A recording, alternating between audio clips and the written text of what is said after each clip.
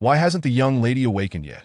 Are you certain that her unconscious state is solely due to the drowning incident, with no other external or internal injuries?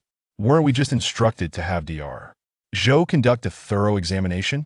There are no external or internal injuries. Do not fret, Dr. Zhou assured us that the young lady will awaken naturally in due time. Damn it, it's all because of that Shin Yujin. I'm going to gather some people and teach that scoundrel a lesson. Enough. Stay calm, we shall address everything once the young lady regains consciousness. How could she be so infatuated with a pretty boy? She chases after him incessantly. If it weren't for Shin Yujin, would she have slipped and fallen into the water, leading to her current state of unconsciousness?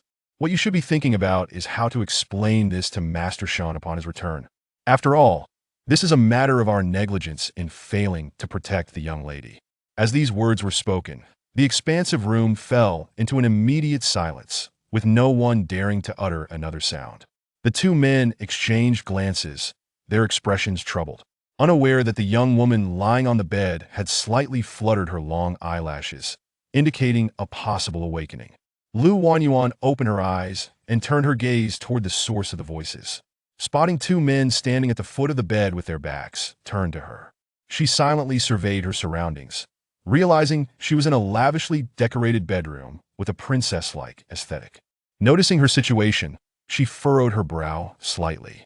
She distinctly remembered not being in a car accident. A large truck had run a red light, colliding violently with her small car, causing it to overturn and shatter the windshield, with glass shards embedding into her body. Under normal circumstances, she should have perished instantly. However, if by some miracle she had survived, she ought to be in a hospital, not in this unfamiliar place with two strangers. As Lu Wanyuan pondered the situation, a flood of images rushed into her mind, and she realized she had somehow transmigrated into a novel, becoming the malicious supporting character who shared her name and was destined to cause trouble for the protagonist, ultimately meeting a grim fate in prison. Moreover, her father and numerous subordinates had been taken down alongside her. Indeed, this supporting character was the daughter of a crime lord. Her father, Lu Yunshin, was the head of the underworld in this narrative, doting upon her as his only daughter, raising her with utmost care after her mother passed away shortly after her birth. Yet, it was precisely Lu Yunshin's overindulgence that molded her into a spoiled and reckless individual, leading to her own demise. Despite Lu Yunshin's formidable presence as a crime lord, he could not compete with the protagonist's halo. After all, the protagonist had to be the most remarkable figure in the story. Ultimately, the original character's actions harmed the beloved heroine, resulting in the protagonist's wrath and her fate in prison alongside the original character. The reason for her fall into the water was that she had learned of the protagonist Eugene's attendance at a banquet that day. After securing an invitation, she intended to confront him at the venue. However, upon arriving, she failed to encounter Shin Yujin and instead spotted the heroine by the poolside. As a malicious supporting character, she harbored a deep-seated animosity toward the heroine, who frequently appeared by the protagonist's side and received his attention and protection. Thus, she sought to create trouble for her whenever possible. This time, when she attempted to confront the heroine, the protagonist intervened, warning her before leading the heroine away. Unwilling to accept this, she tried to follow and explain herself, but the poolside was slippery, and in her haste while wearing high heels, she lost her footing and fell into the water. As Lu Wanyuan remained lost in thought, processing the information flooding her mind, a sudden voice of surprise rang in her ears. "The young lady has awakened. Young lady, are you all right? Do you feel any discomfort?" Lu Wanyuan snapped back to reality, gazing at the two men who had approached her bedside.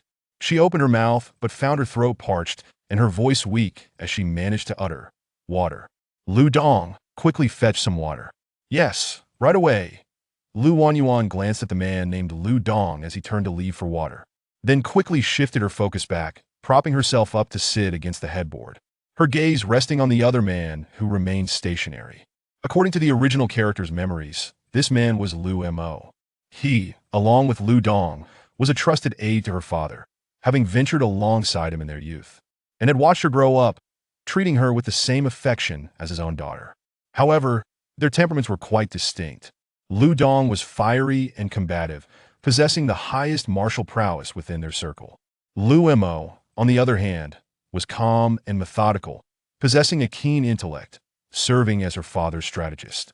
Together, they complemented each other perfectly, one excelling in strength, the other in wisdom.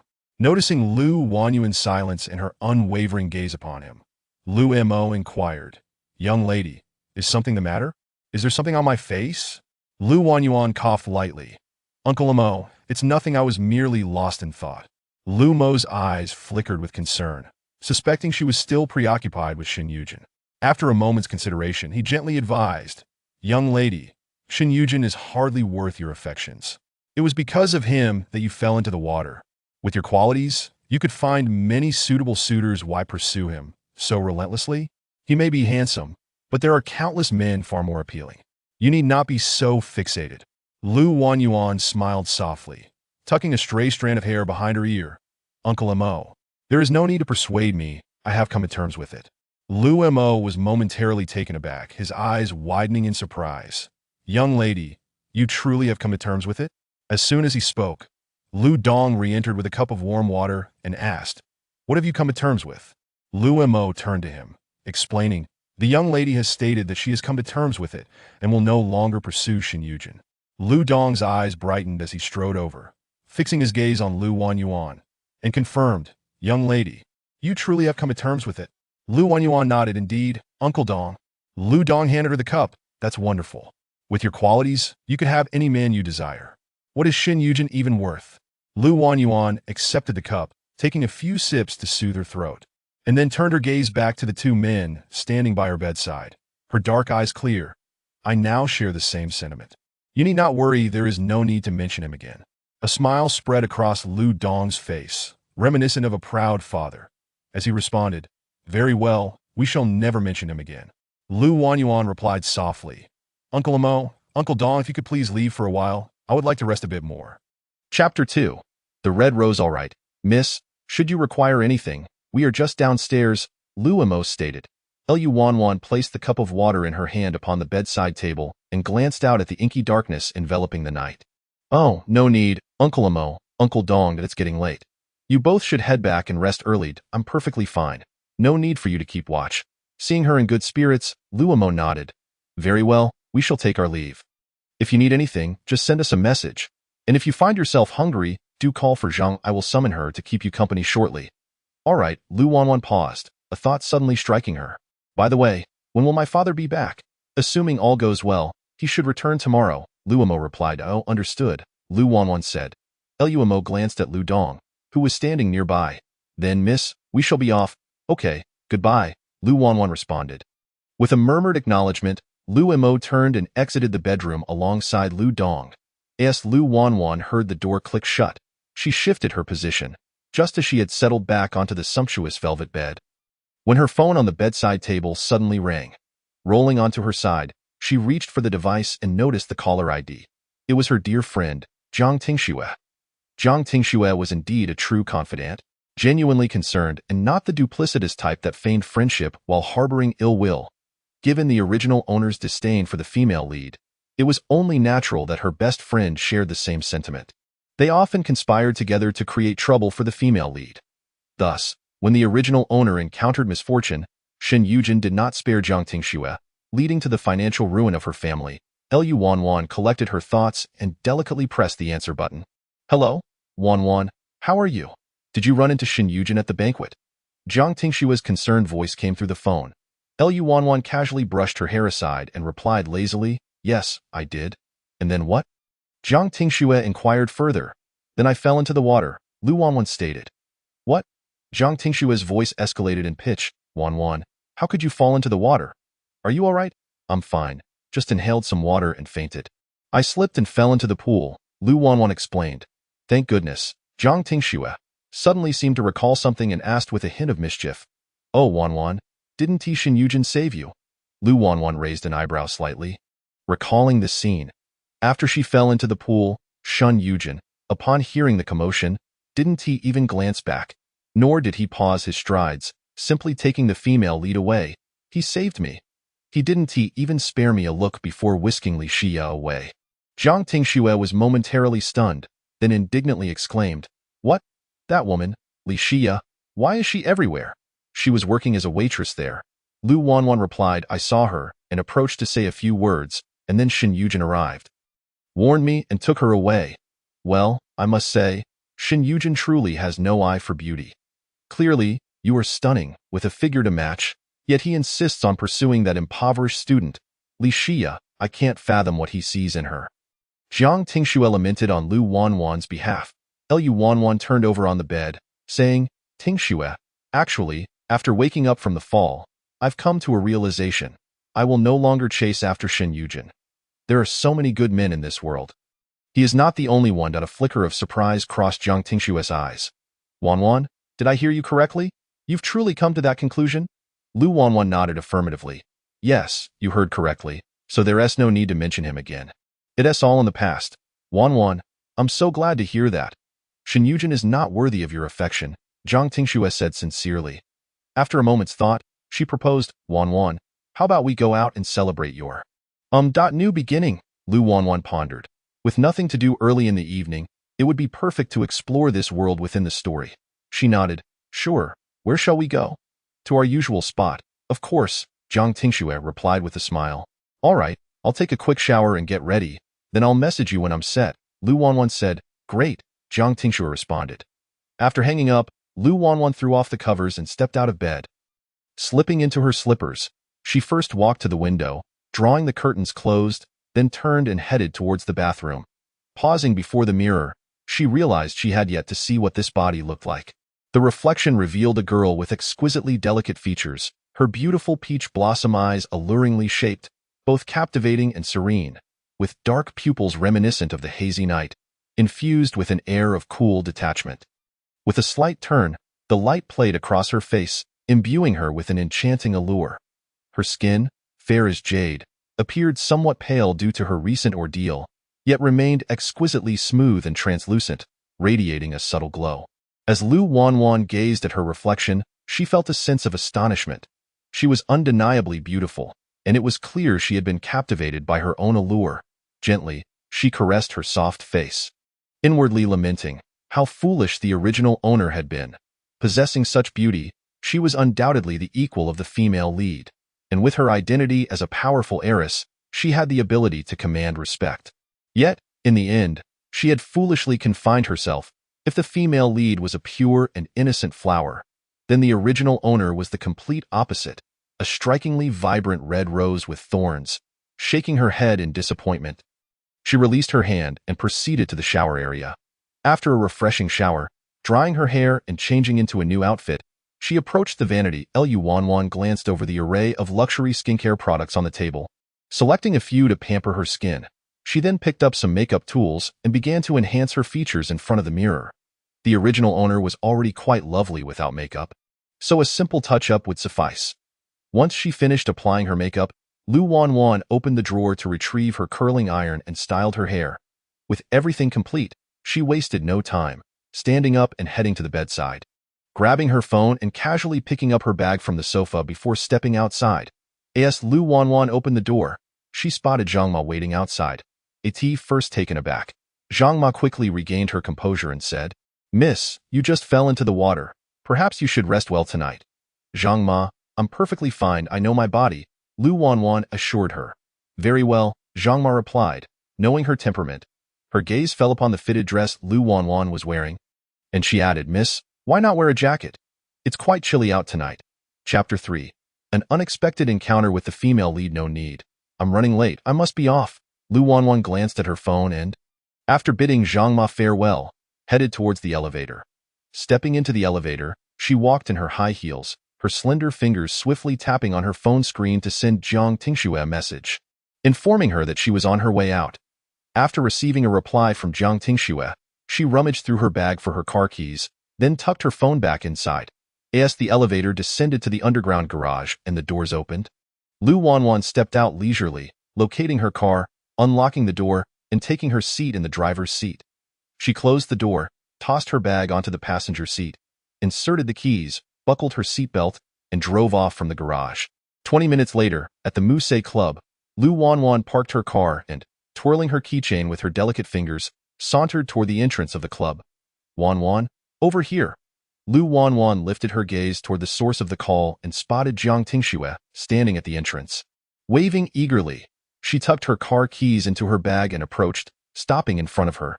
Tingxue. Jiang Tingxue scrutinized her from head to toe, her eyes brimming with amazement. Wow, Wanwan, your style has changed dramatically. Had I not seen your face, I might not have recognized you. Weren't you always fond of straight hair and little white dresses? Hearing the last remark made Lu Wanwan's eyelids twitch. Indeed, the original owner had dressed in a pure and innocent style to win Shen Yujin's affection. Hoping he would notice her, but alas, it was time for a complete transformation, a farewell to her former self.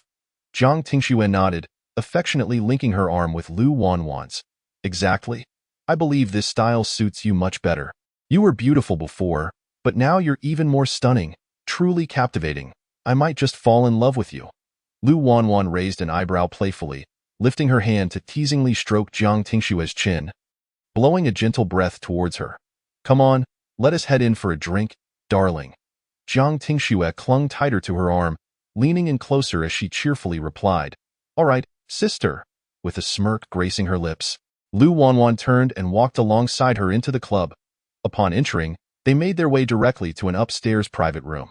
Jiang Tingxue settled onto the sofa, setting her bag down, and ordered their usual drinks from the standing waiter.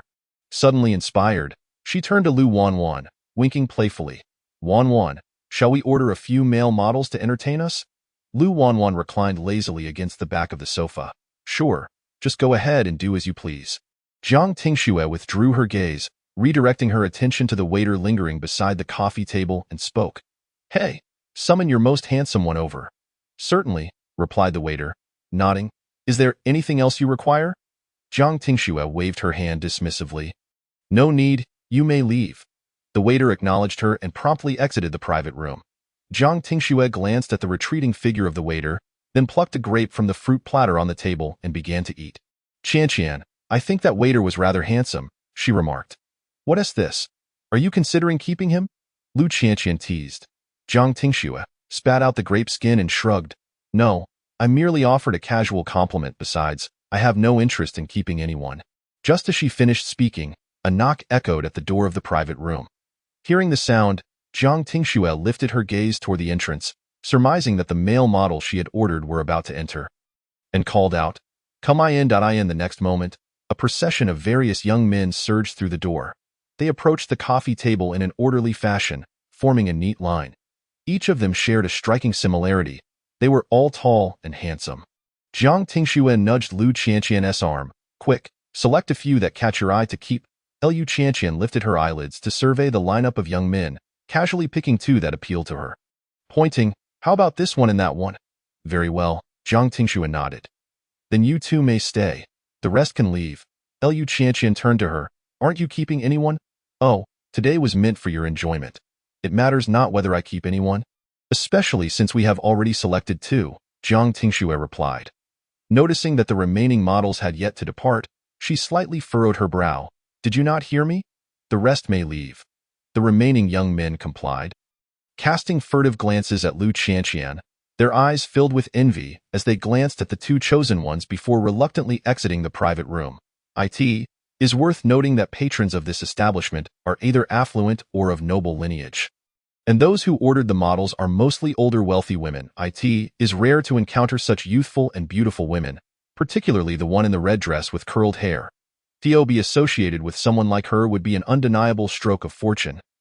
A win-win situation. Meanwhile, the waiter assigned to Jiang Tingxue's room was awaiting the bartender to prepare their drinks when suddenly, he felt a sharp pain in his abdomen. He frowned, catching sight of Li Xia, who was busy wiping down a table nearby, and immediately made his way over to her. Shuria. Li Xia paused her actions, turning to him with a questioning look. What is the matter, Su Gu? My stomach hurts. Could you cover for me? If the drinks are ready before I return, please deliver them to room 606, he requested. Li Xia nodded with a smile. Sure, leave it to me, Su Gu. You should hurry to the restroom. All right, I'll be off then. Li Xia watched him depart before heading to the bar. Once the bartender finished preparing the drinks, she noticed Su Gu had not yet returned, so she took the tray and proceeded towards room 606 as instructed. Ascending to the second floor, she arrived at room 606 and knocked twice on the door. Upon hearing an invitation to enter, she pushed the door open and stepped inside. Upon seeing Lu Qianqian and Jiang Tingxue lounging on the sofa, Li Xia couldn't help but furrow her brow, clearly surprised to encounter them here. However, she kept her composure, reasoning that the dim lighting in the room obscured their view, and lowered her head.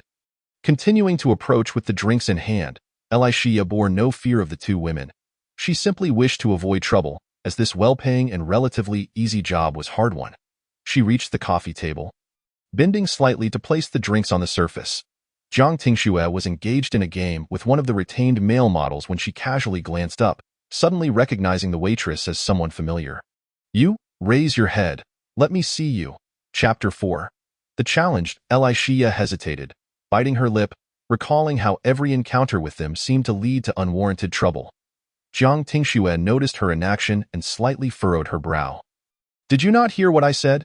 Upon hearing Jiang Tingxue's intimidating tone, Li Xia took a deep breath and slowly lifted her head. When Jiang Tingxue clearly saw the waiter's face, her eyes widened in surprise. Li Xia? Lu Qianqian, who had been engrossed in her phone, instinctively looked up at the mention of the name, her expression turning peculiar upon recognizing the waitress as the female lead. Why does she seem to encounter this female lead wherever she goes? How many jobs does this girl have? Li Xia remained silent, placing the last drink from the tray onto the table. Then, she straightened up, cradling the tray in her arms, preparing to turn and leave. Hey, who said you could leave? Jiang Tingxue immediately called out to stop her. Li Xia halted in her tracks, her grip on the tray tightening as she raised her gaze. Miss Jiang, is there anything else? Jiang Tingxue picked up a glass of wine from the table, swirling it in her hand. You work here? Li Xia nodded. Yes. Jiang Tingxue, seeking to vent some frustration on Lu Qianqian's behalf, gestured toward the drinks on the table. Speaking slowly, we can't possibly drink the wine you delivered. What if you secretly added something to it? Li Xia frowned. Miss Jiang, I did not drug you. This place is under surveillance. There are always blind spots in surveillance. How about this? You drink all of these, and I will believe you haven't added anything. Jiang Tingxue countered. Li Xia's complexion paled slightly, instinctively taking a step back. Miss Jiang, I truly did not drug you. Why must you make things difficult for me? Jiang Tingxue slammed the glass down onto the coffee table with a thud. If you refuse to drink, then summon your manager. I am quite curious how they trained you to speak back to customers. Lu Qianqian placed a hand on her shoulder. All right, Tingxue. Jiang Tingxue turned to her, instantly transforming into a demure little rabbit, her demeanor shifting from fierce to compliant in an instant. What's wrong, Qianqian? Lu Qianqian did not respond but instead looked toward Li Xia. Stating flatly, you may leave. Li Xia was taken aback, turning to her with disbelief, clearly not expecting Lu Qianqian to allow her to leave so easily. Typically, she would escalate the situation alongside Jiang Tingxue. Furthermore, she noticed Lu Qianqian's attire was markedly different from before, even more strikingly beautiful. Lu Qianqian, recognizing Li Xia's stunned silence, gently prodded, Can't hear me? Or do you prefer to linger? Li Xia snapped back to reality, swiftly turning with her tray and striding towards the exit. Jiang Tingxue observed her retreating figure before quickly redirecting her gaze to Lu Qianqian. Perplexed, Qianqian, why did you let her go? I still wanted to give you an outlet for your frustration. Lu Qianqian wrapped her arm around Jiang Tingxue's neck. Oh, Tingxue, I no longer harbor feelings for Shen Yujin, and there's no need to hold a grudge against Li Xia. Besides, she has never provoked us directly. From now on, we can simply pretend we don't know her. After a brief pause, she added, Since this is a new beginning, we should bid farewell to the past, don't you agree? Jiang Tingxue nodded. You rewrite, Qianqian. I understand. Lu Qianqian released her, casually picking up 2 glasses of wine from the table and handing one to Jiang Tingxue. Come on, let us forget about them and enjoy a drink. Jiang Tingxue accepted the glass with a smile and clinked it against Lu Qianqian's. Cheers. After taking a sip, she suddenly remembered something and turned her gaze to the 2 male models who had been neglected. Asking, Hey, can you 2 dance? We can, the 2 male models replied. Then show us a dance. It'll liven up the mood, Jiang Tingxue exclaimed. The 2 male models nodded in agreement, promptly rising from the sofa and moving to the empty space in front of the coffee table, beginning to sway their bodies and dance. Meanwhile, as Li Xia stepped out of the private room, she unexpectedly collided with Shen Yujin, who was approaching. Xia? Shen Yujin appeared surprised to encounter her there. Li Xia halted her steps. glancing at the unfamiliar man beside him before looking back at Shin Yujin and softly greeting, Mr. Shun. Shin Yujin's gaze fell on her waitress uniform. You work here? Li Xia nodded. Yes. When did you start? Shin Yujin inquired. A few days ago, Li Xia replied, adding, I was introduced to this job by a senior. Shin Yujin noticed her expression seemed off, as if she had been frightened, and glanced back at the private room she had just exited. Has someone been bothering you? Upon hearing this, Li Xia quickly shook her head. Mr. Shin, no one has bothered me. Shin Yujin's expression softened, sensing her reluctance to trouble him, and he said gently, all right, you may continue with your work. Li Xia acknowledged him and sidestepped, carrying her tray as she headed towards the elevator. Is she your girlfriend? The man standing beside Shin Yujin suddenly spoke in a calm tone. Shin Yujin withdrew his gaze, turned his head to look at him, and curled the corners of his lips. Not yet, but it will be in the future. I am currently pursuing. The man raised an eyebrow, casually toying with his phone, and responded with a nonchalant Huaizhou. Why don't you head over there first? They've all arrived, and I have something to attend to. I will join you shortly, Shin Yujin suggested. Huaizhou glanced at the adjacent room 606. What you mentioned is probably about teaching a lesson to your future girlfriend, right? Since he had been seen through, Shin Yujin naturally did not hide it and nodded. Indeed, and no problem, I'll accompany you. It's a good opportunity for me to see what's going on, Huaizhou remarked leisurely. All right. Shin Yujin did not decline, turning to stop at the entrance of room 606, raising his hand to knock on the door. The next moment, a voice from within called out, come in. A flicker of surprise crossed Shin Yujin's eyes. He had not anticipated that a woman would be inside. He had assumed that the one bullying Li Xia was a man, though it was not impossible for there to be both men and women inside. Casting a glance at Huaizhou beside him, he immediately pushed open the door to the room, peering into the dimly lit space.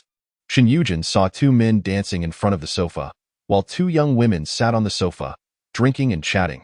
He observed the two men, whose clothing was half removed and writhing like snakes, and frowned slightly before striding over. Chapter 5.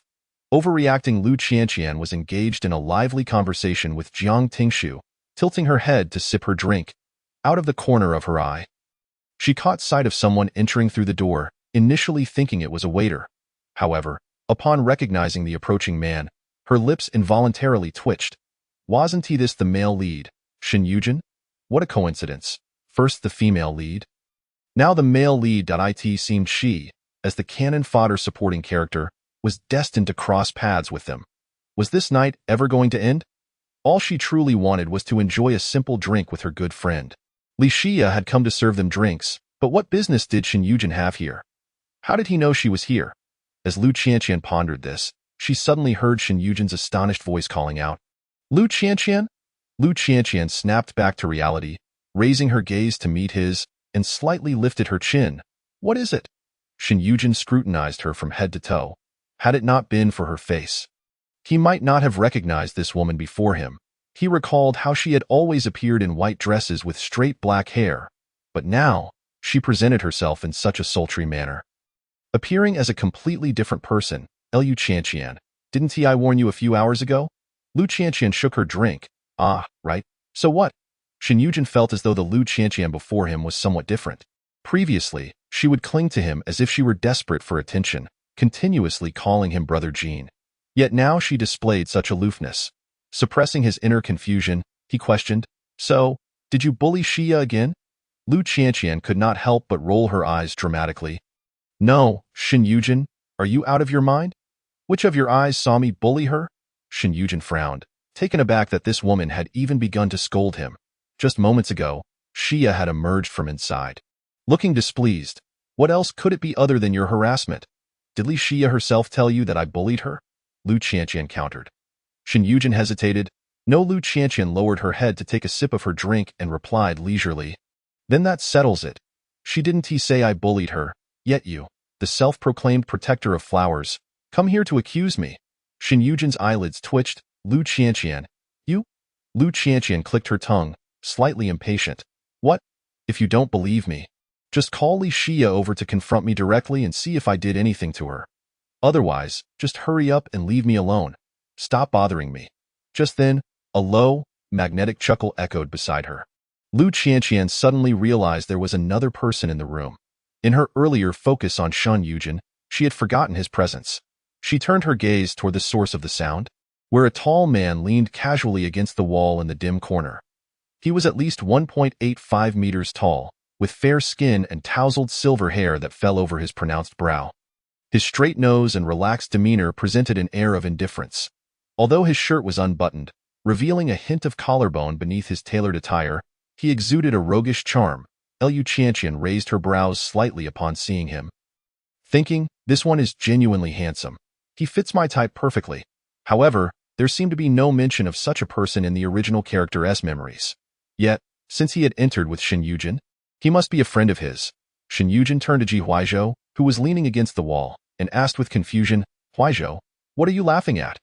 Ji Huaizhou removed the cigarette from his mouth, lifted his eyelids to glance at him. Nothing, just suddenly thought of something amusing. You all continue. Observing their exchange, Liu Qianqian's gaze flickered as her delicate fingers traced the rim of her glass. She confirmed that the book had not mentioned this name. Guessing he must be inconsequential, Shen Yujin, unperturbed, shifted his attention back to Liu Qianqian, warning once more, Liu Qianqian, you better not let me find out you've bullied Xia, or I won't let you off easily. Liu Qianqian remained unruffled. Go ahead, investigate. Just don't disturb me, all right?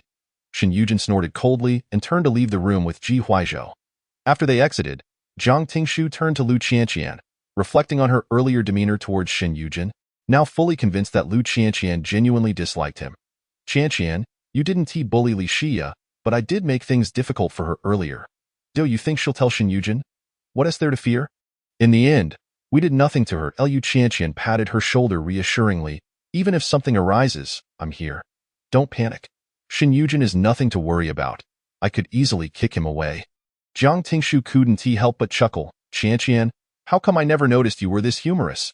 Liu Qianqian threw her a playful wink. Well, now you have. After exiting room 606, Shen Yujin found himself preoccupied with thoughts of Liu Qianqian. He distinctly felt that something about her had changed. Just a few hours prior, she had been all over him, calling him Brother Jean incessantly, yet now, encountering her felt as if she were an entirely different person. Not only had her attire dramatically shifted, but she even addressed him directly by name and cursed at him. Which version of her was the true one? Could it be that Liu Qianqian had been pretending to be the type of girl she thought he would like? Perhaps she had not anticipated his sudden appearance in her room, and thus decided to drop the facade, revealing her authentic self. It seemed likely that her irritation stemmed from his intention to find Xia, leading her to act out in an attempt to draw his attention through reverse psychology. The more he thought about it, the more convinced he became.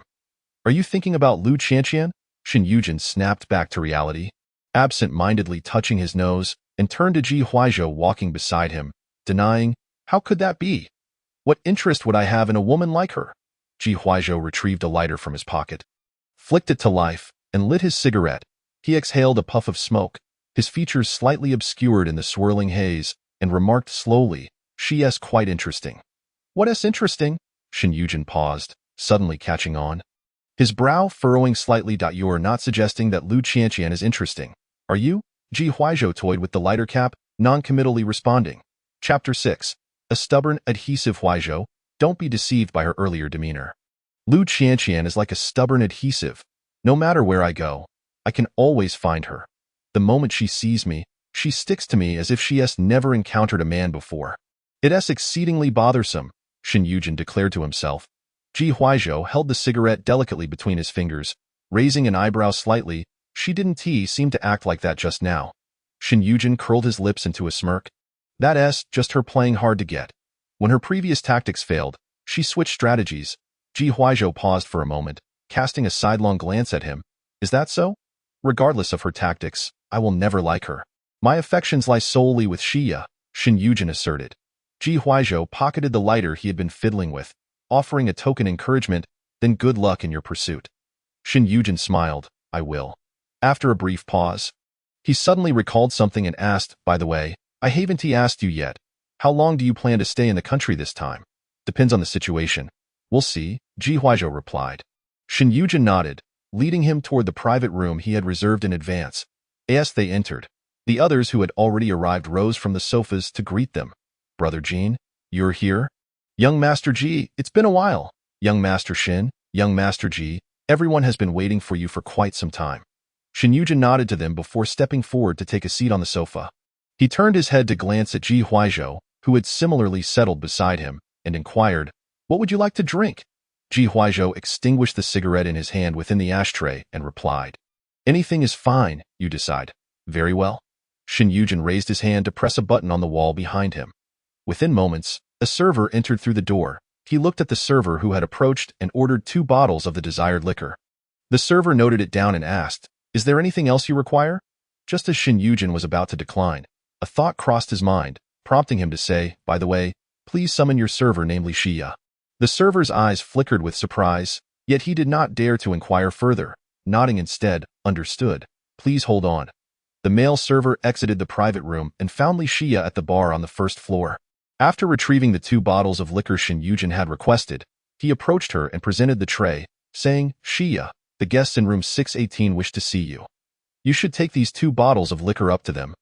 Li Xia accepted the tray, surprised. "Me?" The male server nodded. "Yes, it's young Master Shun who specifically requested you." A sigh of relief washed over Li Xia. It was merely Mr. Shun seeking her. "All right, I understand." "Xia, do you know young Master Shin?" The male server asked curiously. "Otherwise, why would he specifically ask for you when you've only been working here for 4 or 5 days? "Acquainted," Li Xia replied. The male server's gaze lingered on her pure and enchanting visage, and he inquired, "Xia, what is your relationship with young Master Shin?" "Just ordinary friends," Li Xia smiled. "But I must be off now." "Oh, understood," the male server responded. After exchanging a brief farewell, Li Xia cradled the tray and made her way toward the second-floor private room. Soon, she arrived at the door of room 618, pausing briefly before knocking. Upon hearing an invitation to enter from within, she slowly pushed the door open. At a glance, she spotted Shin Yujin among the crowd and walked directly toward him. She bent down to place the 2 bottles of liquor on the table, then retrieved a bottle opener from her pocket to uncork the bottles. Standing upright with the tray in her arms, she fixed her gaze on Shin Yujin and softly inquired, "Mr. Shun, you called for me?" Shin Yujin responded with a slight nod, patting the empty seat beside him. "Come, sit." Li Xia shook her head apologetically. "I'm sorry, Mr. Shin, but it's currently work hours." A flicker of helplessness crossed Shin Yujin's eyes. He understood her dedication to her job and did not press her further. "Xia, did Lu Wanju bully you just now?" Li Xia was momentarily taken aback before recalling, "Mr. Shun, did you visit their room?" Shin Yujin nodded, confirming, "Did they indeed bully you?" Li Xia thought back to Jiang Tingshua's provocation, yet Lu Wanju had ultimately intervened, allowing her to leave. She found herself at a loss as to how to respond. After all, Jiang Tingxue had indeed been troublesome, but she had come to no harm. Noticing her hesitation, Shin Yujin quickly concluded that Lu Wanju's group must have mistreated her. "What did they do to you?" Regaining her composure, Li Xia quickly shook her head. "Mr. Shin, Miss Lu did not bully me. I am perfectly fine." Shin Yujin sighed softly, his eyes filled with concern for her. He knew her kind heart prevented her from wanting him to confront Lu Wanju. "Xia, I will take care of this for you. You need not fear. If you were truly unscathed, you wouldn't have appeared so pale when you left." Li Xia bit her lip, contemplating before slowly stating, "Mr. Shun, I assure you, I am truly fine. Miss Jiang insisted that the liquor I brought was problematic and insisted I consume it all. However, Miss Lu immediately intervened and allowed me to leave. So I genuinely faced no issues, just a bit startled at first." Shin Yujin's eyes widened slightly in surprise. It was hard to believe that Lu Wanju, of all people, would be so kind as to let her go. "Xia, are you certain you don't wish for me to confront Lu Wanju and her friends?" "Of course not. I am genuinely fine, Mr. Shun." Shin Yujin recalled his earlier confrontation with Lu Wanju and how she had shown no sign of panic, even inviting him to summon Li Xia to confront them together. This led him to consider another possibility. "Xia, could it be that Lu Wanju threatened you into saying this?" Li Xia felt herself on the verge of tears. How could he not believe her honest words? "Mr. Shin, I assure you, I am speaking the truth. Please, do not confront Miss Lu and her friends. Xia, please do not be agitated. I am not accusing you of lying." Shin Yujin reassured her. "It's just that Lu Wanju has always sought to trouble you whenever she encountered you. Why would she suddenly be so benevolent as to let you leave?" Li Xia shook her head. "I do not know. I was rather surprised as well. Perhaps Miss Lu was simply in a good mood today." She paused before adding, "Mr. Shen, If there is nothing else, I must return to my duties. Chapter 7. Late-night snack. Shin Yujin recognized that he could not extract any further information and, seeing her insistence, nodded gently. Very well, you may go. He paused for a moment, suddenly recalling something, and inquired, by the way, what time do you finish your shift? 11 o'clock, Li Xia replied. She was working part-time, only needing to clock in for 3 hours each day. All right, I understand. I will escort you home after your shift. It is quite late, and it is unsafe for you to take a taxi alone, Shin Yujin said thoughtfully. Li Xia did not refuse or agree. She merely offered a soft amen before bidding him farewell and turning to leave the room. After she exited, Shin Yujin diverted his gaze. He lowered his eyelids, contemplating whether Lu Wanju had perhaps taken leave of her senses tonight, as everything about her seemed amiss. Could it be that she realized targeting Li Xia would only deepen his disdain for her, prompting a change in her demeanor? Still pondering whether Lu Wanju bullied your future girlfriend? Ji Huaizhou, who had remained silent, suddenly spoke up. Shin Yujin snapped back to attention, turning to him and nodding. It is indeed perplexing. She would typically seek to trouble Xia whenever they crossed paths. This time, however, she not only refrained from bullying her, but also intervened to stop her friend from doing so. Ji Huaizhou reached for a bottle of liquor on the table, pouring it into 2 glasses filled with ice before handing one to Shin Yujin, suggesting, "Isn't that a good thing?" Shin Yujin accepted the glass and took a sip, pondering, who knows what malice lurks within her intentions. It is possible she may revert to her old ways next time. Ji Huaizhou swirled the ice in his glass and mused, I find it curious. If she has persistently sought to trouble the woman you are fond of, how can she still appear before you unscathed? Shin Yujin furrowed his brow. I cannot resort to violence against a woman, especially considering that my father is friends with her father and our families have business dealings. If I were to truly confront her, it would be difficult to justify on our end. At most, I could only issue a verbal warning. Ji Huaizhou raised an eyebrow subtly, taking a leisurely sip of his drink while choosing to remain silent. Meanwhile, in room 606, Lu Wanju had indulged enough and glanced at her phone. Tingxue, let us go. I'm feeling tired and wish to return home to sleep. Zhang Tingxue nodded in agreement. Both had a commendable tolerance for alcohol and were not drunk. Very well, I will see you home, Lu Wanju yawned, a hint of redness gracing her eyes. Didn't you come by car?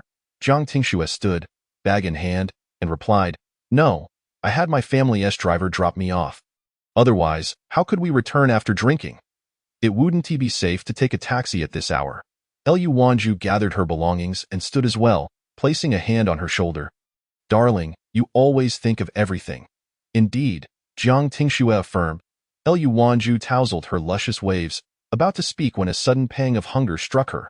She immediately suggested, how about we grab a late-night snack before heading home? Ive suddenly developed an appetite. Zhang Tingxue regarded her. Wanju, don't you usually avoid late-night snacks for fear of gaining weight? Today is an exception. I didn't eat dinner before heading out. Lu Wanju replied. You skipped dinner? But at this hour, all the restaurants are closed. Zhang Tingxue noted. Lu Wanju raised an eyebrow. What about street food? Zhang Tingxue's eyes widened slightly in surprise. Street food? Have you never tried it? Lu Wanju inquired. Zhang Tingxue nodded. No, I haven't. Then let us go. I'll take you to try it today, Lu Wanju declared. But isn't that food often unclean? It might upset your stomach. Zhang Tingxue hesitated. Not at all. Have you heard the saying? If it's unclean, you won't get sick from eating it. Lu Wanju reassured her. Constantly dining at upscale restaurants is rather dull. One must vary their palate and try new things. After a brief pause, she added, Don't worry. Street food is delicious, and I guarantee it will open the door to a new world for you. Zhang Tingxue pondered for a moment before agreeing. All right, let us go and give it a try. Lu Wanquan smiled lightly, wrapping her arm around Zhang Tingxue as they walked towards the exit of the private room. Upon exiting the Twilight Bar, the two of them climbed into the car driven by Zhang's family chauffeur. Through the rearview mirror, the chauffeur glanced at the two ladies in the back seat and inquired, Miss, shall we drop Miss Lu off first? Zhang Tingxue turned to Lu Wanquan beside her and asked, Wanquan, where is that roadside stall you mentioned? After a moment of thought, drawing on her experience, Lu Wanquan replied, There must be a night market over by the university town. She then looked towards the chauffeur, confirming, There is a night market there, right? Yes, the chauffeur nodded, starting the engine as he continued. My son studies there. I've been a few times, and it stays open until the early hours. All right, that's good, Lu Wangquan responded. Inside the 618 private room, Shin Yujin set down his wine glass and glanced at his watch, noting that it was almost time for Li Xia to finish work. He turned his head to look at Ji Huaizhou, who appeared to be dozing off, and called out, "Huaizhou?" Ji Huaizhou slowly opened his eyes, his gaze languid. "Is Xia leaving soon? I'll drop her off and then come back." Shin Yujin stated. Ji Huaizhou rose from the sofa, stretching his neck. "After I drop her off, can you take me back as well?" Shin Yujin was momentarily taken aback, standing up alongside him. "You're leaving so early?" Ji Huaizhou replied, hands tucked into his suit pockets. "It's getting late, and I'm tired. I haven't adjusted to the time difference yet."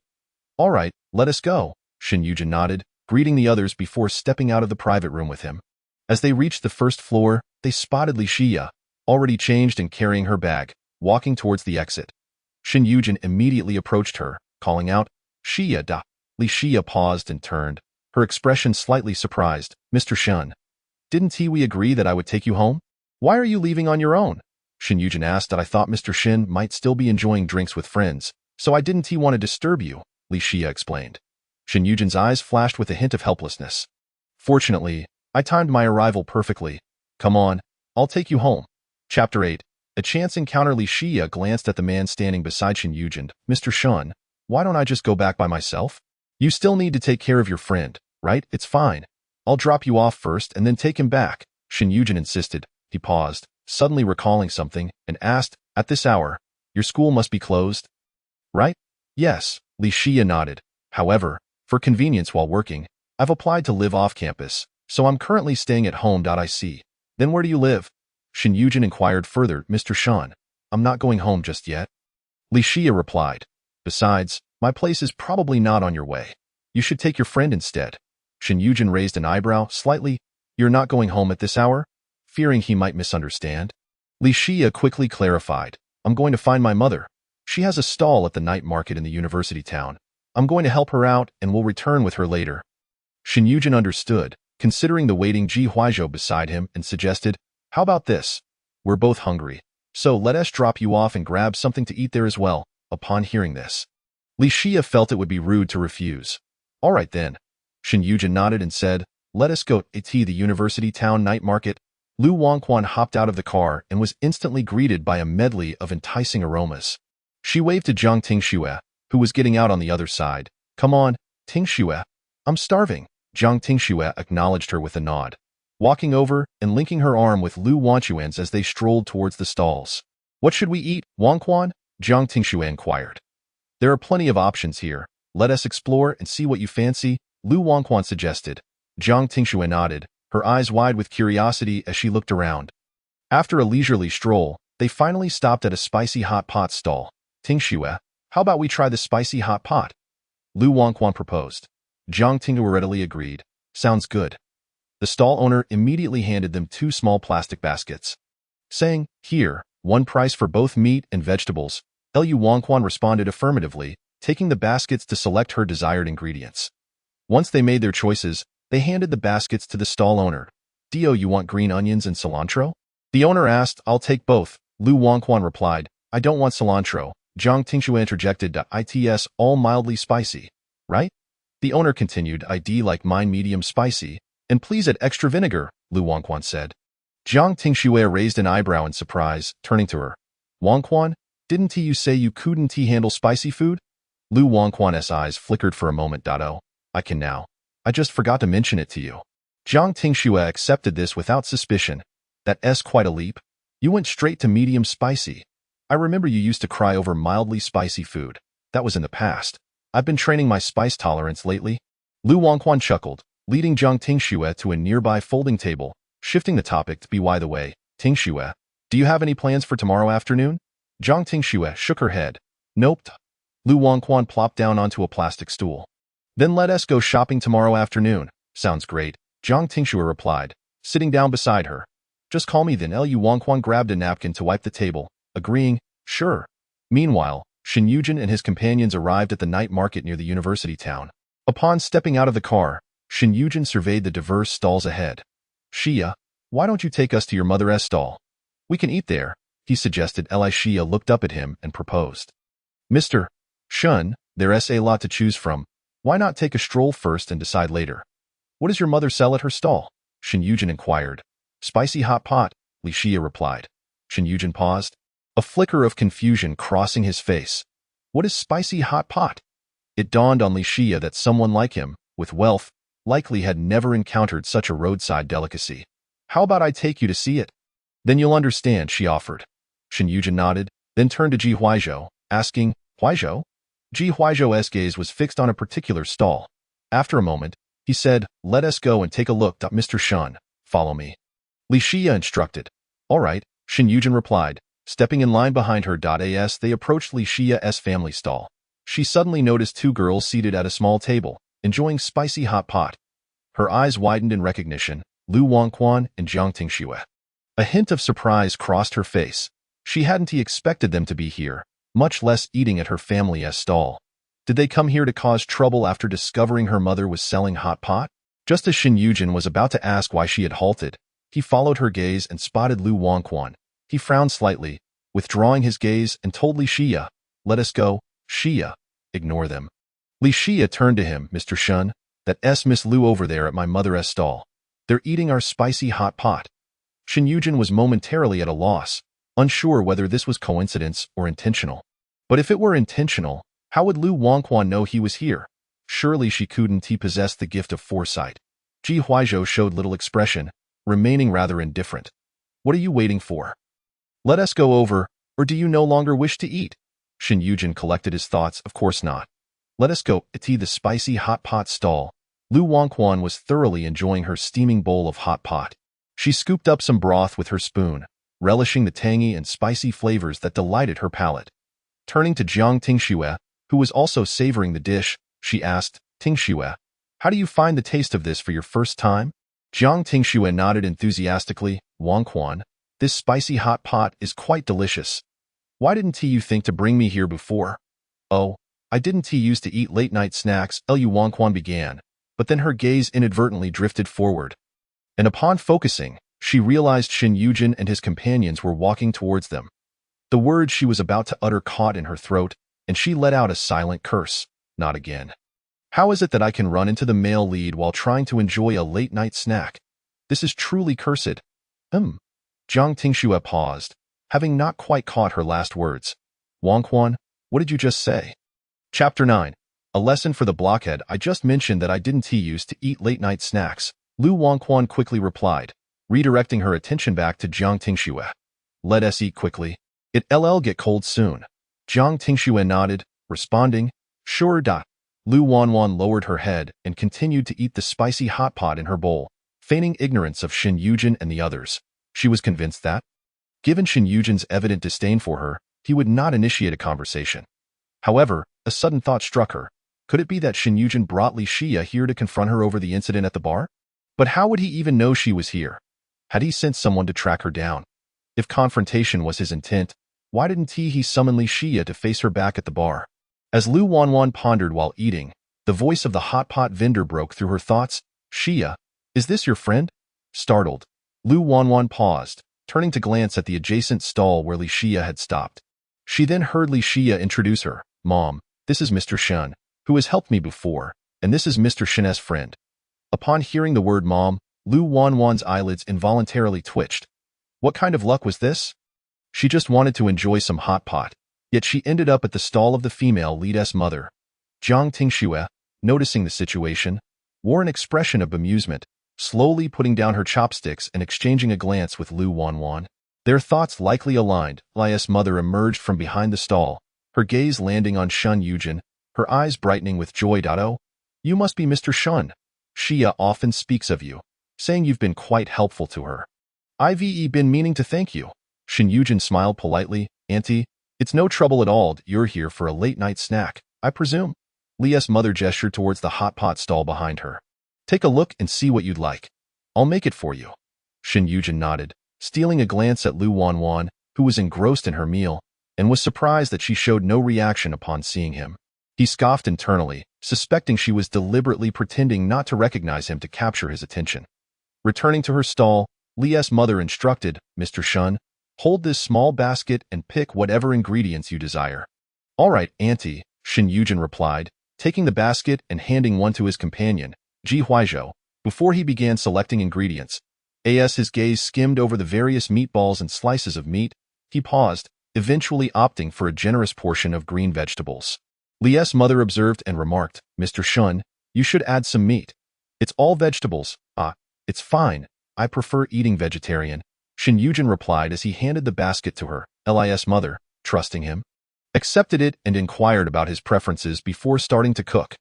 Shun Yujin turned a glance at Ji Huizhou's basket, initially expecting it to be filled solely with vegetables, but was surprised to find a mix of both meat and vegetables. "Huizhou, have you tried this spicy hot pot before?" "No," Ji Huizhou replied, setting down the tongs he was using to select ingredients and passing the small basket to Li Xia. "No scallions or cilantro, please." Li Xia nodded. Taking the basket, "Got it, Xia. How much is it in total?" Shin Yujin inquired. Li's mother looked up, exclaiming, "Oh, no charge. How could I charge you? Indeed, Mr. Shun, you've helped me so many times. I should treat you to a meal to express my gratitude." Li Xia added, "But this hot pot is quite inexpensive. Next time, I'll take you out to a nice restaurant." She paused, pointing to an empty table nearby. "Mr. Shun, why don't you sit over there? It won't be long before it's ready." Following her gesture, Shin Yujin noticed that the adjacent table was occupied by Lu Wanwan and the others. After a moment's consideration, he decided to walk over and sit down, as there were no other available tables. As he passed behind Lu Wanwan, he caught a glimpse of the red oil floating atop her bowl and frowned. This woman has quite the tolerance for spice, doesn't she? Once seated, Shin Yujin found his gaze irresistibly drawn to Lu Wanwan. Whether it was the spiciness of the food or the heat of the moment, her cheeks bore a delicate flush, and her hair was tied up with a hair tie, revealing her swan-like neck. The exposed skin glowed with a porcelain-like radiance, making her strikingly noticeable, though merely eating. Her every move exuded a captivating allure, reminiscent of a siren. Shin Yujin even noted that other men dining nearby were also stealing glances at Lu Wanwan, their mouths practically watering. "Are you mesmerized?" Shin Yujin snapped back to reality and turned to Ji Huizhou. "What are you talking about?" Ji Huizhou glanced at Lu Wanwan and, with a hint of insinuation, remarked, "I'm just curious about who you're so captivated by." Shin Yujin's gaze flickered. There was no way he would admit to being fixated on Lu Wanwan. "I wasn't looking at anyone, just casually glancing around." Ji Huizhou raised an eyebrow, opting not to press further. Lu Wanwan, seated sideways to them, sensed Shun Yujin's intermittent glances and furrowed her brow, hastening her pace of eating. After finishing most of her meal, she was just about to set down her chopsticks when a man approached and casually sat down at their table. He set down his bottle of alcohol, leering at Lu Wanwan as he said, "Hey beautiful, let us add each other on WeChat." Lu Wanwan's brow twitched. "I don't have WeChat." The man pulled out his phone.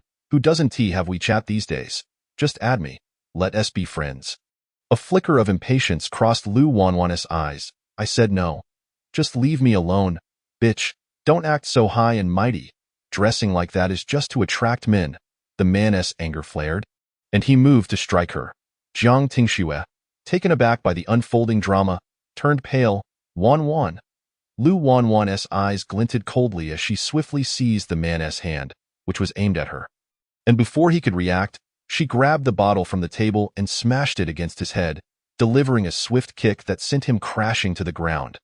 The entire sequence was executed with seamless precision. Shin Yujin, who had been poised to intervene, found himself frozen in shock, his body returning to the chair as disbelief washed over him. When had Lu Wanwan become so fierce?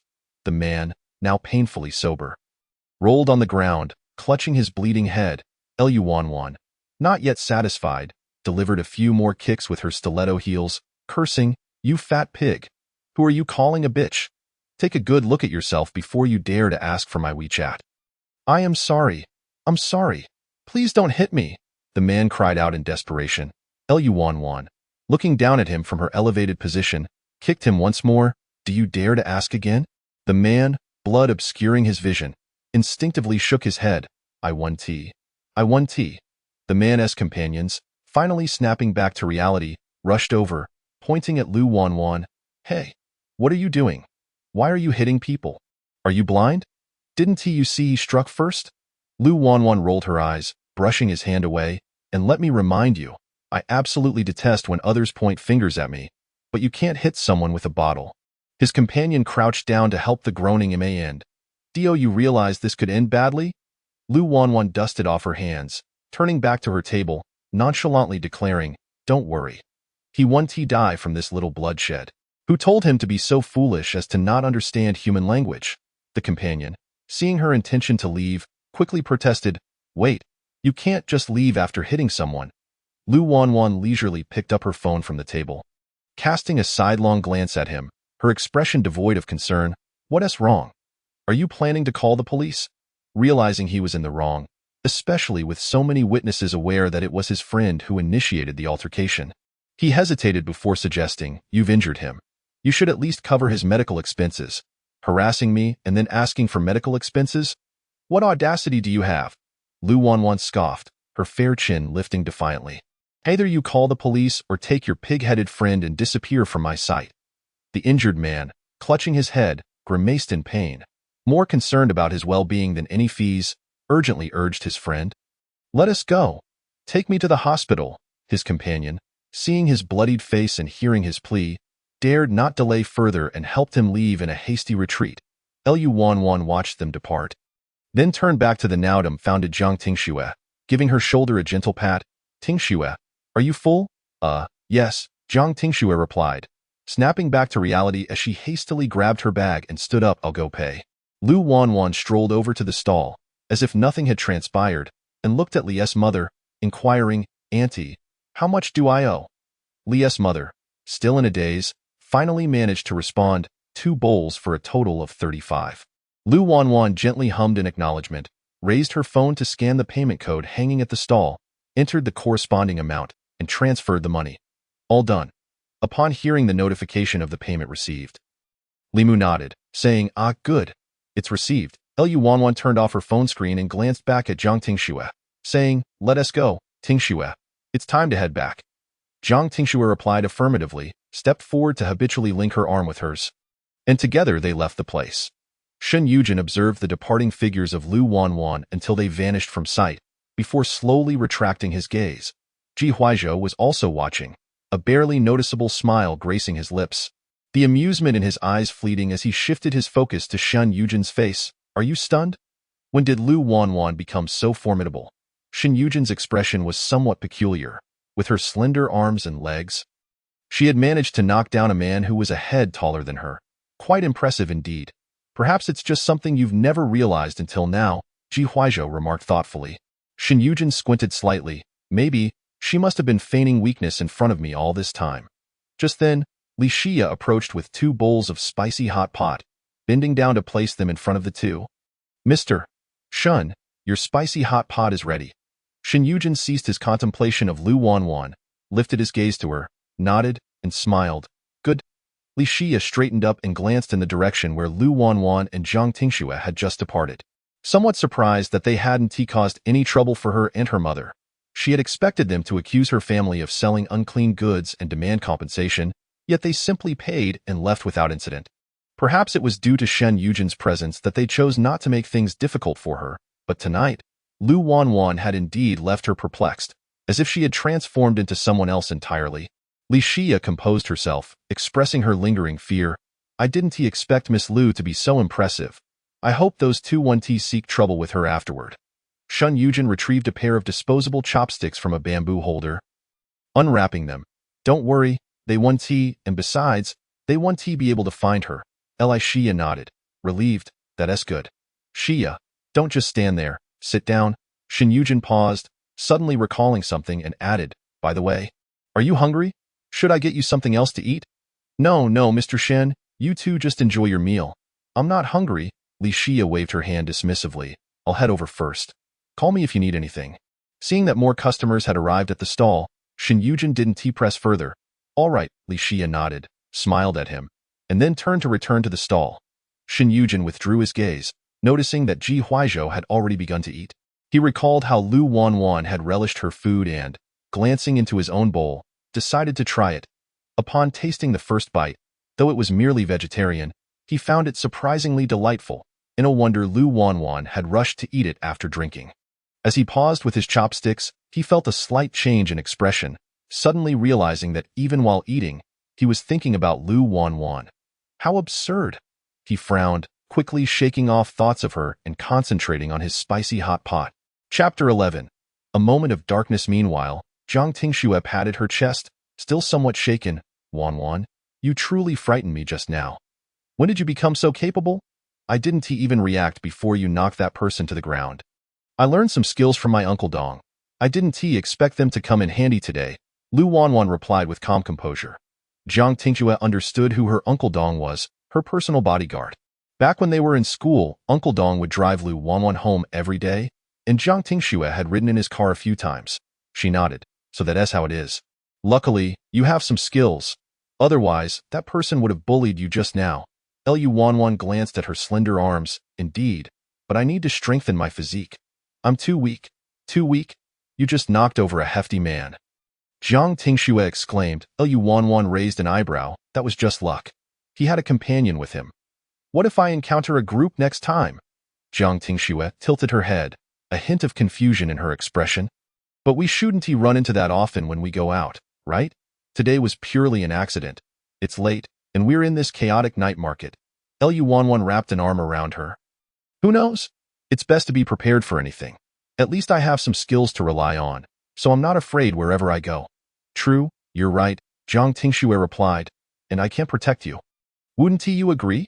Lu Wanwan added. Jiang Tingxue's face broke into a smile.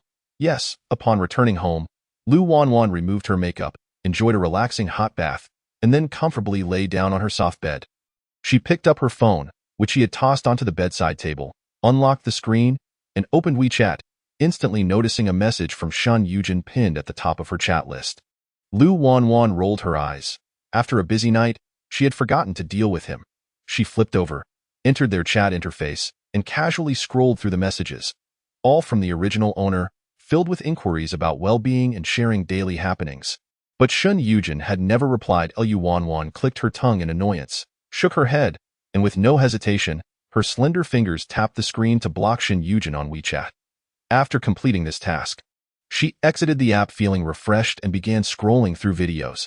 However, after several attempts, she was met with a barrage of videos solely about relationships, astrological analyses, and tarot card readings about love. Taking a deep breath, she opened the search page, and upon glancing at the search history, her eyes darkened further. How to pursue a man? What types of women do men prefer? Is there really a barrier when a woman pursues a man? What to do if the person you like already has someone? What to do if the person you like doesn't reply? Lu Wanwan closed her eyes and then opened them again. Utterly speechless, it dawned on her that the original owner was utterly infatuated with love, hopelessly so. She exited the search page and began watching live streams. After swiping for a while, she finally found a male streamer who caught her eye. His voice pleasant to the ears, Lu Wanwan immediately clicked into his live stream. After he finished singing the current song, her fingers danced over the screen as she sent a comment, "Streamer, could you sing 7 Mile Fragrance?" However, the live stream was bustling with activity, with comments praising the male streamer's voice or requesting songs, causing Lu Wanwan's comment to quickly get buried. Raising an eyebrow, she pondered for a moment, then clicked into the gift center, loaded her account with a hefty sum, and gifted the male streamer the most expensive carnival package. The moment the special effects appeared on the screen, the male streamer was momentarily stunned. Then, realizing what had happened, his eyes sparkled with undeniable excitement. "Thank you for the carnival from Wanwan." At the same time, the comments exploded in enthusiasm. "Whoa, a big sister has arrived. Didn't he even say a word and just gifted a carnival? Boss is generous. 6666. Rich lady, let us connect." Which big shot is using a small account to shower gifts?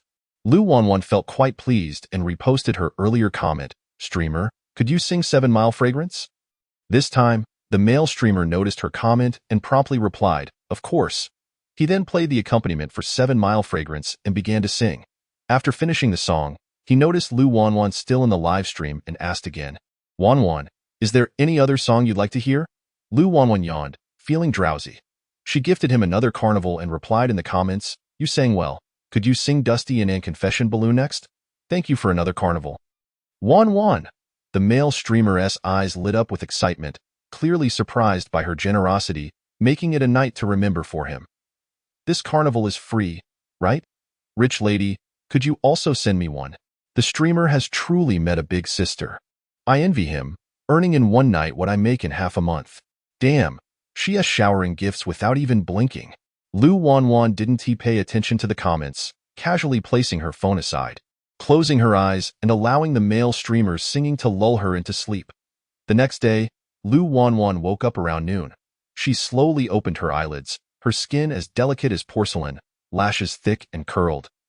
Her ink-like brows and eyes carrying a hint of morning drowsiness. The corners of her eyes were slightly red, glistening with a touch of moisture.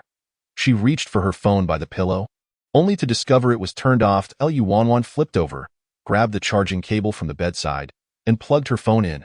Once it powered on, she opened WeChat to find a message from Jiang Tingxue. Wanwan, are you awake? Do you still want to go shopping this afternoon? Lu Wanwan sat up in bed, leaning against the headboard, her slender fingers tapping on the screen as she replied, just woke up. Let us head out at 2 o'clock? Jiang Tingxue. All right, I'll come to pick you up then. After we're done shopping, I'll drop you off at Muse's, and you can conveniently drive your car back that you left there last night. Lu Wanyuan. Okay, see you later. After replying to the message, Lu Wanyuan set her phone down, lifted the blanket, and rose from her bed. Once she had finished her morning routine, she donned her pajamas and made her way downstairs. Upon arriving in the living room, her gaze fell upon Zhang Ma, who was diligently wiping the table. She inquired, Zhang Ma, have you started cooking? Zhang Ma paused her task, turned to face her, and replied, Miss, you are awake. Yes, I have prepared the meal, and it's currently being kept warm. Oh, wonderful. Lu Wanyuan nodded and turned towards the dining area. Zhang Ma placed her cloth aside and followed suit by in the dining room. Lu Wanyuan accepted the chopsticks handed to her by Zhang Ma, surveying the 3 dishes and soup laid out on the table. She asked, Zhang Ma, have you eaten? Zhang Ma hesitated for a moment before responding. Not yet, Mississippi. I will wait until you finish before I eat. Why wait for me? Just sit down and eat together. Lu Wanyuan insisted. Zhang Ma shook her head. Miss, that's not appropriate. You should eat first. Lu Wanyuan set her chopsticks down and declared, if you don't sit down and eat with me, then I want to eat either. Zhang Ma was perplexed by this sudden change in routine. After years of serving Lu Wanyuan, she had always waited for her to finish before having what was left. It was unusual for the young lady to invite her to join for a meal. Zhang Ma, if you don't grab your chopsticks and sit down soon, the food will get cold, Lu Wanyuan urged. Seeing Lu Wanyuan's resolute demeanor, Zhang Ma hesitated for a few seconds before retreating to the kitchen to fetch a bowl and chopsticks. She then took a seat at the dining table. All right, let us eat. I'm starving, Lu Wanyuan remarked, picking up her chopsticks and starting to devour a piece of rib. Zhang Ma relaxed a bit and offered, Miss, would you like me to serve you some soup? Lu Wanyuan glanced up. No need. Zhang Ma, I can serve myself. You enjoy your meal. All right, Zhang Ma nodded and began to eat as well. Lu Wanyuan continued to eat without pause. Unable to contain her praise, Zhang Ma, your cooking is truly delicious. Zhang Ma smiled. I'm glad you like it. Mississippi. Lu Wanyuan spat out a bone and declared, I want to eat this braised rib again tonight. Certainly, I will prepare it for you. Zhang Ma replied cheerfully. Lu Wanyuan responded in agreement. After finishing her meal, Lu Wanyuan went upstairs to her room to apply her makeup. Once she was done and had curled her hair, she admired her beauty in the mirror, nodding in satisfaction. Suddenly, she had an idea. She stood from her chair, walked to her bedside, picked up her partially charged phone, and took a few selfies with the camera. Satisfied with the unedited photos, she promptly shared them on her social media. Hum a little tune, Lu Wanyuan set her phone down and turned towards her dressing room. Just as she finished changing into her outfit, she heard 2 knocks at the door. She stepped out of the dressing room, approached the door, and turned the doorknob to open it. Expecting to find Zhang Ma, she was surprised to see Jiang Tingxue. Ah, Tingxue, you're here so early. Jiang Tingxue entered with her bag, remarking, not too early, just half an hour ahead of time. I had nothing to do at home anyway, so I thought I'd come find you. Lu Wanyuan closed the door behind her. Please, have a seat. I'm almost ready. We can leave shortly. Jiang Tingxue settled onto a small sofa by the window. All right, Lu Wanyuan acknowledged with a hum and returned to her dressing room to select a bag that matched her outfit. She transferred the contents from the bag she had used the night before into the newly chosen one, then walked to her bedside table, unplugged her charging phone, and turned to Jiang Tingxue. I am ready. Let us go. Good. Jiang Tingxue nodded, standing from the sofa and leaving the room alongside her. Upon exiting the villa, Lu Wanyuan's gaze fell upon the sports car parked at the entrance. Raising an eyebrow, is this a new car? I don't think I've seen you drive it before. Zhang Tingxue nodded. Yes, what do you think, Wanyuan? Does the color look nice? Quite nice, Lu Wanyuan replied. Zhang Tingxue produced the car key from her bag, pressed a button, and smiled. Get I in. Lu Wanyuan complied, moving to the other side of the car, opening the door, and taking her seat in the passenger seat. The Shen Corporation, in the president's office. Shen Yujin was seated at his desk reviewing documents. He twirled a pen in his hand, preparing to turn the page when his phone suddenly chimed. Setting the pen down, he picked up the phone and saw a message from Li Xia. He immediately clicked into the WeChat interface. Li Xia. Mr. Shen, are you free tonight? I would like to invite you to dinner to thank you for your ongoing support. A smile flickered in Shen Yujin's eyes. I am free. What time? Li Xia. 6 o'clock this evening. I will send you the restaurant address shortly. Shen Yujin. All right, see you tonight. Li Xia. See you tonight. Just as Shen Yujin was about to turn off his phone, he paused, his gaze drifting to the chat list. Scrolling down, he noticed that Lu Wanyuan had not sent him a single message since last night. He opened their chat, the last message lingering from yesterday afternoon. Brother Jin? I heard you are attending a banquet at Nanshan Hotel tonight? Staring at the message, his finger absently tapped the input box before he exited the chat, silencing his phone and returning to his documents. After a moment, a knock came at the office door. Shen Yujin looked up towards the door. Come in. Assistant Chenny entered and paused at the desk, adjusting his glasses. Mr. Shen, Mr. Zhang from Hengyu wants to have dinner with you tonight to discuss a potential collaboration. Shen Yujin halted his pen. I don't have time tonight. Tell him to reschedule. Understood. Chenny nodded and turned to leave. Suddenly, Shen Yujin recalled something, looking up to call out, Wait. Chenny stopped and turned, asking, What is it, Mr. Shen? How did Lu Wanyuan find out that I was attending the banquet? Shen Yujin inquired. Chenny scratched his nose awkwardly. Well, it was mainly because Miss Lu kept asking me. Shen Yujin waved his hand dismissively. All right, I understand. You can leave now. Chen Yi, taken aback, had expected reprimand but instead found none. Coming back to his senses, he nodded and turned to exit, only to hear Shen Yujin's voice again. Did she message you today asking about my whereabouts? Chen Yi shook his head. No, Mr. Shen. After a pause, he added, rest assured. If Miss Lu inquires about your whereabouts again, I will not divulge any information. Shen Yujin acknowledged with a grunt, his thoughts elsewhere. You may go. Yes, Mr. Shen, Chen Yi replied before promptly leaving the office. Shen Yujin leaned back slightly in his leather chair, his gaze involuntarily drifting back to his phone on the desk, pondering over what new game Lu Wanyuan might be playing. It seems that the strategy of feigning indifference was not quite applicable here. Chapter 13. Discovering being blocked unbeknownst to them, Lu Wanyuan and Zhang Tingxue had spent the entire afternoon shopping, their arms laden with bags.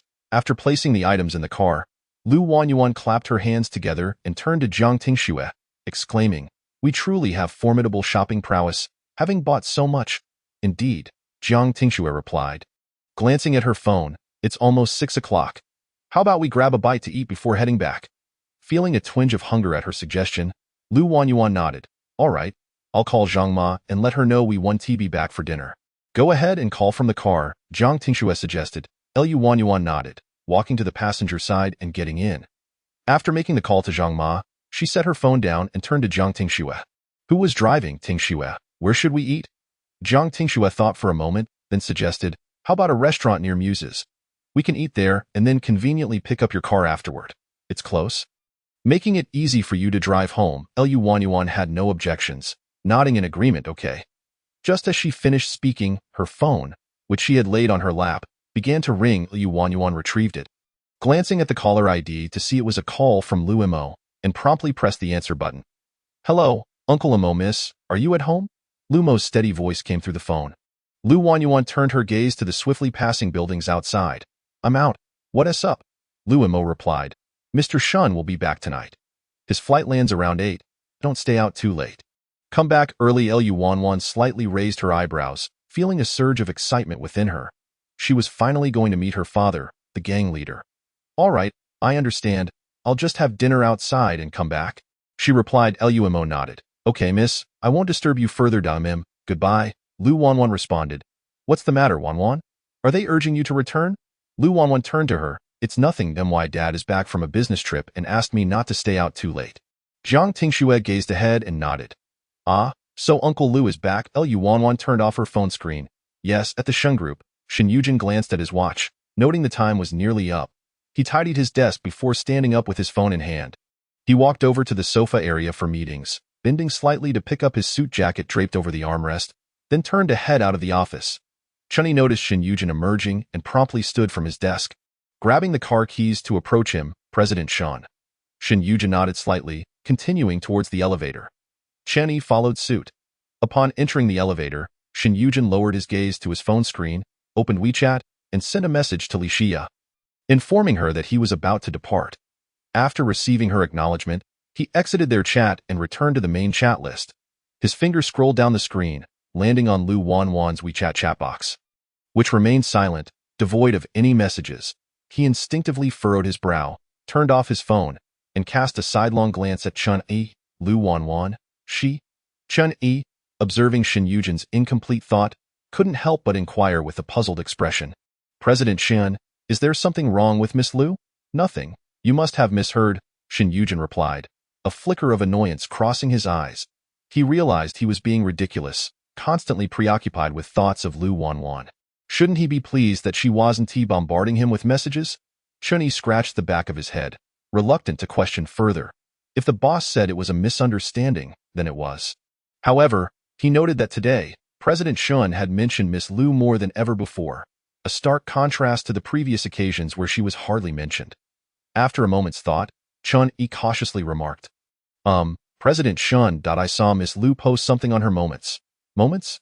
Shin Yujin's mouth moved faster than his brain. When? Just around 1 o'clock this afternoon. Chun-Yi replied. Shin Yujin cleared his throat. What did she post? Just a selfie of Miss Lu, Chun-Yi stated.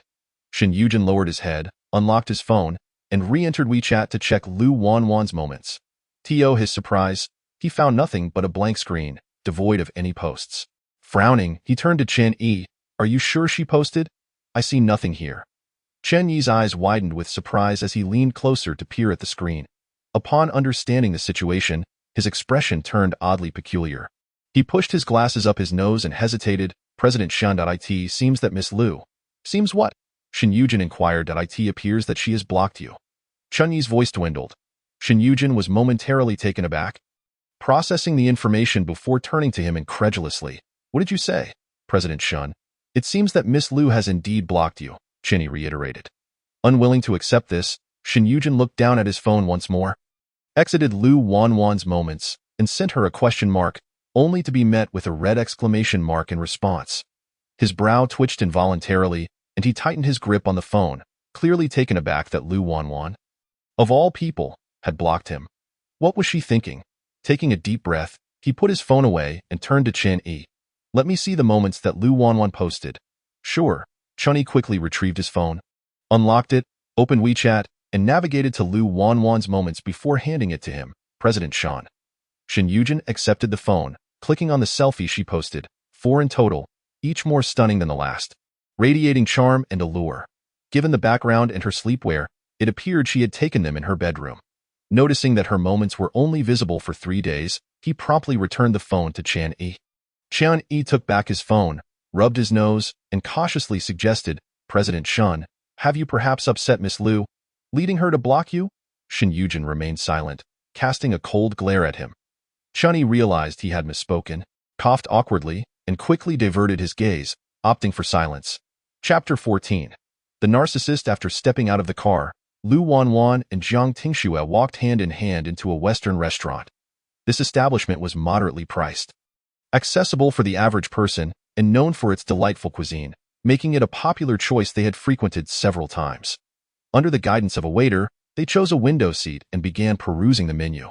Once their orders were placed, they engaged in casual conversation while awaiting their meals. Jiang Tingxue lifted her water glass for a sip, casually glancing outside the window. Just as she was about to look away, she noticed something and quickly set her glass down, pointing, Wanwan, look over there. Isn't that Shin Yujin? Lu Wanwan turned her head in the direction Jiang Tingxue indicated, spotting Shin Yujin approaching. It seems he's here for a meal too. Jiang Tingxue added. Lu Wanwan turned back, feeling somewhat exasperated at encountering Shin Yujin again, yet her expression remained calm. She idly twirled her glass, dismissively saying, let it be.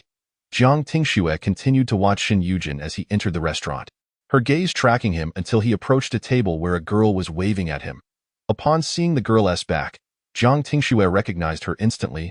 Isn't that Li Xia? So, Shin Yujin is dining with her. After a moment's pause, Jiang Tingxue suddenly asked, Wanwan, do you think those two might be together?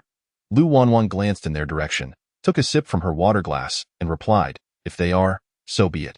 It has nothing to do with me. Jiang Tingxue, losing interest, withdrew her gaze and nodded true, but I still can't comprehend why Shin Yujin would be interested in someone like Li Xia. Lu Wanwan leisurely set her glass down, resting her delicate hand on her chin, and said with a hint of gravity, perhaps it's fate that brings them together. Jiang Tingxue scoffed, then I wish them the best of luck. Lu Wanwan chuckled, pleasantly surprised by her humor. Exactly, you're spot on. Let them be. Shin Yujin unfastened his suit jacket and sat down. Xia, when did you arrive? Just a little earlier than you, Li Xia replied with a smile. Gesturing towards the menu on the table, Mr. Shun, take a look and see if there's anything you fancy. All right, Shin Yujin nodded, opening the menu before him. Li Xia's eyes flickered with a hint of nervousness as she traced her fingers over her cup, hesitantly saying, Mr. Shun, the dishes here may not compare to what you usually eat. They should be quite affordable for you, so I hope you don't mind. Shin Yujin looked up at her, shaking his head. How could I? What kind of person do you think I am? Li Xia felt a wave of relief wash over her, her body visibly relaxing.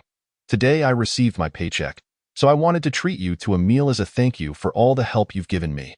To be fair, I haven't done much. Shin Yujin chuckled, suddenly recalling something. Xia, you'll be interning next year, right? Li Xia nodded, yes. How about you consider interning at my company? Shin Yujin proposed. Li Xia paused, taken aback. She quickly shook her head. Mr. Shin, you don't need to help me, I know my place. I wouldn't stand a chance at a large company like yours, especially with my major in art design.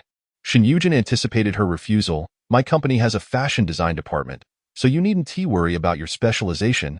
I'm fully aware of what you're capable of. Since I'm inviting you, it's a recognition of your abilities, so don't feel pressured to refuse. Just consider it. He paused before adding, moreover, it's just an internship. Whether you stay on afterward will depend on your performance. Li Xia's gaze flickered with interest. Hearing his words made her contemplate the opportunity. Even if she didn't secure a permanent position, interning at such a prestigious company would surely impart valuable experience. However, she refrained from agreeing immediately. Mr. Shun, I'll think about it. Still early. We can discuss it next year. Understood, Shin Yujin replied. Li Xia smiled. Mr. Shun, let us not just talk. Let us order. Shin Yujin nodded in agreement, returning his attention to the menu before him. After finishing her meal, Lu Wanwan set down her knife and fork, dabbed at her mouth, and raised her gaze towards Jiang Tingxue across the table. Tingxue, I'm heading to the restroom. Jiang Tingxue took a sip of her fresh juice, nodded, and replied, all right, go ahead. Lu Wanwan stood up from her chair and made her way towards the restroom. Upon washing her hands and exiting, she unexpectedly encountered Shin Yujin, who had just come out of the men's restroom. Lu Wanwan subtly raised an eyebrow, quickly averted her gaze as if she did not recognize him, and was about to stride past him. Shin Yujin, momentarily taken aback, soon regained his composure and instinctively called out to her. Lu Wanwan, are you following me again? Lu Wanwan paused, turned her gaze back to him, her eyes bright and clear. Which of your eyes saw me following you? Must you be so self-absorbed? Shin Yujin frowned and stepped closer. Then why are you here? This is a restaurant. What do you think I'm doing here? Lu Wanwan retorted. How come I see you wherever I go? Shin Yujin replied. Lu Wanwan rolled her eyes and crossed her arms. You ask me, yet I want to ask you, why do I run into you everywhere? She paused before continuing. Do you have something to say? If not, I'll be leaving. I'm quite busy, and next time you see me, there's no need to call out. With that, she turned on her heel, not willing to give Shin Yujin a chance to speak. Shin Yujin quickly followed her. Wait! A flicker of impatience crossed Lu Wanwan's eyes as she halted and turned back to him. What now? Why did you blacklist me? Shin Yujin inquired. Lu Wanwan, initially unsure of what he meant, brushed her hair back and nonchalantly replied, if I want to blacklist you, then I will. What trick are you playing now? Shin Yujin scrutinized her eyes, trying to discern something within them. Though you think I would like you just because you're approaching me differently? Lu Wanwan's lips twitched involuntarily, encountering a true narcissist. Her crimson lips parted. If you're unwell, Seek treatment. Truly, take a good look at your mind. Shin Yujin's expression darkened. Lu Wanwan. Chapter 15. A bet. Lu Wanwan touched her ear. Why are you shouting? I'm not deaf. After a moment, she added, Shin Yujin, didn't you want to know why I blacklisted you? Well, I'll tell you now. Do you know why I chased after you relentlessly? Because I was betting with a friend. Shin Yujin furrowed his brow. What do you mean? Lu Wanwan smiled slyly, her eyes sparkling playfully. My affection towards you was just an ACT. It was merely a bet to see if I could win you over in a month. Since I failed to win you, why would I keep your WeChat? Of course, I had to blacklist you. Shin Yujin seized her wrist in disbelief.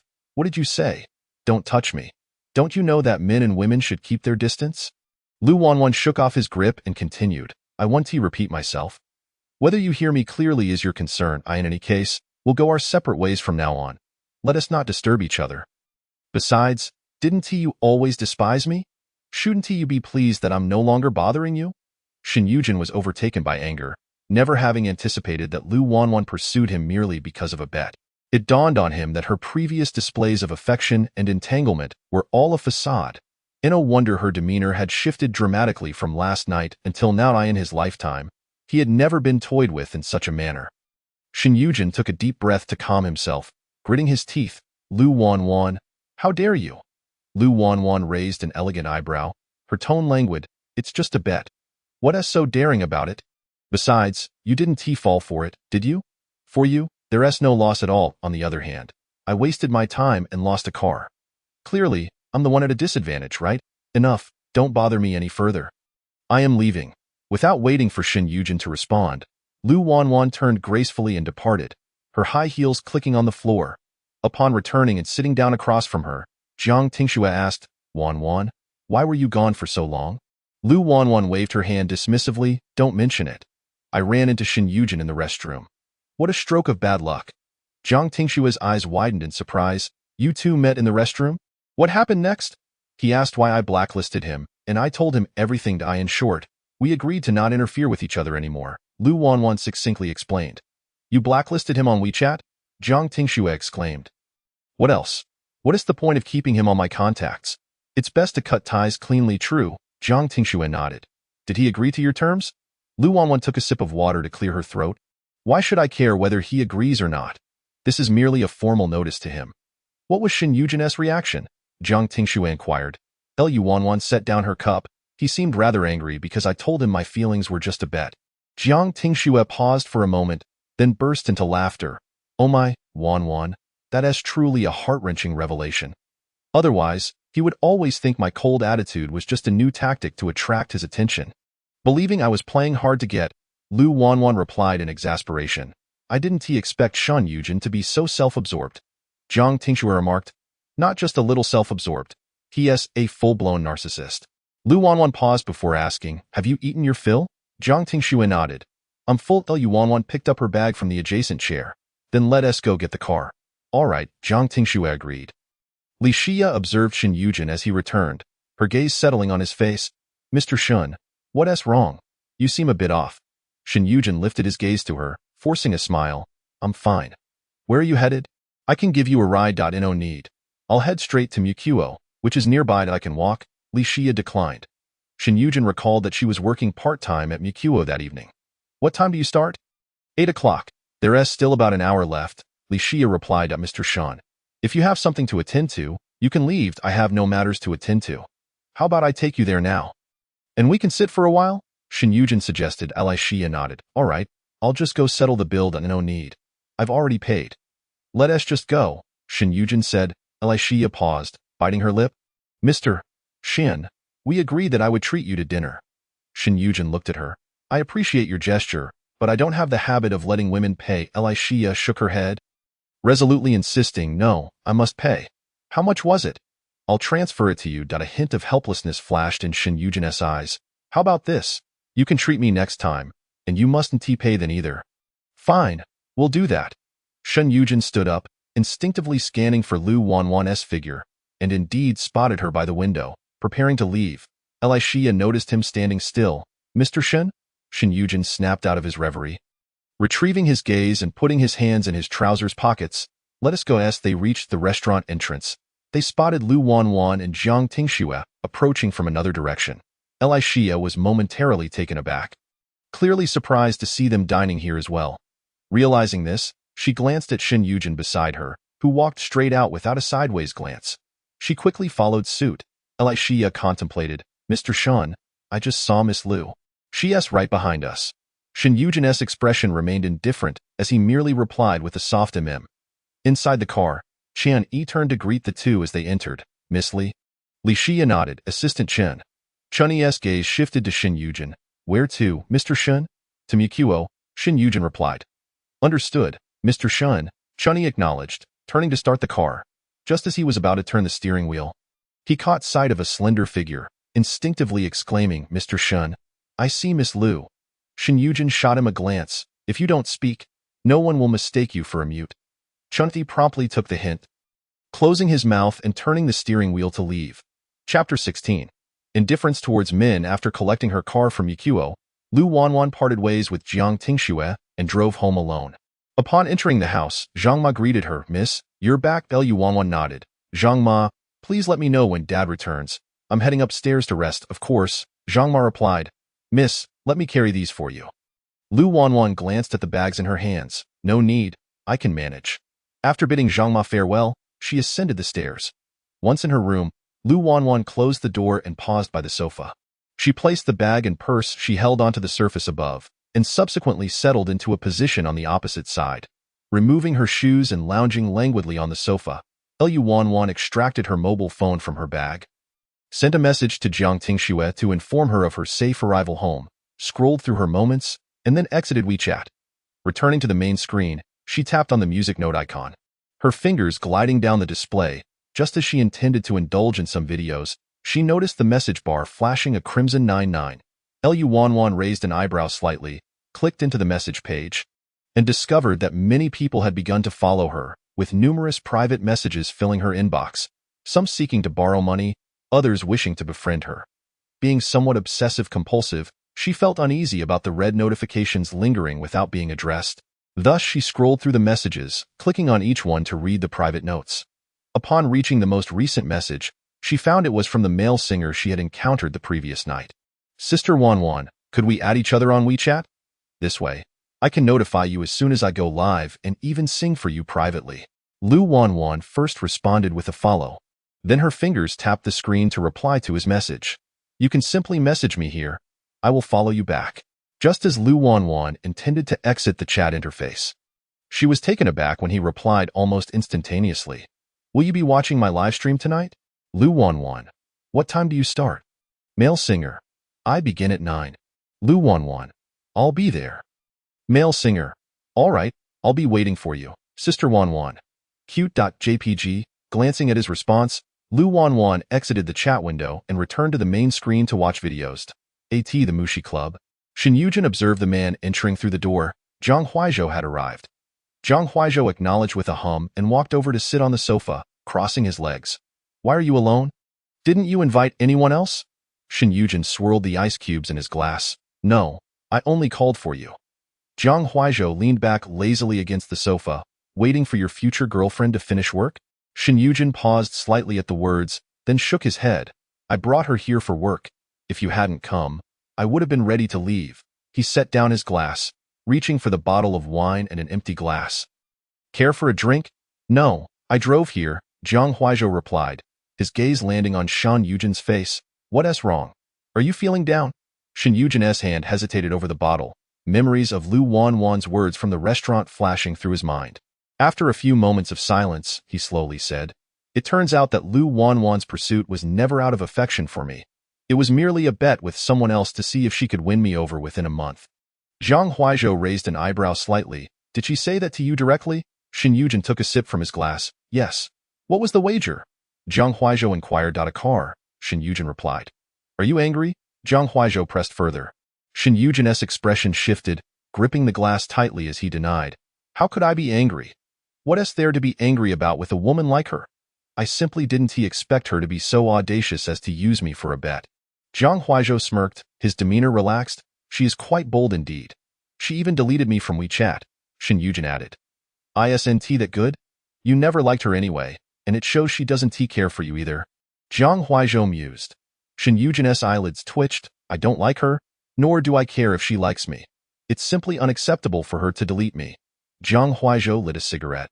The delicate smoke swirling around his slender fingers. Why not just add her back and then delete her? I can't shake the feeling that you are being sarcastic, Shen Yujin remarked. Jiang Huizhou chuckled lightly. How could I? Aren't you just a bit reluctant to be deleted by her? That doesn't mean I'm willing to add her back. Shen Yujin paused. Wait, when did I ever express reluctance? Don't misinterpret me. Jiang Huizhou exhaled smoke slowly, a teasing glint in his eyes. Then what are you so worked up about? Shen Yujin fell silent. Jiang Huizhou slightly raised an eyebrow, withdrawing his gaze, and chose not to speak further. At precisely 9, Lu Wanwan received a private message from the male singer, notifying her that he had begun his live stream. She yawned, just as she was about to enter his streaming room. The door was suddenly knocked upon. The next moment, Zhang Mai's voice resonated. Miss, the sir has returned, Lu Wanwan responded, setting her phone down, rising from the sofa, and walking towards the door. She opened it to find Zhang Ma waiting outside, and said, Zhang Ma, let us head downstairs. Zhang Ma nodded, all right. Mississippi. Upon arriving in the living room downstairs, Lu Wanwan's gaze fell upon the man seated in the prominent position on the sofa, dressed impeccably in formal attire. His hair was meticulously slicked back, and his chiseled features radiated an air of authority. His looks were, without a doubt, striking, truly a handsome figure among the elite. Dad? Lu Wanwan exclaimed. Approaching him, Lu Yunshin lifted his gaze, momentarily taken aback before regaining composure, taking in her appearance. Wanwan, what is this? Lu Wanwan settled onto the sofa. What is wrong with me? You've only been gone a week, and you look like a completely different person. You used to wear those lovely white dresses every day, and now you're changing your style. Lu Yunshin remarked, puzzled. Oh, Dad, is it so wrong to switch up my style? Do I not look good like this? Lu Wanwan replied, her tone playful.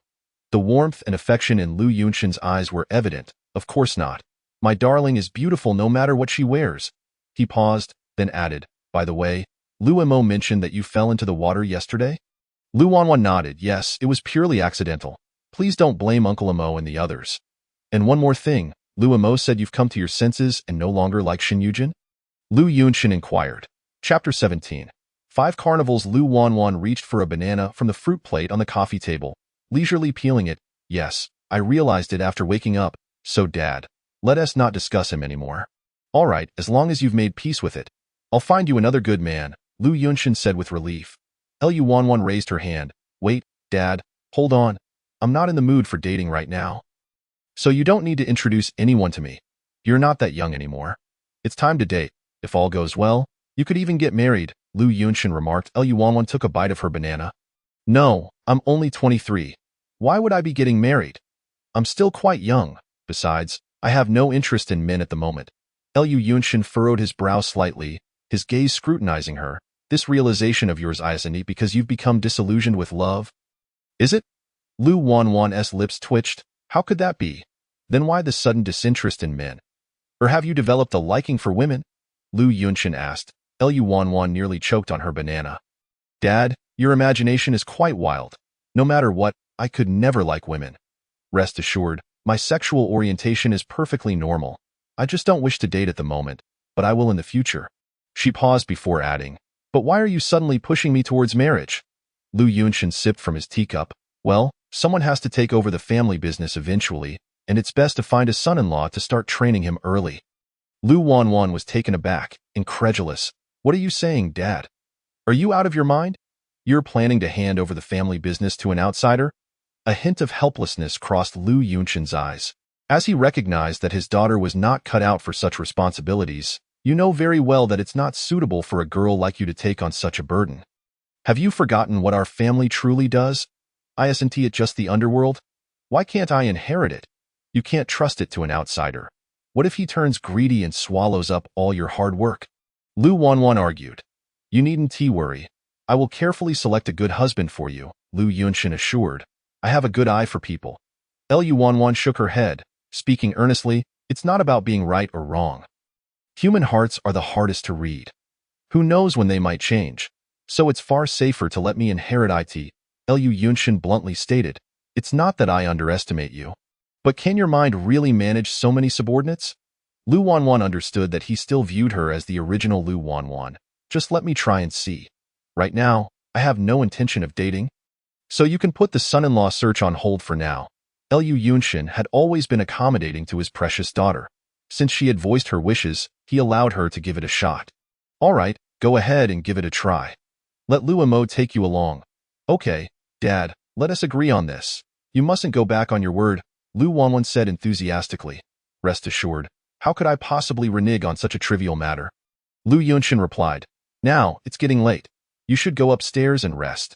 You too, Dad, Lu Wanwan responded. Liu Yunshin nodded slightly. Yes, I know, not go on. After Lu Wanwan greeted him, she stood up and walked upstairs. Upon returning to her room, Lu Wanwan sat down on the sofa, picked up her phone that had been discarded nearby, and opened WeChat to chat for a while with Jiang Tingxue. After a brief conversation, she set her phone aside, donned her pajamas, and made her way to the bathroom. Once she finished her shower and dried her hair before getting into bed, she suddenly remembered her promise to the male streamer to watch his live broadcast. Lu Wanwan lay on her side, holding her phone, and opened the music app. As expected, the male streamer had sent her several private messages inquiring about her absence and whether something had happened. She was well aware that his attentive demeanor was merely a ploy to entice her wallet. However, that sum of money meant little to her, so she was indifferent, particularly given his appealing looks and melodious singing. Choosing not to respond to his messages, Lu Wanwan directly entered his live stream. The moment she joined, she heard the male streamer's voice welcoming her through her phone. Welcome, Wanwan Qingxi. Sister Wanwan, what song would you like to hear today? Lu Wanwan first sent him a sports car as a gift, followed by a text reply. Anything is fine, just sing as you please. Upon seeing the sports car effect on the screen, the male streamer's eyes lit up. Thanks to my sister Wanwan for the sports car. Noticing the barrage of comments from Lu Wanwan, he quickly added, all right, I see that Sister Wanwan seems to enjoy Jay's songs. So I'll sing one of his. Meanwhile, the comments were abuzz with activity. Wow, the wealthy lady who smashed 2 carnivals last night is back. I thought she would send another carnival, but she only sent a sports car. Could it be that she's out of money? Will we see a carnival tonight? Sister Wanwan, can you take a look at me? I sing well too. Just a couple of carnivals and a sports car. Look at how some of you are reacting. Maybe they're just trying to show off their entire savings. It seems like they even specially created a new account to come here. Seriously, there are still people hating. If you're capable, why don't you send something? I bet you can't even afford a sports car. Lu Wanwan observed the incessantly scrolling comments with a raised eyebrow. Realizing that trolls were indeed ubiquitous, even for a simple gift, she had to endure their derision. She was quite adept at delivering comebacks. Once the male streamer finished his song, Lu Wanwan entered the gift page and promptly sent him 5 carnivals. The male streamer was momentarily taken aback, but as realization dawned, the excitement and joy in his eyes became undeniable. He expected Wanwan Qingxi to generously send him 5 carnivals this time. Grinning widely, he raised his hand to the screen and made a heart gesture. Thank you, Sister Wanwan, for the 5 carnivals. Everyone, please give Sister Wanwan some attention. 666, that must have shut the haters up. They're just jealous of her wealth. Laughing so hard, as expected of my sister Wanwan, fierce and succinct, directly throwing 5 carnivals to slap faces. Haters, say something. You can't even afford a sports car, while she casually sends you 3 months' salary. Maybe it's 4 months' salary, ha ha ha. Sister Wanwan, you don't have to mind those haters. I'll kick them out of the live room. Chapter 18. Earning money from live streaming. Lu Wanwan turned over, her slender fingers tapping on the screen as she sent a comment. No need, don't kick them. I just enjoy watching them fall silent. Ha ha ha ha, supporting you, Sister Wanwan. After sending 5 carnivals, the haters instantly went mute. Sister Wanwan, look at me. I'm 180 centimeters tall, an athlete, with an 8-pack, and I have a cute puppy-like appearance. Up there, you really don't want to take a detour. What if Sister Wanwan could be your mother? The male streamer regained his composure, smiling as he asked, Sister Wanwan, would you like to request a song? If not, I'll continue singing. Wanwan Qingxi, no need, just sing. I'm going to sleep with this on for relaxation. All right, the male streamer replied. In the early hours, Li Xia and her mother returned home after closing their stall. They lived in an old community near the university town. renting a 3-bedroom apartment without an elevator, requiring them to climb 6 flights of stairs each day. Upon entering their apartment, they heard singing coming from one of the rooms. Liun frowned. That brat Li Yin, still not asleep at this hour. Li Xia closed the door behind her and said, Mom, he has live streaming to earn money. What kind of money can you make singing live? He should help me out at the stall in the evenings, so you won't be so tired. Li Yuanyuan replied, carrying the leftover ingredients into the kitchen. Li Xia followed suit, saying, he can earn a couple hundred on a good night. Li Yuanyuan shook her head, setting down her items, and admonished, you said it yourself. That's only on good nights. He can't just sing for a lifetime. He should find a proper job. Xia, can you talk to him and encourage him to find a regular job? He won't listen to me anymore. Li Yuanyuan urged. Li Xia nodded. All right, I'll talk to him once he has done. You think he'll finish anytime soon? I woke up yesterday when the sky was starting to brighten and heard him still making noise in there. He probably sang all night. Li Yuanyuan remarked. Li Xia hesitated. But he's in the middle of a stream now. It wouldn't be right to interrupt him. Just then, they heard the door open, and in the next moment, Li Yin's excited voice called out, Mom, sis. The mother and daughter exchanged surprised glances, clearly not expecting him to emerge at this hour. Li Xia curiously asked, What's up? Shaoli? Weren't you live streaming? Li Yin couldn't help but grin. Do you know how much I've earned since last night? Li Yuanyuan initially thought something was wrong, but seeing the expression on his face, she guessed he must have made some money. 300? Li Yin shook his finger. No, guess higher. Li Xia pondered. 1,000? Li Yin shook his head again. Less than that. Be bolder. Li Yuanyuan, losing patience, swatted his arm. You brat. Just spit it out already. What's with all the guessing? 9,000. What? Li Xia was momentarily stunned, and when she regained her composure, disbelief filled her features. 9,000. Li Yuanyuan clearly found it hard to believe. Is that true? You're not just messing with us, are you? Of course it's true, Li Yin replied, pulling out his phone to show them. Look here, it's 9,000. Li Yuanyuan glanced at the screen and was astonished to find it was indeed true. Exclaiming, Shaoli, how did you suddenly earn so much? Li Yin tucked away his phone. A big sister came into my live stream, and she sent me the most expensive gift on the platform, 3,000 for just one. I got half of that. Why didn't you tell us last night? Li Xia inquired. She came in last night. After sending me 2 gifts, she went silent, but I saw she stayed in my live stream. So I kept singing. Maybe she sent me more gifts when she was happy, Li Yin explained. In the end, I sang until dawn. I couldn't hold on any longer, so I stopped streaming to sleep. Li Yuanyuan nodded. No wonder I heard noises in your room until dawn. Li Yin raised an eyebrow, a hint of pride in his voice. Mom, what do you think? You used to say I wouldn't earn anything from live streaming. Li Yuanyuan shook her head. That was just luck. She might not send you any gifts tomorrow. This kind of streaming isn't stable. But I'm really making money now. Would I earn as much working a regular job? Li Yin insisted. Besides, I'll make sure to maintain a good relationship with her, so she keeps sending me gifts. Upon hearing that, Li Xia pursed her lips and slowly said, Shaoli isn't this just tricking girls out of their money? Li Yin dismissed her concern. Sis, that's just how live streaming works. It's about attracting the big spenders' money. If you don't attract them, how do you earn? After pausing, he looked at Li Xia and continued. Hey sis, why don't you try live streaming too? You're so pretty. I'm sure some big spenders would gift you money, and you won't have to work so hard outside every day. Li Yuanyuan frowned and smacked his arm.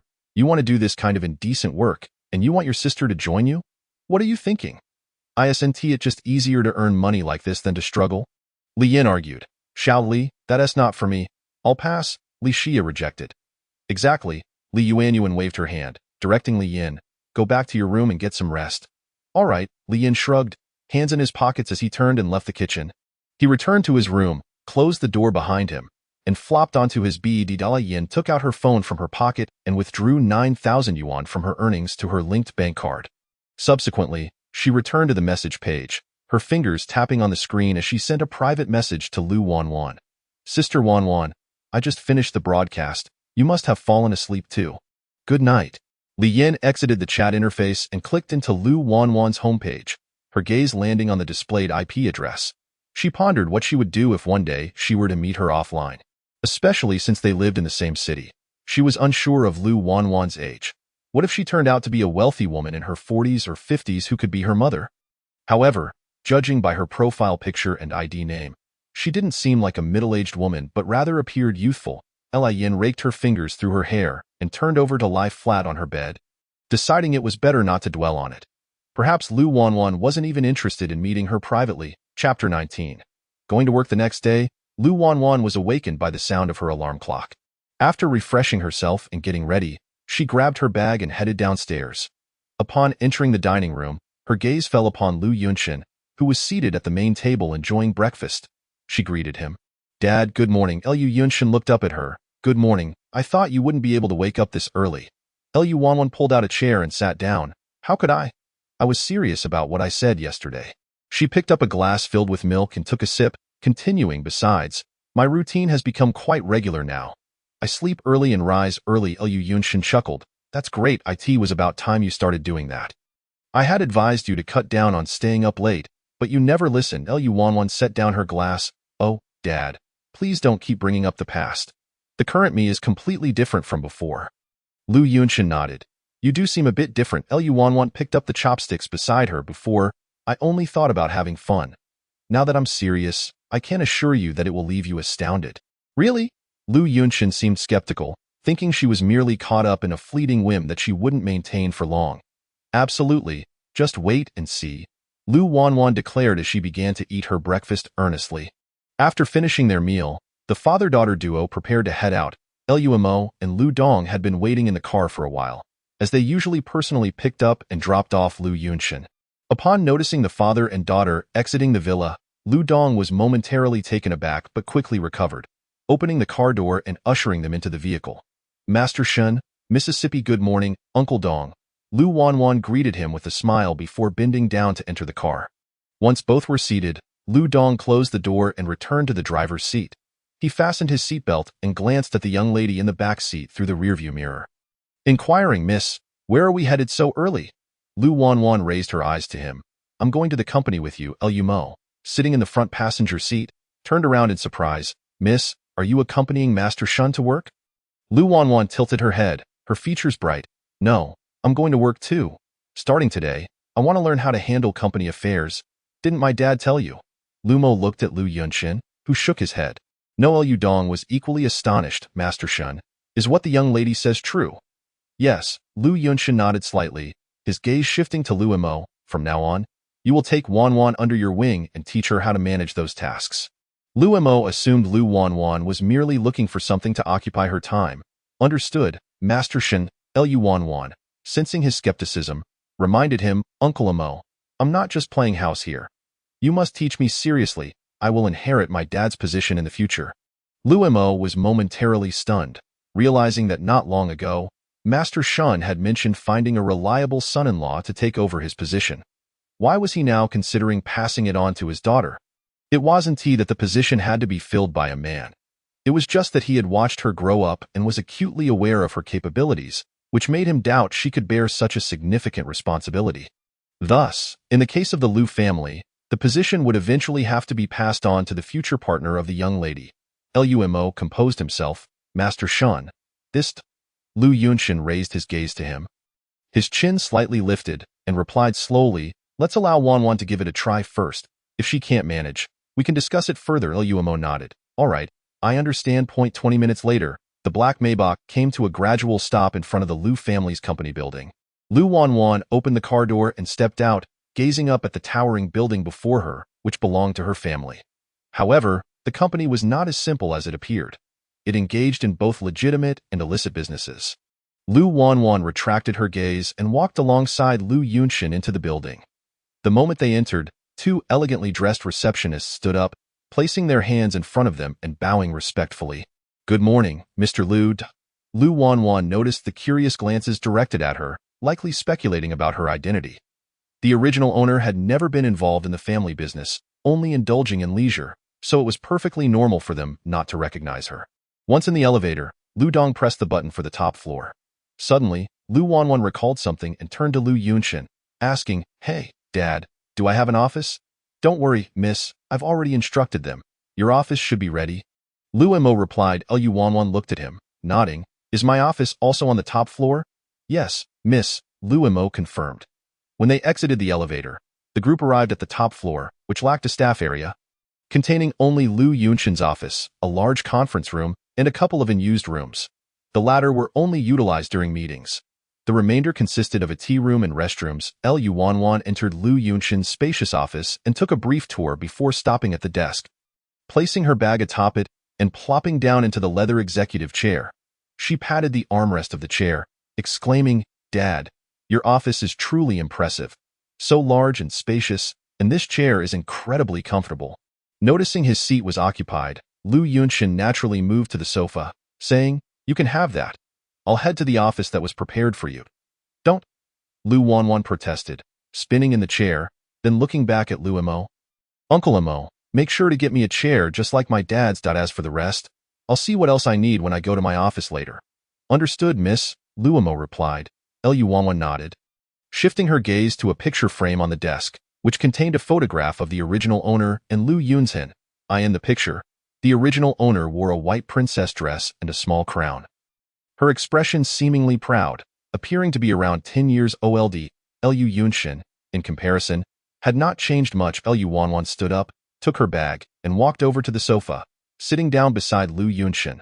She pulled out her phone, opened the camera, and leaned closer to him. "Dad, smile for the camera." Lu Yunshin turned to her, surprised at the request. "What are you taking a picture for?" "I'll print it out and place it in a frame on my desk." Lu Wanwan replied. A smile spread across Lu Yunshin's face, and after she finished taking the photo, he said, "Just remember to get an extra copy." "Sure, I will," Lu Wanwan responded, putting her phone away, standing up with her bag. "Dad, you can get back to work. I'm heading to my office now." Lu Yunshin nodded slightly. "All right, go ahead." Chapter 20. Walking a fine line. Shan Group. Chunny set down the tablet in his hands and looked at the man sitting at the desk. "Mr. Shun, these are today's arrangements. If there are no issues, I will take my leave." Shin Yujin replied with a hum, suddenly recalling something, and added, "Wait a moment." "What is it, Mr. Shun?" Chinny inquired. Shin Yujin, resting his arm on the chair's armrest, raised his hand absent-mindedly, his eyes cast down, lost in thought. Chen Yi, sensing the unusual silence, gently called out, "Mr. Shun?" Shin Yujin lifted his gaze to meet Chen Yi's and, after a few moments of silence, slowly said, "Has Lu Wanwan posted anything on her moments?" Chen Yi was momentarily taken aback, but quickly responded, "Mr. Shun, I'm not sure. The last time I checked before leaving this morning, she hadn't." Shin Yujin's expression shifted slightly. "Then check now." "All right." Chen Yi pulled out his phone, opened WeChat, found Lu Wanwan's profile, and directly accessed her moments. "Mr. Shun, Miss Lu has posted." Shin Yujin cleared his throat. "What did she post?" Chen Yi adjusted his glasses. "It seems Miss Lu has started working at her family's company." A flicker of surprise crossed Shin Yujin's eyes as he lifted his chin slightly. "Let me see it, of course, Mr. Shun." Chen Yi responded, moving closer to hand over his phone. Shin Yujin took the phone and looked down at the screen. Upon gazing at Lu Wanwan's latest social media post, one encounters a self-portrait of her seated within a vehicle, accompanied by the caption, "Early morning worker." Shin Yujin furrowed his brow, increasingly perplexed by this woman. How could someone so vacuous even contemplate going to work? He surmised she was likely off for leisure. Shin Yujin returned the phone to Chen Yi, indicating it was time to leave. Chen Yi accepted it with a nod and turned to exit the office. Once back at his desk, he cast a glance over his shoulder at the office behind him. Pondering Shun's current sentiments towards Miss Lu. Previously, he had shown her little regard, yet in recent days, her name had been mentioned intermittently. As for Miss Lu, she had been fervently messaging him daily to inquire about Shen's whereabouts.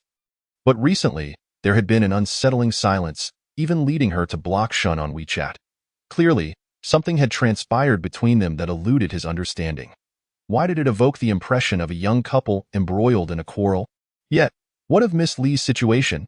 It was evident that Shun harbored affection for her.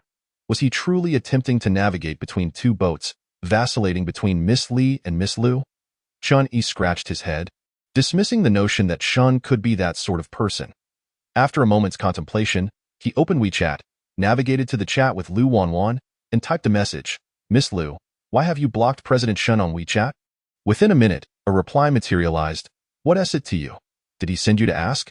Chen Yi responded, "No, I inquired on my own accord. I noticed yesterday that you had blocked him." Lu Wanwan replied, "Oh, it's nothing, just cleaning up my contacts." Chen Yi was taken aback. Surely, she couldn't mean to remove President Shun from her contacts? Miss Liu, did you have a disagreement with President Shin? Lu Wanwan retorted. What is there for us to argue about? Do you need something? If not, I'm busy. Chunyi replied. All right, Miss Liu, carry on. Just as he set his phone down, Shin Yujin's voice echoed from the office behind him. Chunyi!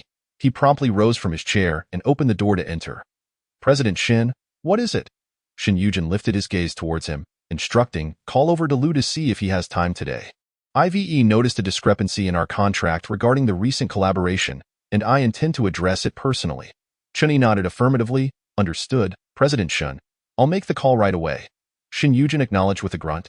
Diverting his attention back to the documents on his desk, a short while later, Chunyi re-entered the office, phone in hand. President Shun, I've arranged it. Lu has availability this morning. You may proceed at your convenience. Shin Yujin glanced at his watch, rising from his seat. Then let us go now. Yes, Chunyi responded. I in the office. Lu Mo was elucidating the company's structure and its various business dealings to Lu Wanwan, encompassing both legitimate and dubious ventures. After a while, Lu Mo kindly suggested, Miss, perhaps we should take a brief respite. It would be beneficial for you to digest the information I've just imparted before we continue. Lu Wanwan nodded and stretched. All right, I'll just visit the restroom. With that, she rose from her chair and exited the office. Halfway to the restroom, she spotted two figures emerging from the elevator. Upon closer inspection, she recognized Shin Yujin and Chan Yi. The corners of her brows lifted in surprise. What on earth was Shin Yujin doing here? She averted her gaze, intending to walk past without acknowledgement, only to hear Chan Yi call out, Hey, Miss Liu! Lu Wanwan looked up, nodding at him as if Shin Yujin were invisible, then resumed her stride towards the restroom. Chan Yi turned to Shin Yujin, remarking, President, I didn't expect Miss Liu to actually come to work. Shin Yujin remained silent, hands tucked into his trousers, proceeding towards Lu Yunshin's office. Uncle Lu, Lu Yunshin greeted, rising from his chair and gesturing towards the sofa with a smile. Welcome, please take a seat. Shin Yujin acknowledged with a nod. Moving towards the seating area, Lu Yunshin, taking the lead, inquired, Yujin, where's the issue with the contract you mentioned? Shin Yujin retrieved 2 copies of the contract from Chan Yi, flipping to a specific page before handing them over. Uncle Lu, I had someone draft a new version before my arrival. Both the old and new are here for your comparison. If everything is satisfactory, I would appreciate your signature. Lu Yunshin accepted the documents. Scrutinizing them closely, he noted that the issues were negligible, perhaps even trivial, and found no reason for a new draft. He nodded. I've reviewed it, and it's fine. I will sign it now. Shin Yujin smiled. Thank you, Uncle Lu. This was merely a small oversight on our part. I sincerely apologized, and no trouble at all, Lu Yunshin replied. Standing to sign the contract, he returned to the sofa, handing the newly signed document back to Shin Yujin. Chapter 21. Shin Yujin and dogs not admitted. Shin Yujin accepted the contract and handed it to Chan Yi, adding, by the way, Uncle Lu, I noticed Wanwan was also here when I arrived. Lu Yunshin glanced at the tea prepared by Lu Dong, gesturing for Shin Yujin to partake. Yes, she has little to occupy her time, so I encouraged her to come in and learn. Shin Yujin took a sip from his teacup. Uncle Lu, are you considering having Wanwan take over in the future? Lu Yunshin chuckled but shook his head. I simply want her to try. Whether she succeeds is up to her. Perhaps I could have her shadow me for learning? Shin Yujin proposed. Lu Yunshin sipped his tea, his gaze shifting, somewhat puzzled by Shin Yujin's intentions. He had never disapproved of Wanwan. Yet now he seemed eager for her to learn the ropes of business. It appeared that his visit today was not solely about the contract. Yujin, I see her as someone with fleeting enthusiasm, unable to settle down, and I have assigned Lu Mo to guide her, Lu Yunshin remarked. Shin Yujin raised an eyebrow subtly, setting down his teacup. Understood. He paused before asking, Uncle Lu, may I take a moment to visit Wanwan's office? Lu Yunshin understood, recognizing that Shin Yujin's interest lay primarily with his daughter. He nodded slightly. Certainly, I'll show you the way, Shin Yujin affirmed, rising from the sofa to follow him out of the office. Upon reaching Lu Wanwan's office, they found only Lu Mo present. Lu Yunshin inquired, Where's Wanwan? Lu Mo stood. Sir, Miss went to the restroom. She should return shortly. Just as he finished speaking, a melodious voice chimed from the doorway. Dad, what brings you here? Lu Yunshin turned to explain. Yujin wants to tour your office. Oh. Lu Wanwan's gaze fell on Shin Yujin, and she unabashedly stated, President Shun, have you finished your inspection? If so, you may leave. Wan, mind your manners, Lu Yunshin chided gently. Shin Yujin chuckled. Uncle Lu, it's quite all right. May I speak with Wan privately for a moment? Lu Yunshin raised an eyebrow but consented. Very well, I shall return to my office. Chun-Yi was the last to exit, kindly shutting the office door behind him. Once alone, Lu Wan seated herself, crossing her legs, her chin slightly raised in a regal manner. Speak. What is it? Shin Yujin approached the floor-to-ceiling window, turning to face Lu Wan, and slowly stated, Lu Wan, I shall ask you once more. Was it all merely a wager from the beginning? Lu Wan pivoted her chair, resting her arms on the armrests, propping her forehead with a languid expression. Shin Yujin, did you come here solely to confirm that? Shin Yujin's expression remained impassive. Just answer yes or no. What if it is yes, and what if it is no? Lu Wan paused, a thought striking her. A smile graced her lips, her eyes sparkling mischievously. Shin Yujin, could it be that you've suddenly realized you have feelings for me? Shin Yujin scoffed. Lu Wan, spare me your delusions. How could I ever harbor feelings for you? Well, for that remark, I commend you for your fortitude. Otherwise, I would feel pity for Li Xia, Lu Wan remarked, glancing at her newly manicured nails. Nonchalantly continuing, so there's no issue. You may take your leave. It seems I should hang a sign at my office door. Shin Yujin and Dog's not admitted. Shin Yujin's expression darkened. Lu Wan. She pointed to the door behind her, her brows elegantly arched. The door is right there, President Shin. You're not welcome. With that, she turned back, embodying an air of aloofness. Shin Yujin scrutinized her, his gaze deep. But he refrained from saying anything further, slipping his hands into his trouser pockets as he departed her office. Chan-Yi, witnessing Shan's swift exit, was momentarily taken aback, surprised at how quickly the encounter had concluded. President, Shin Yujin acknowledged with a grunt, making his way towards Lu Yunshin's office. He approached the door and halted, raising his hand to knock gently on the ajar door. He addressed the man seated inside, saying, Uncle Lu, I have matters to attend to, so I shall take my leave. Lu Yunshin lifted his gaze towards him, courteously responding, very well, do come by for dinner when you have the time. Sure, Shin Yujin replied, offering a brief nod before turning to depart. Once back in the car, Chun-Yi glanced at the man in the back seat through the rearview mirror and inquired, President Shin, shall we return to the company? What other option is there? Shin Yujin retorted. Chun-Yi cleared his throat softly, retracting his gaze. Understood, President Shan. Later that evening, Shin Yujin regarded Ji Huaizhou, who had just taken a seat across from him, and poured him a cup of tea. It has been several days since your return, yet I have not had the pleasure of treating you to a proper meal. It has all been drinking instead. Ji Huaizhou accepted the teacup and took a sip. When did you start valuing such formalities? Mainly because there is a matter I wish to seek your assistance with, Shin Yujin explained. Ji Huaizhou raised an eyebrow slightly. A feast of brocade? Shin Yujin chuckled. What are you saying? Why would I harm you? Ji Huaizhou leisurely set down the teacup. Go on. What is it? Let us wait until we finish eating to discuss, Shin Yujin suggested. No need, just speak directly. Ji Huaizhou leaned back against his chair. Shin Yujin's gaze flickered slightly. After a brief silence, he slowly said, Huaizhou, could you assist me in pursuing Lu Qianqian, and then subsequently break it off with her? A flicker of surprise crossed Ji Huaizhou's eyes. Do you understand what you are saying? I do, and you are free to decline. Shin Yujin replied, Is this a means of retaliation for Lu Qianqian betting on pursuing you? Ji Huaizhou queried. Shin Yujin remained silent, yet his silence spoke volumes. Ji Huaizhou scrutinized him. Yujin, when did you become so immature? Shin Yujin found himself at a loss for words. If Lu Qianqian pursues you, and then casts you aside, declaring it was merely a wager, I would not question your motives for revenge. However, you stand to lose nothing. The time and energy wasted would be hers.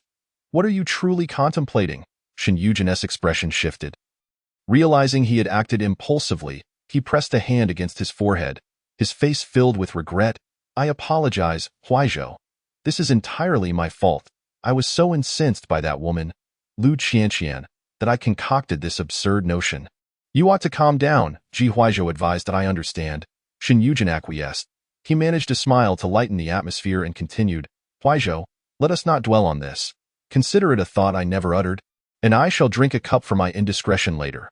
Ji Huaizhou's expression remained placid. Chapter 22. Aflame like the wind. After finishing her shower, Lu Qianqian lay on her bed.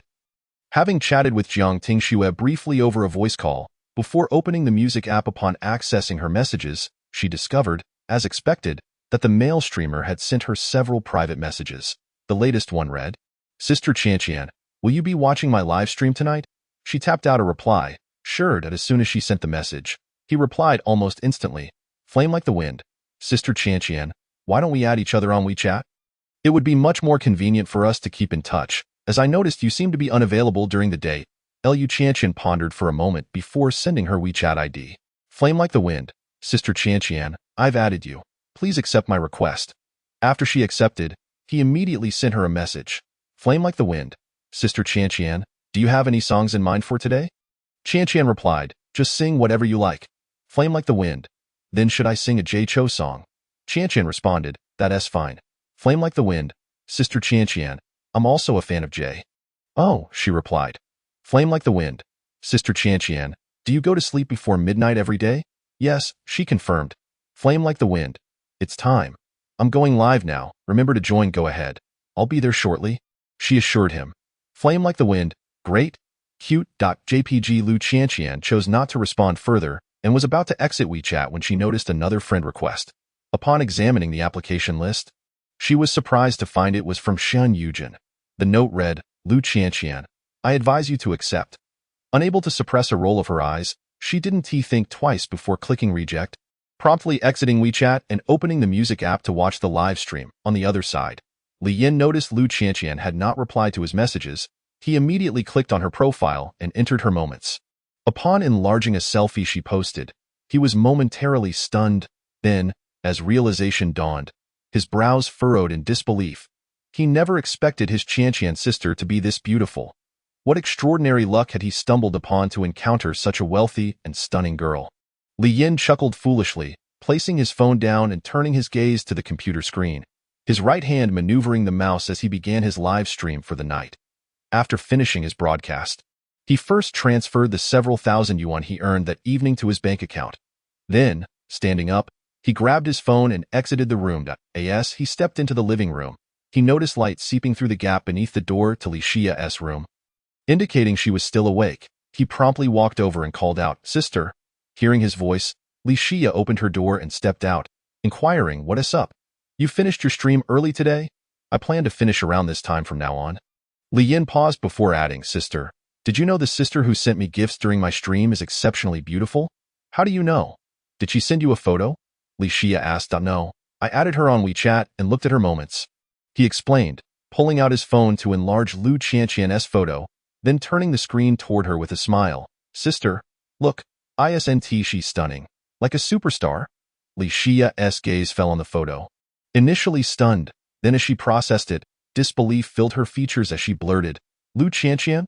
Huh?" Li Yin was taken aback and asked, "Sister, you know her?" Fearing she had misjudged, Li Xia snatched his phone to scrutinize the photo again. Confirming it was indeed Lu Chanqian, her expression turning somewhat complex, she returned the phone to him and slowly nodded. "I know her." "Wow, she's not from your school, is she?" Li Yin asked incredulously. "No."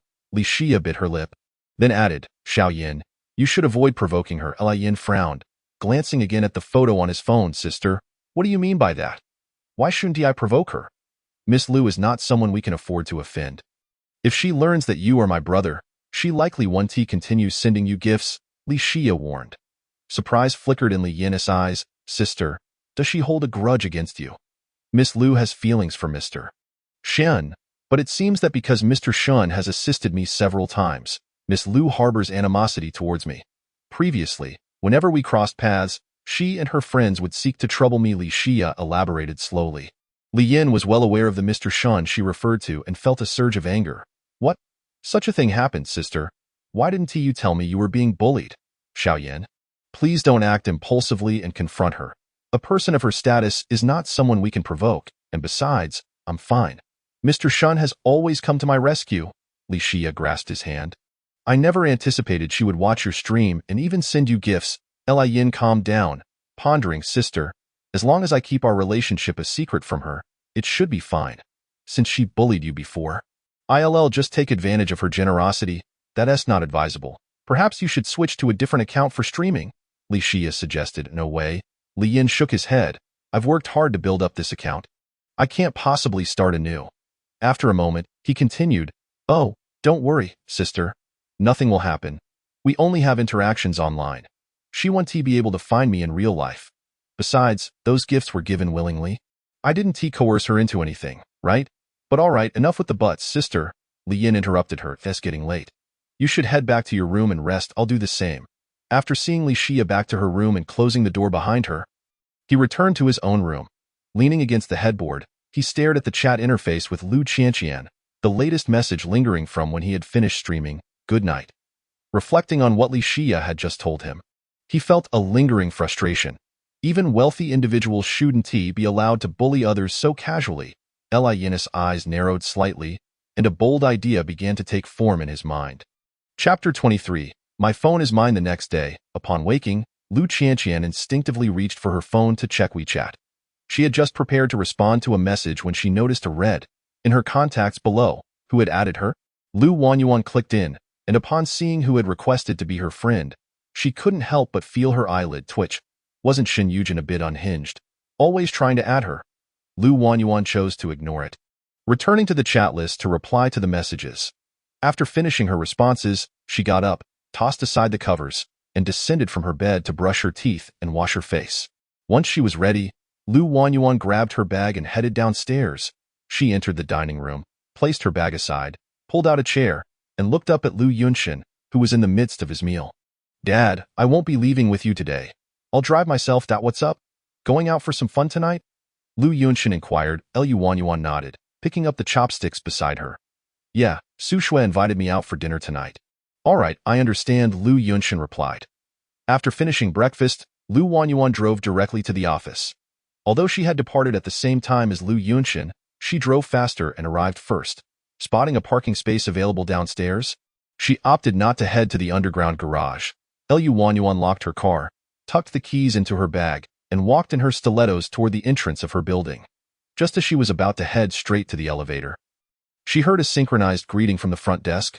Good morning, miss? Lu Wanyuan paused, glanced at the two receptionists, and nodded in acknowledgement. Oh. All right, it was obvious that Lu Mo and the others had done their part to inform them of her identity. Lu Wanyuan smiled at them, then redirected her gaze and continued toward the elevator. She breezed through to the top floor and paused at her office door, her eyes falling on the sign hanging there, which made her burst out laughing. No entry for Shen Yujin and dogs. She had merely mentioned it to Lu Dong yesterday, yet he had actually gone ahead and made this sign.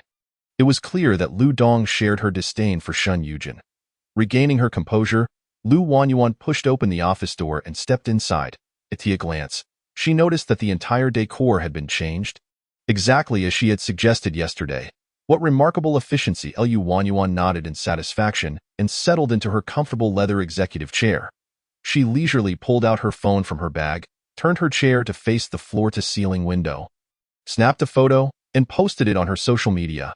After completing her task, Lu Wanyuan turned back, ready to embrace her beautiful day at work. At Shen Group, Chun-Yi placed the documents needing signatures on Shen Yujin's desk.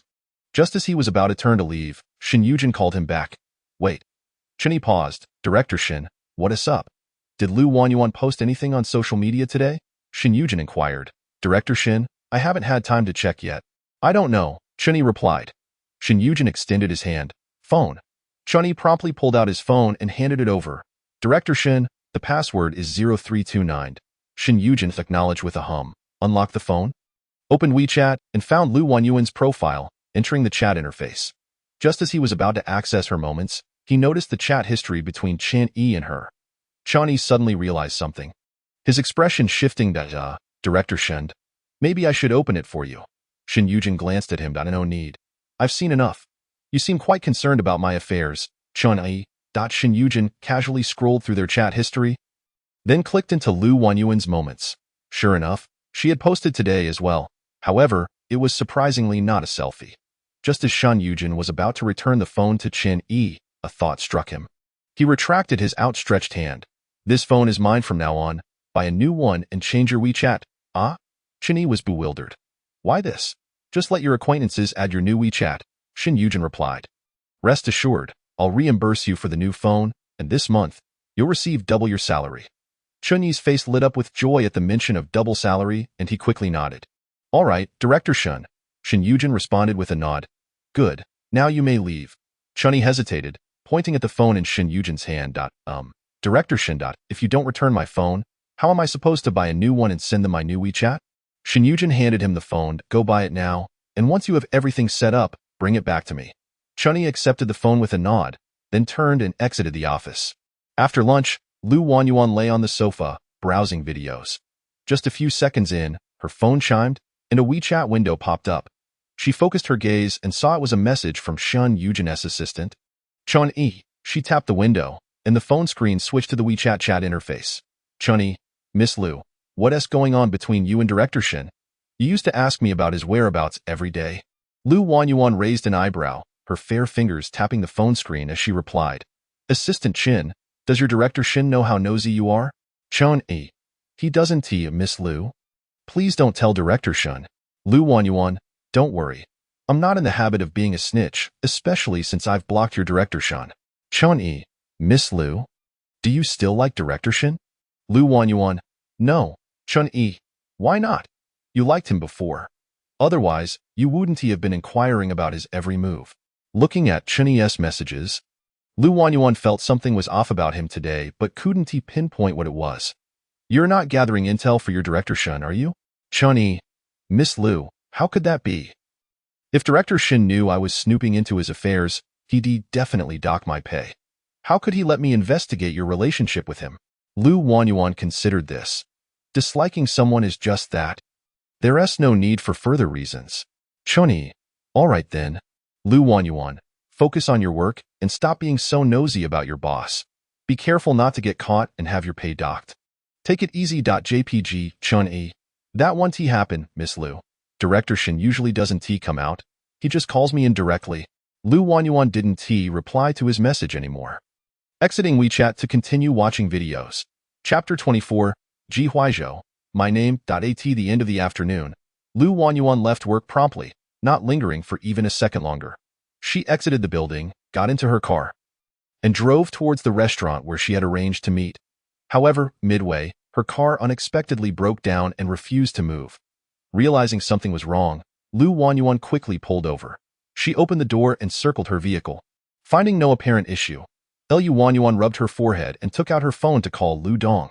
Hello, Mississippi. Leaning against her car, Lu Wanyuan said, Dong Shu, my car broke down and want to go. Could you send someone to tow it? Sure. Please send me your location, and I'll dispatch someone right away. Lu Wanyuan acknowledged, then hung up. Just as she prepared to open WeChat to send her location to Lu Dong, a sleek black sports car pulled up in front of her. The window slowly lowered, and Lu Wanyuan instantly recognized the man inside. It was the silver-haired man who had been with Shun Yujin at the last gathering. Ji Huaizhou glanced at her broken-down car and noticed her slight agitation.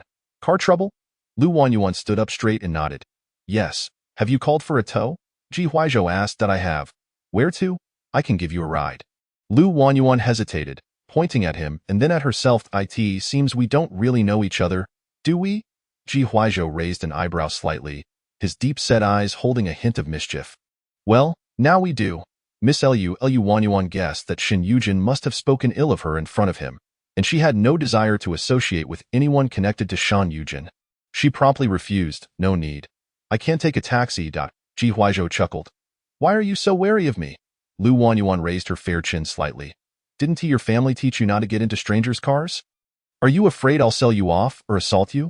What exactly do you want? Lu Wanyuan asked. Ji Huaizhou, my name.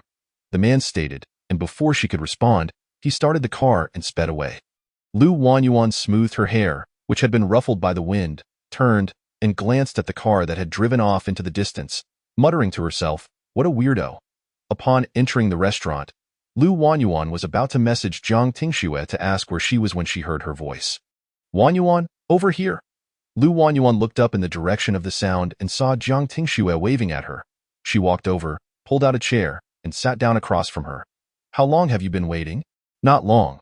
I just arrived a little while ago, Jiang Tingxue replied. Lu Wanyuan placed her bag on the empty seat beside her and couldn't help but complain. What bad luck. My car suddenly broke down on the way here. So I had to take a taxi. Jiang Tingxue poured her a glass of water and asked if a tow truck had been called. Lu Wanwan nodded and replied, I did. Guess who I ran into? It couldn't be Shin Yujin, could it? Jiang Tingxue speculated. No.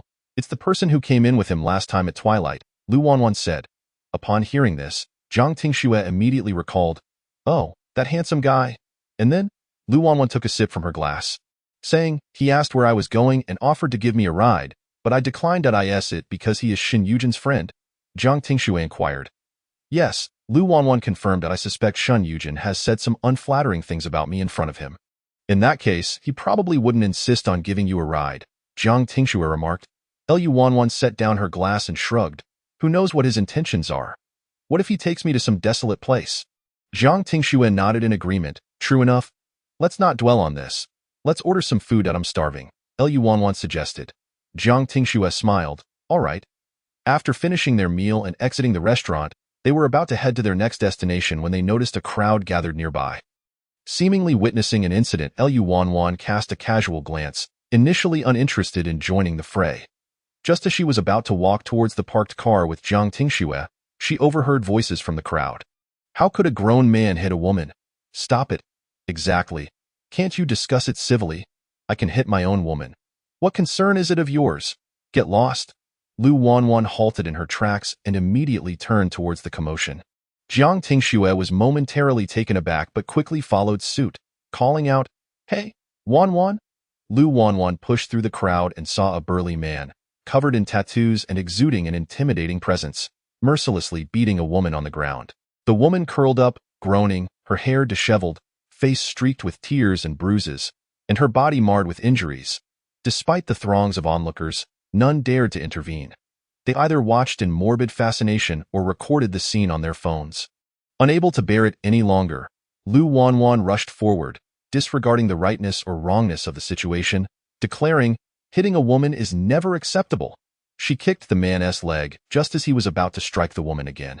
Stop! With a crack, the tattooed man was sent sprawling to the ground, his face paling as he broke into a cold sweat, clutching his seemingly fractured leg. He looked up at Lu Wanwan, snarling, Who the hell are you? Little girl? You dare hit me? Lu Wanwan retaliated with another kick to his chest, retorting, It's scum like you that I am targeting. The tattooed man gasped, feeling as though his ribs might shatter, clearly unprepared for the strength of this woman. Lu Wanwan diverted her gaze to assist the woman on the ground, asking, Are you all right? The woman sobbed, Thank you. Who is he to you? Why did he hit you? Lu Wanwan pressed, He is my ex-boyfriend. But he has been harassing me, refusing to let me go. I never expected to run into him today. I wanted to escape. But he caught me, and then he started hitting me, the woman explained in fragmented sentences. Lu Wanwan frowned, pulling out a tissue from her bag and handing it to her. Wipe your face. The woman accepted it, dabbing at her tears. Lu Wanwan noticed the sunglasses on the ground and then looked back at the woman. These bruises on your face can't be from just now, can they? The woman nodded. He often abused me at home, which is why I wanted to break up with him. Lu Wanwan's brow furrowed. She handed her bag to Jiang Tingxue nearby and turned towards the tattooed man. The tattooed man, wincing in pain, staggered to his feet and met Lu Wanwan's dark gaze, feeling an icy chill run down his spine. He gulped, What do you want? Chapter 25.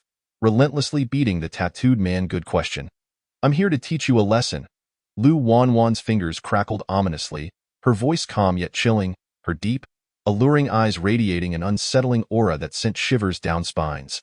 The tattooed man stumbled back 2 steps. Are you out of your mind? Lu Wanwan let out a cold chuckle, wasting no time. She launched into an unrelenting barrage of strikes. The tattooed man found himself utterly defenseless, howling in agony as he lay on the ground. Do you realize I have connections? I suggest you back off. Lu Wanwan stepped on his hand, grinding it mercilessly. I fear you not. Call your connections. I'll deal with them too. The tattooed man's face turned ashen, sweat dripping from his brow. Won't let this go. That moment, the woman stepped forward, grabbing Lu Wanwan's arm, her expression one of fear. Maybe you should stop. His brother is involved in the underworld. I've heard he's quite influential. Lu Wanwan raised an eyebrow. Oh, what a coincidence. What is your brother's name? Li Hu, the woman replied. Lu Wanwan gently patted the woman's hand. All right, I understand, and no need to worry. With that, She turned back to the tattooed man and continued to pummel him, leaving his face unrecognizable. After finishing, Lu Wanwan dusted off her hands and surveyed the unconscious tattooed man with a satisfied whistle, signaling the end of her work. The onlookers stood in stunned silence, gradually snapping back to reality and beginning to chatter amongst themselves. Wow, he just beat him, did you? Yeah? Is he even alive? Should we call an ambulance? This girl is incredible. She took down that big man with ease. Lu Wanwan bent down to pick up the sunglasses from the ground, handing them to the woman beside her, urging her to wear them. Then she addressed the crowd. Don't worry. I know how to control my strength. He won't die. Pausing for effect, a gentle smile gracing her lips, she added, Oh, by the way, if anyone is still worried, please feel free to call an ambulance. With that, she signaled to the woman and Zhang Tingxue, leaving the scene with an air of nonchalance. Observing the woman's injuries, Lu Wanwan offered, Let me help you get a cab to the hospital. The woman shook her head. No, I can manage. I still don't know how to address you and why surname is Lu. Lu Wanwan replied, Miss Lu, I can't thank you enough. If it weren't for your intervention, I might be the one lying unconscious on the ground. The woman expressed, gratitude evident in her eyes. Not at all. It's the least I could do. I detest men who hit women, Lu Wanwan stated firmly. Suddenly, the woman seemed to recall something, her expression shifting to one of unease. Miss Lu, please be careful when you go out. He might come looking for trouble. This is all because of me that you got involved. Don't say that. Would I just stand by and watch you be harmed? Lu Wanwan lightly patted her shoulder in a reassuring manner. Rest assured, I can handle this. You should head to the hospital now. The woman nodded slowly, thanking her once more before hailing a taxi at the roadside and departing. Zhang Tingxue watched the taxi fade into the distance. Wanwan, I think she should consider moving to another city. That way, the abusive man won't be able to find her. Even though you helped her today, what if he finds her again next time? Just thinking about it is terrifying. Lu Wanwan placed a hand on her shoulder.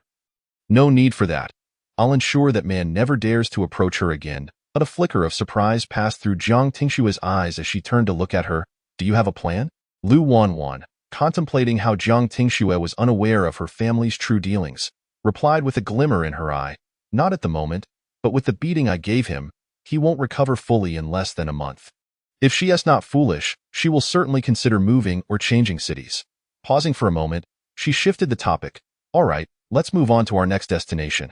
Zhang Tingxue nodded, dropping the previous subject. All right, let's go. At the Shen Corporation, the sky had turned completely dark by the time Shen Yujin finished his tasks. Rubbing his temples, he glanced at his watch, realizing it was nearly 9 o'clock. He picked up his phone, opened WeChat, and replied to a message from Li Xia. After pondering that they hadn't seen each other since their dinner a couple of days ago, he decided to check on her at twilight. Shen Yujin grabbed his suit jacket, stood up, and left his office. As he stepped outside, he walked towards Chen Yi, who seemed engrossed in his phone, oblivious to Shen Yujin's approach. Shen Yujin halted behind him, his gaze landing on Chen Yi's phone screen, where a video was playing of a woman attacking a man. Initially intending to look away and urge Chen Yi to get up, he suddenly recognized the woman in the video. Was that Lu Wanwan? A frown creased Shen Yujin's forehead as he asked, What video are you watching? Startled by the sudden voice, Chen Yi quickly removed his earphones, stood up, and turned to face him. President Shen. What video are you watching? Shen Yujin repeated once more. I stumbled upon it online. It's trending. The girl in the video appears to be Miss Lu, Chen Yi replied. What's going on? Shen Yujin inquired. The man being beaten in the video was assaulting his girlfriend on the street, and then Miss Lu rushed in to rescue the battered woman. That man is an abuser, and Miss Lu couldn't stand by. She intervened to teach him a lesson, Chen Yi succinctly explained. In an instant, Shen Yujin recalled the last time they had a late-night snack near the university town when Lu Wanwan single-handedly took down a burly man. Let me see the video. Chen Yi nodded and handed him the phone from the table behind him. Shen Yujin took it, pulled the video progress bar to the beginning, and started watching. After finishing, he scrolled through the comments below, all praising Lu Wanwan for her beauty and bravery. Shen Yujin said nothing, returned the phone, slightly lifted his chin, and said, Let us go to Muses. All right, President Shen, Chen Yi responded, grabbing the car keys and following him toward the elevator. Chapter 26. Investigating Li Hu. On another front, Li Yin also came across the video of Lu Wanwan confronting the abuser online. Initially, he thought the girl bore a resemblance to her, and after comparing it with Lu Wanwan's photos, He confirmed it was indeed her. He was taken aback, surprised that such a slender girl could overpower a tattooed giant without any struggle. For a moment, Li Yin couldn't quite grasp the nature of Lu Wanwan. While she indeed bullied her sister, she also unhesitatingly stepped in to save the assaulted woman and dealt a severe blow to the abuser. Logically, a rich girl like her would typically avoid such disturbances. Yet here she was, disregarding her own safety to intervene amid a crowd of bystanders doing nothing. Li Yin ran his fingers through his hair, contemplating, and then downloaded the video to send to Lu Wanwan. Wanwanjia, do you know who that person is? She looks just like you. After a few minutes, Lu Wanwan replied, Lu Wanwan, it's me. Where did you get this video? Li Yin, I found it online. It's gone viral. Lu Wanwan, viral? I didn't know that. I'll go check it out. Li Yin, okay. Li Yin exited the chat with her and opened the conversation with Li Xia, sending her the video. Sis, hurry and watch. The girl in the video is Lu Wanwan. I didn't expect her to be so chivalrous. Perhaps due to her being at work, she didn't respond for a while. Li Yin returned to chatting with Lu Wanwan, tapping on the screen to send another message. Wanwanjia, you're amazing. Did you train for this? You're not a Taekwondo black belt, are you? Lu Wanwan, yes. But I didn't train in Taekwondo. Li Yin, then what is it? Lu Wanwan, just something I practiced on my own. Li Yin, so, Wanwanjia, when can you teach me? I want to learn too. Lu Wanwan, what? Do you want to meet me offline? Li Yin, yes, Wanwanjia, is that not allowed? Lu Wanwan, we'll see. I'm out having fun right now. So let us chat later. Li Yin, alright, Muse's Club. After finishing her work, Li Xia finally had time to check her phone. She opened WeChat and saw a message from Li Yin. Immediately, she clicked into their chat window. Upon glancing at the content he sent, she was momentarily stunned, then quickly opened the video at the top. After watching it, her expression was filled with shock and disbelief. She had never expected Lu Wanwan to involve herself in such matters. Wasn't she always looking down on everyone from her lofty perch? Li Xia bit her lip. Just as she was about to type a reply to Li Yin, a voice interrupted her. Xia, the guest in box 618 specifically requested you. Upon hearing this, Li Xia hastily put her phone away and turned to face her male colleague approaching her. The guest in box 618? The colleague nodded and handed her a tray filled with drinks. Please take this up with you. Li Xia took the tray, guessing who it might be, smiled and said, all right, I understand. After exchanging pleasantries with her colleague, she walked toward the elevator. Pushing open the door to box 618, she found, as expected, Shin Yujin sitting on the sofa. She approached the coffee table, placed the drinks down, stood up straight, and looked at the seated man, saying, Mr. Shun, you were looking for me? Shin Yujin gestured to the seat beside him. Come sit over here. Li Xia shook her head. No need. I'm fine standing. Why didn't you inform me of your arrival beforehand? Isn't it better to give you a surprise? Shin Yujin replied. Mr. Shun, are you here alone tonight? Li Xia asked. Shin Yujin's eyes twinkled with amusement. Yes, just me. I came to see you. Li Xia felt a sweet flutter in her heart, surprised that he had come just for her. Mr. Shun, do you have any free time in the next few days? I'd like to treat you to a meal again. Shin Yujin nodded. All right, let us do it tomorrow evening. Suddenly, Li Xia remembered something. Oh right, Mr. Shun, have you seen the video of Miss Lu circulating online? Shin Yujin paused for a moment, then came to himself. Yes, I have. Li Xia, holding the tray, expressed her astonishment. I didn't expect Miss Lu to be so brave. I thought she wouldn't intervene in such matters given her character. She hesitated before adding, Mr. Shun, don't you think Miss Lu seems a bit different from before? Shin Yujin's gaze flickered slightly. Recalling how Lu Wanwan's previous demeanor was merely an act to pursue him, his expression turned somewhat cold, and his tone became distant, yes, somewhat. Li Xia sensed the shift in his mood, unsure of what she had said wrong. However, he hadn't reacted so strongly to her previous mentions of Lu Wanwan. She bit her lip and slowly said, Mr. Shun, if there's nothing else, I'll excuse myself to attend to other matters. Shin Yujin looked at her, not urging her to stay. All right. Li Xia replied with a soft acknowledgement, suppressing her lingering questions, and turned to exit the box. Upon returning home, Lu Wanwan's first action was to call Lu Dong. Hello, young lady. Lu Wanwan settled onto the sofa. Dong uncle, could you help me find out if there's someone named Li Hu in our circle? What is going on? Has this Li Hu offended you? Lu Dong inquired. Seeing that Lu Dong was unaware of this, Lu Wanwan assumed the tattooed man was merely boasting. If he truly had a significant position in their circles, Lu Dong would undoubtedly know. Dong uncle, please check if he exists. If he does, I would like to meet him. Lu Dong didn't ask further. All right, young lady, I'll take care of it. Lu Wanwan acknowledged and hung up, placing her phone on the sofa before making her way to the bathroom. After finishing her shower, she picked up her phone from the sofa and noticed a missed call from Lu Dong. She sat at the edge of her bed and returned the call. After a few rings, Lu Dong answered, "Young lady, I found him. There is indeed a person by that name, a subordinate from the East District." Lu Wanwan raised an eyebrow. "Dong uncle, please arrange for him to meet me tomorrow at the coffee shop downstairs from the office." "Understood, young lady." After hanging up, Lu Wanwan had just settled onto her bed when Chunyi suddenly messaged her. He first sent a video, followed by a text. "Miss Lu, is the person in this video you?" Without needing to open it, Lu Wanwan already knew what video he was referring to. "Yes, it's me." Chapter 27.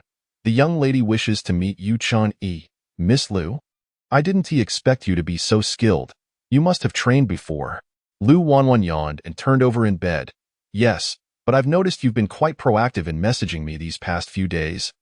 "Assistant Chun. It's a bit unusual." Chun-yi. "Not really, Miss Lu. I just didn't expect to stumble upon your chivalrous video online, so I wanted to confirm if it was you." Lu Wanwan. "All right then, is there anything else?" Chun-yi. "No, that's all."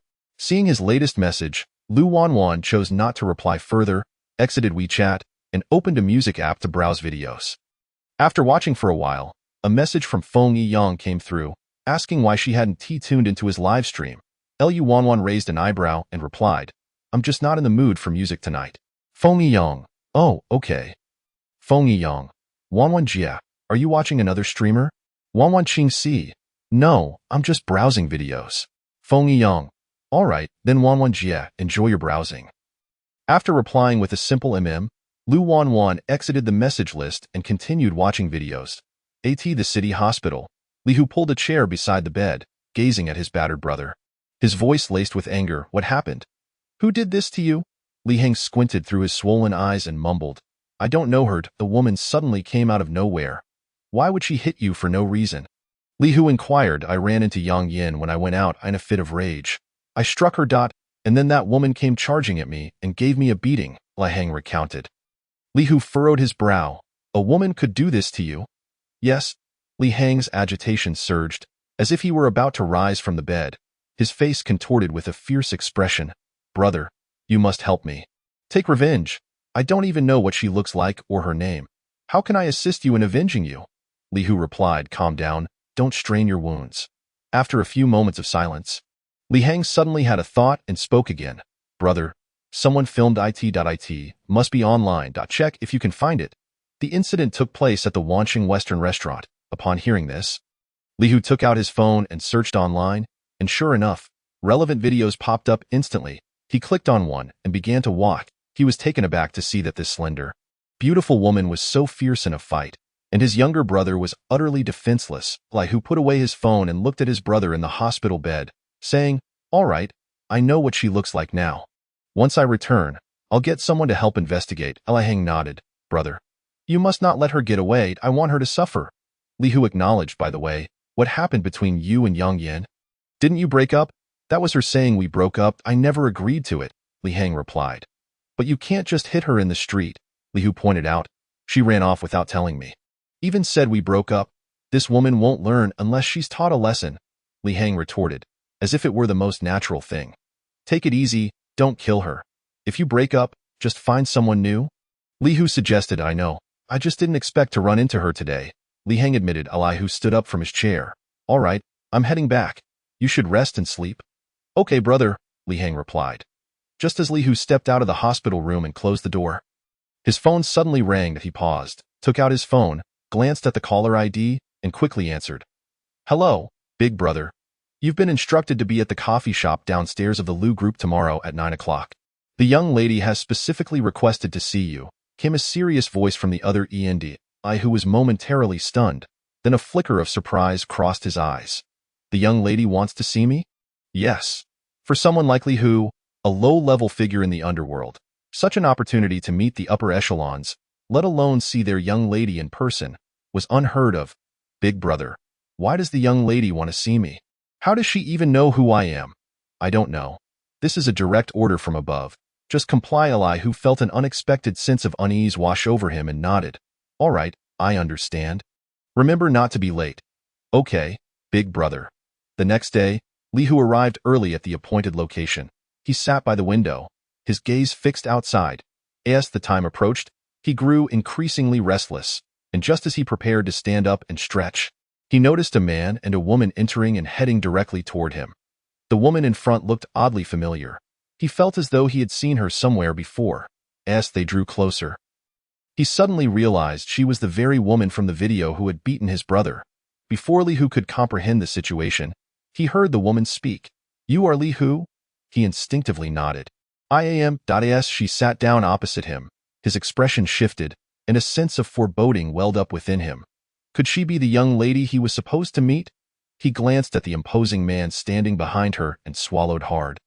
Slowly voicing his suspicion, Are you the young lady? Lu Wanwan crossed her arms, leaned back in her chair, and slightly nodded. Yes, I am. Your brother is the one I dealt with. Eli, who could hardly believe that the one who had harmed his brother was the young lady herself. Cold sweat trickled down his back as he wondered if she intended to make things difficult for his brother. He quickly stood, bowing his head in respect. Young lady, my brother deserved what he got. You taught him well, rest assured. I will make sure to discipline him again. Lu Wanwan raised an eyebrow. Tell your brother that if he dares to harass or strike his ex-girlfriend again, next time it won't be just a simple beating. Lihu felt a wave of relief wash over him. Thankfully, she wasn't here to demand his brother's life. Young lady, I assure you I will properly warn him. Lu Wanwan casually lifted her fingers. Also, you will need to compensate for emotional damages. Transfer 200,000 to your brother's ex-girlfriend. Chapter 28. You have 3 days. 200,000. Lihu was taken aback, realizing he was sweating profusely and his throat felt dry. Young lady, my brother and I simply cannot gather that much money. If you don't have it, then borrow it. I could have asked for 500,000, but I want to see that amount transferred to your brother's ex-girlfriend's account. Lu Wanwan paused, her eyes narrowing slightly, her expression indifferent and cold, her tone casual. Or do you not care about your brother's life? Lihu's expression changed dramatically, and he hurriedly said, Young lady, please give me some time to gather the money. Lu Wanwan raised her chin slightly. I will give you 3 days. If the money isn't ready by then, you won't see your brother again. Yes, I understand. Young lady, you can rely on me, Lihu replied. Lu Wanwan nodded. 3 days from now, back here at 9 in the morning. I want to see you transfer the money. But I don't have Yang Yan's contact information, and my brother probably has also been blocked. Lihu said slowly. Your brother must know her phone number. Ask him when you get home. Just call her and ask for her bank account.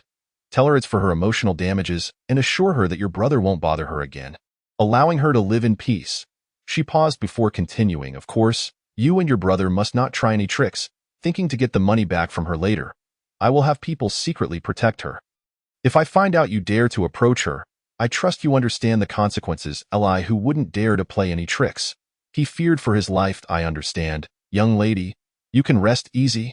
Lu Wanwan waved her hand dismissively. You can leave now. Eli, who nodded, respectfully saying, Understood. Young lady. As Lu Wanwan observed his departing figure, she stood up, grabbing her bag. Let's go, Dong Shu. All right. Dong Shu paused, suddenly recalling something. By the way, young lady, when will you send someone to protect that girl? I wasn't informed. Lu Wanwan turned to him. I haven't. I'm just teasing him. He would never suspect I was lying and would never dare to risk going after that girl to reclaim the money.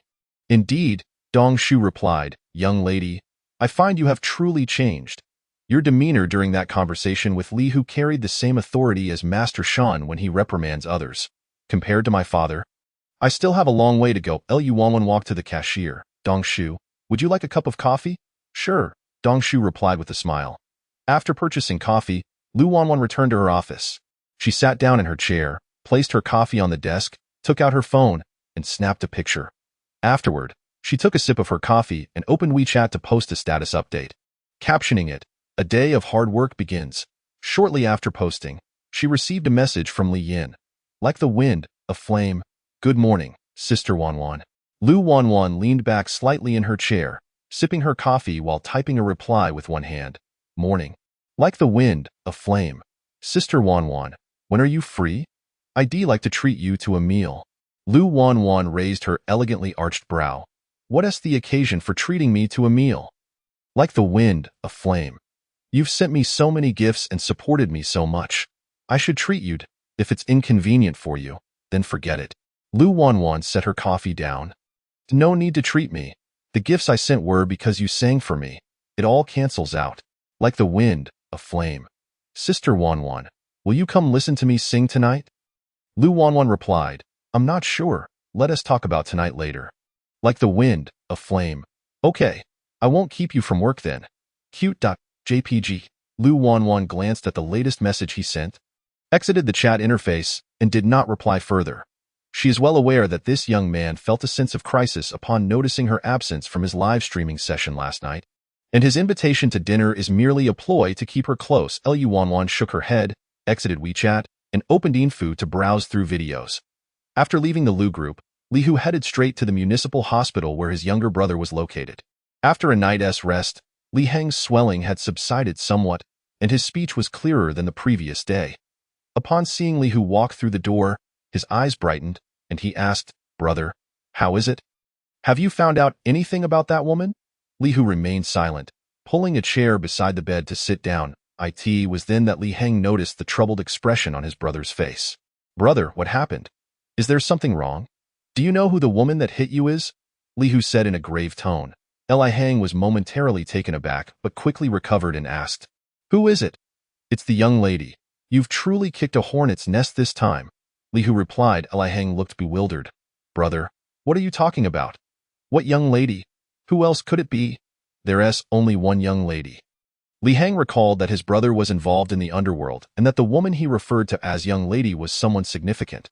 His pupils constricted as he realized the implications. In no wonder, the woman who hit him yesterday seemed unafraid upon hearing Yang Yin mention that his brother was involved in that world. She even inquired about his brother's name. With great effort, Li Heng shifted his body and slowly sat up, disbelief etched across his features. Brother, you must be joking. Li Hu pressed his fingers against his temples. Last night, I received orders stating that the young lady specifically requested to meet with me, and I've just come from that meeting. Anxiety began to gnaw at Li Heng. Brother, what did the young lady want to discuss with you? She instructed me to warn you not to disturb Yang Yin any longer, and you are required to compensate her with 200,000 yuan for emotional damages, Li Hu stated. What? Li Heng's expression shifted to one of shock. I can refrain from bothering Yang Yin, but why must we pay her 200,000? We don't have that much money. Li Hu glared at him, his voice stern. We must find a way to gather it. Or you can forget about your life. Li Heng's complexion paled as he trembled. Brother, did the young lady really say that? If we can't come up with 200,000, my life is forfeit? Li Hu rubbed his throbbing temples. What other option do we have? Moreover, she cautioned us against any tricks. Her people are already secretly protecting Yang Yin. If we attempt to find her again or retrieve the money, it will bring misfortune upon us all. Chapter 29. Gathering 200,000 yuan. Li Heng's eyes reflected an urgency he could not conceal. At this point, his life paled in comparison to the task at hand, and he vowed never to disturb Yang Yin again. Brother, you must gather the money swiftly. How much time did the young lady allow us? 3 days. How much do you have on you? Li Hu inquired. Li Heng pondered for a moment. I have 50,000. All right, transfer it to me shortly. Li Hu paused, suddenly recalling something. By the way, do you have Yang Yan's phone number? Li Heng nodded affirmatively. Li Hu responded with a sound of acknowledgement, then retrieved his phone. Give it to me. Once we gather the money, I will call her to ask for her bank account and transfer the funds. Li Heng promptly relayed Yang Yan's phone number. After saving the contact, Li Hu looked at him again. I will take my leave now. Li Heng, now completely compliant, replied. Understood, brother. Li Hu tucked his phone away, exchanged a few words with him, then stood up from the chair and exited the hospital room. 3 days later, Li Hu successfully gathered the required funds within the stipulated time and arrived at the CAF where they had last met. He took a seat by the window, awaiting Lu Wanwan's arrival. At 9 o'clock sharp, her tall and slender figure appeared at the CAF entrance. Li Hu quickly stood up, slightly bowed his head, and respectfully greeted her. Young lady. Lu Wanwan acknowledged him with a sound. pulled out a chair and sat down, lifting her gaze to him. Please, take a seat. Elihu nodded and sat back down slowly. He retrieved his phone, opened his bank account, and displayed the 200,000 yuan to her. Young lady, here is the amount. Lu Wanwan glanced at it, tilted her chin slightly. Now, make the call. Right. Lihu responded, opening his contacts, locating the number he had saved, and dialed Yang Yin while ensuring the speakerphone was activated. After a few rings, the call was answered. Hello, who is this? Lihu looked across at Lu Wanwan and replied, Is this Yang Yin? Yes, who is this? Yang Yin asked. I am Li Hang's brother, Lihu, before he finished. The call was abruptly disconnected, leaving only the sound of a dial tone. Surprised by her reaction, Lihu attempted to redial, only to find he had been blocked. Feeling slightly embarrassed, he looked back at Lu Wanwan. Young lady Lu Wanwan retrieved her phone from her bag. Give me her number. I will call. Elihu nodded, bowed his head to look at his phone screen, and provided Yang Yan's number. Lu Wanwan swiftly entered the number into her phone and proceeded to dial. When the call connected, Yang Yan's voice came through. Hello, who is this? I am the one who helped you contact your ex-boyfriend last time, Lu Wanwan stated. Yang Yin paused, then recognized her voice, responding with surprise. Miss Lu? Yes, it's me. I had Lihu call you just now. This I have already warned his brother. He will not dare to disturb you again. I've instructed them to provide you with 200,000 yuan as compensation for your emotional distress. And I asked Lihu to call you for your bank account details to transfer the money, Lu Wanwan said calmly. Indeed, what the young lady said is correct. Please provide me with your bank account number. And I will transfer the funds now, Lihu added. Yang Yin was taken aback. Miss Lu, why would they listen to you? Lu Wanwan leaned back in her chair. I cannot explain that, but rest assured. You can live your life peacefully from now on. Now, please provide your bank account number. Yang Yin was astonished by the extent of her assistance. Not only would she no longer be harassed by Li Hang, but she would also receive 200,000 yuan, something she had never imagined possible. Not wishing to inquire further, she simply provided her bank account number. Li, who swiftly entered the details into his phone and transferred the 200,000 yuan to her. Done. Please check, he said. Received. Yang Yin replied, I apologize on behalf of my brother. It is my failure to discipline him that led to his misguided actions. I am truly sorry, Lihu said. Rest assured, he will never disturb you again. Yang Yin responded with a soft acknowledgement. Miss Lu, thank you for helping me so much. I don't know how to repay you. Perhaps I could treat you to a meal sometime? No need for that. Just live well moving forward, Lu Wanwan replied warmly. Miss Lu, may I add you on WeChat? Yang Yin asked. Lu Wanwan considered for a moment. Sure, you can search for me using the phone number I called you from. All right, I understand, Yang Yin replied. Then I will hang up now. After ending the call, Lu Wanwan turned to Li Hu. All right, you may leave now. From now on, instruct your brother to behave himself. Elihu nodded. Understood, young lady. You can rest assured. He stood up from the chair. Then I will take my leave. Lu Wanwan simply replied, Go ahead. After he departed, she gathered her bag, stood up from the chair, purchased a cup of coffee at the counter, and exited the CAF. Meanwhile, Li Yin gazed at the chat interface with Lu Wanwan on his phone, torn between whether to send her a message. He feared that if he messaged her too frequently, she might find him bothersome. His concerns were compounded by the fact that she had not appeared in his live streaming sessions for several days, causing his income to plummet. He wondered if she had found another streamer to support. Frustrated, he ran his fingers through his hair, pondering whether she had discovered he was Li Shia's younger brother, which might explain her absence. With these thoughts swirling, he ultimately decided to send her a message. Sister Wanwan, good morning. After a few moments, she responded, Morning. Li Yin. Sister Wanwan, why haven't you watched my live stream lately? Wanwan, what is up? Li Yin. Oh, nothing, just curious. Wanwan. Oh, I haven't had time to watch the live streams lately. Li Yin. I see. So, Sister Wanwan, will you be free to watch me tonight? I've practiced a few new songs and would love to sing them for you. Wanwan. Sure. Li Yan's eyes instantly sparkled. Sister Qian Qian, I will be waiting for you in the live stream tonight. Qian Qian replied. All right. Chapter 30. What attracts you that evening at the Twilight Club? Jian Gu, I heard that Lu Qianqian has recently stopped bothering you. Shen Yujin paused momentarily as he raised his glass, then turned to the person beside him. Who told you that? Zhou Yunji raised an eyebrow. Isn't it obvious? In the past, whenever we gathered, Lu Qianqian was always present. She followed you wherever you went. Shin Yujin averted his gaze, took a sip of his drink, his eyes flickering slightly. Who knows about her? Zhou Yuanji lightly nudged his shoulder and whispered, "Hey, Jiangu, this Lu Qianqian is so beautiful, always chasing after you. Though you really have no feelings for her at all?" Shin Yujin shot him a sidelong glance. "I have someone I like. Please refrain from asking such trivial, meaningless questions in the future." Zhou Yuanji was momentarily taken aback, then, realizing, he exclaimed incredulously, "Jingu, when did you get someone you like?" "I had no idea." Shin Yujin leaned back against the sofa, swirling the wine in his glass. "I originally intended to officially pursue her first before introducing her to you all." "Who is she?" Zhou Yuanji inquired. "You don't know her." Shin Yujin replied. Zhou Yuanji's face was filled with curiosity. "Which rich young lady is it?" "How did you meet?" "Not a rich young lady. I met her at a banquet. She accidentally spilled her drink on me," Shin Yujin said, a faint smile appearing in his eyes. "What?" Zhou Yuanji coughed lightly, his expression slightly strange. "So you're saying the girl you like is a waitress? Just part-time?" "She's a college student," Shin Yujin clarified. "She must be very beautiful then," Zhou Yuanji winked. "Is she more beautiful than Lu Qianqian? Otherwise, how could she win your affection?" Shin Yujin frowned slightly. "Do you think I'm someone who only looks at appearances? Then what is it about her that attracts you?" Zhou Yuanji asked. "Her character," Shin Yujin answered.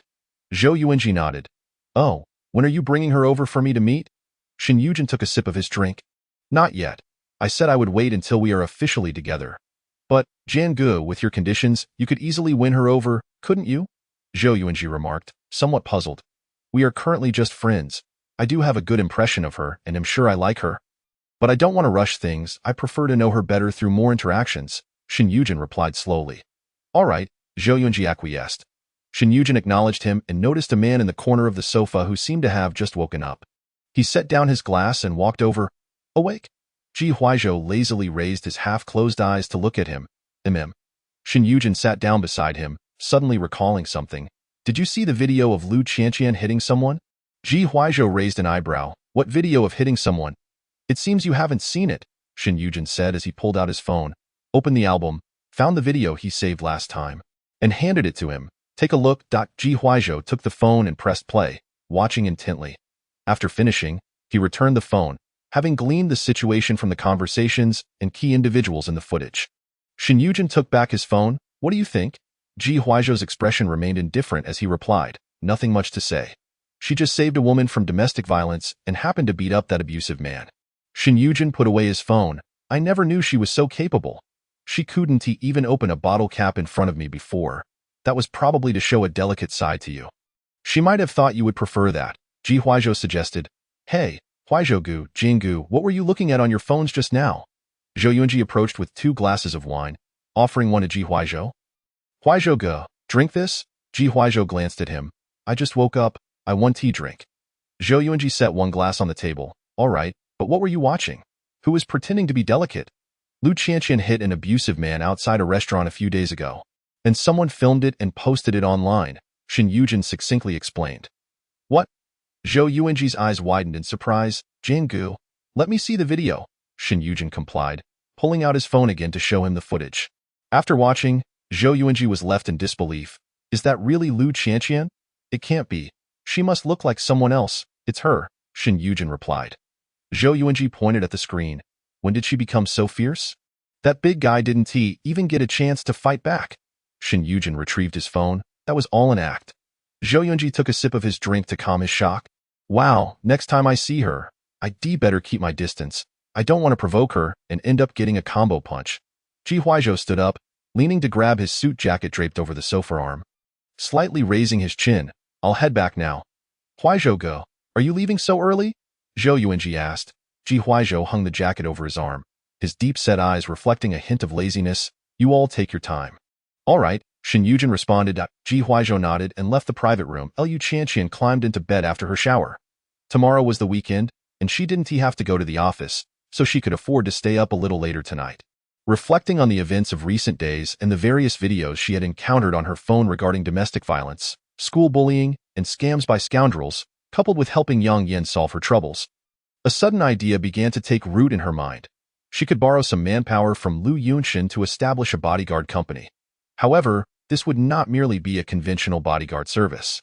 It would essentially operate as a gang organization aimed at resolving issues faced by those suffering from domestic violence and bullying. Of course, they would assist with any requests, even investigating whether husbands were cheating. As for pricing, it would certainly be affordable. In summary, matters that the police could not handle would fall under the purview of her bodyguard company. If the police couldn't catch someone, her bodyguard company would. With these thoughts swirling in her mind, Lu Qianqian felt increasingly convinced of the feasibility of this idea and planned to discuss it with Lu Yunxin after waking up tomorrow to gauge his opinion. Chapter 31. A feeling of unease. Mainly, the manpower was readily available, and she wouldn't need to spend money on hiring people. Just having those burly, bald men standing there would be intimidating enough. After finalizing her thoughts, Lu Qianqian shifted in bed. She glanced at her phone. It was almost 9 o'clock. Remembering that she had promised Li Yin she would watch his live stream tonight, she immediately opened the music app. Sure enough, just as she clicked in, she received a WeChat message from Li Yin reminding her to remember to watch the live stream. Lu Qianqian ignored it and, seeing that he had started broadcasting on time, entered his live stream room. The moment she entered, she heard Li Yin's welcoming voice, "Welcome, my Qianqian sister." Lu Qianqian's slender fingers tapped the screen of her phone, responding, "Good evening, Sister Qianqian. I'm going to sing a few new songs I learned." Li Yin announced. Lu Qianqian replied, "Sounds good." After opening the accompaniment, Li Yin began to sing into the camera. The number of viewers in the live stream continued to increase, with several high-level fans showering him with gifts. After completing a song, he began to thank the fans for their gifts. Once he finished thanking them, he noticed that Lu Qianqian had not made a single move, not even sending a sports car. Li Yin guessed that she might be waiting until he finished singing the new songs before sending something. He smiled, replied to the comments in the live stream, and continued with the next song. Before long, Li Yin finished singing his new songs. "Sister Qianqian, how did you find the 3 new songs I learned?" As soon as he said this, the comment section erupted again. "What? Sister Qianqian is here too? Sister Qianqian hasn't he been here for days? Has she been watching other male streamers? Haha. Sister Qianqian, why are you so quiet today? Normally, you'd send him a sports car or a carnival after every song. Sister Qianqian, are you still here? Did you leave?" Lu Qianqian observed the comments that were all about her, rolled over in bed, and typed a response, "Sounds nice." Upon seeing Lu Qianqian finally reply, Li Yin let out a sigh of relief and cheerfully asked, "Sister Qianqian, is there any song you want to hear?" Lu Qianqian replied, "No, just sing whatever you want. There are other fans requesting songs too." Li Yin nodded. "All right." He deliberately waited a few seconds, but still didn't see her send him a gift. Now, he truly felt a sense of unease. Was it because she found out he was Li Xia's brother? Or was it because she had found another male streamer? Li Yin maintained a calm demeanor and continued singing. "It seems Sister Qianqian is leaving." "What? What's going on? Sister Qianqian wouldn't he really have another male streamer? Would she? I suspect there's no money left to spend. It seems that previously it was merely for show, to save face and appear affluent, but now that the funds have been exhausted, she hasn't graced the live stream for several days. Even if she has returned today, she hasn't contributed anything, likely fearing scrutiny and therefore departed early." "Host, did you inadvertently upset Sister Qianqian?" Li Yin was initially engrossed in his singing, but upon noticing the barrage of comments in the live stream, he learned that Lu Qianqian had left. He furrowed his brow slightly but completed his song nonetheless. Sister Qianqian must have had something pressing to attend to. As for gifting, that is her prerogative. If she wishes to contribute, she will, and if not, that is entirely her choice. There is no need for certain individuals to speculate about her financial situation. Indeed, supporting the host is paramount. Whether Sister Qianqian chooses to gift or not is entirely her decision. It's absurd that she faces malicious conjecture simply for not gifting today. Who decreed that one must gift upon entering? Sister Qianqian has been generous in the past, as everyone can attest. Let the detractors stew in their envy. Host, disregard those naysayers. Simply remove them from the stream. Li Yin chose to ignore the disparaging comments. Open WeChat and quickly typed a message to Lu Qianqian. "Sister Qianqian, why did you leave so abruptly? Is everything all right?"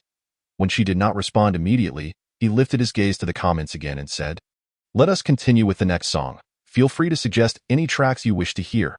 He scanned the continuously scrolling comments, adjusted his mindset, and soon selected a song to perform. After finishing one piece, a message finally arrived from Lu Qianqian. "Oh, it's nothing, I just want to watch some videos." After replying with a simple acknowledgement, He refrained from sending any further messages and continued engaging with his fans through song. Once the stream concluded, Li Yin exited his room, intending to use the restroom, and fortuitously encountered Li Xia, who had just come out of the washroom. "Hey, Xiao Yin, you're done with the stream," Li Yin nodded. "Sister, you're still awake? I was just about asleep." Noticing his expression seemed somewhat off, Li Xia inquired, "What's wrong? You don't seem very happy." Li Yin pressed his lips together. "Sister, Lu Qianqian hasn't he appeared in my stream for several days. And when she did today, she didn't he gift anything before leaving after a while." He paused before adding, "Could it be that she knows I'm your brother, which is why she didn't he gift?" Li Xia's eyes widened in surprise. That is unlikely. How could she possibly know you're my brother?" Feeling a bit agitated, Li Yin ran a hand through his hair and suddenly thought of something. "Sister, could it be that your Mr. Xian mentioned it to her?" "Mr. Shin?" Li Xia shook her head. "That's impossible. He hasn't even met you and doesn't he know your name? Besides, I haven't he mentioned your streaming to him." "All right, but what could be the reason for her sudden change?" Li Yin said, looking dejected. "Xiao Yin, this kind of thing is inherently unstable. She might simply be gifting to someone else now," Li Xia speculated. Li Yin considered this. "Fine, sister. You should rest early." Li Xia patted his arm reassuringly. "Don't dwell too much on it. If she is not gifting, there will be others who will. Don't let her affect your mindset." Li Yin nodded. "Okay, I understand, sister." With an affirmative hum, Li Xia walked back to her room. After using the restroom, Li Yin returned to his room and picked up his phone from the table. He pondered for a moment, but ultimately decided against messaging Lu Qianqian again. He felt perhaps he had been too eager, which might have made him appear overly eager in her eyes, causing her to lose interest.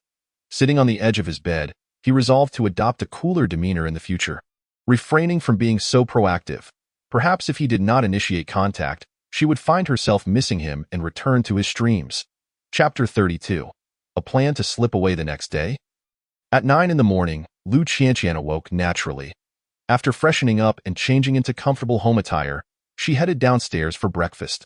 Upon entering the living room, she noticed her father, Lu Yunshin, seated on the sofa reading a newspaper, and walked over. "Good morning, Dad." Lu Yunshin looked up. "Good morning, my dear." Lu Qianqian sat beside him. "Dad, I'd like to discuss something with you." Lu Yunshin folded the newspaper and set it aside. "What is it?" Lu Qianqian linked her arm with his and said in a somewhat coy tone, "Dad, I want to start a bodyguard company. Could you lend me some of your staff?" A flicker of surprise crossed Lu Yunshin's eyes. "What would you need a bodyguard company for?" Lu Qianqian promptly explained her true intentions behind starting the bodyguard company. "Dad, what do you think?" Lu Yunshin was taken aback, realizing her plan was to assist those suffering from domestic violence and bullying in schools. "Qianqian, what prompted this sudden idea? Do you remember when I saved a girl from domestic violence on the street a few days ago and confronted her abuser? That incident was even filmed and posted online." Lu Qianqian recounted, "I also helped ensure that man would never harass her again." Lu Yunshin nodded. "I remembered IT was inspired by that incident, and I often come across relevant videos online. Whether it's domestic violence or bullying, even if one reports it, the police merely intervene superficially without resolving the underlying issues," Lu Qianqian elaborated. "That's why I wish to establish such a bodyguard company, and since our family has plenty of resources, I won't need to spend money hiring anyone." "Very well, if that's your wish, go ahead. Your father will certainly support you." Lu Yunshin smiled, adding, "I've come to realize you've truly grown up." Lu Qianqian smiled back and leaned her head on his shoulder. "Dad, you're the best. If I don't treat you well, who else could I possibly treat well?" Lu Yunshin looked at her with affectionate eyes. "Now, go eat breakfast. We have guests arriving soon." Lu Qianqian straightened up, pulling her arm away, and curiously asked, "Dad, who are the guests?" "Business partners of mine. Their son just returned from abroad a few days ago, so I invited them over. I also have some matters to discuss with him," Lu Yunshin explained. Lu Qianqian raised an eyebrow. "It sounds like more than just a casual visit. Dad, you're not planning to introduce me to your friend's son, are you?" Lu Yunshin's gaze flickered, and he waved his hand without confirming. "Just go eat. They'll be here shortly." Lu Qianqian stood from the sofa, suspecting her hunch was correct, but refrained from saying more, simply stating, "All right, I'll go have breakfast." Not long after finishing breakfast, the guests mentioned by Lu Yunshin arrived. Lu Qianqian watched as two individuals entered the living room, her eyes widening in surprise upon recognizing the young man who followed closely behind, Ji Huaizhou. "So, today's guests are Ji Huaizhou and his father?" Lu Yunshin rose to greet them. Shaking hands with Ji Yanting, Mr. Ji, it's wonderful to see you. He gestured toward the sofa. Please, make yourselves comfortable. Ji Yanting nodded and joined Lu Yunshin on the sofa. His gaze fell upon Lu Qianqian, and he smiled. So, this is Qianqian. She has grown into such a beautiful young lady.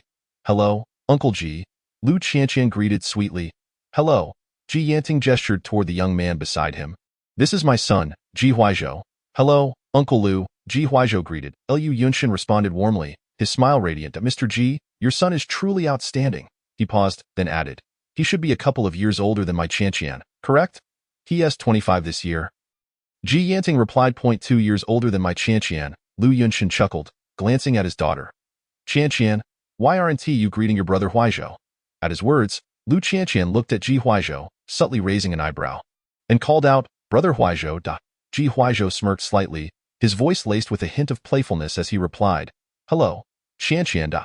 Lu Qianqian offered a polite yet awkward smile, diverting her gaze elsewhere. After Zhang Ma served tea, Lu Yunshin and Ji Yanting began to chat casually over their drinks. After a while, Lu Yunshin suggested they move to the study to discuss business, leaving Lu Qianqian to entertain Ji Huaizhou in the living room. Though reluctant, Lu Qianqian had no choice but to comply, as they were the guests. She nodded. All right, Dad, I understand. You and Uncle Ji can go discuss business. Lu Yunshin acknowledged her and, with a wave to Ji Yanting, left the living room to head upstairs. Once their figures disappeared from view, the living room fell silent. Lu Qianqian's gaze lingered on Ji Huaizhou. Unsure of what to say, she chose to remain silent, waiting for him to initiate a conversation. After a few minutes of exchanging blank stares, he remained silent, leisurely toying with the teacup in his hands, seemingly waiting for her to speak. Lu Wanwan felt a bit restless. After contemplating for a moment, she lightly cleared her throat and said, I need to use the restroom. Ji Huaizhou took a sip of tea, lifting his eyelids. His pupils, a pale amber, exuded a captivating gentleness. Planning to make a hasty exit, Lu Wanwan's lips twitched involuntarily. She was in her own home, after all. Why would she flee? Pausing briefly, she added, If you're concerned, perhaps you could accompany me. Ji Huaizhou set down his teacup. Very well, lead the way. Lu Wanwan rose from the sofa, her fair chin slightly elevated.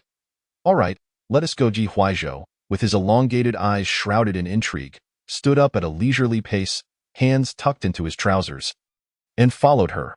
The two walked in tandem to the restroom door. Turning to face him, Lu Wanwan suggested, As you are a guest, why don't you go first? Ji Huaizhou blinked slowly, replying languidly, I'll pass. I'm not here to accompany you to the restroom. Lu Wanwan's brow twitched. His eloquence was striking. Clearly, he was afraid of her sneaking away, yet he framed it as if he was there to keep her company. Oh, then suit yourself. With that, she turned on her heel and stepped into the restroom. Chapter 33. Are you not afraid I might poison you? Upon finishing in the restroom and stepping out, Lu Wanwan found Ji Huaizhou leaning against the wall, engrossed in his phone. The man, tall and poised, wore a black shirt with the top buttons casually undone, revealing a tantalizing glimpse of his Adam's apple. A white jade bracelet adorned his wrist, his complexion cool and porcelain-like. Despite his relaxed demeanor, his sharp features conveyed an air of chilling restraint. Lu Wanwan couldn't help but acknowledge his striking attractiveness.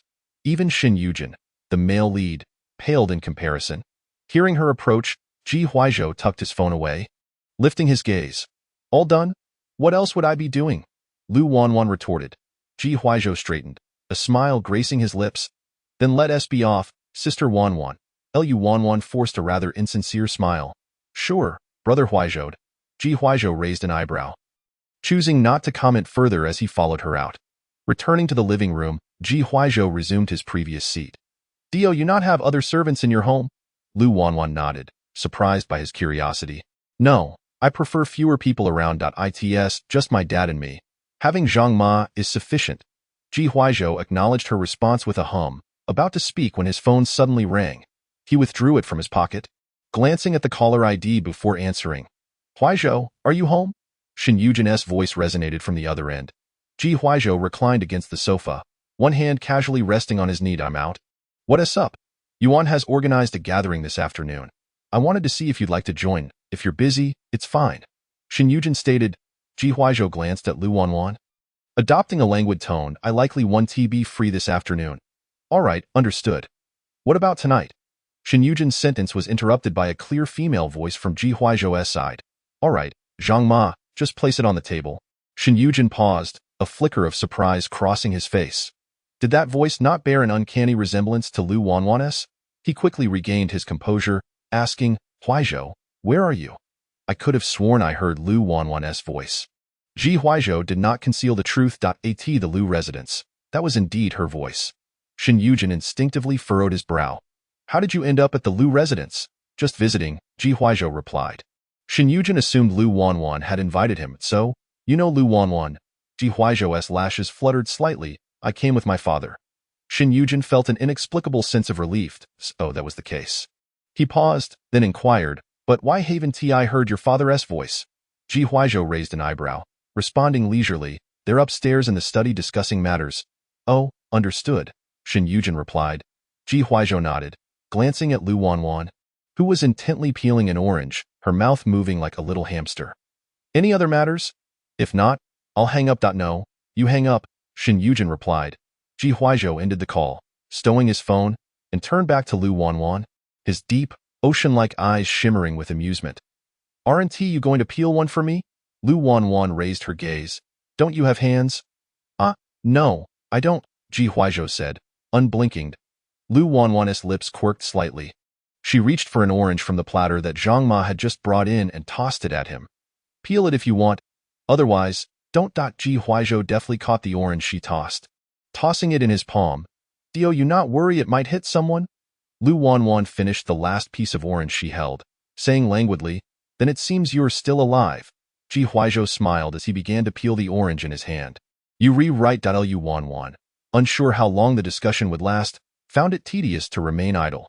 She decided to pull out her phone, ignoring Ji Huaizhou's presence, and started watching a video with the sound on.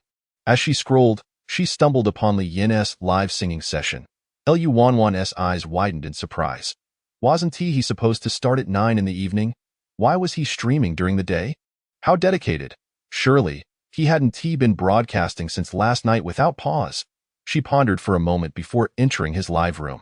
Instantly, Li Yin's welcoming voice rang out from her phone. Welcome, Sister Wanwan. Ji Huaizhou, of course, heard it too, a playful glint in his eyes. Sister Wanwan?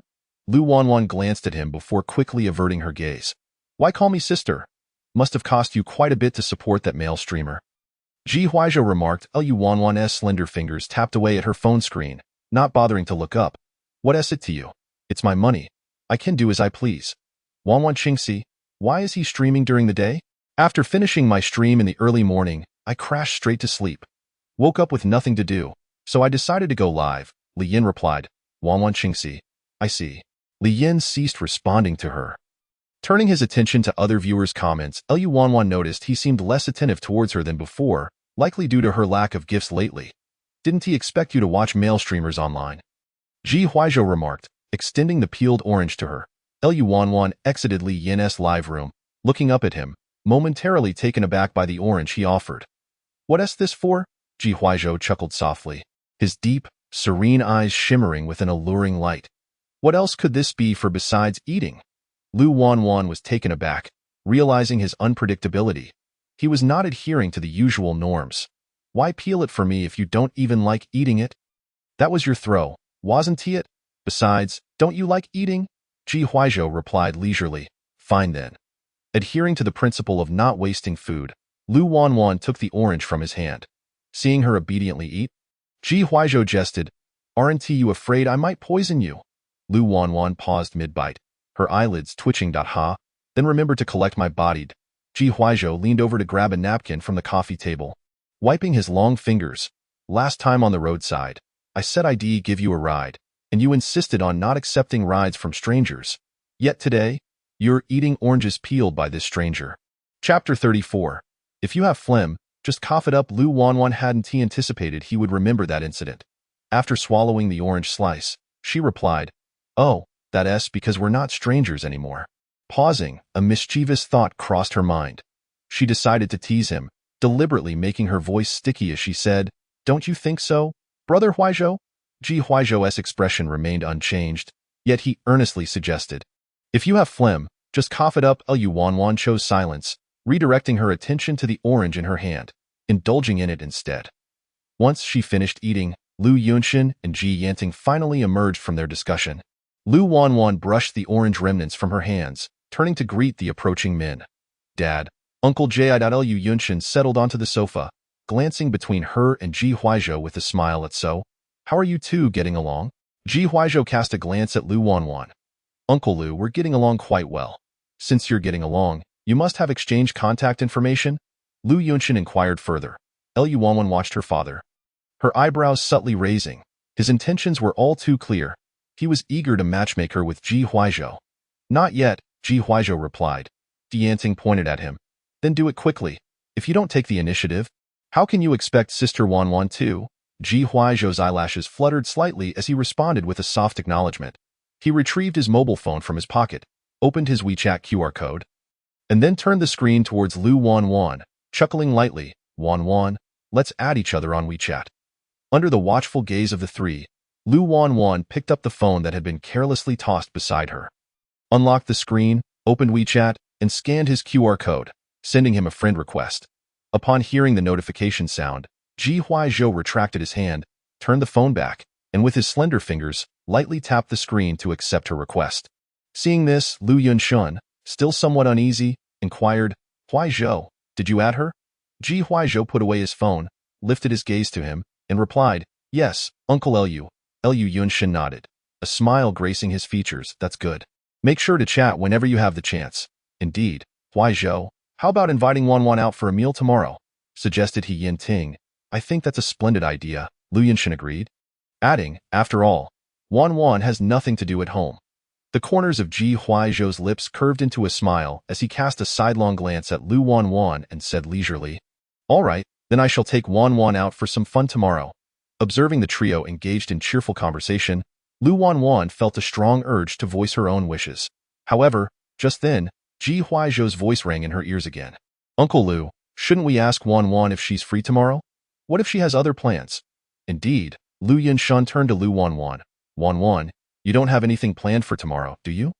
Father, I have made arrangements to go shopping and dining with Ting Shui tomorrow, Lu Wanwan replied. The Huizhou looked at her, remarking, It seems that is indeed unfortunate. Wanwan, you surely have no plans for this afternoon, right? Lu Yunshin asked again.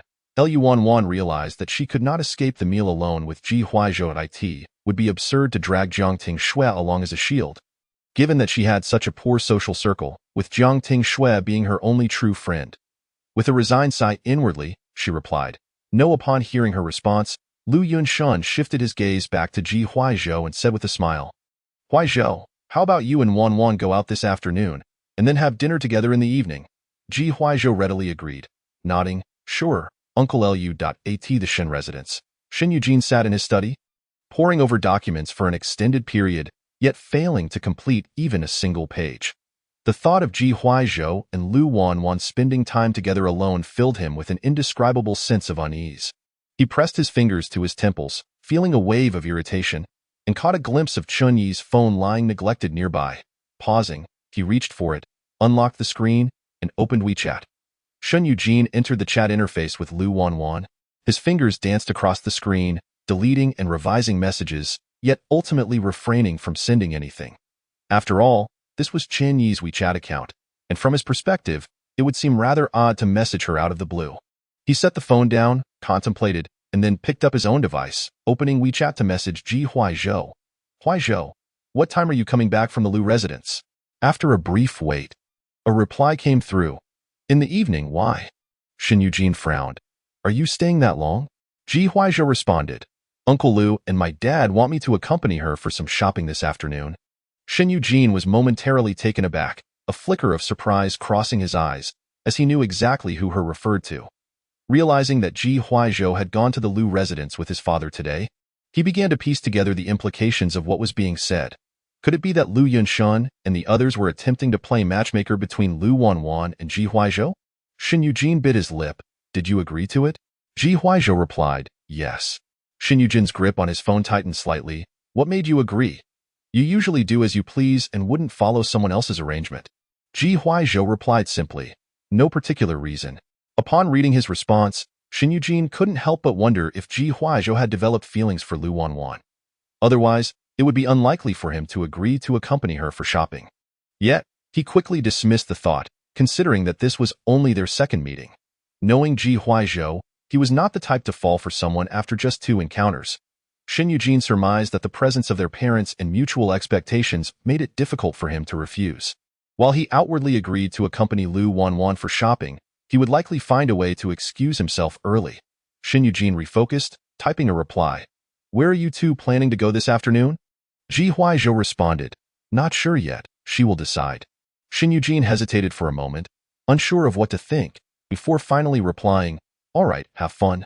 This time, Ji Huaizhou did not respond further. Shin Yujin exited the chat with him, deciding not to dwell on the matter any longer. Just as he was about to set his phone aside, a message from Li Shiya pinged through. "Mr. Shen, I had originally arranged to treat you to dinner last time, but I had an urgent matter to attend to, so it fell through. I was wondering if you're free tonight?" A faint smile graced Shin Yujin's features as he replied, "I am free." Li Shiya. "Then let us meet at 6 in the evening. I will send you the location shortly." Shin Yujin. "All right, see you tonight." Li Shiya. "Yes." Chapter 35. Are they well matched? After lunch, Ji Yin Ting left early due to other commitments, leaving Ji Huaizhou alone in the Lu residence. Lu Yunshan's gaze fell upon Ji Huaizhou seated in the room. And he smiled. "Huaizhou, I've had the guest room prepared. Why don't you take some time to rest before heading out with Wanwan?" "Okay," Ji Huaizhou replied promptly. Lu Yunshan then turned his attention to Lu Wanwan. "Wanwan, please take your brother Huaizhou upstairs to rest." While Lu Wanwan was enjoying some fruit, she spat out the cherry pit from her mouth, lifted her chin slightly, and said, "Dad, I don't know which guest room it is." "Let Zhang Ma show him." Lu Yunshan turned to the waiting Zhang Ma, asking, "Zhang Ma, where is the guest room you've prepared?" "Sir, it's on the 3rd floor, directly opposite the young lady's room." Zhang Ma replied. Lu Yunshan acknowledged her, and then returned his gaze to Lu Wanwan. "You heard that, right?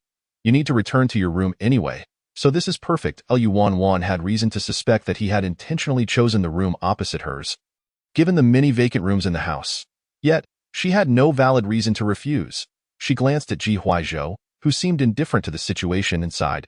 "All right, I understand. Dad, you can rest assured. I will ensure Huaizhou gets back to his room safely." Lu Yunshan caught the underlying tone in her words and shook his head, a hint of amusement in his eyes. "All right, off you go to escort him." Lu Wanwan stood from the sofa, her gaze landing on Ji Huaizhou. "Brother Huaizhou, follow me." Ji Huaizhou raised an eyebrow, leisurely standing up and following her as they ascended the stairs. Watching the two of them walk side by side, Lu Yunshan nodded in satisfaction and, once they had distanced themselves, turned to Zhang Ma. "What do you think?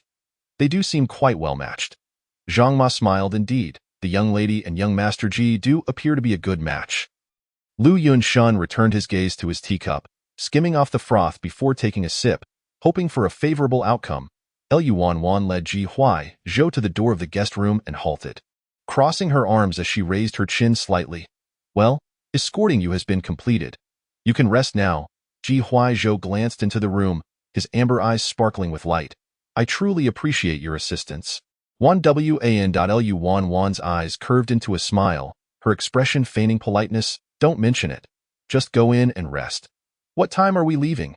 Ji Huaizhou inquired. Lu Wanwan paused, nearly forgetting about this detail. After a moment's contemplation, she replied, 3 o'clock. In truth, she wanted to suggest leaving at 5 for dinner and escorting him home afterward, but she knew that Lu Yunshan would not allow her to do so. So she let it go. Ji Huaizhou nodded and stepped into the room. Lu Wanwan watched as the door closed behind him, then turned and entered her own room. She approached her bed and sat down, setting an alarm on her phone before pulling back the covers and lying down for a nap. 2 hours later, Lu Wanwan was awakened by her alarm. She slowly opened her eyes, yawned, turned off the alarm, and sat up. Stretching her limbs, she got out of bed, slipped on her slippers, and walked into her closet. When she emerged again, she had changed into her favorite little white dress. Feeling too lazy to apply makeup, she checked her reflection in the mirror, tidied her hair, and, satisfied with her appearance, grabbed her bag and exited her room. As she opened the door, she found that the door opposite hers had also swung open simultaneously. Lu Wanwan was momentarily taken aback but quickly regained her composure, taking the initiative to say, "Let's go." Huai Zhou's eyelashes fluttered as he focused on her, noticing her change in attire and the absence of makeup. Presenting a stark contrast to her previous appearance. No makeup? None needed, Lu Wanwan replied, slinging her bag over her shoulder. After a pause, she added, "What's wrong? Do I look too unpresentable without makeup to go out?" Ji Huai Zhou smiled slightly, casting a deep glance her way before saying nothing further. He slipped his hands into the pockets of his slacks and took the lead. Heading downstairs, Lu Wanwan hurried to catch up with him, reminding him, "Let's take the elevator. We're headed to the underground parking lot."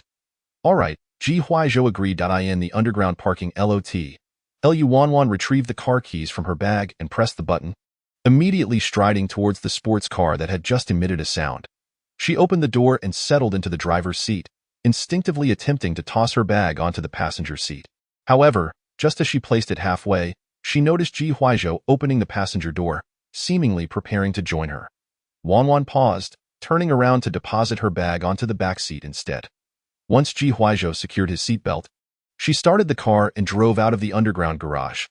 Leaning lazily against the backrest, Ji Huaizhou turned his head to glance at the driving Lu Wanwan and inquired, "Where to?" "Just a little shopping at the mall." "Then perhaps we can grab dinner," she replied. "Of course, if you'd rather not shop, I could drop you off right now." Ji Huaizhou raised an eyebrow slightly, responding, "That won't be necessary." Lu Wanwan acknowledged. 20 minutes later, the pair arrived at the mall. Without considering Ji Huaizhou's shopping preferences, Lu Wanwan headed straight for a boutique specializing in handbags. The store was bustling, with only 1 or 2 staff members available. One of the attendants, noticing the well-dressed pair, brightened up and hurried to greet them with a smile. "Hello, welcome." Lu Wanwan nodded slightly, asking, "Are there any new arrivals?" The attendant nodded, "Yes, we have one last piece in stock." "Please show it to me," Lu Wanwan requested. The attendant pointed in a direction, saying, "Miss, if you could take a seat over there for a moment, I'll fetch it for you." Lu Wanwan glanced at the indicated area before replying, "No need, I'll browse around while you get it." The attendant complied and promptly departed to retrieve the desired bag. Wanwan watched her leave, then began to meander through the store on her own. Soon, the attendant returned with the latest handbag, saying, "Miss, please take a look." Lu Wanwan turned, her gaze falling upon the bag in the attendant's hands. "Very nice, I'll take it." After a brief pause, she pointed to 2 additional models displayed behind her. "These 2 as well. Please wrap them up for me."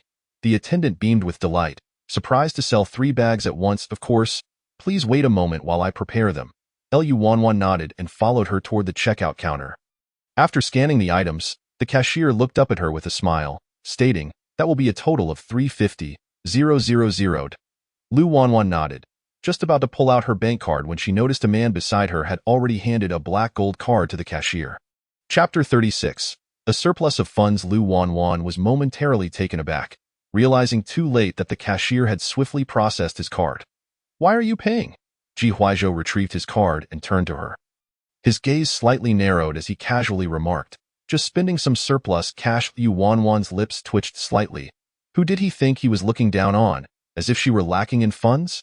She retrieved her phone from her bag, opened WeChat, and navigated to their chat interface, saying, "I'll transfer you the money." Ji Huaizhou raised an eyebrow. "Don't worry, even if you transfer it, I want to accept it." Lu Wanwan hesitated, lifting her eyes slightly. "Oh, then I want to transfer it. If he refused to accept it, then let him play the generous benefactor. Saving over 300,000 was quite nice." Ji Huaizhou took the 3 packaged bags, a slight smile playing on his lips as he asked with a teasing tone, "Shall we move on to the next destination?" Lu Wanwan glanced at the bags he was holding. "I don't know. Let's just see what catches our eye." Ji Huaizhou nodded and stepped out first. As they reached the corridor outside, a surprised male voice called out from behind, "Huaizhou?" Lu Wanwan turned to look back and saw a handsome young man approaching, arm wrapped around a beautiful woman. She recognized the young man as a good friend of Shen Yujin, someone she had met a few times. However, the woman he was with looked somewhat familiar. Despite wearing a mask, she seemed to ring a bell. After pondering for a few seconds, Lu Wanwan finally recalled who it was. If she wasn't mistaken, the woman was a rising star in the entertainment industry, known for a recently aired drama that had garnered quite a bit of attention.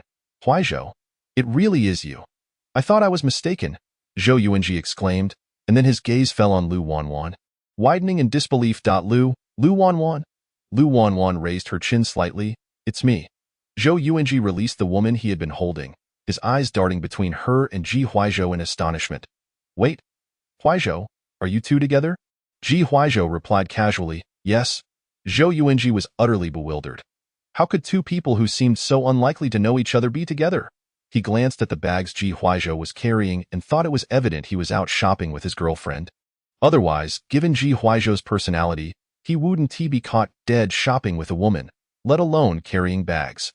Feeling as if he had stumbled upon a monumental revelation, Zhou Yuanji swallowed hard and directly asked, Huaizhou, are you two dating? Lu Wanwan's heart skipped a beat. Noticing that Ji Huaizhou showed no inclination to clarify, she quickly interjected, no, what are you thinking? We're just shopping together. Zhou Yuanji scratched his face, recalling how formidable she had seemed in a recent video. Instinctively taking a step back to distance himself. Then how come I never knew you two were acquainted? Oh, we just met recently, Lu Wanwan explained. Zhou Yuanji clapped his hands, a knowing look crossing his face as he teased. I see, you two are in the ambiguous stage, right? He paused, suddenly recalling something, his brow furrowing as he stroked his chin. Wait a minute, aren't you into Yujin? Lu Wanwan felt an urge to slap him, her hands itching. Didn't Shin Yujin tell you that my pursuit of him was merely a bet with someone else? Zhou Yuanji was momentarily stunned. Then his expression shifted to one of surprise. What? A bet? Lu Wanwan nodded, exactly. So, I don't actually like Shin Yujin. I was just pretending to. Haven't you noticed I haven't been around him lately? Zhou Yuanji recalled that indeed. He had asked Shin Yujin the night before why Lu Wanwan hadn't been around him recently. Does Yujin know? Lu Wanwan raised her beautifully shaped brows. He does, I made it clear to him. He probably didn't tell you to save face. Zhou Yuanji felt overwhelmed by the news he had just received. Unsure of what to say, Lu Wanwan pointed at him and then at Ji Huaizhou, saying, do you want to chat? I can step away. No need, Ji Huaizhou replied lazily, his gaze resting on Zhou Yuanji. Didn't you organize a gathering this afternoon? What are you doing here? Yujin said if you didn't come, he wouldn't want to either, so I thought. If neither of you is coming, then I'll just forget it. Zhou Yuanji explained. Ji Huaizhou nodded slightly, lifting his chin. Let us go. As he turned to leave, Lu Wanwan politely waved goodbye to Zhou Yuanji and followed Ji Huaizhou as they continued walking ahead. Zhou Yuanji watched their figures depart side by side, still incredulous that two seemingly unrelated individuals were shopping together. However, he was certain Ji Huaizhou must have some feelings for Lu Wanwan. Otherwise, he wouldn't be accompanying her on a shopping trip and carrying bags. Young Master Zhou? Zhou Yuanji snapped back to reality, turning to the woman beside him. What is it? Are we still shopping? She asked. Zhou Yuanji, preoccupied with the thought of sharing this news with Shin Yujin, had lost interest in shopping. Let us call it a day. I have something to attend to. You can head back on your own. The woman's eyes flickered with a hint of disappointment as she nodded. All right, just remember to ask me out again when you have time. Sure, Zhou Yuanji replied. Once the woman left, he pulled out his phone, walking towards the direction Lu Wanwan and Ji Huaizhou had gone, dialing Shin Yujin's number. After a few rings, the call connected. Hello, Yuanji, Shin Yujin's voice came through.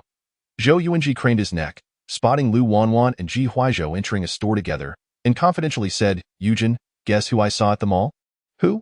Shin Yujin asked. If I tell you, you'll definitely be shocked, Zhou Yuanji replied. Shin Yujin frowned, urging him, stop being so long-winded. Clearing his throat, Zhou Yuanji announced, I saw Lu Wanwan with Huaizhou, and Huaizhou was even carrying her bags.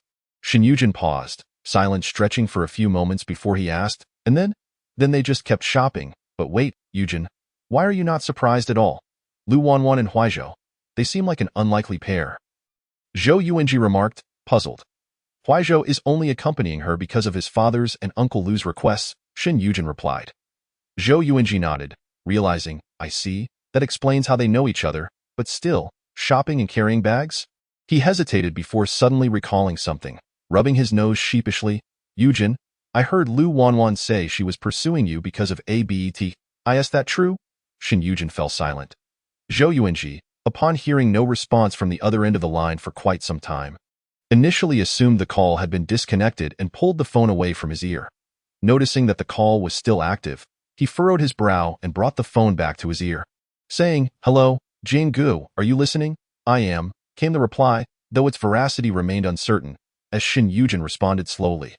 All right, Zhou Yuanji acknowledged. Shin Yujin continued, are you still with them? seeing that the two individuals had entered the shop and had yet to emerge. Zhou Yuanji took a few steps closer. I'm following them from a distance. Why are you following them? Don't get caught, Shin Yujin cautioned. Oh, I'm just curious, Zhou Yuanji replied with a chuckle. By the way, Jianguo, I'll hang up now. What's the matter? Shin Yujin inquired. Nothing, I just noticed they've been in that store for a while without coming out, so I thought I'd take a look. Zhou Yuanji explained. Don't worry, Jianguo, I'll keep you updated on any developments. Shin Yujin's gaze flickered momentarily. What do you need to inform me about? I have no interest in Lu Qianqian's affairs. Oh, then I'll just join in the fun myself. I'm hanging up now, Jianguo, Zhou Yuanji said. Shin Yujin replied. After ending the call, Zhou Yuanji tucked his phone into his pocket and entered the clothing store. However, after searching the entire shop, he could not find the two individuals. With his hands on his hips, he soon realized there was another exit on the other side, and it dawned on him that they must have left through there. He raked his fingers through his hair and reluctantly exited the store. At 6 in the evening, Shin Yujin arrived punctually at the dining venue, a high-end Japanese restaurant located within a shopping mall. Upon entering, he scanned the room and quickly spotted Li Xia seated at her table. Shin Yujin approached, pulled out a chair, and sat down opposite her, speaking softly. When did you arrive? Li Xia smiled. Mr. Shun, I just got here a short while ago. Call me Yujin. It feels a bit distant for you to keep calling me Mr. Shan after knowing each other for so long, Shin Yujin remarked. Li Xia paused momentarily, and a hint of shyness flickered in her eyes as she responded. Yujin. Shin Yujin smiled slightly. Let us order. Li Xia nodded. Opening the menu and handing it to him. You go ahead and choose. No, you go first, Shin Yujin replied after a moment, then added, or you can order directly. I'll eat anything. Mr. Shan. Yujin. I'm treating you to this meal, so it's only right that you order first, Li Xia insisted. Shin Yujin raised his gaze and signaled a waiter over. Could I have another menu? Please? Certainly, sir. Just a moment, the waiter replied. Just as Shin Yujin was about to look away, he noticed Lu Qianqian and Ji Huaizhou entering the restaurant, escorted by the waiter. A flicker of surprise crossed his eyes. He hadn't anticipated encountering them here, and it seemed rather coincidental. He recalled Zhou Yuanji mentioning that he had seen them in the mall, and indeed, this must be the very place. Yet, Lu Qianqian's attire today reminded him of the time she had pursued him. Despite being the same face, dressed in a simple white dress, and seemingly without makeup, she appeared even more beautiful than before. As he observed her, an unusual thought crossed his mind. Could it be that Lu Qianqian had set her sights on Ji Huaizhou again, thus reverting to her previous style? Noticing Shin Yujin's gaze fixed on a particular spot, Li Xia turned to follow his line of sight. Upon seeing the two approaching figures, she was momentarily taken aback. Then incredulously exclaimed, Miss Lu? Shin Yujin returned to the present, murmuring an acknowledgement, and refrained from looking back at them, instead focusing on the menu presented by the waiter. Li Xia, redirecting her gaze, recalled the man accompanying Lu Qianqian, and looked back at Shin Yujin. Yujin, that gentleman next to Miss Lu seems to be your friend. I know. I saw them, Shin Yujin replied while perusing the menu. So they are acquainted, Li Xia remarked. Shin Yujin paused momentarily, replying, Li Xia glanced back at the nearby tables, noting that the two seemed to be quite close. Are they together? Shin Yujin frowned slightly, lifting his gaze to her, his tone turning a notch cooler. No, don't concern yourself with their matters. Li Xia sensed his sudden shift in mood and nodded in response, choosing not to pursue the topic further. She bit her lip, casting her eyes down to the menu but found herself distracted. Acutely aware that every time she mentioned Lu Qianqian, Shin Yujin seemed to grow displeased. Even the slightest change in his demeanor did not escape her notice. Meanwhile, Shin Yujin was equally distracted, his gaze intermittently drifting towards Lu Qianqian and Ji Huaizhou's table as they waited for their food. On the other side, after placing their order, Lu Qianqian closed the menu and glanced across the table at Ji Huaizhou. You should be fine with Japanese cuisine, right? Ji Huaizhou raised an eyebrow. Isn't that a question a bit late? Lu Qianqian smiled at him, her dark eyes sparkling. As long as you're aware, I was just asking out of courtesy. If you can't handle it, just watch me eat. Leaning back in his chair, Ji Huaizhou appeared relaxed, the silver light illuminating his features, accentuating their sharpness and charm, while softening his previously stern jawline. His eyes held a captivating depth. No worries, watching you eat is quite satisfying. Lu Qianqian felt her heart skip a beat unexpectedly. Just as she was about to say something, her peripheral vision caught sight of Shin Yujin at a nearby table, their eyes locking momentarily. It was evident that the woman seated across from him was Li Xia. Lu Qianqian was left speechless. How could it be that she bumped into the two main characters while merely out for a meal? She couldn't help but wonder if some invisible hand was orchestrating their encounters. As the frequency of these meetings seemed remarkably high, Ji Huaizhou noticed the change in her expression and inquired, "What's wrong?" Lu Qianqian turned her gaze back to him, not concealing her thoughts. "It's nothing. I just saw Shen Yujin." Pausing briefly, she added, "Aren't you friends? Shouldn't you go say hello?" Ji Huaizhou glanced back towards Shen Yujin's direction and, upon confirming his presence, replied, "No need." He with a companion. "No reason to intrude." Lu Qianqian nodded. "True. He saw us too, but didn't he come over to greet you?" Mim. Ji Huaizhou acknowledged. Lu Qianqian, feeling the wait was dull, decided to dig for some gossip to share with Jiang Tingxue later, especially since that girl was particularly interested in the developments between Shen Yujin and Li Xia. She rested her delicate hand against her cheek, her features radiant. "Is Shen Yujin with Li Xia now?" "Why do you ask that?" Ji Huaizhou inquired. Lu Qianqian playfully raised an eyebrow, casually saying, "Just out of boredom. If you don't want to say, then forget it." Ji Huaizhou casually swirled his cup of water. "I am not sure. Last I heard, he was pursuing her." Lu Qianqian instantly lost interest. "Oh, you seem quite fascinated by Yujin's affairs. Why not just ask him directly?" Ji Huaizhou suggested. Lu Qianqian took a sip from her cup. "Don't get me wrong.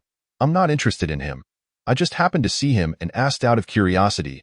Ji Huaizhou replied with a noncommittal uncertain if he believed her words. Lu Qianqian set her cup down and inadvertently lifted her gaze, only to catch Shen Yujin looking in their direction once more. She frowned slightly, feeling annoyed, and proposed, "Why don't we switch tables?" Ji Huaizhou's gaze shifted slightly. "Because of Yujin? You didn't see? He keeps looking over here, making me feel like I'm being watched." Lu Qianqian rolled her eyes. "What is he worried about? Am I going to do something to you?" Ji Huaizhou smirked. "No need to switch tables. I can just change seats with you." Lu Qianqian nodded. "That works."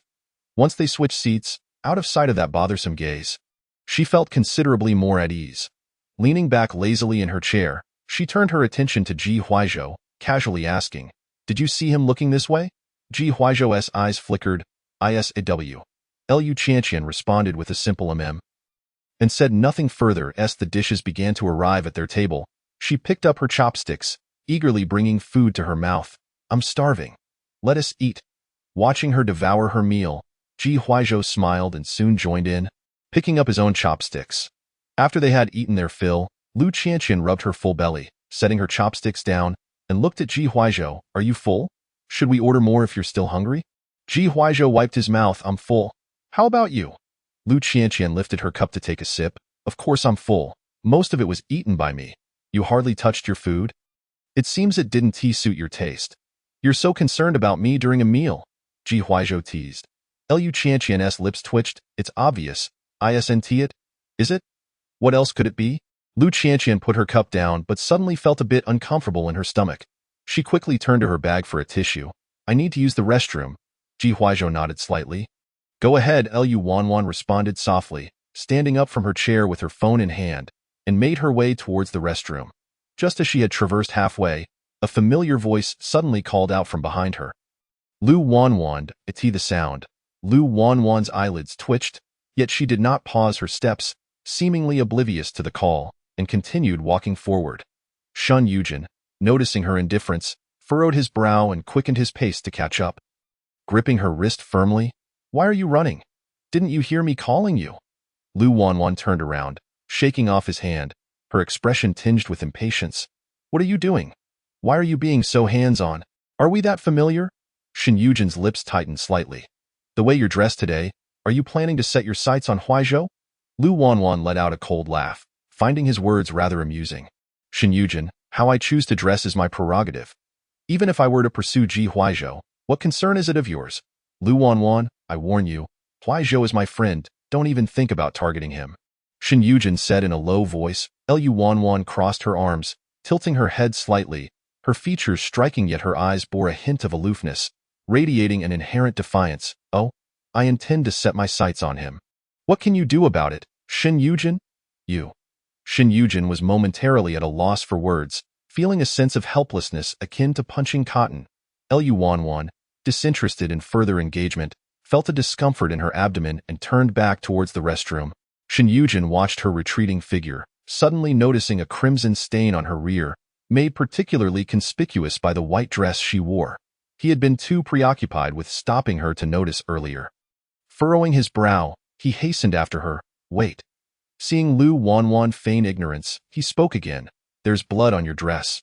The moment his words fell, Lu Wanwan halted in her tracks. She had initially thought it was merely a stomach upset, only to realize that her period had arrived, and it was Shin Yujin who had pointed it out.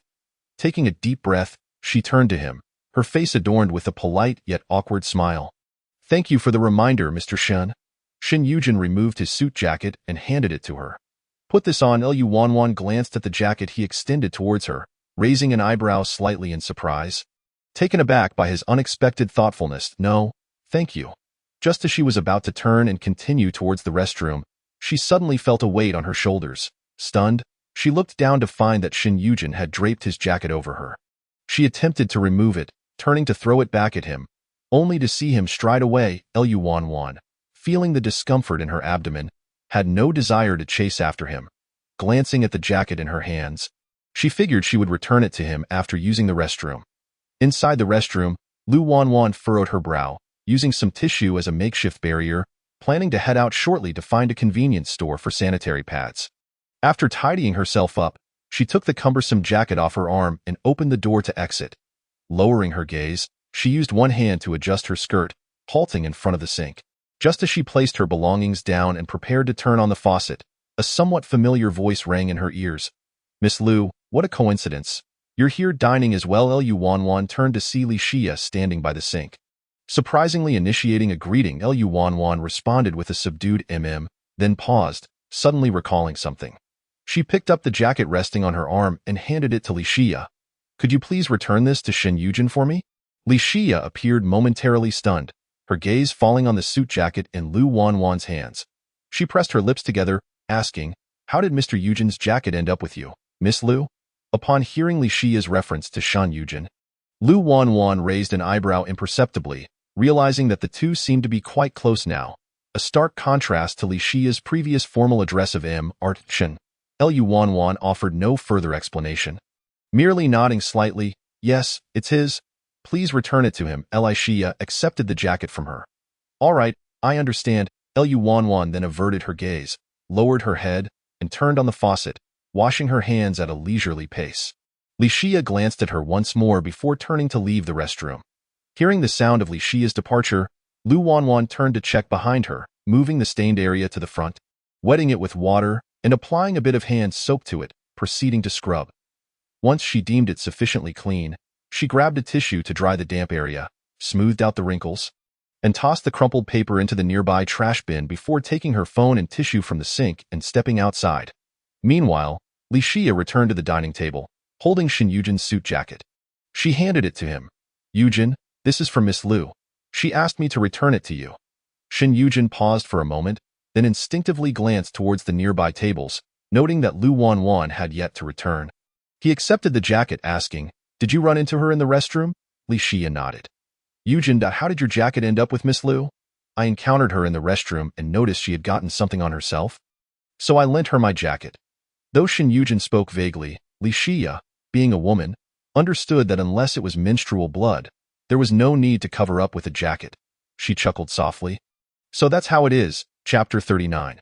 All but Shin Yujin acknowledged with a hum. Li Xia bit her lip and slowly remarked, Yujin, it seems you care about Miss Lu differently now compared to before. Shin Yujin paused, lifting his gaze to meet hers. Why do you say that? You never used to concern yourself with Miss Lu's matters. Li Xia hesitated to continue. Shin Yujin took a sip of tea, his fingers tracing the rim of the cup. If I see something that needs assistance, it's only natural to help. Li Xia nodded in agreement. Yes, that makes sense. Shin Yujin set down his cup and glanced at his watch. Are you leaving? I thought you had a part-time job at 8? Not today. Someone swapped shifts with me, Li Xia replied. Then will you be heading straight home? Shin Yujin inquired. I'll probably help my mom at the night market near the university town. Li Xia responded. All right, Shin Yujin said. I'll give you a ride. Li Xia shook her head. No need, Yujin. I can just take a taxi, it's no trouble. I don't mind giving you a lift, Shin Yujin insisted before adding.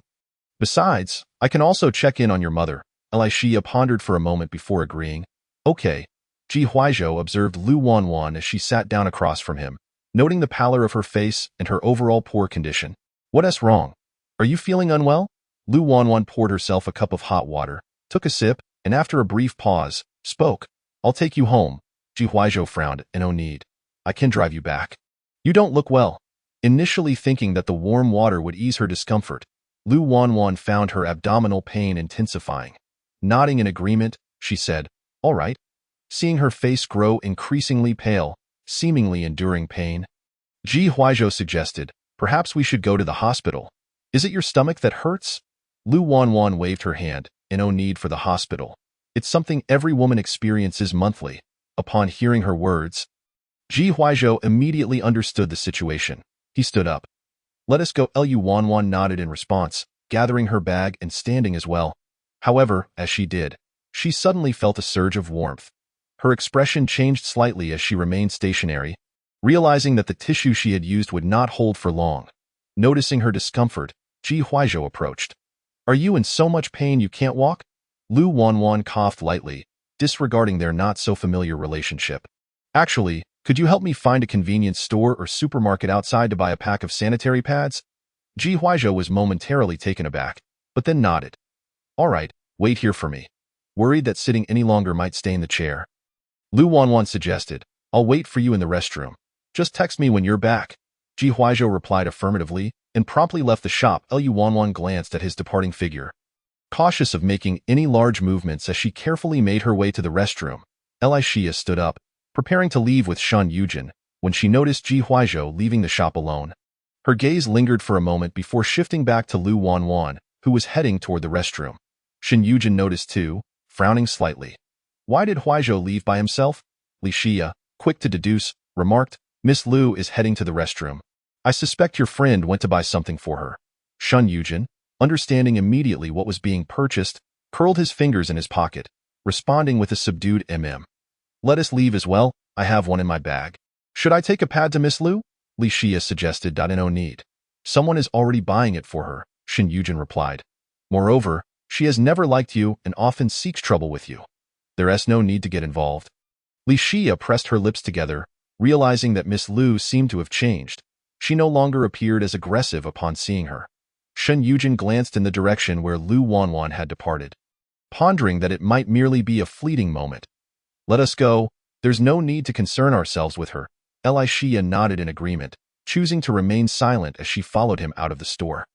As the two passed by the cash register, Shen Yujin suddenly recalled something and halted his steps. Yujin, what's the matter? Li Xia inquired.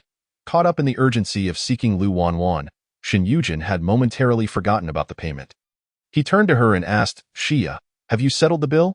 Li Xia smiled lightly. I already paid. We agreed it would be my treat. You paid before you went to the restroom? Yes.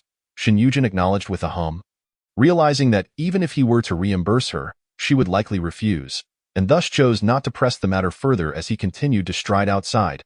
In the restroom, Lu Wanwan replaced the paper liners and stood there idly scrolling through her phone, trying to distract herself from the occasional discomfort in her lower abdomen. Fortunately, Ji Huizhou was swift and soon sent her a message. Without hesitation, Lu Wanwan exited the restroom. Upon seeing Ji Huizhou waiting outside, her gaze fell to the black plastic bag he held, which was noticeably stuffed. What else did you buy? That's quite a hefty bag, she remarked. Ji Huizhou extended the bag toward her, saying, I wasn't too sure which one you wanted. So I bought them all that you ate. Lu Wanwan took the bag. I forgot to specify which one I wanted. But you could have messaged me. Ji Huizhou merely reminded her, hurry and change. Lu Wanwan responded affirmatively, clutching the bag as she re-entered the restroom. She closed the stall door, opened the bag, and to her surprise, found not only sanitary pads but also a brand new pair of underwear. Lu Wanwan's ears flushed crimson. She hadn't anticipated that Ji Huizhou would consider this as well. She extracted the underwear and selected her preferred type of sanitary pad, promptly changing into them. Once she was finished, Lu Wanwan washed her hands at the sink before stepping out of the restroom. Let us go, I'll drive you home, Ji Huizhou offered. He glanced at her abdomen. Is your stomach still hurting? A little, but I can still drive you back, Lu Wanwan replied. Ji Huizhou raised an eyebrow. No need. I'll drive. Just as Lu Wanwan was about to protest, a sudden wave of pain surged in her lower abdomen, prompting her to instinctively cover it with her hand. Not wanting to argue any longer, she nodded. All right, then you can drive my car back later, and I'll pick it up when I have the time. Ji Huizhou reached out to take the bag and her purse from her hands. Let us go. Lu Wanwan paused for a moment, glancing at her suddenly unencumbered hands, before softly responding with a hum and following him out of the vineyard. Chapter 40. Steady the heart after leaving the mall. Li Xia and Shan Yujin headed directly to the night market in the University District. Upon arriving at the stall, they were surprised to find not only Li Mu, Li Yulian, but also another person assisting. Li Xia's eyes widened slightly upon seeing Li Yin tidying up the used bowls. Xiaoyin, what are you doing here? Li Yin glanced up at her, pausing momentarily as his gaze fell on Shan Yujin, and pouted. I was forced by Mom to come help. The Li Yulian, who had been focused on cooking, looked up at the sound of their voices and brightened. Oh, Mr. Shan has arrived.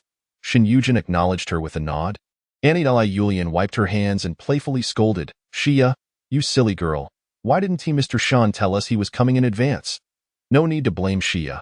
It was a last-minute decision on my part. Shan Yujin interjected. Li Yulian chuckled. Mr. Shan, have you eaten? Would you like me to prepare a bowl of spicy hot pot for you? Mom, we've already eaten, Li Xia reminded her, pausing for a moment. Just keep an eye on the pot. Don't overcook it. Auntie, you continue with your work. I'll just be here for a bit, Shan Yujin added. Li Yulian glanced at the pot, responding, all right, I will. By the way, Yujin, I haven't introduced you yet. Li Xia turned to Shan Yujin, gesturing towards Li Yin, who was still cleaning the table. This is my younger brother, Li Yin. Xiaoyin, this is the Mr. Shan I mentioned. Having just finished wiping the table, Li Yin approached with a cloth in hand. Hello, Mr. Shan. Shan Yujin offered a slight nod. Hello. Xiaoyin, aren't you live streaming today? Li Xia inquired. I am. Mom said I could leave once you arrived, Li Yin replied. Li Xia nodded. All right, you can go home now. I'll manage things here. Li Yin turned to hand the cloth to Li Yulian. Mom, I'm leaving now. Li Yulian frowned. What time is it?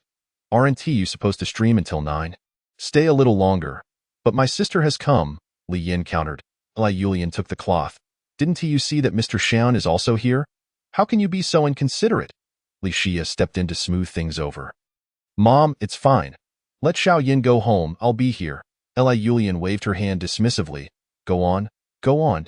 Li Yin complied, putting on his coat and hat, stuffing his hands into his pockets as he exited. Li Xia turned back to Shan Yujin, a hint of apology in her tone. Yujin, I'm sorry for making you witness this. It's nothing. It's quite all right, Shan Yujin replied, glancing at Li Yin's departing figure. By the way, what is your brother's stream? Singing, Li Xia smiled, tucking a loose strand of hair behind her ear.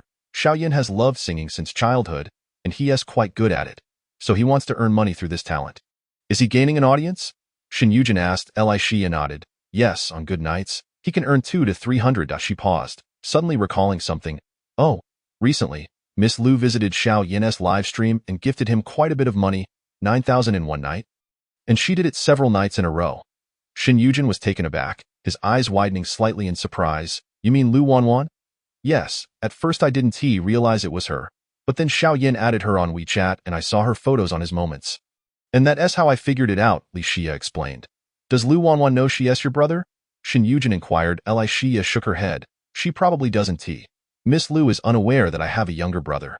Even you, Yujin, I only introduced you today by coincidence. Shan Yujin's gaze flickered. May I see your brother's account? Of course, Li Xia replied, pulling out her phone, opening the app, and navigating to Li Yin's profile before handing it to him. Shan Yujin took the phone, his eyes scanning the screen over his brother's account and the videos he had posted, all featuring him singing on camera. But I heard Xiaoyin mention that Miss Lu hasn't been gifting him lately and rarely watches his streams anymore. Li Xia added.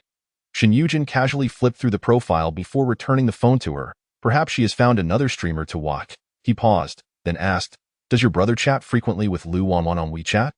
Li Xia retrieved her phone. As for that, I'm not quite sure. Shan Yujin nodded, choosing not to pursue the topic further. He tucked his hands into his pockets. Xia, I'll take my leave now. Li Xia nodded. Allow me to escort you to your car.no need. You can stay and help Auntie, Shan Yujin replied. All right, Li Xia acquiesced. Shan Yujin offered her a gentle smile, met Li Yulian's gaze with a nod, and subsequently turned to leave.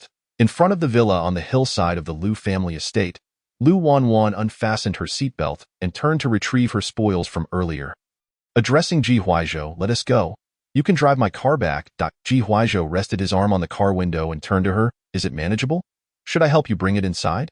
Lu Wanwan, concerned that if he entered, Lu Yunshin might see him and harbor thoughts of keeping him overnight, quickly declined. No need.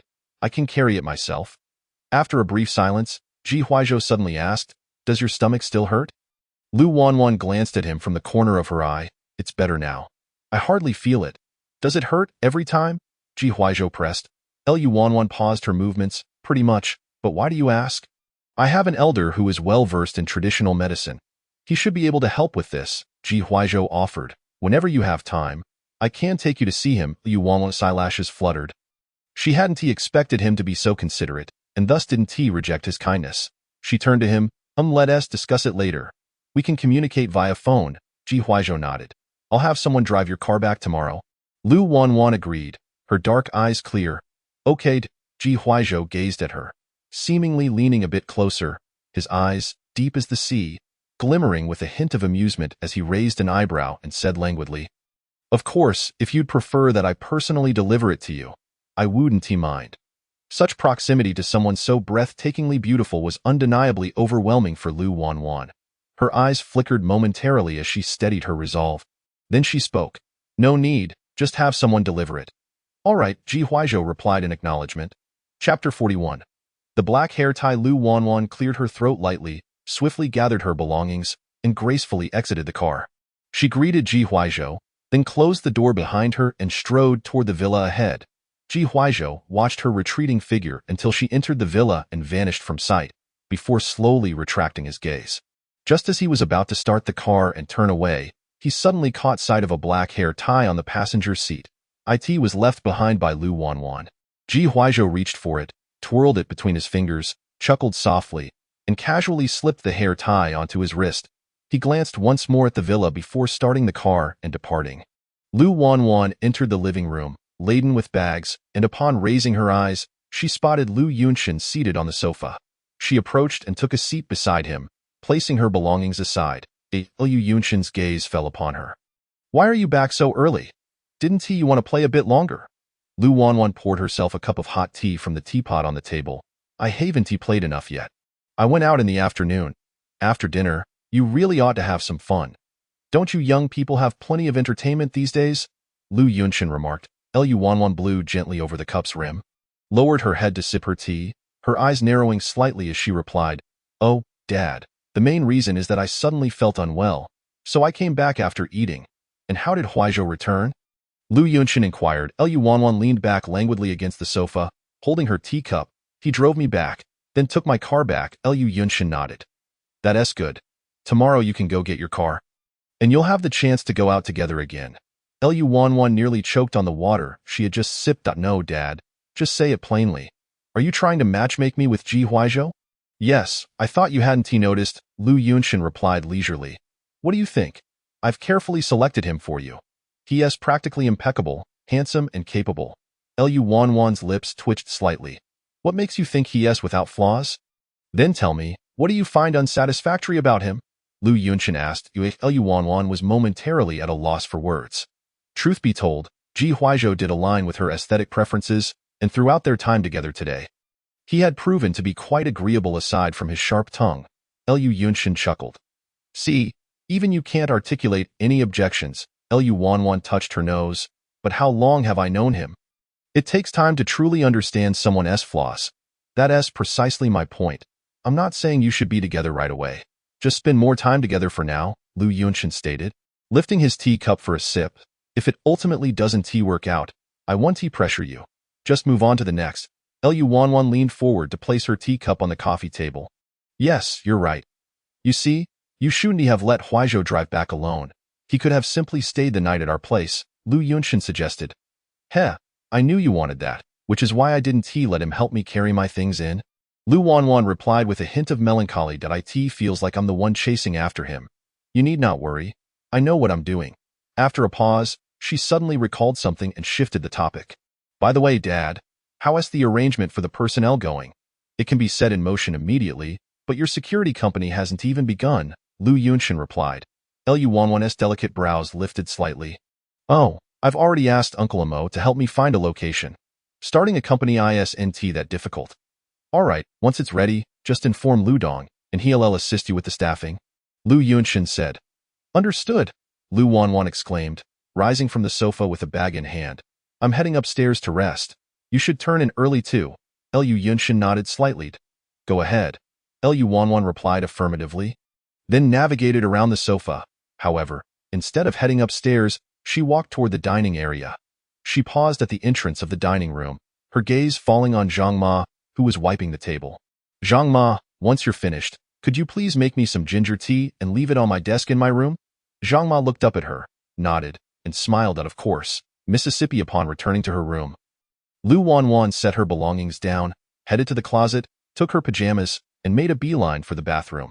After finishing her shower and drying her hair, she approached the coffee table, bent down to pick up the steaming ginger tea, and took a sip. Finally feeling relieved, Lu Wanwan took another sip, slipped off her shoes, and settled cross-legged on the sofa behind her. She picked up her phone beside her and opened WeChat, discovering a message from Ji Huizhou notifying her that he had arrived home.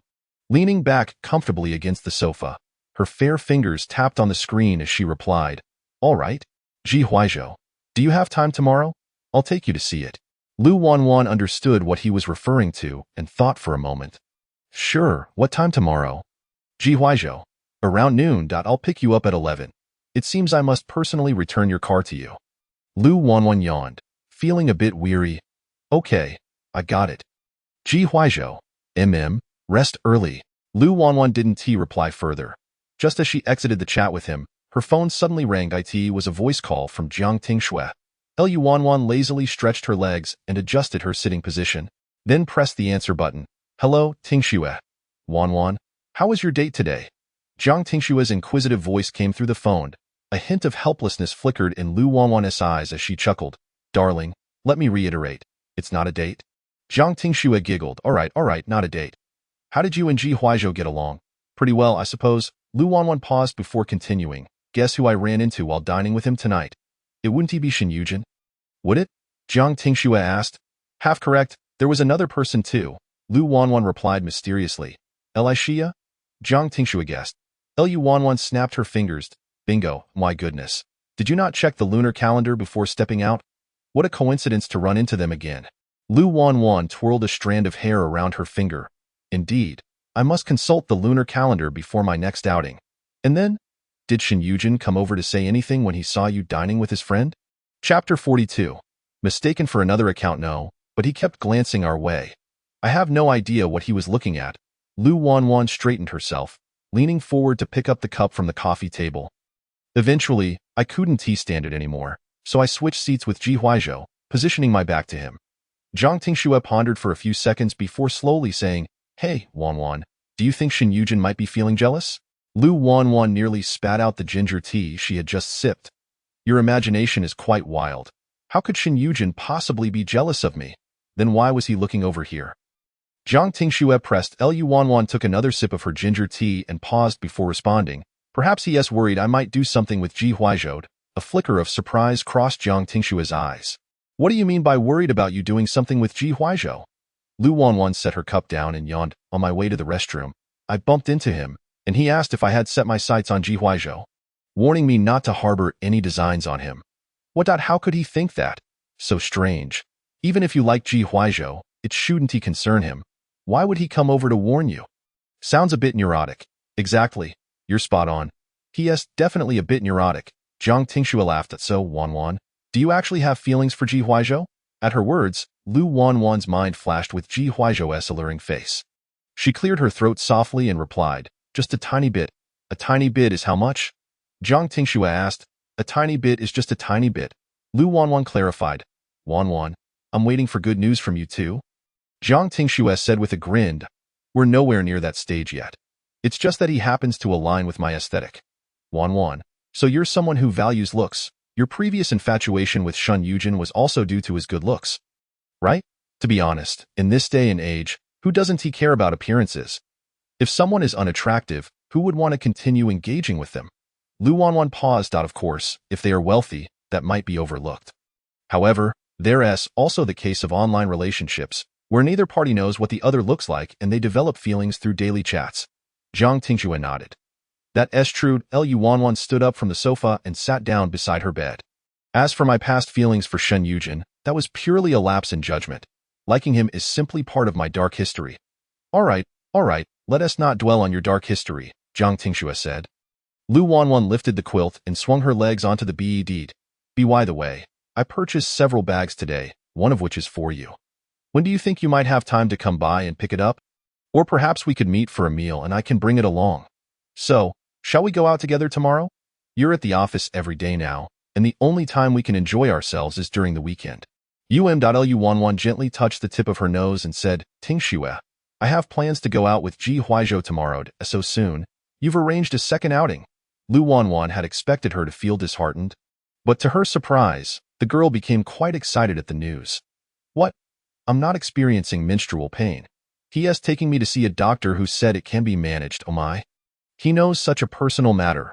Wanwan, you must be concealing the truth from me. Just how far have you two progressed? Don't jump to conclusions.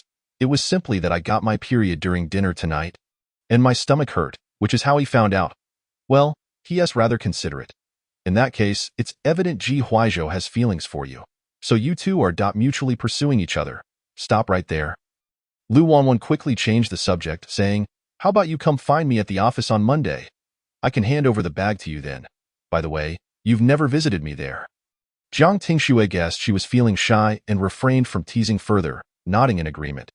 All right, I understand. Lu Wanwan acknowledged with a hum and chatted with her for a while longer before hanging up. Upon returning home, Shen Yujin recalled what he had heard from Li Shiya and downloaded a music app after 9 o'clock. He entered the Li Yin account he had noted down into the search bar. Upon discovering that he was live streaming, he immediately entered his stream. After watching for a while, he figured out how to navigate the app and sent Li Yin 5 carnival gifts. Li Yin stared at the screen filled with special effects, momentarily stunned, before quickly expressing his gratitude. Thank you to 137827847AA for the 5 carnivals. Meanwhile, the chat in the stream was exceptionally lively. Wow, another small account just came in and gifted 5 carnivals. Could this be Wanwan's other small account? I feel like it's Wanwan too. The style is just too much like hers. Naturally, Li Yin noticed the chat and thought this person must be Lu Wanwan. It seemed his method of intentionally ignoring her had worked, prompting her to create a new account to send him gifts. Li Yin clicked on this account's profile and noticed the IP address was also from the capital, further confirming his suspicion that this person was Lu Wanwan. Although the gender was marked as male, he guessed that Lu Wanwan had intentionally altered it to confuse him. AA. Are you Wanwan? 137827847AA. No. Is that true? I feel like it's definitely Wanwan. Wanwan? Stop pretending. We all know it's you. Just admit it. Shen Yujin watched the continuously scrolling chat on his phone, raising an eyebrow slightly. Just as he was about to exit the live stream, he suddenly heard Li Yin's voice again. Upon hearing 2 specific words, he froze instantly. Welcome, my Wanwan. Does this mean Wanwan has indirectly acknowledged that account is hers? Haha. Wanwan, why did you create another account to send gifts again? Wanwan, send me some gifts. I'm hungry and want to eat. Wanwan Qingxi. What account? I don't understand what you're saying. Li Yin looked at the message from Lu Wanwan, a hint of surprise flashing in his eyes. For a moment, he couldn't tell if she was pretending not to know or if the account that had sent him gifts really wasn't hers. Wanwan, ISNT the 137827847AA account yours. Wanwan Qingxi. No, really, Wanwan Qingxi. It has nothing to do with me. Could it be that we misunderstood? If it were really Wanwan, she probably wouldn't create her main account to come here again. But AA just said it ISNT, yet none of us believe him. How awkward. Chapter 43. Thoughts of Shen Yujin. Li Yin realized he had made a mistake and immediately apologized. Explaining, I'm sorry. I thought you were Wanwan's small account. Its just that when Wanwan first came to my stream, she also didn't say a word and just sent me a carnival. So I mistook you for her. 137827847AA. It's fine. Is there a song you want to hear? I can sing it for you, Li Yin asked. 137827847AA. No need. I'll just watch for a while and then leave. All right. Li Yin paused before asking Wanwan, are you still in the live stream? Wanwan Qingxi, yes. Wanwan, is there a song you'd like to hear? Li Yin inquired again. Wanwan Qingxi, how about Simple Love? Okay, Li Yin replied. He maneuvered his mouse to find the appropriate accompaniment, cleared his throat, and was just about to begin singing when suddenly, carnival effects shot up on the screen. It was Lu Wanwan sending him gifts. Li Yin was momentarily taken aback, realizing with surprise that after several days, Lu Wanwan had sent him gifts again. Could it be that his method was still effective? Li Yin composed himself and quickly expressed his gratitude. Thanking Wanwan for the carnival gifts, without further ado, he began to sing. Shin Yujin noticed Lu Wanwan's sudden appearance and clicked on her profile, only to find she hadn't posted any works. By some strange twist of fate, he followed her account on the other side. Lu Wanwan had suddenly felt like listening to music today and directly entered Li Yin's live stream. Since she was requesting a song, she intended to send him a gift as well. Upon entering, she was momentarily bewildered by the barrage of comments related to her.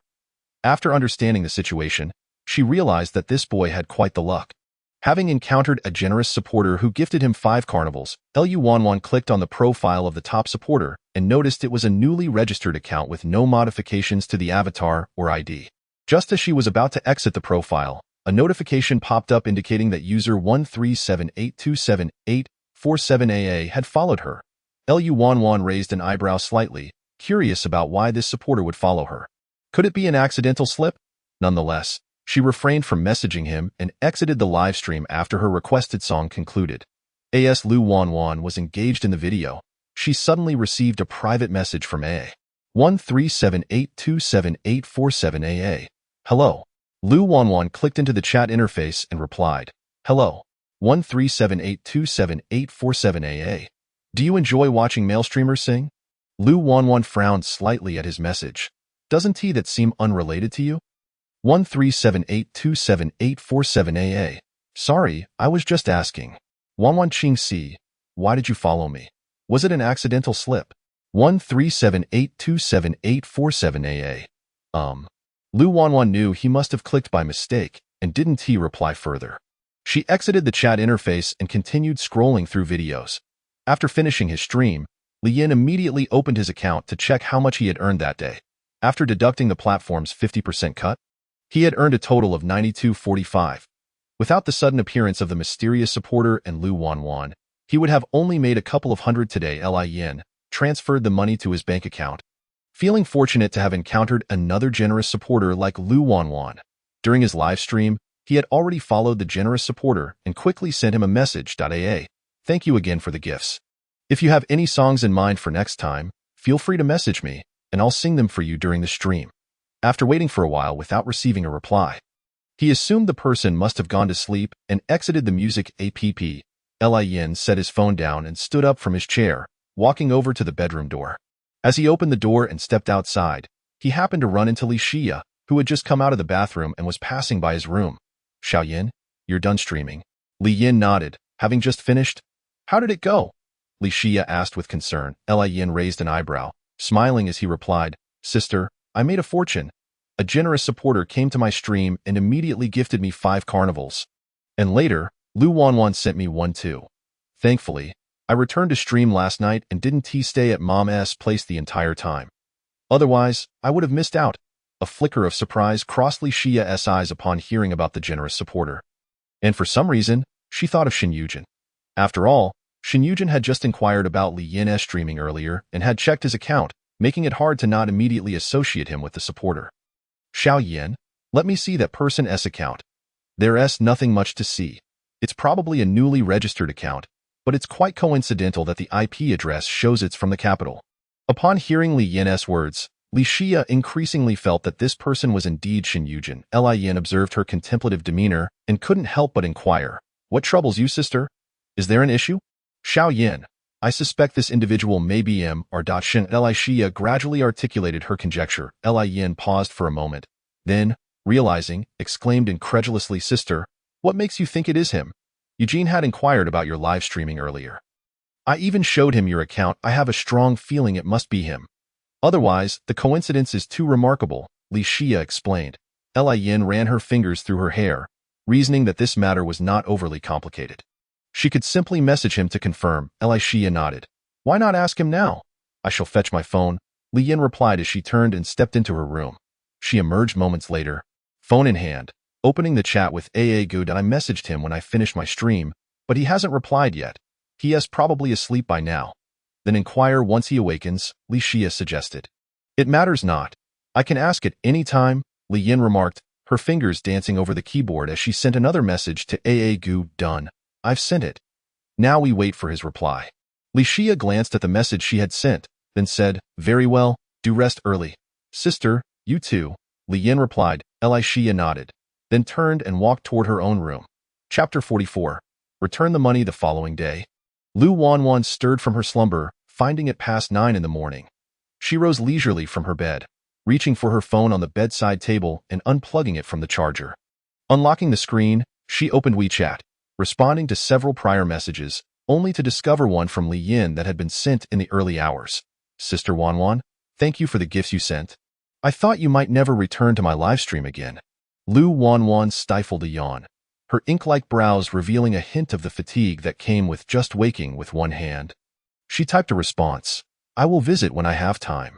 Thinking that he might still be asleep at this hour, she was surprised when, almost instantaneously, he replied, all right, not wishing to continue the conversation. She exited the chat, threw off the covers, and made her way to the bathroom. Once she finished her morning routine, she wasted no time and headed straight to her wardrobe. Considering that she was on her period, she opted for a pair of light blue straight-leg jeans, paired with a fitted white knitted short-sleeve top adorned with a lace collar. The ensemble was both simple and comfortable. After changing, she sat at her vanity, gazing into the mirror and noticing her pallor. She quickly applied some makeup. Once finished, she gathered her belongings, took her phone, grabbed her bag, and exited the bedroom. Upon reaching the living room downstairs, Lu Wanwan's gaze fell upon Zhang Ma, who was busy wiping the coffee table. Zhang Ma, where is my father? She inquired. Zhang Ma turned to her, responding, Miss, the sir left early this morning. Lu Wanwan nodded. Is there anything to eat? Yes, it's being warmed in the pot for you. Zhang Ma replied, good, I shall go eat. Lu Wanwan said as she turned towards the dining area. After sending the message to Lu Wanwan, Li Yin was about to set aside his phone to get out of bed when he suddenly received a notification. Xin Yujin had replied. 137827847AA. How did you know it was me? Li Yin sat up abruptly, astonished. He hadn't expected his sister's guess to be accurate. He quickly typed back. My sister deduced it might be you. So I wanted to confirm. I didn't think it would indeed be Mr. Shun. 137827847AA. How did your sister figure it out? Li Yin explained. She mentioned you asked her about my livestream last night and even looked at my account. Moreover, your account appears newly registered, and the IP address is from the capital, so she guessed it might be you. 137827847AA. Li Yin scratched his head.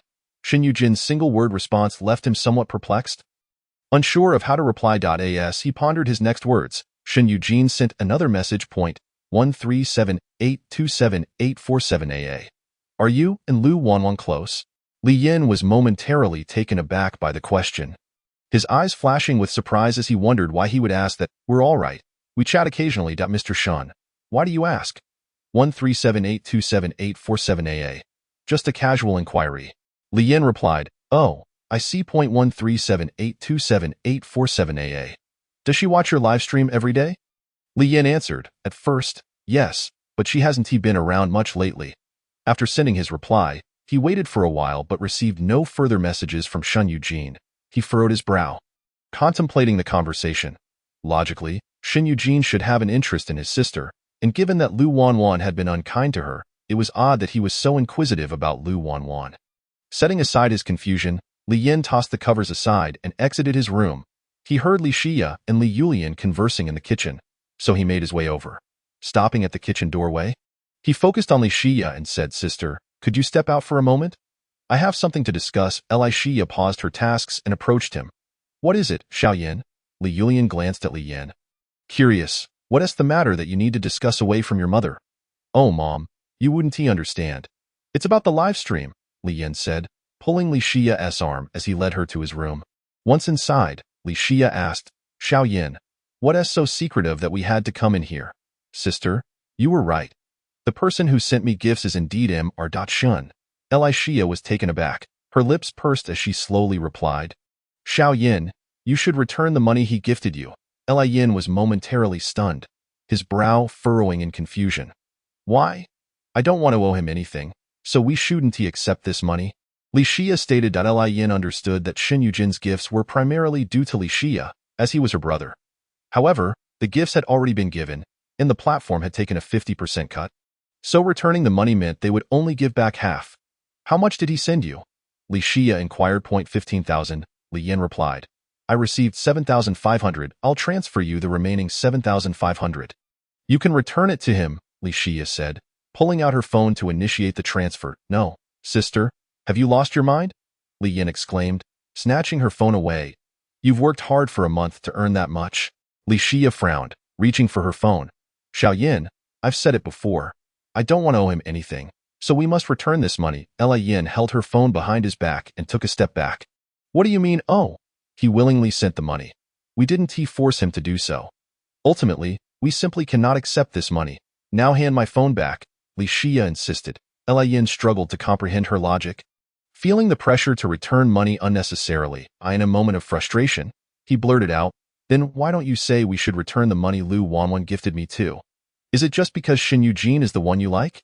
Li Xia was momentarily taken aback, caught off guard by his question. After realizing he had misspoken, Li Yin felt a wave of irritation and rubbed his temples. After a few seconds of silence, he slowly stated, Sister, I understand now. I'll return the money to him myself. You needn't worry about it. Chapter 45. The Herbal Medicine Shop. Xiao Yin. Li Yin raised his hand to interrupt her. Returning her phone. Sister, please leave. I will return the money to Shen Yujin shortly. He paused, retrieving his own phone, his fingers swiftly tapping the screen. Never mind. Since you have his WeChat, I'll transfer the money to you. And you can return it to him. Elisha frowned slightly, about to say something when her phone suddenly chimed with a notification. She glanced down at her screen, which indicated a transfer had been made. Li Yin looked back at her. Done. I've sent it to you. With that, he opened the door and stepped out. Elisha watched him leave, then slowly shifted her gaze back to her phone, unlocking the screen and opening WeChat. She entered the chat with Shen Yujin, sending him a message before transferring the 15,000. Eugene, this is the money you sent for Xiao Yan's gifts last night. I am truly sorry, but we cannot accept this money. Shen Yujin responded quickly. What's wrong? Why can't you accept it? Li Xia replied. You know I don't want to owe you. Shen Yujin responded. What does it matter? Besides, it was for your brother. I think he sings beautifully, so giving him a little support is no issue. Li Xia gazed at the message he had sent, pressed her lips together, and was about to type a response when, in the next moment, she saw him returning the money he had just transferred to her. Almost immediately, another message appeared on her screen. Xia, your words suggest you're being overly formal with me, and no matter how many times you transfer this money, I will not accept it. It is rightfully your brother's. Li Xia understood that once he had expressed his thoughts, he would not easily change his mind, especially regarding such trivial monetary matters for him. After deleting and revising her message several times, she finally sent a simple reply. All right, I understand. Shen Yujin responded. MHM. Elisha fluttered her eyelashes, exited their chat, and entered the conversation with Li Yin, returning the money he had just sent her. She put her phone away and was about to step out of the room when Li Yin walked in again. Sister, why did you return it? He paused before continuing. Did you transfer your own money to him? No, this money doesn't need to be returned. Li Xia shook her head. Xiao Yin, I apologize. It was my oversight for not considering your feelings. This money is yours, and I have no right to ask you to return it. Eli Yin was momentarily taken aback, surprised that she had come to this understanding. Sister, did Mr. Xian enlighten you? Sort of. Li Xia replied. Eli Yin scratched the back of his head. Sister, I also made a mistake earlier. I shouldn't have said that. I'm sorry. Eli Xia smiled. All right, then we are even. Eli Yin's face brightened with a smile. Good. We're even. Eli Xia acknowledged with a sound and stepped outside. As Li Yin watched her retreating figure, he suddenly remembered something and called out, Wait, sister, there is something I haven't told you. Li Xia paused, turned to face him. What is it? Mr. Shun has been asking about Lu Wanwan. Shouldn't he be rather indifferent towards her?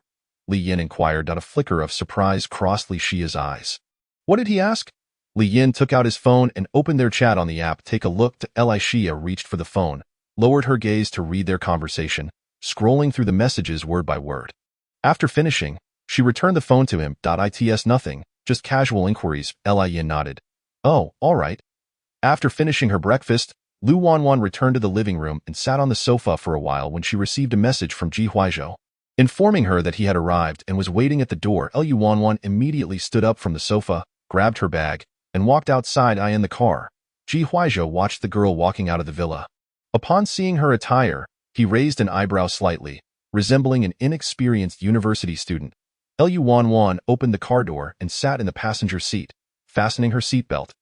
Let us go, Ji Huaizhou replied with a simple shifted his gaze, started the car, and turned to leave. Lu Wanwan stretched her legs, lazily leaning against the seat back, and glanced at him. Are we going to have lunch with your elder? Yes, he has opened a medicinal cuisine restaurant. And we're going there for lunch, Ji Huaizhou responded. Lu Wanwan couldn't help but think of a renowned medicinal cuisine restaurant in the capital, famous for its herbal dishes. But it wasn't a place where anyone could dine just because they had money. The clientele was quite selective, as the owner did not entertain unfamiliar guests. However, she didn't pry further and nodded. All right. About half an hour later, the car stopped in front of a serene restaurant. Lu Wanwan unbuckled her seatbelt, pushed open the car door, and stepped out gracefully.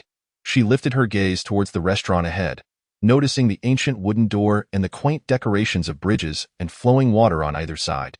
Evoking an air of leisure and elegance, Lu Wanwan turned to see Ji Huaizhou walking around the car and joined him as they entered the restaurant together.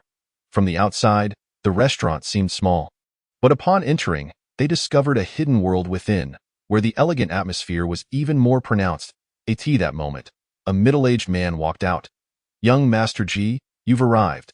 His gaze fell upon Lu Wanwan, and he momentarily froze, clearly surprised to see that Ji Huaizhou had brought a female friend, who appeared to be quite young, likely in her early 20s. Ji Huaizhou nodded slightly. Where's old Pei? The middle-aged man assessed Lu Wanwan briefly before quickly averting his gaze.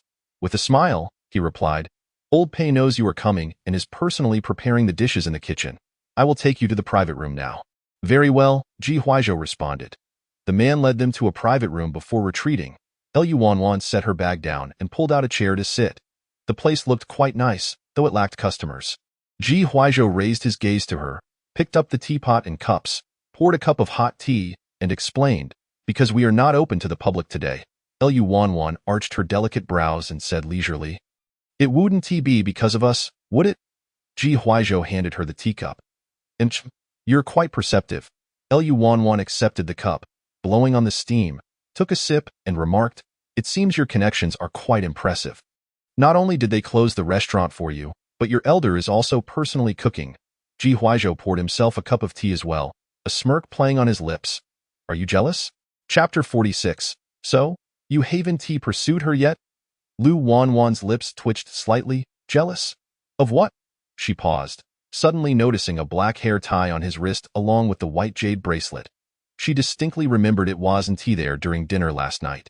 However, she didn't dwell on it, as it was merely a common black hair tie. Ji Huaizhou caught her gaze on his wrist and asked, What's wrong? Do you have a girlfriend?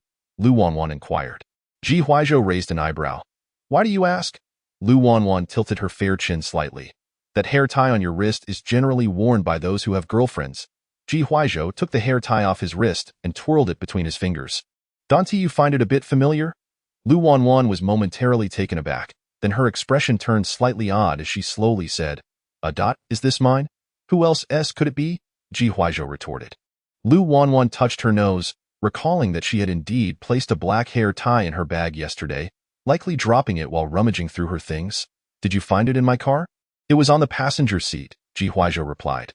Then why are you wearing it? Lu Wanwan asked. I was just returning it to you, Ji Huaizhou said as he handed the hair tie back to her.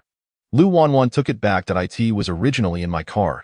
Ji Huaizhou's eyelashes fluttered as he remarked casually, I was afraid you wouldn't see it. Lu Wanwan donned the hair tie, stating, My eyesight is perfectly fine. Just then, the curtain of the private room was lifted, and the middle-aged man who had greeted them earlier entered, carrying a tray. As he stepped in, a faint herbal fragrance wafted through the room. He set down a medicinal soup in a white jade bowl on the table, and placed 2 white jade porcelain bowls in front of Lu Wanwan and Ji Huaizhou. That moment. The curtain was lifted again, and an authoritative voice came through. This is my newly developed medicinal soup. It is beneficial for the spleen and appetite, and helps with qi deficiency. Lu Wanwan turned her head towards the source of the voice and saw an elderly man in an apron. Looking sprightly as he entered. Old Pei, Ji Huaizhou acknowledged. Pei Jing nodded, stopping by the table, his gaze resting on Lu Wanwan with a smile. Huaizhou, so your friend is a girlfriend. Ji Huaizhou glanced at Lu Wanwan sitting across from him, his lips curling slightly. Old Pei, she is not my girlfriend. Pei Zhang, with a knowing smile, remarked, so, you haven't pursued her yet? Ji Huaizhou neither affirmed nor denied it. Old Pei, if we keep chatting like this, the soup will get cold. Pei Jing chuckled, a glimmer of understanding in his eyes. All right, you too. Enjoy the soup. Ji Huaizhou took the bowl in front of Lu Wanwan and served her a portion of soup. Give it a tea or while Lu Wanwan did not drink immediately. Instead, she looked at Pei Zhang beside the table and asked, Old Pei, aren't you joining us for a drink? No worries, you two enjoy it first and see how it tastes. Pei Zhang replied, signaling the middle-aged man to bring out the rest of the dishes. Lu Wanwan nodded, not hesitating, picked up the soup spoon, and took a sip. Her eyes brightened. Delicious. Then drink more, Pei Zhang encouraged with a smile. It's rare to taste the medicinal cuisine personally cooked by Old Pei. We are truly fortunate today, Ji Huaizhou said as he also poured himself a bowl of soup. Once all the dishes were served, Pei Zhang finally pulled out a chair and sat down. He removed his apron and hung it on the back of the chair. Seeing Lu Wanwan finish her bowl of soup, he said, Come, try the other dishes. Lu Wanwan nodded, setting down her spoon, picked up her chopsticks, and began to taste each dish. Each was subtly flavored, with a perfect balance of saltiness, cooked to perfection, and incredibly delightful to eat. By the end of the meal, Lu Wanwan had devoured 2 bowls of rice and several servings of soup. She wiped her mouth, savoring the flavors, and leaned back comfortably in her chair with her eyes slightly squinted in contentment. Ji Huaizhou observed that Pei Zhang had also set down his chopsticks. He poured some tea into Pei Zhang's cup and promptly addressed the matter at hand. Pei Lao, I have come today primarily to trouble you with examining her health and providing some adjustments. Pei Zhang lifted his teacup for a sip, his gaze settling upon Lu Wanchuan, inquiring, What seems to be the issue with your health? Lu Wanchuan straightened her posture, clearing her throat softly. I believe there is no significant ailment. Merely menstrual discomfort. Pei Zhang placed his teacup down and extended his hand. Allow me to take your pulse. Lu Wanchuan nodded, laying her wrist flat upon the table. Pei Zhang gently placed 2 fingers on her wrist, lowering his gaze as he quietly assessed her pulse. Before long, he withdrew his hand and raised his eyes to meet hers. There is nothing amiss. You are simply a bit frail. Take care to keep warm. As for the menstrual pain, that can be treated. I will prepare a medicinal package for you, which you can add to your soup during cooking. In no more than 3 months, you shall feel better, and the discomfort will cease. Thank you for your assistance, Pei Lao, Lu Wanchuan expressed gratefully. Pei Zhang stood from his chair, stating, I will prepare it for you now. Please wait here a moment. All right, Ji Huaizhou replied. When Pei Zhang returned to the private room, he carried a large bag filled with the prepared medicinal packets. You do not need to consume this too frequently. Twice a week will suffice. This quantity is sufficient for 3 months. Thank you, Pei Lao. How much is this bag? Lu Wanchuan inquired. Pei Zhang glanced at Ji Huaizhou. Since you are a friend of Huaizhou, there will be no charge. Lu Wanchuan shook her head. Pei Lao, he is he, and I am I that I must pay what is due. Pei Zhang smiled. I do not even know the price. I did not calculate it. Besides, this is not expensive. Consider it a gift from me to you. Since Pei Lao has offered it as a gift, you should accept it, Ji Huaizhou interjected. Hearing both of them speak thus, Lu Wanchuan relented, thinking she could dine here more often in the future. Very well, I shall accept it. Thank you, Pei Lao. Pei Zhang suddenly recalled something, by the way. I do not yet know your name. Young lady, Lu Wanchuan? She replied, a lovely name. Pei Zhang nodded, pondering that there was only one Lu family in the circle. He inquired, Are you the daughter of the Lu family? Indeed, I am, Lu Wanchuan confirmed. After a brief pause, she added, Pei Lao, may I come here to dine in the future? Of course, no problem at all. Let us exchange contact information. Should you wish to dine here, just send me a message in advance, Pei Zhang replied with a warm smile. Very well, Lu Wanchuan said in agreement, promptly retrieving her phone to exchange WeChat information with him. Chapter 47. Why did you answer the phone? After leaving the establishment, the two settled into the car. Ji Huaizhou's long fingers rested casually on the steering wheel as he turned his head to the girl in the passenger seat, asking, "Where would you like to go for fun?" Lu Wanchuan yawned, succumbing to the drowsiness that follows a hearty meal, and replied lazily, "Let us go directly to your home." Ji Huaizhou raised an eyebrow. "Visiting my home?" Lu Wanchuan's eyelids fluttered, turning to him. "What nonsense. I meant to go to your house to drop you off, and then I will drive back to my own." Ji Huaizhou's eyes sparkled with a gentle, lazy smile, carrying a tone of excellent patience as he quietly acknowledged her. He said nothing more, returning his gaze to the road as he drove away. While en route, Ji Huaizhou's phone, which lay on the center console, suddenly rang. "Please answer it for me." Upon hearing this, Lu Wanchuan set aside her own phone, reached for his, glanced at the unknown caller ID, and pressed the answer button. "Hello." After waiting a few seconds without a response, she called out again, "Hello?" Yet the other end remained silent. Lu Wanchuan turned her head to Ji Huaizhou. "There's no one speaking. It must be a wrong number." Just as she finished speaking, a familiar and astonished voice came from the other end. "Lu Wanchuan, why are you the one answering the phone?" Lu Wanchuan was taken aback, her lips twitching slightly in surprise, clearly not expecting it to be Shen Yujin calling. Ji Huaizhou was equally surprised, noting the lack of any contact name. Disregarding him, Lu Wanchuan held the phone away from her, turning to Ji Huaizhou. "It's Shen Yujin's call. Should I put it on speaker, or will you call him back after you arrive?" "Put it on speaker," Ji Huaizhou replied. Lu Wanchuan raised an eyebrow. "All right," and pressed the speakerphone button before placing the phone back on the center console. "Yujin," Ji Huaizhou addressed. "Huaizhou, why are you with Lu Wanchuan?" Shen Yujin asked. Ji Huaizhou focused on the road ahead, his eyelashes fluttering slightly. "Just out for a meal together. Is she still beside you?" Shen Yujin inquired further. "I'm driving," Ji Huaizhou answered. Shen Yujin acknowledged with a hum. "Then I'll hang up for now." "What is going on? Is something the matter?" Ji Huaizhou asked. "It's nothing. The gathering with Yuan Ji yesterday didn't materialize, and it has been rescheduled for this afternoon. I wanted to check if you're free to join," Shen Yujin explained, pausing before continuing, "but it seems you might not be available." Ji Huaizhou glanced at the girl in the passenger seat, who was busy with her phone. "I'm free." "Where is it?" Shen Yujin hesitated. "Aren't you with Lu Wanchuan? It doesn't matter," Ji Huaizhou interjected. After a brief silence, Shen Yujin replied, "All right, it's at Haoyue Mountain Villa.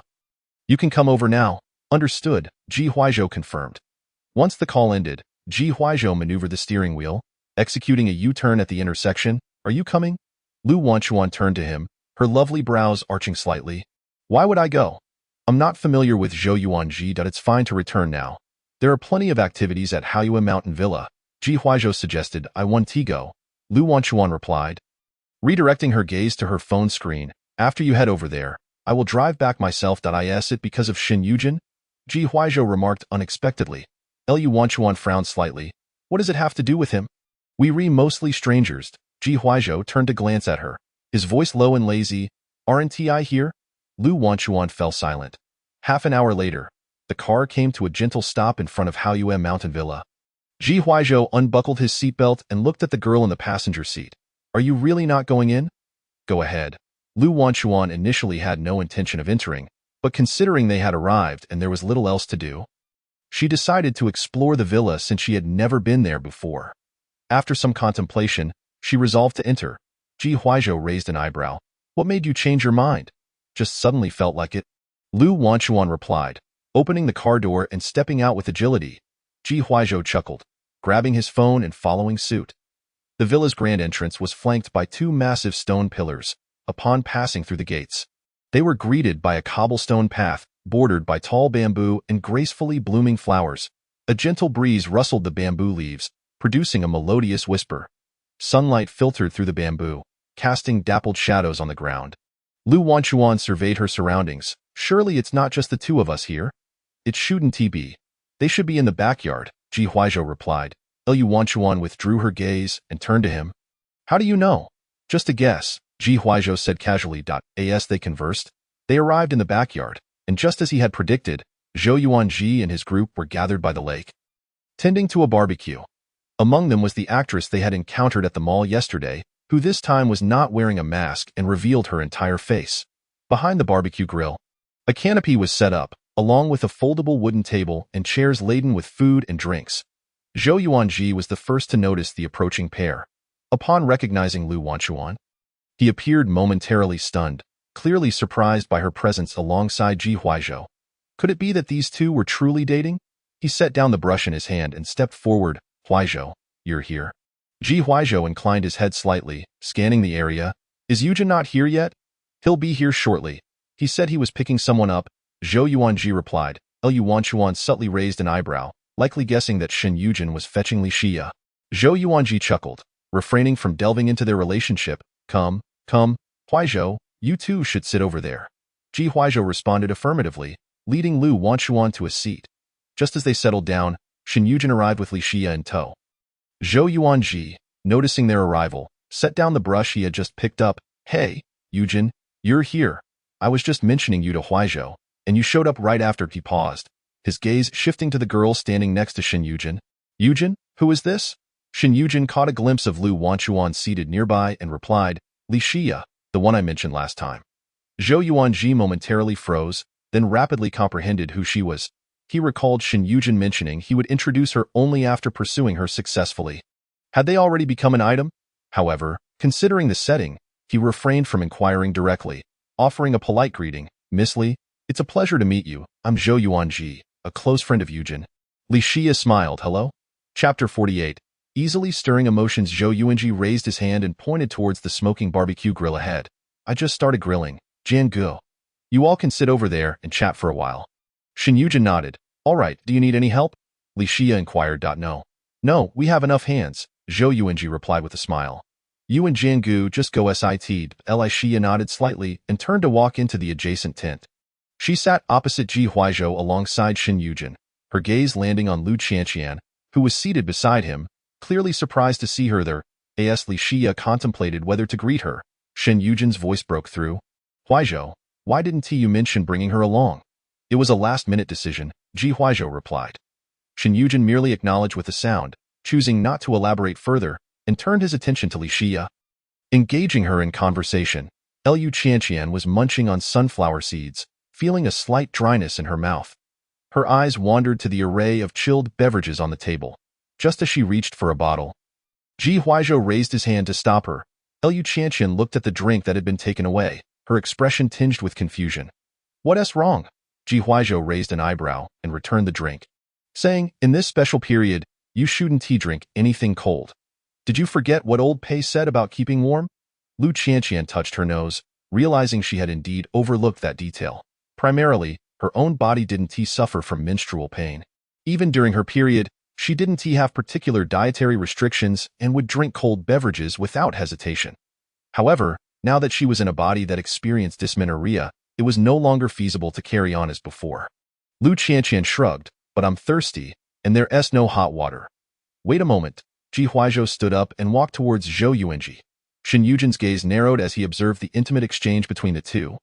His lips pressing into a thin line, Lu Qianqian turned to watch Ji Huaizhou leave, seeing him speak to Zhou Yuanji before both departed from the area. Just as she retracted her gaze, Shen Yujin's voice reached her again. What's your relationship with Huaizhou now? Lu Qianqian lazily lifted her eyelids to meet his gaze, nonchalantly responding, What business is it of yours? Shen Yujin's brow twitched. Lu Qianqian, have I not warned you not to entertain any notions about Huaizhou? Lu Qianqian crossed her arms, leaning back slightly in her chair. And did I not say, even if I do have those notions? What can you, Shen Yujin, do about it? Shen Yujin let out a cold laugh. Do you honestly believe Huaizhou would be attracted to a woman like you? Lu Qianqian raised an eyebrow. What kind of woman Huaizhou likes is hardly your concern. Are you his parent or guardian? Shen Yujin's expression darkened. Lu Qianqian, aside from your incessant chatter, what else can you do? I can eat, Lu Qianqian retorted, popping a cherry from the fruit platter into her mouth. She tilted her fair chin towards him. See? Do you want me to demonstrate how to spit out the pit? Shen Yujin. Li Xia observed the two bickering as if oblivious to their surroundings. Her hand resting on her lap tensed slightly at that moment. She felt like an outsider, unable to interject, which left her feeling rather awkward. Shen Yujin had always appeared composed and reserved in her presence, never revealing his emotions. She had never witnessed him in such a flustered state, especially in front of Lu Qianqian. He resembled an impulsive youth, easily provoked by Lu Qianqian's antics, becoming somewhat irritable and restless. Li Xia bit her lip and stood up. Yujin, I'll go see if they need help over there. Shen Yujin paused, realizing he had been so focused on conversing with Lu Qianqian that he had overlooked Li Xia beside him. He lifted his gaze to her. There are enough people at the barbecue. You don't need to help. I think the scenery here is lovely. I'll take a stroll along the lake. Li Xia replied. Shen Yujin stood. I'll accompany you. It shouldn't take too long here. It's a good opportunity to show you around the villa. Li Xia did not refuse and nodded. All right. Lu Qianqian glanced at the two departing figures before quickly turning her gaze back to her fruit. Before long, Ji Huaizhou and Zhou Wenjie returned. Lu Qianqian observed Ji Huaizhou as he settled back down beside her, his hand holding a thermos, somewhat surprised. Where did you get hot water? Ji Huaizhou reached for a disposable cup from the table and poured her a cup of hot water. This villa has an owner, and since he was around, I borrowed some from him. Lu Qianqian nodded, glancing at the steaming cup placed in front of her. Thank you. Ji Huaizhou raised an eyebrow, placing the thermos down, and gave a low hum in acknowledgement. Zhou Yuanji first checked on the barbecue grill to see how the food was coming along before walking over. He scanned the area and exclaimed, Hey, where are Jin Go and the others? They went for a stroll. Lu Qianqian turned her head to look and noticed that Shen Yujin and Li Xia had indeed vanished from the vast green meadow by the lake. Having left rather quickly, Dio, you want to take a stroll too? Ji Huaizhou asked. Lu Qianqian held her cup, blowing on the steam, and took a sip of hot water. Not right now. My lamb skewers are almost done. They should be eaten hot. Zhou Yuanji placed his hands on his hips, surveying the surroundings. Lu Qianqian took another sip and casually remarked, Why not just text him and call them back? Zhou Yuanji nodded and pulled out his phone to message Shen Yujin. Just then, a voice from a female celebrity chimed in. Zhou Xiao, come over and see if these lamb skewers are ready to eat. Zhou Yuanji put away his phone, turned, and walked to the barbecue grill. Checking the skewers. Almost done. Let them grill a bit longer. The female celebrity nodded, glancing back at Lu Qianqian, who sat with her back turned in the tent, leaning closer to Zhou Yuanji to whisper. Zhou Xiao, just now, while you were away, Miss Lu had a spat with young Master Shun. Zhou Yuanji paused in his movements, a flicker of surprise flashing in his eyes as he turned to her. What were they arguing about? Since the two hadn't made an effort to lower their voices, the female celebrity recounted their exchange nearly verbatim. After listening, Zhou Yuanji wore a peculiar expression, glancing back at the two not far away. It was evident to anyone with eyes that Ji Huaizhou had an interest in Lu Qianqian. If anyone was playing games, it would be Ji Huaizhou pursuing Lu Qianqian, wouldn't he it? But upon reflection, Zhou Yuanji considered that Shen Yujin was likely looking out for his friend. After all, Lu Qianqian had previously been relentlessly chasing after Shen Yujin. If the betting incident was true, it wouldn't be surprising if she had now turned her attention to Ji Huaizhou as a new target. Chapter 49. Rowing. If the betting incident were false, her sudden disinterest would imply it was all just a game for her. If she couldn't catch one, she would simply pursue another. In summary, Lu Qianqian didn't genuinely like anyone. She was merely seeking amusement. Shen Yujin's warning against targeting Ji Huaizhou was likely out of concern that his friend might fall for Lu Qianqian's tricks. Yet now, Ji Huaizhou was evidently smitten with Lu Qianqian, as evidenced by his willingness to personally fetch her hot water. Zhou Yuanji felt a headache coming on from all these convoluted matters. Zhou Xiao? Zhou Yuanji snapped back to reality. What is it? It seems the lamb skewers are truly ready this time, the female celebrity reminded him. Zhou Yuanji redirected his gaze to the skewers on the grill. Shaking his head to dispel his earlier thoughts, he quickly donned disposable gloves and began evenly sprinkling cumin and chili powder over the skewers, flipping and grilling them. Zhou Yuanji placed a generous serving of grilled lamb skewers onto a plate and handed it to the nearby female celebrity, gesturing for her to take it over. Just as he was about to grab another batch of raw skewers for the next round, a voice called from another grill. Hey, Zhou Xiao, come check if our grilled chicken wings are ready. Zhou Yuanji set down what he was holding, walked over to inspect, and replied, Let them grill for another 3 to 4 minutes. All right, the man responded. Zhou Yuanji returned to his grill, placing a fresh batch of skewers onto the barbecue. Zhou Xiao, give this a try.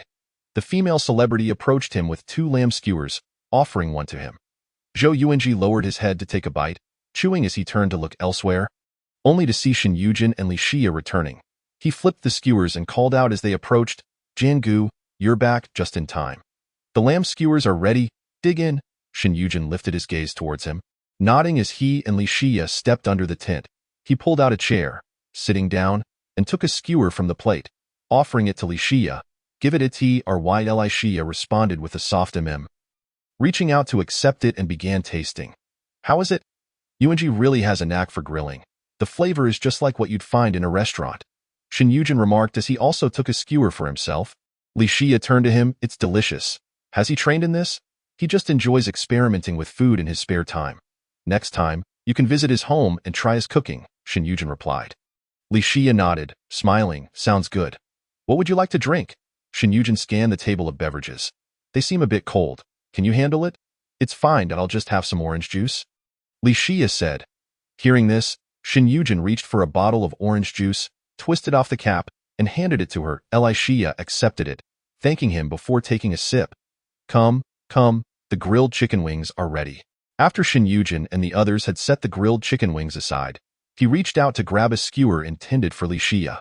However, he inadvertently grasped the same skewer as Lu Wanwan, who was reaching for it simultaneously. Before he could react, Lu Wanwan had already retracted her hand and turned to take another skewer. Naturally, Li Xia witnessed this scene. She pressed her lips together, lost in thought. At that moment, Zhou Yuanji approached, bending down to pick up a skewer of lamb from the platter on the table. After taking a bite, he suddenly recalled something and spoke up. There's a boat on the lake. After we finish eating, does anyone want to go? Having had a substantial meal at noon, Lu Wanwan felt quite full and, after spitting out a bone, looked up at him and inquired, Can we go now? Zhou Yuanji glanced at her and nodded. Sure, anytime. But do you want to go right now? There's still plenty left to grill. Lu Wanwan finished the chicken wing in her hand and set down the empty skewer. I'm full. What did you eat? Are you really full? Zhou Yuanji asked. I ate a lot at noon. I haven't digested it all yet, and I can't eat much now, Lu Wanwan replied as she grabbed a napkin to wipe her mouth.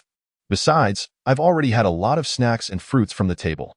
All right, but the pedal boats require 2 people, Zhou Yuanji said. Lu Wanwan raised an eyebrow, intending to ask the nearby Ji Huaizhou if he was full. When she heard his voice, let's go. Huaizhou, you're full too? Ji Huaizhou nodded slowly as he stood up from his chair. Where's the boat? On the other side of the lake. Zhou Yuanji pointed in a certain direction. Just head that way, Doc. Ji Huaizhou glanced in the direction Zhou Yuanji indicated and nodded slightly. All right, Lu Wanwan tossed her napkin into the trash bag at her feet, grabbed her bag, and stood up, following Ji Huaizhou out of the tent. Shin Yujin watched the two leave, his grip on the skewer tightening instinctively. He turned to Li Xia beside him and asked, Do you want to go boating later? Li Xia nodded. Sure, I've never been on a boat before. Zhou Yuanji set down the skewer he had just finished eating, picked up a bottle of mineral water from the table, twisted off the cap, and took a sip. You guys aren't planning to go right now, are you? I'm fine with it. It's up to Xia, Shin Yujin replied. Li Xia, feeling not too hungry since they had just eaten lunch, pondered for a moment and suggested, How about we go now? Sounds good, Shin Yujin agreed. Zhou Yuanji put down his water bottle. I'll go. But if you all go, what about the barbecue? Shin Yujin raised his chin slightly. It's not just you. There are still 3 others. But if you all leave, it'll be dull for me to stay here grilling, Zhou Yuanji replied. Why don't we all go together, and after boating, we can return to grill? Shin Yujin proposed. Zhou Yuanji nodded. All right, let's go boating together now. I'll let them know. Those who don't want to can stay here. Okay, Shin Yujin responded. After calling out to the others, Zhou Yuanji and the group departed towards the other side of the lake. This artificial lake was quite large, occupying nearly half the area of the resort. On either side were woods and grassy fields, offering a broad view. Their barbecue camping site was located in the middle of the lake, and it would take them about 10 minutes to reach the other side. A row of pedal boats was docked by the shore. When they arrived, Ji Huaizhou and Lu Wanwan had just chosen a small yellow duck-shaped pedal boat. You guys are quick. You've already picked a boat, Zhou Yuanji remarked as he approached. Hearing his voice, Lu Wanwan turned to look at Zhou Yuanji and noticed several others following behind him. What brings you all here? Jiangu suggested we all go boating together now and return to the barbecue afterward, Zhou Yuanji explained. Lu Wanwan nodded and said nothing more, stepping onto the boat first, followed closely by Ji Huaizhou. Shin Yujin, observing the 2 on the boat, turned to Li Xia beside him and asked, Xia, which style of boat do you want? Li Xia gazed at the small boats docked along the shore and pointed to one. How about that white swan? All right, Shin Yujin replied, leading her toward the white swan boat. Once aboard, they took control of the direction and pedaled away from the shore, gradually making their way to the center of the lake. Soon, several small boats floated on the shimmering surface of the lake. Moving in tandem, Lu Wanwan steered the boat to the center of the lake and then stopped. She took out her phone, turned her body, and snapped a few photos of the picturesque scenery from various angles. When the camera inadvertently slid past Ji Huaizhou, Lu Wanwan paused and asked, "Do you want to take a picture?" Ji Huaizhou raised an eyebrow. Sure. Lu Wanwan immediately aimed the camera at him, adjusting the angle and lighting to capture a perfect shot. As she glanced down at the photo on her screen, she noted the man's fair skin, silver hair cascading down, and the sculpted lines from brow to nose that were almost perfect in their curvature, complemented by a sharp jawline. Sunlight danced across his face, softening his previously cool demeanor.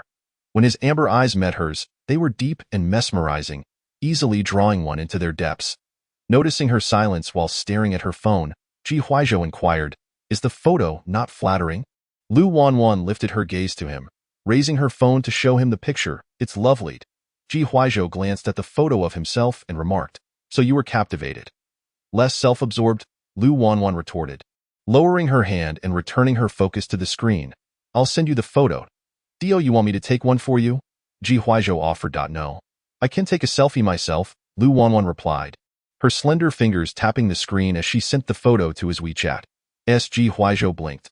A hint of amusement flickered in his eyes as he slowly spoke. "Are you worried I won't capture you well?" "Not at all. Who do you think I look down upon?" Lu Wanwan lifted her gaze, her deep, bright eyes sparkling. "With this face of mine, I look good at any angle, so it doesn't matter how you shoot." "Then let me take a shot," Ji Huaizhou said, pulling out his phone, opening the camera, and snapping a picture of her directly.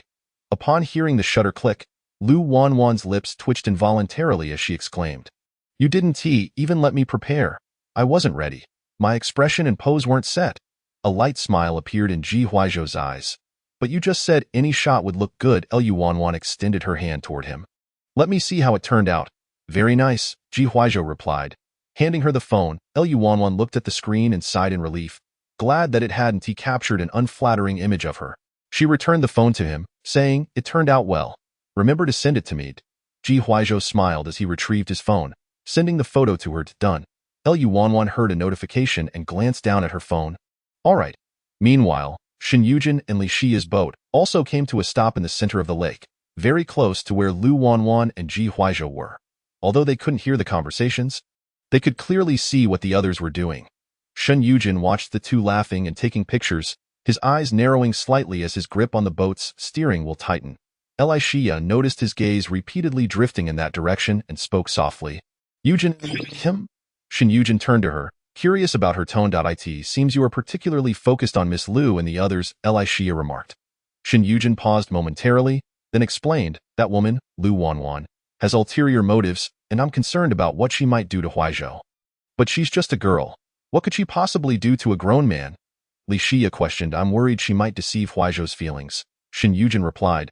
Li Xia looked over toward Lu Wanwan and said, "Then you could remind your friend that a reminder is futile. He won't listen, and I mentioned it the first time he met Lu Wanwan. But you can't keep an eye on them all the time." Shen Yujin furrowed his brows, falling silent as the atmosphere grew tense. Li Xia noticed his expression dimmed and realized he didn't wish to continue discussing the matter. Her fingers curled slightly in her lap before she shifted the topic, saying, "Yujin, let us take a picture too." Shen Yujin nodded. "Sure, I'll take one for you." Li Xia responded affirmatively and handed her phone to him.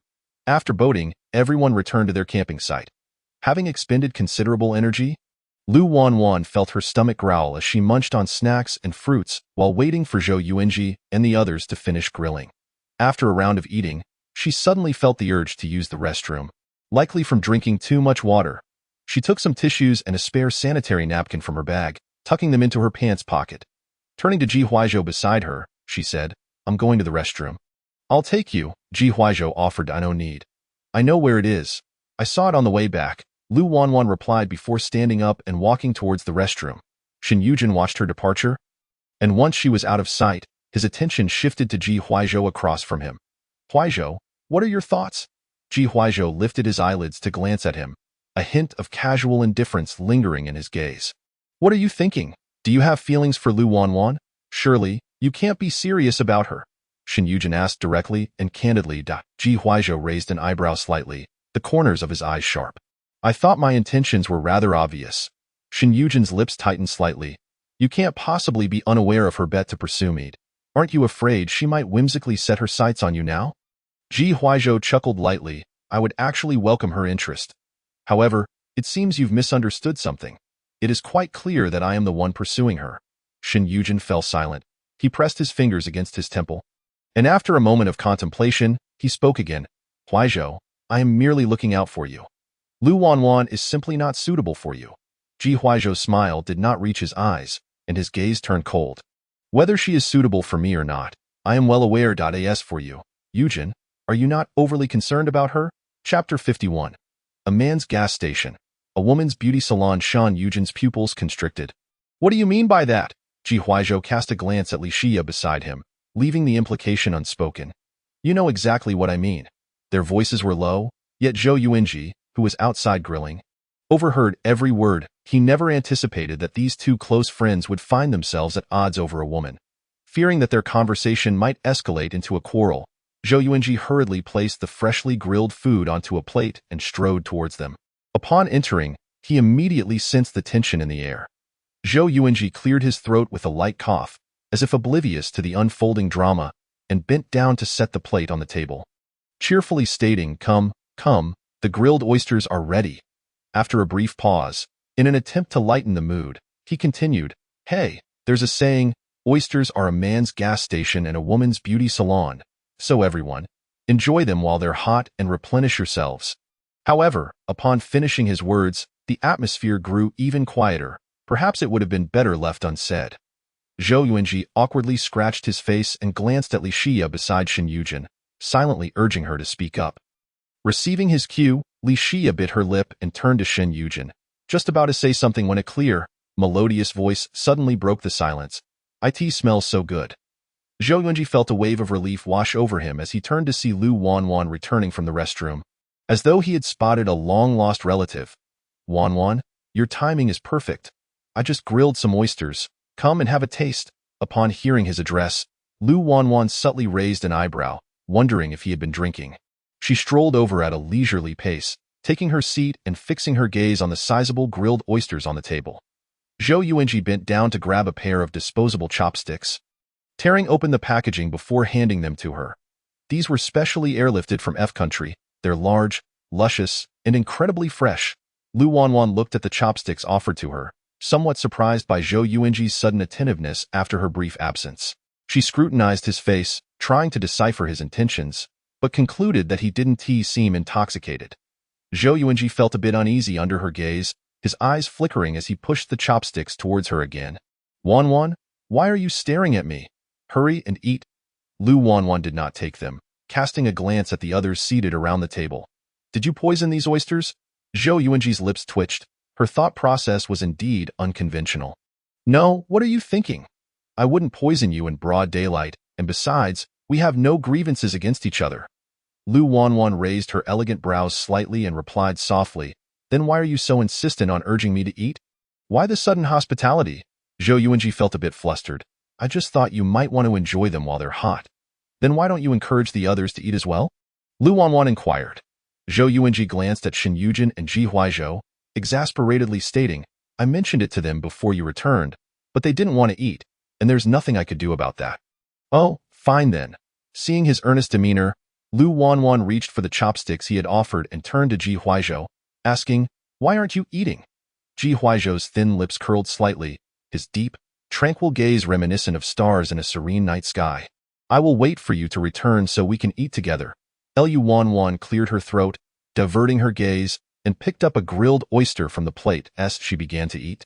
Her eyes brightened, and she looked back at Zhou Yuanji, complimenting, Not bad. This is indeed delicious. Then you should eat more to replenish your strength. Zhou Yuanji paused, his gaze shifting to Li Xia, smiling as he said, Miss Li, you should join us too. Sure. Li Xia nodded and turned to the stoic Shan Yujin. Yujin, would you like to have one? Shin Yujin replied with a curt reaching for 2 pairs of disposable chopsticks from the table and handing 1 pair to her. Seeing that everyone had returned to normalcy and was eating, Zhou Yuanji felt a wave of relief wash over him. What a day filled with unexpected events. it was quite exhausting for him. As the evening progressed, they continued to grill and eat, each engaged in their separate conversations. Liu Wanwan remained oblivious to the tension between Ji Huaizhou and Shen Yujin, primarily because neither had displayed any outward signs of discontent. Furthermore, she had little interest in Shen Yujin.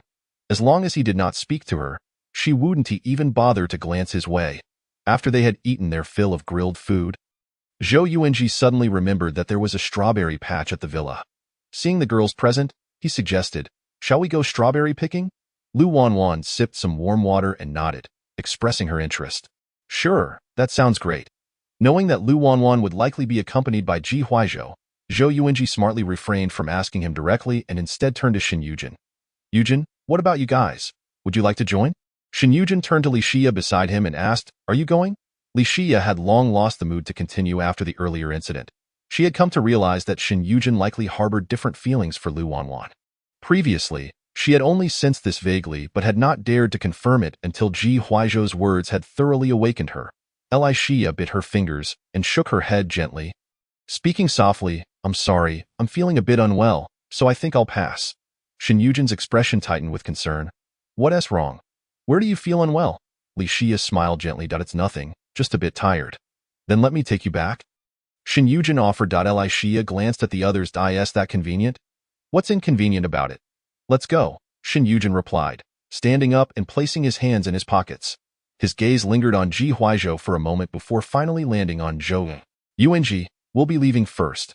Zhou Yuanji nodded. "All right, if Miss Li isn't feeling well, Yujin, you should take her back to rest." Shen Yujin acknowledged with a hum and promptly led Li Xia away. The female celebrity glanced at the departing duo. Retracting her gaze to Zhou Yuanji, she quietly inquired, "Zhou Xiao, are we still going strawberry picking?" "Of course we are," Zhou Yuanji replied. Liu Wanwan thought to herself that Shen Yujin's departure was timely, sparing her from his presence, and immediately put down her paper cup, rising from her seat. "Shall we go now?" "Yes, let's go now," Zhou Yuanji affirmed. "Just follow me." Chapter 52. A faint glimmer of answers in the car, Shen Yujin stole a glance at the girl in the passenger seat. Noticing her deep in thought with her head lowered, his gaze shifted slightly as he spoke. "Did I scare you earlier with Huaizhou?"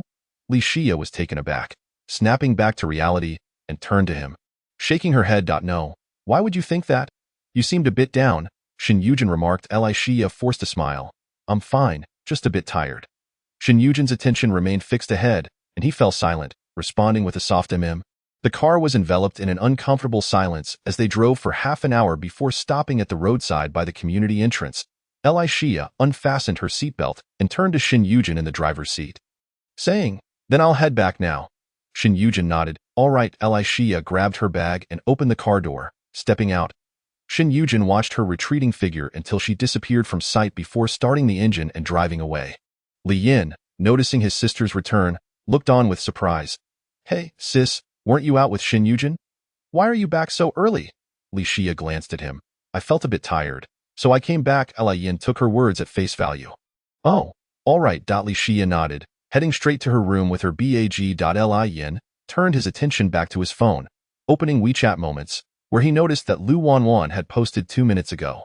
It was a set of 9 square photos without any caption. He immediately clicked to enlarge the photos and began swiping through them. When he reached one particular image, he was about to swipe away but suddenly paused. Noticing something intriguing in the picture, it was a scenic shot of a shimmering lake, dotted with several charming little boats. One of the small boats captured an image of half its structure, and while the face of the person seated within was not visible, the attire they wore was strikingly similar to that worn by Li Xia today, and their physique also bore a resemblance to hers. Li Yin tugged at his hair and glanced towards Li Xia's room, murmuring to himself, "Just a coincidence, perhaps." After a moment's contemplation, he finally rose from the sofa and walked to the entrance of Li Xia's room. Halting there, he raised his hand and knocked twice on the door. "Sister?" Li Xia opened the door, inquiring, "What is it?" "Xiao Yin." "Sister, did you go boating today?" Li Yin asked. Li Xia paused, her expression somewhat surprised. "How did you know?" Li Yin turned his phone's screen towards her, explaining, "Lu Wanwan posted on Moments, and one of the photos features you. Though your face isn't visible, I noticed the outfit you wore was identical, and your figure seemed similar, so I came to ask if it was you." Li Xia lowered her gaze and confirmed, "It was me. Did you not see her at that time?" Li Yin queried. We played together today, Li Xia replied softly. Li Yin appeared bewildered. Sister, weren't you out with Shin Yujin? How did Lu Wanwan end up there as well? It wasn't just the two of us. There were also Yujin and his friends. Lu Wanwan came along with one of his friends, Li Xia clarified. All right then, Li Yin responded. Li Xia's expression remained neutral as she replied. At that moment, Li Yin finally realized something was amiss with her.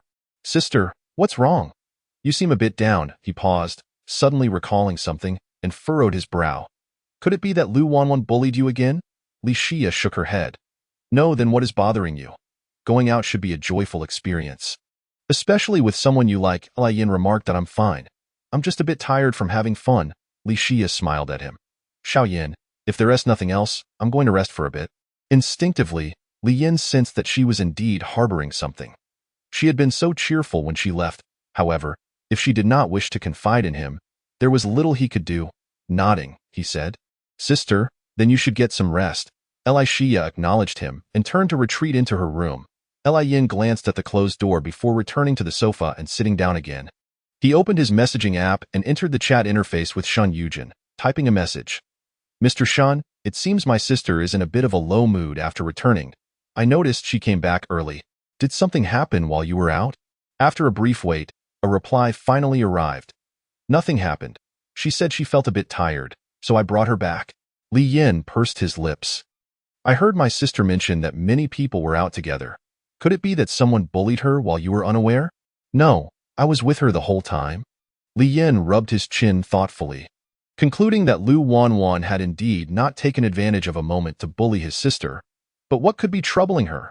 He cast another glance towards Li Xia's room, pondering whether he was overthinking. And perhaps she was simply fatigued. Meanwhile, Shin Yujin, observing the conversation with Li Yin, felt a flicker of concern as he recalled Li Xia's unusual demeanor, which seemed to have shifted after his dialogue with Ji Huizhou. He speculated that Ji Huizhou's remark about whether he was overly concerned with Lu Wanwan had prompted Li Xia to overthink things. Shin Yujin pressed his lips together, tightening his grip on his phone. Realizing that he had indeed been paying too much attention to Lu Wanwan lately. Previously, he would not even spare her a glance, feeling only annoyance towards her, let alone initiating a conversation. When did everything change? Was it that time at the Twilight Club when he noticed her completely different attire and demeanor? Or was it when he witnessed her confronting a drunken harasser at the night market? Perhaps it was when he learned she was pursuing him merely as a bet, or when she abruptly blacklisted him, or even when she intervened to rescue a woman from domestic violence on the street. Shin Yujin was startled to find that he vividly remembered every detail regarding Lu Wanwan, even the minutiae that he could recall with startling clarity. Rubbing his temples in frustration, he acknowledged that he was not oblivious. He had an inkling of the answer, yet he was reluctant to accept it. Him. His approach to love had always been singular and unwavering. If he liked someone, it would be solely that person. His heart was filled with joy, with eyes only for her, with no room for infidelity. Yet now, reality had imparted a lesson to him. Shin Yujin recognized that he could no longer continue down this path. Even though he was still single, it was unfair to Li Xia. A resolution formed within him. He stood from the living room sofa and ascended to the study on the upper floor. Shin Yujin opened the desk drawer, retrieving the phone that originally belonged to Chen Yi, unlocking the screen and proceeding to apply for the cancellation of the WeChat account. He then opened his own phone's messaging app, unfollowed Lu Wanwan's account, and deleted their chat history. Chapter 53. The elite private bodyguard company of the capital. After finishing strawberry picking and spending some time at the villa, the group packed up and headed home. When Lu Wanwan returned home, the sky was gradually darkening. She carried the medicine package she had brought back from Old Pei along with the strawberries and entered the living room, handing these items to Aunt Zhang before heading straight upstairs to her room. As Lu Wanwan settled onto the sofa, her phone suddenly chimed with a notification. She retrieved her phone from her bag, opened WeChat, and saw a message from Lumo.it contained a document titled Company Site Selection. Lu Wanwan promptly opened the document and began to browse. He had identified 3 optimal locations, complete with images. Lu Wanwan did not hesitate. She quickly selected her preferred option from the 3, after finalizing her desired renovation style with Lu Mo over the phone. She instructed him to proceed with the arrangements. With the site selection settled, the next crucial step was securing personnel. Lu Wanwan contacted Lu Dong directly and called him. Hello. Mississippi Lu Wanwan rose from the sofa and walked to the window, gazing at the deepening night outside as she spoke. Uncle Dong, you should be aware that I plan to start a bodyguard company. Indeed, Master Shan has informed me, instructing me to fully accommodate your needs. Miss Lu Wanwan leaned against the window, stating, please help me select 20 capable individuals, the most important criterion being that they must all be over 185 centimeters tall. Understood. Mississippi, do you have any additional requirements?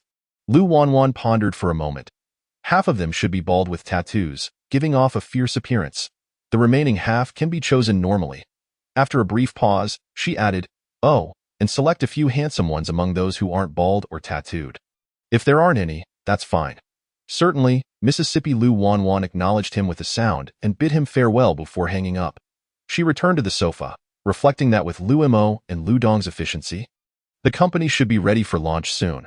What she needed to focus on now was promoting her upcoming bodyguard company. Otherwise, no one would know about it once it opened, and she wouldn't receive any orders. However, her WeChat friends were all privileged young ladies and gentlemen, making promotion through her social circle rather futile. Lu Wanwan reclined on the sofa, opened her messaging app, and decided to utilize this platform for promotion. Fortunately, her phone had 2 SIM cards, allowing her to quickly register a new account using a different number. She casually chose a solid black profile picture. However, coming up with a username proved challenging for her. As she struggled with naming, after ruminating for quite a while, she finally settled on a name. Elite Private Bodyguard Company of the Capital. She raised an eyebrow, thoroughly satisfied, nodding in approval at the straightforward and comprehensible name. With the name finalized, she swiftly began editing the homepage introduction. Service scope: private bodyguards, business protection, family protection, school protection, economic dispute negotiation, etc. All bodyguards are 185 centimeters and above, providing you with 24-hour protection. For inquiries, please contact or add V. WW123. Everything was prepared. Now she just needed to shoot some videos and photos for promotional purposes. She would have to wait for Lu Dong to finalize the personnel selection before proceeding with the advertising. Switching back to her personal account, Lu Wanwan suddenly recalled something and exited the messaging app to open WeChat. She located the contact for Yang Yin, whom she had added previously, accessed their chat interface, and sent a message. Are you there? Yang Yin replied, I am here, Miss Lu. Lu Wanwan continued, I am starting a bodyguard company soon, with a wide service range that can address issues related to violence and economic disputes. Please see if you have any friends in need and help me spread the word. Yang Yin responded, No problem, Miss Lu. Lu Wanwan replied, Thank you for your help. Yang Yin added, It's no trouble at all. You have helped me immensely, so this is the least I can do. If it weren't for you, I wouldn't have such a stable life now. Lu Wanwan said, just continue to live well. Lu Dong was quite efficient in selecting personnel. By the time Lu Wanwan returned to her room after dinner, she had already received the list from him. She placed the bowl of strawberries on the coffee table and settled onto the sofa, opening the spreadsheet to review the information on the individuals Lu Dong had selected. Initially, I believed that there would be no particularly handsome individuals among the selections, with appearances at best being average. To my surprise, I discovered some truly exceptional candidates. After reviewing the list, Lu Wanwan nodded in satisfaction. All aligned with her expectations, she promptly messaged Lu Dong. Uncle Dong, these individuals are quite impressive. Lu Dong replied, Miss, shall I have them add you on WeChat? Lu Wanwan answered, Sure. Before long, her WeChat was inundated with friend requests, each accompanied by a name note. Lu Wanwan picked up her cup from the coffee table, took a sip of water, and accepted all 20 friend requests. The moment she did, messages flooded in from these individuals, all uniformly greeting her with, Miss, good evening. Feeling too lazy to annotate each individual, Lu Wanwan swiftly created a group chat entitled, Internal Staff of the Professional Bodyguard Company of the Imperial Capital. Everyone, please update your notes with your names. Everyone, just respond with a 1 if you've received this. 111. Once Lu Wanwan noted that they had all updated their names, she glanced once more at the list provided by Lu Dong, memorizing the names of 5 particularly attractive individuals. She returned to the group chat and tagged those 5. You 5, come to Lu's at 10 o'clock tomorrow morning. Wear matching attire. It must be black suits. If you don't have one, please purchase one, and I will reimburse you. Respond with a 1 upon receipt. Seeing the 5 immediately respond with a 1, she refrained from saying more and exited the group chat interface. Setting her phone down, she stood to stretch her limbs and walked towards the cloakroom. After retrieving her sleepwear, she proceeded directly to take a shower. When Lu Wanwan returned to the sofa after showering and drying her hair, she bent down to pick up her phone and noticed a message from Ji Huizhou sent 10 minutes earlier. Have you eaten the strawberries? This reminded Lu Wanwan that she had yet to indulge in the strawberries she brought with her. She seated herself on the sofa, reached into the bowl for a strawberry, took a large bite, and quickly typed a reply. I'm eating them now, they're quite sweet. Make sure to rest early. After replying with you too, she exited WeChat and opened a music app, munching on strawberries while browsing videos. Chapter 54. In need of a lady boss the following day, Lu Wanwan arrived punctually at her company. She stifled a yawn and languidly settled into her chair. Just as she took a sip of coffee, the office phone rang. Lu Wanwan reached for the receiver and held it to her ear. Miss, there is a Ms. Jiang here to see you. Should I let her up? Yes, please let her up. Understood, Mississippi. After hanging up, Lu Wanwan stood and exited her office. She paused at the elevator door, awaiting Jiang Tingshue's arrival. Soon, the elevator reached the top floor, and with a chime, the doors slowly opened. Upon seeing Lu Wanwan waiting outside, Jiang Tingshue's eyes lit up as she stepped out of the elevator briskly, affectionately linking her arm with her. Wanwan. As they walked towards Lu Wanwan's office, Lu Wanwan inquired, Tingxue, why did you come so early? You didn't even message me. Jiang Tingxue winked at her. I wanted to give you a surprise. How touching, my dear, Lu Wanwan replied with a smile. Upon reaching the office door, Jiang Tingshue's gaze was drawn to the sign hanging on the glass door across the way. When she read the inscription, she stopped abruptly, bursting into laughter. Wanwan, are you serious about the words on this sign? Lu Wanwan raised an eyebrow. Of course I'm serious. How did you come to hang this sign? Has Shen Yujin been here? Jiang Tingxue asked curiously. Only after his one visit did I decide to put it up, Lu Wanwan explained. Has he returned since? Jiang Tingxue inquired further. Not at all. Lu Wanwan gestured for her to take a seat on the sofa. Jiang Tingxue nodded and settled onto the couch, remarking, if he saw this, he would surely be furious. Lu Wanwan walked to her desk, picked up a beautifully packaged bag, and turned to Jiang Tingxue. Here, this is for you. Jiang Tingxue received the bag and opened the box inside, untied the ribbon, and revealed a purse. Her eyes sparkled. This is the style and color I adore. Is this a new release from H? Lu Wanwan sat beside her. Indeed, it seemed perfect for you. So I just had to get it. It was the last one available in the store. Jiang Tingxue placed the purse back in its box and hugged Lu Wanwan. You are so wonderful to me. Lu Wanwan gently patted her shoulder. It's only natural. Jiang Tingxue smiled and suggested, Wanwan, why don't I stay here and keep you company at work? Then we can have lunch together. Sounds good, Lu Wanwan agreed. Half an hour later, Lu Wanwan's phone on the desk chimed, and she picked it up to see a message from the group chat. The 5 individuals she had summoned had arrived and were downstairs.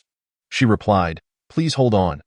I'll be down shortly, then stood up, her gaze landing on Jiang Tingxue, who was engrossed in her phone on the sofa. Tingxue, I need to head downstairs for a moment. Jiang Tingxue looked up. What is up? Lu Wanwan stepped around the desk. The people I invited have arrived. Jiang Tingxue assumed it was a client and asked, should I stay out of sight? No need. They want to come up, Lu Wanwan assured her. Jiang Tingxue nodded. All right. Lu Wanwan confirmed, then paused for a moment before adding, why don't you come with me? Jiang Tingxue was taken aback. Huh? You want me to go with you? Let us talk while we walk, Lu Wanwan said, approaching her and pulling her up from the sofa, leading her outside the office. Though Jiang Tingxue felt a bit confused, she obediently followed. Wanwan, if you're meeting with clients, wouldn't it be inappropriate for me to join? They're not clients. They are the personnel I'm hiring, Lu Wanwan clarified. Hiring personnel? Jiang Tingxue echoed, nodding that I didn't get a chance to tell you. But I'm opening a bodyguard company. I'm currently recruiting staff and seeking a renovation company. It should be officially operational within half a month. A flicker of surprise crossed Jiang Tingshue's eyes. Wanwan, what is your purpose in starting a bodyguard company? Primarily inspired by the incident with Yang Yin and the various domestic violence and school bullying cases I see online, I felt compelled to create a bodyguard service that can genuinely assist those in need. Lu Wanwan explained, speaking at a measured pace. She paused briefly before continuing. These issues rarely get resolved even if the police are called. They merely go through the motions without addressing the real problems. And the victims continue to suffer. Jiang Tingshue's expression softened. Wanwan, I'm not sure what to say, but I want to join you in this meaningful endeavor. Lu Wanwan smiled, her eyes bright. Great. Just so happens my company needs a lady boss. Why not you take on the role? What are you saying? Jiang Tingxue playfully retorted. I speak the truth, lady boss, Lu Wanwan replied. Jiang Tingxue lightly pinched her arm. I'm being serious. I want to invest. All right. Lu Wanwan responded enthusiastically. As they laughed. They exited the elevator and arrived at the lobby on the first floor. Upon glancing through the glass windows, they spotted 5 tall men in black suits standing with their backs turned. Wanwan, are they the ones? Jiang Tingxue inquired. Yes, Lu Wanwan confirmed. The two approached the 5 individuals, and Lu Wanwan scrutinized their faces, confirming they matched the photographs perfectly. She promptly instructed, You 5, follow me. The 5 had been speculating which of the 2 girls was the lady boss. But upon hearing her speak, they stiffened slightly, responding respectfully, Yes, lady boss. Jiang Tingxue tilted her head, puzzled by their immediate address. Shouldn't they be calling you boss? However, she didn't dwell on it and followed Lu Wanwan back into the building. Lu Wanwan found an empty spot in the lobby, leaned against the wall, and directed the 5 to stand in a unified pose. Jiang Tingxue observed the 5 lined up, thoughtfully stroking her chin, and commented, Wanwan, not only are the people you hired tall, but they're also quite handsome. Lu Wanwan raised an eyebrow at her. Absolutely. They were meticulously chosen. They must have a pleasing appearance. Will the company recruit based on this standard in the future? Jiang Tingxue queried. Not necessarily. There aren't that many attractive and capable bodyguards available, Lu Wanwan replied, lifting her phone and opening the camera. She stepped back a few paces and instructed the 5. Adjust your expressions. I'm about to take some photos. Chapter 55. The first client. Once the 5 were ready, Lu Wanwan adjusted her angle and pressed the shutter button. Now strike a pose that you believe makes you look handsome. ILL take a few more shots.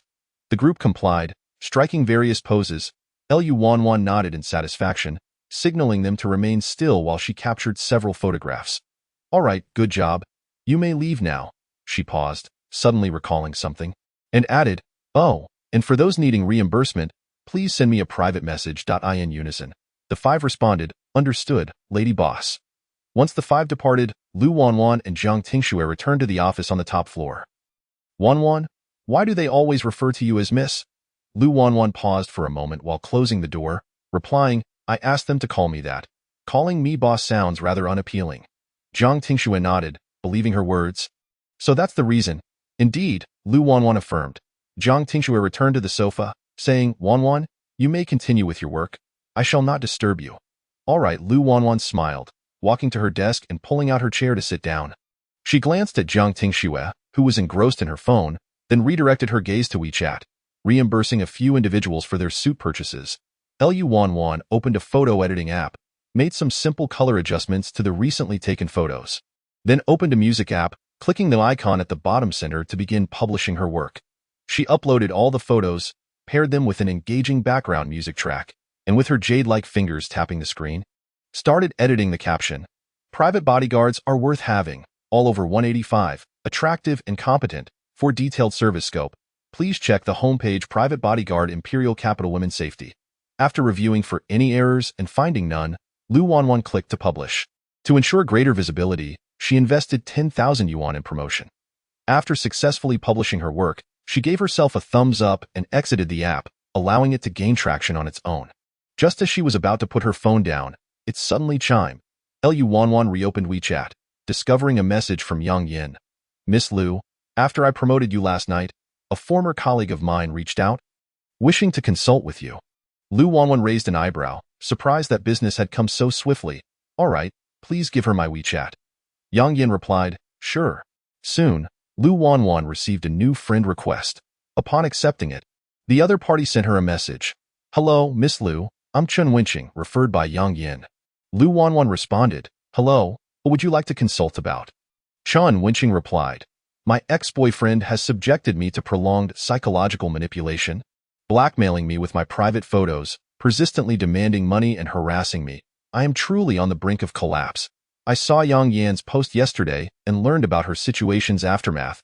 Thus I wish to inquire if my case can be resolved. Lu Wanwan assured her, It can be. Are you free this afternoon? Chun Wenqing responded eagerly, yes. Lu Wanwan continued, all right, please send me the address. I will come to pick you up this afternoon. Then we shall confront your ex-boyfriend. Chun Wenqing asked, what is the fee for this service? Lu Wanwan replied, 2,000.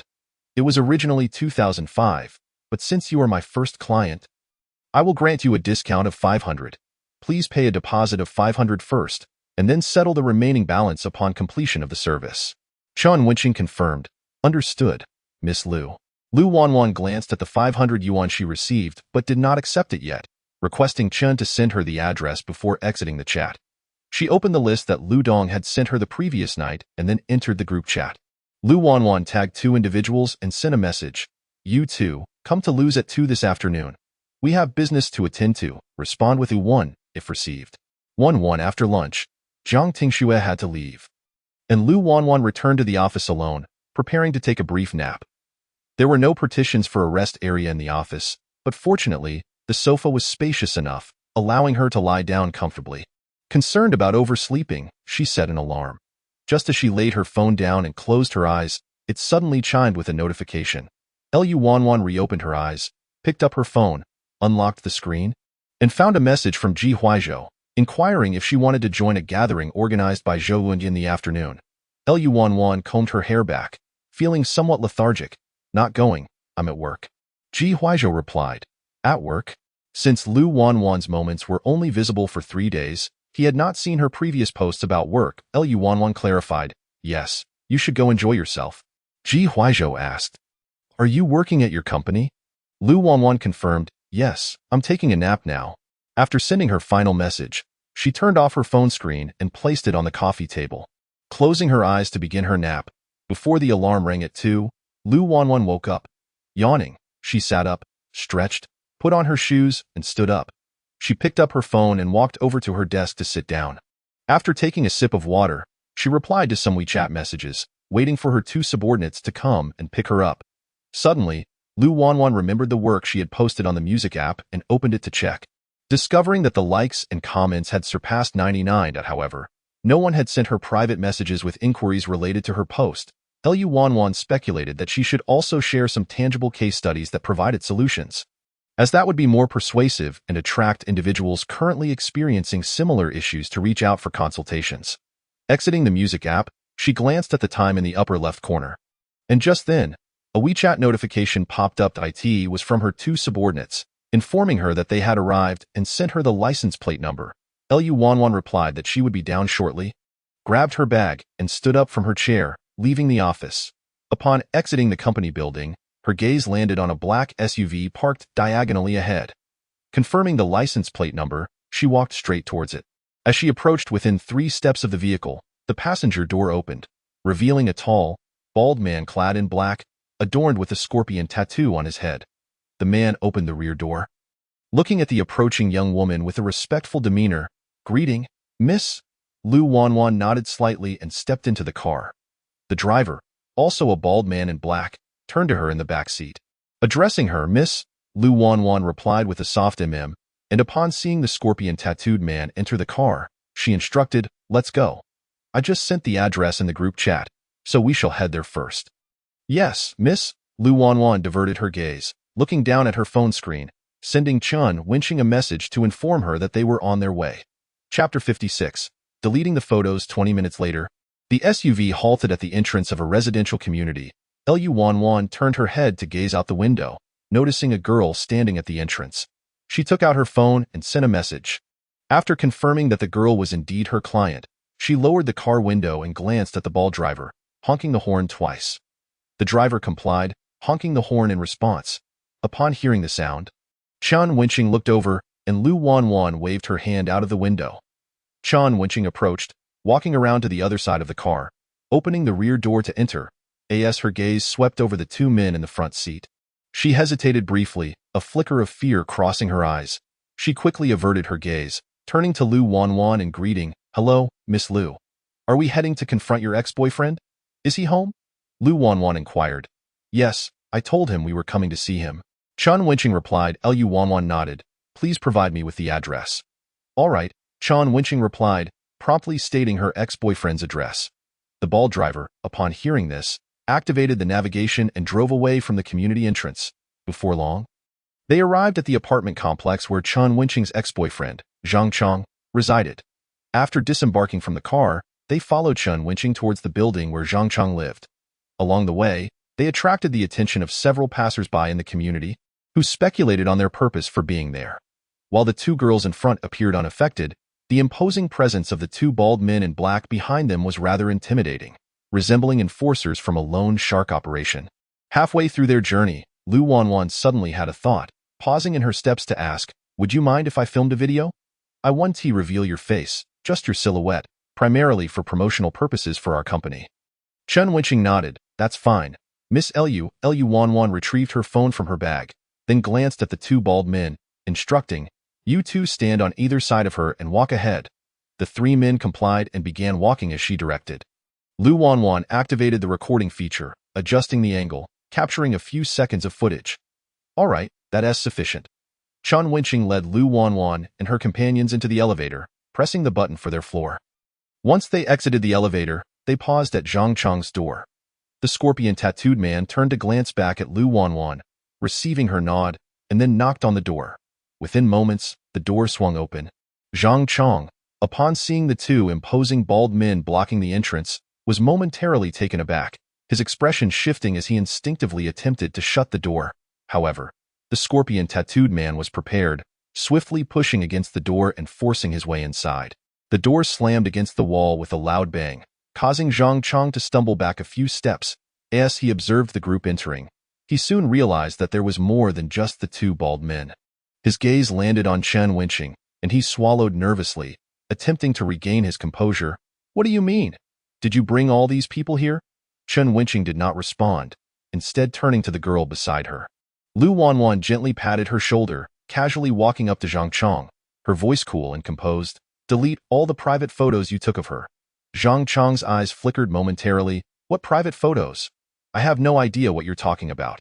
Lu Wanwan raised an eyebrow. "While I still possess a modicum of patience, I suggest you comply with my request."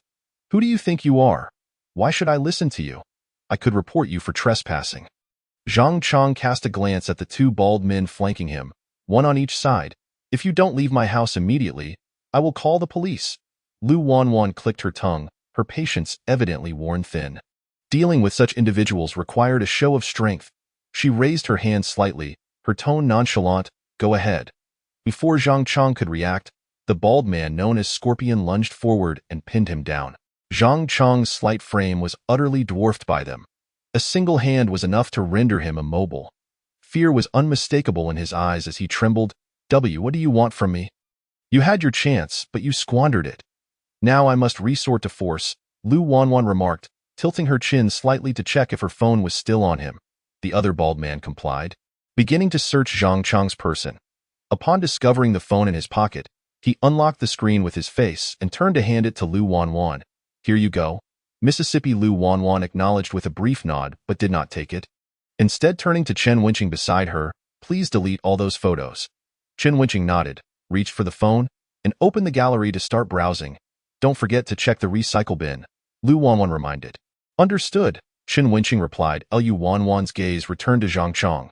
"Do you have any backups on your computer?" Zhang Chong's eyes drifted nervously, unable to meet her gaze, and no. Seeing his demeanor, Lu Wanwan knew he was not being truthful. "Speak up, which drive and folder?" Zhang Chong shook his head. "I truly have no backups." Lu Wanwan's exquisitely striking face betrayed little emotion, her tone casual as she remarked, "It seems you wish to taste my fists."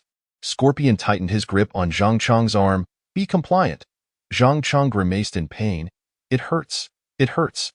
Unless you start speaking the truth, you can forget about this arm," Scorpion threatened. Terrified, Zhang Chong relented. "I'll talk? Just let go of me." Scorpion immediately eased his grip. "Where is it?" "In my C drive, in a folder named WQ."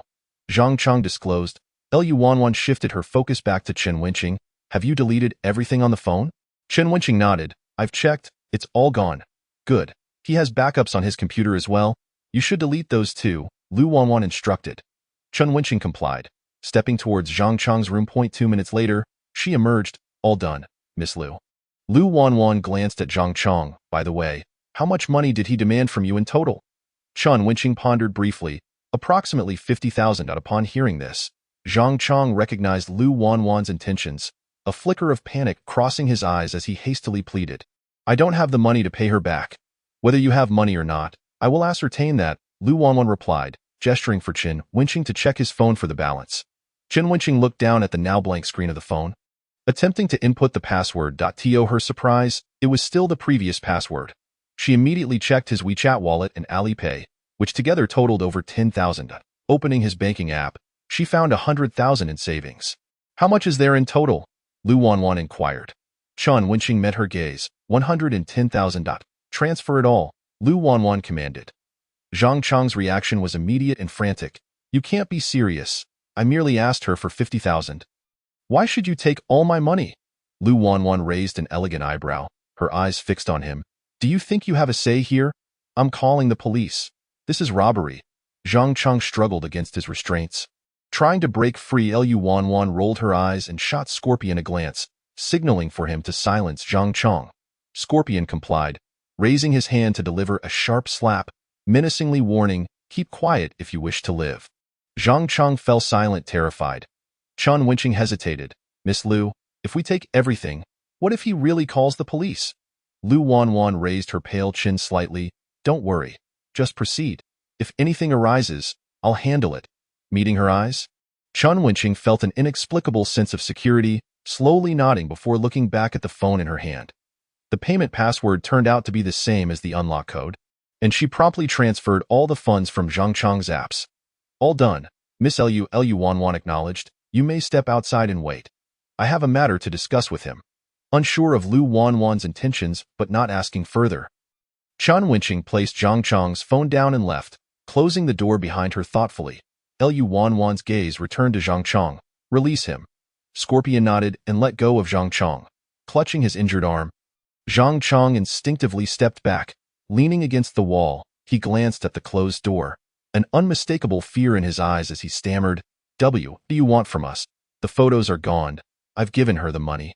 Lu Wanwan approached him in her high heels, a smile gracing her lips that did not reach her eyes, emanating an aura of intimidation. Yes, not that I fear you might trouble her again. Rather, what do you think we should do in such a situation? Wouldn't it be better to ensure no trace remains? As Zhang Chong heard the sound of her heels clicking against the floor, a chill ran down his spine, especially upon hearing her last statement. He nearly fell to his knees, swallowing hard and hastily assuring, You can rest easy. I will never bother her again. Lu Wanwan abruptly halted, tilting her head. How can I trust you? Just moments ago, you were shouting about calling the police. Zhang Chong's forehead glistened with sweat as his mind raced. He forced an awkward smile. I thought I was just saying that. I wouldn't dare actually call the police. Just then, her phone emitted a notification sound.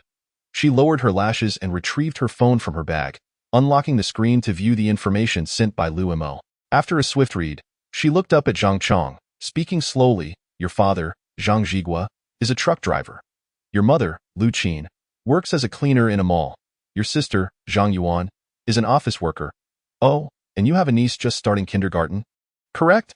Zhang Chong's complexion shifted dramatically, his eyes widening in disbelief. He had never shared details about his family with Chun Wenqing. How do you know this? Lu Wanwan's expression remained unreadable, her voice calm and clear. It's quite easy for me to eliminate someone. If you dare to trouble her again, you might want to consider the consequences. Zhang Chong, not foolish, understood she was using the safety of his family to issue a warning. He had no more thoughts of defiance, raising his hands in a vow. You can rest assured. I promise I will not trouble her. Lu Wanwan remained silent, observing him for a few seconds, satisfied that her purpose had been achieved. She gestured for the two bald men to leave with her. As Zhang Chong watched the door swing open and then slam shut, he slowly slid down the wall, collapsing onto the floor. Gasping for breath, overwhelmed by a sense of vulnerability as if he had narrowly escaped death. Outside, Chun Wenqing observed as Lu Wanwan emerged from the room and hurriedly approached her. Miss Lu, I've spoken with him. He won't trouble you again, Lu Wanwan assured. Chun Wenqing nodded, completely trusting her, expressing her gratitude. Thank you. Miss Lu? Lu Wanwan placed a hand on her shoulder. Let us go. I'll take you home. Chun Wenqing agreed, following her into the elevator. By the way, Miss Lu, I will transfer the remaining payment to you now. All right, Lu Wanwan replied. After safely escorting Chun winching back, Lu Wanwan returned to the company. The black SUV stopped in front of the Lu Corporation building. Lu Wanwan looked at the two men in the front seat. You performed admirably today. They turned, expressing their gratitude. Thank you for your praise, miss. Very well, you may return now, Lu Wanwan concluded, stepping out of the car with her bag in hand. Upon returning to her office, she pulled out her chair, sat down, and opened WeChat to send red envelopes to the two bald men for their efforts. Exiting WeChat, she opened her music app, ignoring the new likes and comments. Leaning back in her chair lazily, she uploaded the video she had recorded earlier that afternoon. Alongside the footage taken downstairs, she also included a brief clip recorded while knocking on the door. After adding suitable background music, she began editing the caption. A young lady suffers long-term psychological control from her ex-boyfriend, who blackmails her with private photos, continuously demanding money and harassing her. She successfully uses love to reform the scoundrel, leading him to delete the photos, return the money, and guarantee he will not harass her again. True history emotional, the light of justice. After reviewing it for any issues, she promptly published it and invested in promotion. Satisfied with her now published work, she nodded approvingly and even gave herself a like before exiting the app just as she was about to set her phone down. A WeChat message popped up. It was from Ji Huizhou, asking if she would like to have dinner together after work. After a moment of contemplation, Lu Wanwan typed her response. Sure, send me the address. Ji Huizhou, I will come to pick you up. What time do you finish work? Lu Wanwan, 6 o'clock. There's no need for you to pick me up. I will drive myself. Just send me the restaurant's address. Ji Huizhou. All right. After glancing at the address he sent, Lu Wanwan set her phone down and busied herself with other matters.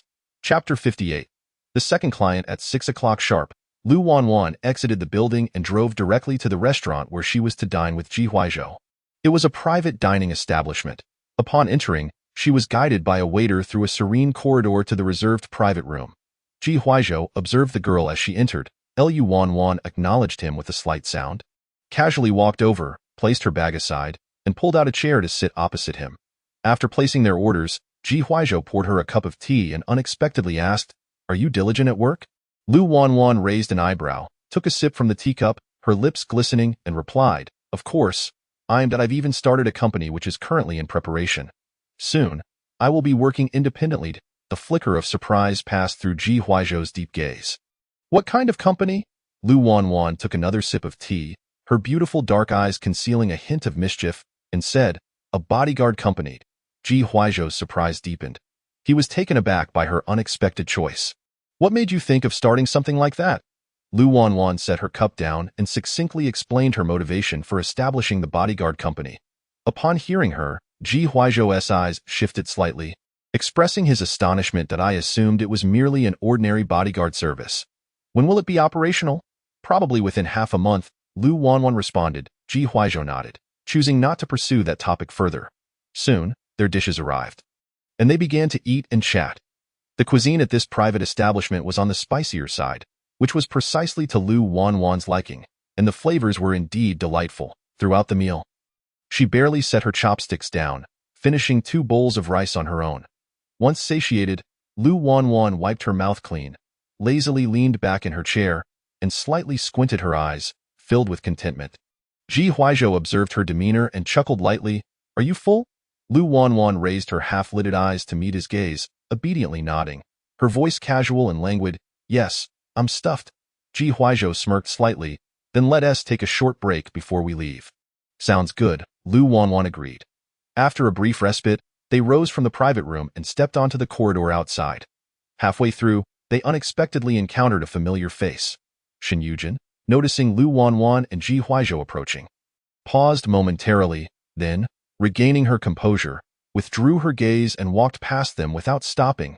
Lu Wanwan turned to glance at Shen Yujin's retreating figure, puzzled by her lack of acknowledgement towards Ji Huizhou, as if they were strangers. Weren't they friends? Surely it couldn't be because of her presence, could it? Ji Huizhou noticed her expression and asked, What's wrong? Lu Wanwan tilted her head to face him, pondering for a moment before speculating. Did you two have a quarrel? Why do you ask? Ji Huizhou inquired. Lu Wanwan tilted her head slightly, her clear black eyes filled with curiosity. It's strange that neither of you greeted each other. I thought you two were acquainted. Ji Huizhou offered no further explanation and simply said, "Let us go." Liu Wanwan subtly raised an eyebrow, sensing that there was indeed something amiss between them, but she refrained from probing further, responding affirmatively and continuing towards the restaurant's entrance. Upon returning home, Liu Wanwan washed up and then headed straight to bed. She recalled the video she had posted earlier in the afternoon, curious about its reception, and promptly opened the app. She noticed over 99 likes and comments, but instead of rushing to check the comments, her attention was drawn to several private messages she had received. Most were inquiries about her pricing, with one asking about her service coverage. Hello, could you clarify what school protection entails? Liu Wanwan promptly entered the chat with him, her fair fingers tapping on the screen as she replied, "It means we can help resolve issues completely if someone is experiencing bullying at school. Can it really be resolved completely? Liu Wanwan, absolutely, trust me. Will the price be too high? I am still a student. Liu Wanwan frowned slightly at the message. Does your family not know about this? No. Liu Wanwan, can you share your situation? I study at Dido number 1 high school. There are several boys in my class who constantly bully me, whether it's throwing my books out the window or locking me in the restroom or cornering me in the hallway. Liu Wanwan, have you told your class teacher? I did, but one of the boys' fathers seems to be a school board member, and the teacher turns a blind eye, at most scolding them verbally. Liu Wanwan, have you considered transferring schools?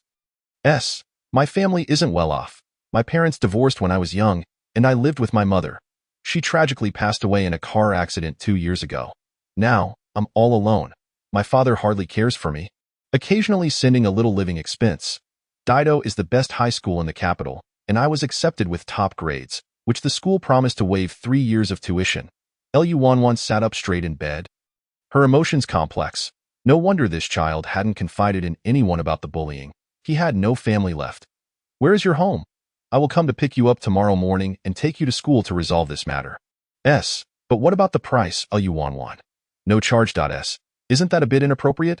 How about I write you an IOU and pay you back when I earn money in the future? Liu Wanwan, all right, I'll give you a student discount and charge you 50 yuan. Is it really just 50 yuan?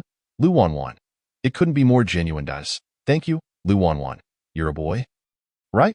What's your name? Yes. My name is Shun Mo. Liu Wanwan. Add me on WeChat so I can contact you. Sure. After adding each other on WeChat and confirming a meeting location and time for the following day, Liu Wanwan entered the group chat. Just as she was about to tag 2 individuals, she received a message from Lu Dong. She hesitated briefly before opening the chat with Lu Dong. Miss, I will assign 2 more personnel for your protection. They can accompany you wherever you go. They just returned from a mission, and you needn't worry about their skills. They are even more capable than the 20 I previously selected for you. Liu Wanwan raised an eyebrow but did not decline. All right, Uncle Dong, have them add me on WeChat directly. Liu Dong, understood. I'll have them add you now. Liu Wanwan, okay. Chapter 59, mistaken for a human trafficker in less than a minute. She received 2 friend requests on WeChat. After approving them, Liu Wanwan promptly added the 2 into the group chat and tagged them. Change the group name to your real names. Come to pick me up at 5:30 tomorrow morning. Wear suits. Acknowledge by replying 1. Upon seeing their quick responses, she sent the location of the villa. Liu Wanwan didn't bother checking the names they had changed to. After sending the location, she exited WeChat and returned to the app. She opened the video she had posted earlier, now garnering over 300,000 likes and several thousand comments. Liu Wanwan raised an eyebrow, pleased with the results, and entered the comments section to read through. Are you still hiring? I'm 187 cm, have tattoos, and look like someone who's about to be executed. Fantastic, it's a private police force. We're saved. Crying.jpg I told you, private services may be expensive, but the results are excellent, bro. I've been in a mental hospital 3 times, have a medical history, can I join? Nosepicking.jpg this is not a gang. These are my actual relatives. Liu Wanwan chuckled at the comments and the replies from other users, finding them quite amusing. She liked a couple of the comments and continued scrolling. Many others were posting their photos, asking if they would qualify, and to her surprise, some did look quite intimidating. After browsing for a while, she glanced at the time in the upper left corner, exited the comments section, and realized she needed to rise early the next morning. Thus, she decided to retire for the night to ensure she wouldn't oversleep. Setting an alarm, she finally turned off her phone screen. After charging her phone and turning off the lights, she lay back on her bed, closed her eyes, and drifted into slumber. The next day, at 5 o'clock in the morning, Lu Wanwan was awakened by her alarm. She slowly opened her eyes, yawning, her beautiful gaze clouded with a thin mist, hazy and moist. Lu Wanwan took a moment to gather herself, reached for her fully charged phone on the bedside, unlocked the screen, replied to some WeChat messages, then threw off the covers and headed to the washroom.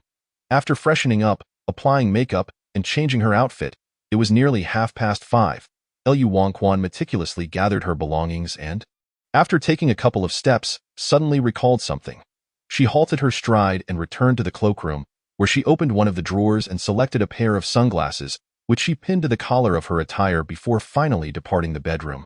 At this hour, the outside world was only just beginning to brighten, and Zhang Ma had yet to rise. The first floor was eerily quiet and somewhat dim as Lu Wanquan stepped into the living room. Her phone chimed with a message. The two individuals she had summoned had arrived.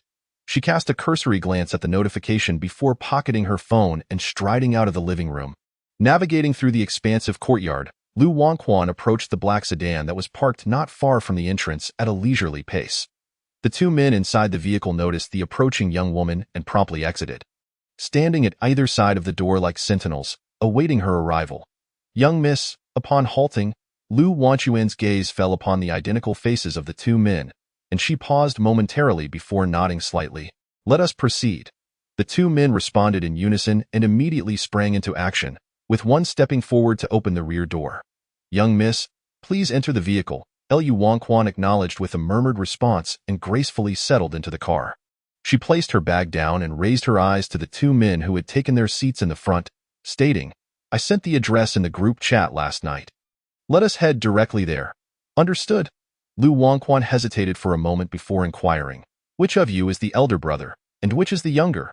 No sooner had she spoken than both identical faces turned to regard her simultaneously. Young miss, I am the elder brother, Xiao Yu. Young miss, I am the younger brother, Xiao Ran. Lu Wanquan's eyelids fluttered slightly. Indeed, they were twins. Aside from the subtle variations in their voices, even their speaking rhythms mirrored one another, rendering the introductions rather redundant. Stop, one introduction suffices. The twins exchanged a glance, and Xiao Yu, seated in the driver's position, spoke up. Young miss, I am the elder brother, Xiao Yu, and this is my younger brother, Xiao Ran.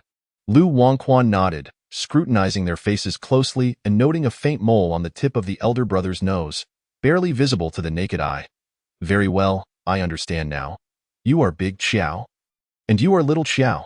Indeed. The two brothers replied in unison. Lu Wanquan slightly raised her chin. Let us be off. Yes, Big Xiao promptly started the vehicle, heading toward their destination. Half an hour later, the car came to a slow stop in front of a dilapidated apartment building. Lu Wanquan lowered the window and noticed a boy in a school uniform, carrying a black backpack, standing slightly diagonally ahead. He appeared to be over 1.8 meters tall, though rather slender, with neatly cropped black hair and a fair complexion. Lu Wanquan exited the car and walked towards him. Are you Shinamo? Upon hearing her voice, Shinamo turned, momentarily taken aback as his gaze fell upon the striking woman before him. And you are? He queried, regaining his composure. I contacted you last night. Lu Wanquan replied. A flicker of surprise crossed Shan Mo's eyes. He had not anticipated that the owner of the security company would be a woman, especially one so youthful, appearing to be in her early 20s. Lu Wanquan glanced at her watch and spoke again. Let us go. Time is of the essence. We should head to your school now. Shin Mo instinctively tightened his grip on the strap of his backpack, a hint of wariness creeping into his heart as he regarded the sleek black sedan parked nearby. He began to wonder if this was a ruse, an elaborate scheme to lure individuals through the internet, enticing them with remarkably low prices before meeting in person, only to vanish without a trace, sold to unknown destinations.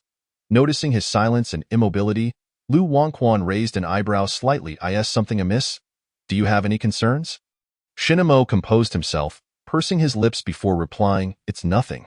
I can take the bus myself. Upon hearing this, Lu Wanquan instantly recognized the underlying tension in his eyes and burst into laughter. Little brother, you aren't suspecting that I am a human trafficker, are you? Shinamo felt a twinge of embarrassment, surprised that she had discerned his thoughts. Lu Wanquan arched a brow. What kind of human trafficker looks like me? Boldly driving such a fine car to abduct people. After a brief pause, she added, "If you continue to dither, you will surely be late." Hearing her words and glancing at the emblem atop the car, Shinemo realized that she did not seem like a malicious person. Perhaps he had been overly cautious. His ears flushed with embarrassment as he hurriedly apologized. "I'm sorry.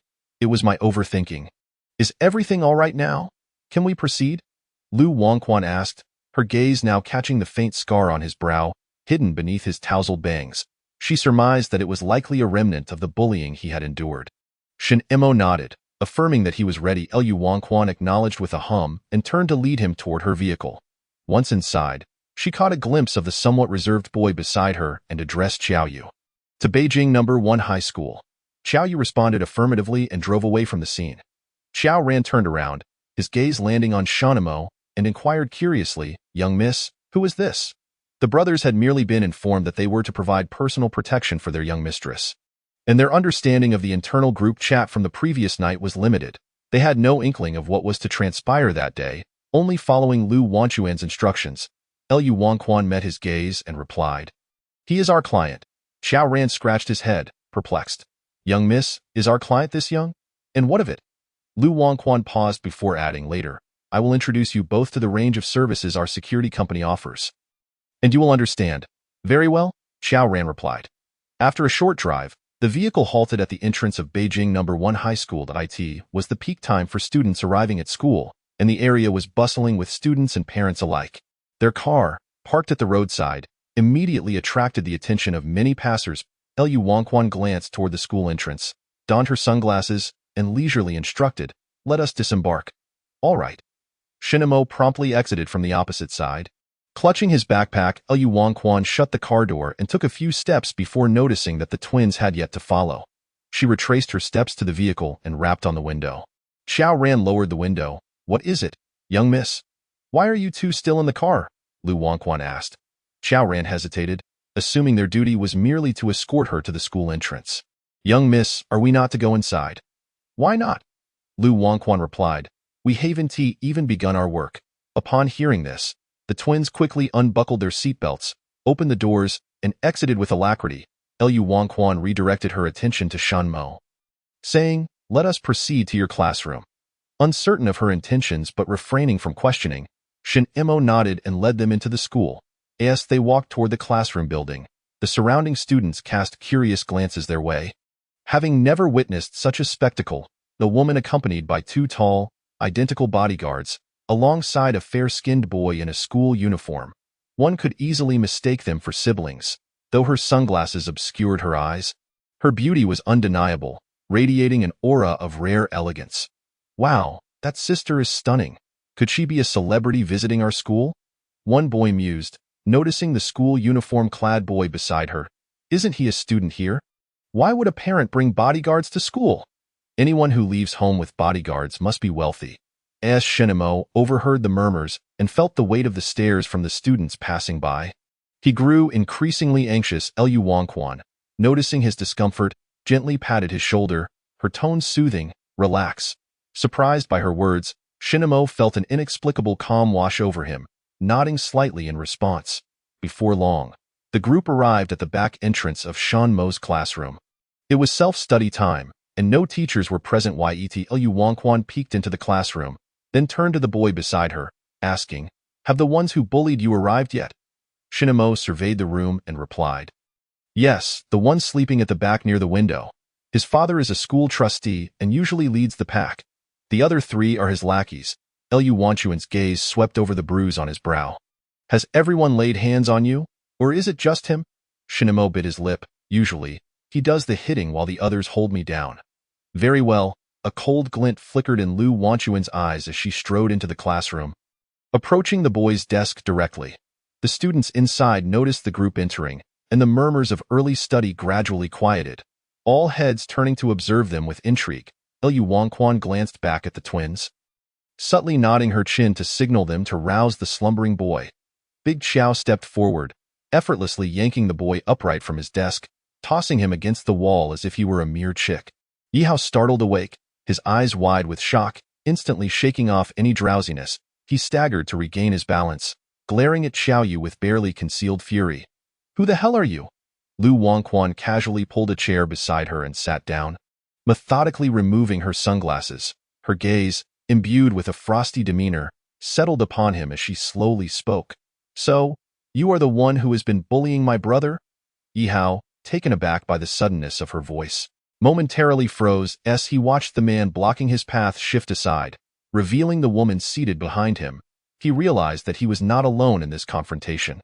His eyes then flickered to Shunimo, who stood beside Lu Wangquan, and he furrowed his brow, questioning, "What do you mean, what brother? Enjoying throwing books around, are we?" Lu Wangquan raised her hand and waved. Qiao Ran, throw all the books from his desk out the window. "Yes, miss," Qiao Ran replied, promptly approaching the window, lifting Yi Hao's desk and tipping over the stack of books along with his backpack. The other students in the classroom gasped in unison at the spectacle. Finally grasping the situation, Yi Hao realized that this woman was a helper summoned by Shinimo. He had already conducted his investigation. Shinimo was an orphan with no siblings at home. With a sneer, he remarked, "Oh, look who's feeling bold now, daring to bring someone to deal with me. You must be tired of living and don't want to stay in school, huh?" Shinimo remained silent, his hands clenched at his sides. "You seem to be the one who hasn't quite grasped the situation. It is you who is weary of life." Lu Wangquan rose from her chair and sauntered up to him. Stopping just in front of him, she flexed her fingers, producing a series of cracking sounds, and added, "I typically do not strike livestock, but someone like you is indeed deserving of a lesson." Before Yi Hao could react, she swiftly seized his head and slammed it against the wall. Chapter 61. Punishment. Yi Hao's vision exploded with stars, his head ringing painfully. Instinctively, he aimed to elbow her away, exclaiming, "F your mother." However, she was quicker, delivering a ruthless kick to his knee that brought him crashing down to the ground. One side of his face immediately swelled and bruised, yet disregarding the pain, he attempted to push himself up. Lu Wangquan, however, would not grant him the chance to resist. She raised her leg and delivered another harsh kick to his lower back. Yi Hao cried out in agony, his face smashing against the ground with a resounding thud. Sliding across the floor, illustrating the sheer force of her blow, Lu Wangquan approached him in her high heels, crouched down, and tugged at his hair, her crimson lips curling into a smirk. "Enjoying yourself?" Yi Hao felt as though his waist might snap in two. Unable to rise, yet he remained unyielding, his brows knitted in fury, his eyes blazing with rage as he growled, "What a delight!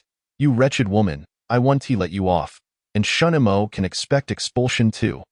Lu Wangquan clicked her tongue, delivering a resounding slap across his already injured face, inflicting further harm. Releasing her grip on his hair, she casually flicked her pinky into her ear, blowing lightly, her demeanor nonchalant as she elegantly stood up and instructed Xiaoyu, "Take him to the restroom and lock him in." Xiaoyu nodded and stepped forward, grasping Yi Hao's arm and dragging him towards the back exit. Shunmo's class was conveniently located near the staircase, with the restroom just on the opposite side, ensuring that dragging him there would not attract the attention of students or teachers from other classes. Moreover, every classroom was engaged in morning study, effectively muffling any noise from their vicinity. At that moment, the class monitor, having regained his composure, swallowed hard and rose from his chair, intent on rushing outside to summon a teacher. Lu Wangquan, sharp-eyed, caught sight of him and coldly remarked, "Planning to call a teacher, are we?" Hearing her voice, the monitor felt a chill run down his spine. Halting in his tracks, too fearful to turn back and meet her gaze, Lu Wangquan raised an eyebrow and languidly said, "Qiao Ran, close the door." Qiao Ran complied, moving toward the front door. Lu Wangquan then turned her attention back to Shunimo, asking, "What about the other three?" As her words fell, 3 students in the classroom exchanged nervous glances, their faces paling. Shinimo appeared equally astonished, realizing that her solution involved returning the treatment Yi Hao had inflicted upon him. Even more surprising, she was the one executing the punishment, showcasing impressive skill that rendered Yi Hao utterly defenseless. Shinimo, regaining his composure, expressed worry, "Do you think this will lead to trouble? Perhaps we should stop. Yi Hao's family holds significant power, and I'm concerned he may retaliate against you." Lu Wangquan, taken aback by his concern for her safety rather than his own, lightly patted his arm and chuckled, "Rest assured, I have everything under control. This vast capital city is not solely dominated by his family." Shinimo blinked in surprise, suddenly understanding her implication. Tell me, who are the other three? Lu Wangquan inquired. Shinamo met her gaze, feeling inexplicably reassured, and pointed towards a group of seated students. Those two over there, and this one. Lu Wangquan followed his finger, surveying the three individuals. Before my patience wanes, I suggest you three stand up voluntarily. Otherwise, when I have to drag you out, the consequences may be far worse than what you just witnessed. The three students trembled, immediately rising from their seats. Heads bowed as they approached. Lu Wangquan glanced at the trio, just as Qiao Yu returned. Did you lock it? Qiao Yu nodded. Miss, you can rest easy. It's securely locked. Lu Wangquan acknowledged him and gestured towards the three empty desks. You too, throw all the books from those desks out the window as well. The two replied promptly and began their task. Lu Wangquan's gaze shifted back to the trio. No? The three hesitated, exchanging bewildered looks. Evidently at a loss, Lu Wangquan crossed her arms, leaning against the desk, her fair chin slightly elevated. Do you not comprehend human speech? I prefer not to repeat myself. Recalling Yihao's recent fate, the three deliberated for a few moments before kneeling down.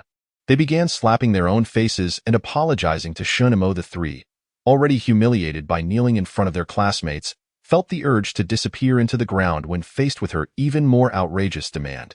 They froze, not moving. Lu Wangquan's expression turned icy, her eyes gleaming with an unyielding chill as she examined her fingers. Very well, your chance has been squandered.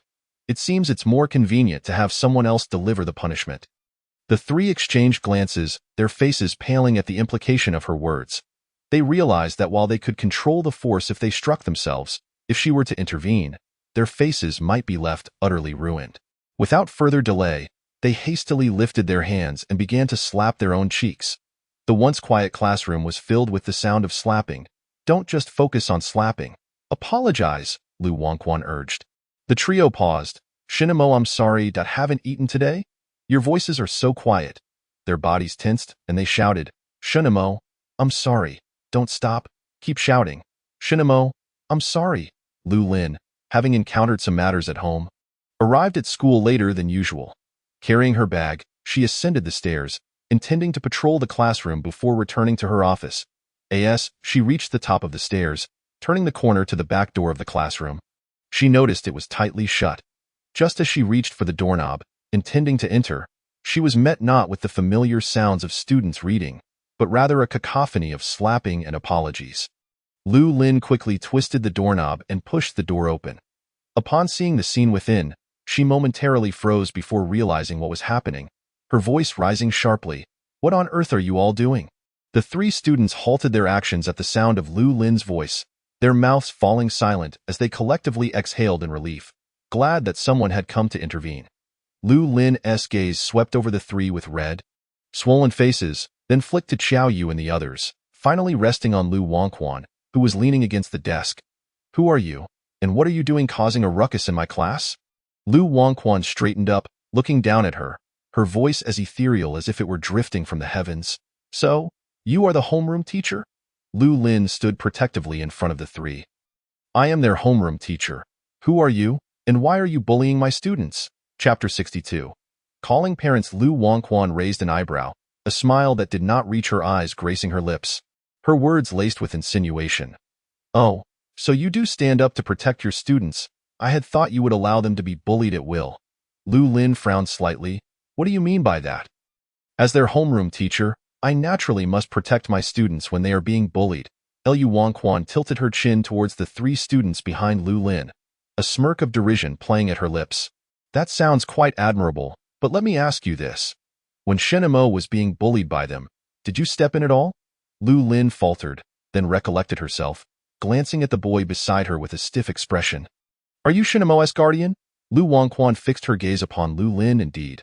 I am Shinmo's sister. I came today to seek justice for my brother. Lu Lin pursed her lips, as far as I know. Shinmo does not have a sister. Lu Wangquan chuckled softly, her deep-set eyes reflecting a chilling aura, her voice as frigid as a mountain spring. That is merely what you believe to be true. Do you think you know our family circumstances so well? Lu Lin met her gaze with those pitch-black eyes, her body inexplicably trembling as she forced herself to maintain composure and said, I have not neglected the matter of them bullying Shinmo. I have already reprimanded them and instructed them not to behave this way in the future. Liu Qianqian stepped forward and halted before her, extending her index finger to tap lightly above Lu Lin's chest. But your reprimands seem ineffective. They continue to bully my brother regardless. Lu Lin's eyes flickered momentarily. As for that, I cannot say. Shinamo has not confided in me. Lu Qianqian clicked her tongue, her eyes darkening as she enunciated each word. The question remains. Do you truly not know? Or are you merely turning a blind eye? You are well aware in your heart. Someone like you, who seeks to climb the social ladder, is hardly fit to serve as a moral exemplar. Lu Lin choked on her words, lowering her eyelids, unable to meet her gaze. An eerie silence enveloped the classroom. At that moment, a faint voice emerged. Teacher Lu. Yihao has been locked in the restroom and has suffered quite a beating. Lu Lin's complexion shifted drastically as she turned to look behind her. What? If something happens to Yihao in my class, I will be in trouble as well. She set aside other concerns and hastily called upon the boy who had just spoken, quickly exiting the classroom. Lu Qianqian pondered for a moment before following suit in the boys' restroom. Inside the stall, Yihao gritted his teeth in pain, struggling to rise from the floor, supporting himself with his hands on his waist. He slowly made his way to the door, attempting to turn the handle only to discover it had indeed been locked from the outside. Damn it! Yihao's temples throbbed, and out of instinct, he raised his foot to kick the door. However, the force of the motion aggravated his injured lower back. He grimaced, hissing in pain, and after regaining his composure, reached into his pocket only to find his phone missing. Furrowing his brows, he knocked on the door, producing a loud clattering sound, and called out, "Is anyone there?" He knocked and shouted for a minute or two, but today, as fate would have it, no one came to use the restroom at this hour. With half of his face swollen, speaking was a struggle, and he ultimately decided to abandon his efforts. Glancing at his watch, he thought that after the morning reading session, someone would surely come to the restroom, and he would be able to escape. Leaning against the wall, a glint of malice flashed in his eyes.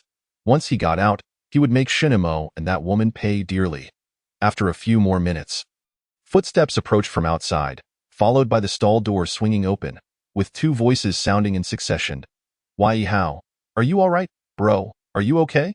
Leaning on his classmate for support, Yihao stepped out of the stall. Noticing Lu Qianqian and Shinamo standing outside the restroom, his gaze sharpened as he said, Teacher Lu, I can't find my phone. Please contact my family. No one leaves until this matter is resolved. Lu Lin felt overwhelmed but understood that such circumstances necessitated contacting the parents. All right, she paused, her gaze falling on his severely swollen cheek. Let me take you to the infirmary first. Just have Chen Wen take me. You stay here and keep an eye on them to ensure they don't leave, Yihao replied. Lu Lin nodded slowly. I understand. Please go tend to your wounds. Yihao placed his hand on Chen Wen's shoulder, casting a fierce glare at Lu Qianqian before limping down the stairs. Lu Lin watched the two departing figures, retracting her gaze to meet Lu Qianqian's. I apologize, but let me take you and Shinamo to the office for a moment. As you heard, we need to call Yihao's parents. Lu Qianqian's elegant brows arched slightly, her eyes sharp and spirited, revealing an air of audacity. All right, I also wish to meet his so-called school director father. Lu Lin felt somewhat at a loss regarding Lu Qianqian's background. The woman exuded an aura of wealth and had bodyguards accompanying her, clearly not someone of ordinary standing. When had Shinamo acquired such a sister? Lu Lin temporarily set aside her doubts and said, Please follow me. I am in the principal's office. Upon receiving the news, Ye's mother hurried over, her gaze landing on her son Yihao. Upon seeing the injuries on his face, her expression shifted. She approached him, her heart aching, raising her hand but hesitating to touch his face. How? Who did this to you? Yihao managed a grim smile. A madwoman. Ye's mother was taken aback, her eyes widening in disbelief. The woman had done this to her son. Where is she? The principal, seated at the desk, cleared his throat and spoke slowly. Mrs. Yi, I have already summoned the individuals involved. Please wait a moment. Ye's mother turned her gaze to him, demanding, Principal Yang, what on earth is happening? How could a madwoman appear in this school and injure my son so severely? How do you manage this institution? Allowing such individuals to roam freely? Principal Yang glanced at Yihao. This is not a madwoman. She is a student's parent. Ye's mother frowned. A student's parent? What reason could she have for attacking my son? Just as she finished speaking, a cold, Authoritative voice resonated nearby. Your son led the bullying of my brother. Do you expect me to remain passive? Ye's mother was momentarily stunned as she turned towards the source of the voice. Seeing a strikingly beautiful young woman enter the room, flanked by a boy in uniform and two identical bodyguards in black. Regaining her composure, she retorted, "What do you mean by that? My son bullied your brother?" Ye's mother was unaware of Yihao's actions at school against his classmates. Chapter 63. A change of concept at the helm due to Shin Mo's lack of family support. The need to contact parents was irrelevant. Lu Lin, considering Yihao's status, thought the matter wasn't severe, merely a bit of roughhousing among classmates. Thus, she chose to downplay it, summoning Yihao and a few others to the office for a reprimand and insisting they apologize to Shin Mo, believing the issue would resolve itself. However, matters would not conclude so simply. Yihao had not anticipated that Shin Mo would dare to report him, and from that point onward, the bullying intensified. What began as mere pranks escalated into physical assaults. He was clever enough not to torment Shin Mo openly in front of classmates. Instead, he chose secluded corners of the school or after hours to inflict violence, deliberately avoiding surveillance cameras and ensuring someone would warn him. Of course, there had been instances where other students stumbled upon them, but no one dared to intervene for fear of repercussions. Even when teachers patrolled or passed by, thanks to the warnings, Yihao and his companions would quickly change their demeanor. Pretending to be friendly with Shin Mo soon realized that his attempts to report the bullying had only exacerbated his suffering. From that moment on, he could only swallow his anger. Silently enduring it all, he thought that if he could just survive this year, everything would end after the college entrance examinations. Shin Mo, merely a 17-year-old boy, despite his inner strength, would eventually break under such prolonged torment. Especially with no one in his corner to support him, Liu Qianqian raised her beautifully arched brows, her gaze incisive. It seems as a parent, you are still unaware of the misdeeds your son has been committing at school. Ye's mother glanced at Yihao beside her, then stood up, directing her gaze to Lu Lin. Teacher Lu, what exactly is going on here? Lu Lin bit her lip. It is this way. Yihao, along with several boys from his class, threw Shin Mo's books out of the window and locked him in the restroom. Ye's mother turned to Liu Qianqian, her eyebrows raised. Is this the reason you inflicted such harm on my son? Is this all? Is this all? Liu Qianqian chuckled lightly, casting a sidelong glance at Lu Lin. Perhaps our teacher Lu has not been entirely truthful. Lu Lin's expression stiffened slightly. This is what I know. Liu Qianqian pulled Shin Mo's arm, rolling up his sleeve to reveal bruises of various hues, some fading while others were evidently fresh. There were also scabbed wounds and scars that appeared to be burn marks from a cigarette. Shin Mo's naturally pale complexion made the bruises and scars stand out starkly, a harrowing sight. Liu Qianqian lifted her gaze, her eyes scanning Lu Lin's face with a chilling intensity. Teacher Lu, would you care to explain how my brother acquired these bruises and scars? Principal Yang, witnessing the scene, rose from his seat and approached, his gaze landing on Shin Mo's arm, shock and disbelief etched on his features. How could this happen? Liu Qianqian raised an eyebrow, noting that his expression was genuine. Seemingly unaware of the ongoing bullying Shin Mo had endured at the hands of Yihao and his cohorts. Principal Yang's brow furrowed deeply. I had no idea. Even the incidents described by Lu Lin, I am only learning of now. He retracted his gaze, directing a steely stare at Lu Lin. Lu Lin, in light of such an incident, why did you not report it? Who authorized you to handle this privately? Lu Lin felt a cold sweat on her back. She had witnessed them cornering Shin Mo in deserted hallways and had immediately intervened to bring them back to class. Unexpectedly, while she was oblivious, Yihao and his companions had been so cruelly tormenting Shin Mo. Lu Lin clenched her hands at her sides and explained, Principal, primarily, no one was injured at that time. I thought it was merely a bit of roughhousing among boys. So I called Yihao and his group to the office and reprimanded them, ensuring they apologized to Shin Mo. After a pause, she continued, I never anticipated that Yihao and his friends would continue to bully Shin Mo in private. However, Shin Mo never mentioned this to me, which is why I was unaware of how serious the situation had become. Suddenly, Ye's mother interjected, What evidence do you have to accuse my son? Are you suggesting that this boy harmed himself to frame my son for money? In her view, her son was incapable of such actions, and even if he were, she would undoubtedly defend him. Indeed, do you possess any evidence? How do these injuries on his arm relate to me? Did anyone witness me striking him? Yihao countered. Principal Yang glanced at him and then turned to Lu Lin. Have you ever witnessed this? Lu Lin gently shook her head. I encountered them in the hallway once or twice. But there was no fighting, just some pushing. That pushing could not have caused such injuries. I believe he inflicted them upon himself. Ye's mother exclaimed. Wai Hao subtly smirked and added, Principal, if you truly doubt us, you may review the surveillance footage from the corridor and hallways to see whether I bullied Shinamo. Principal Yang, knowing well that Shinamo would never resort to self-harm, realized that Yi Hao must have evaded the school's cameras while bullying Shinamo. Lu Lin, please summon the others. Lu Lin nodded and responded affirmatively before departing the office. Ye's mother observed Lu Lin's retreating figure and said, Principal Yang, regardless of whether my son bullied Shinamo, you must provide an explanation for the injuries he sustained today. Otherwise, I will have my husband withdraw his investment from the school. Principal Yang was astute. Having encountered all types of individuals, he immediately recognized that Lu Wanwan's identity was likely quite significant. He began to deflect the issue. Mrs. Yi, first and foremost, you must understand that the individual who assaulted Yi Hao is not a student of our school. Thus, this matter does not fall under our jurisdiction. If you seek accountability, you should address the person who attacked Yi Hao. Ye's mother frowned. What do you mean, Principal Yang? The incident occurred in your school. Indeed, the altercation took place on school grounds, but the assailant was a parent of a student. And it is not our school's negligence that allowed an outsider to enter, Principal Yang clarified.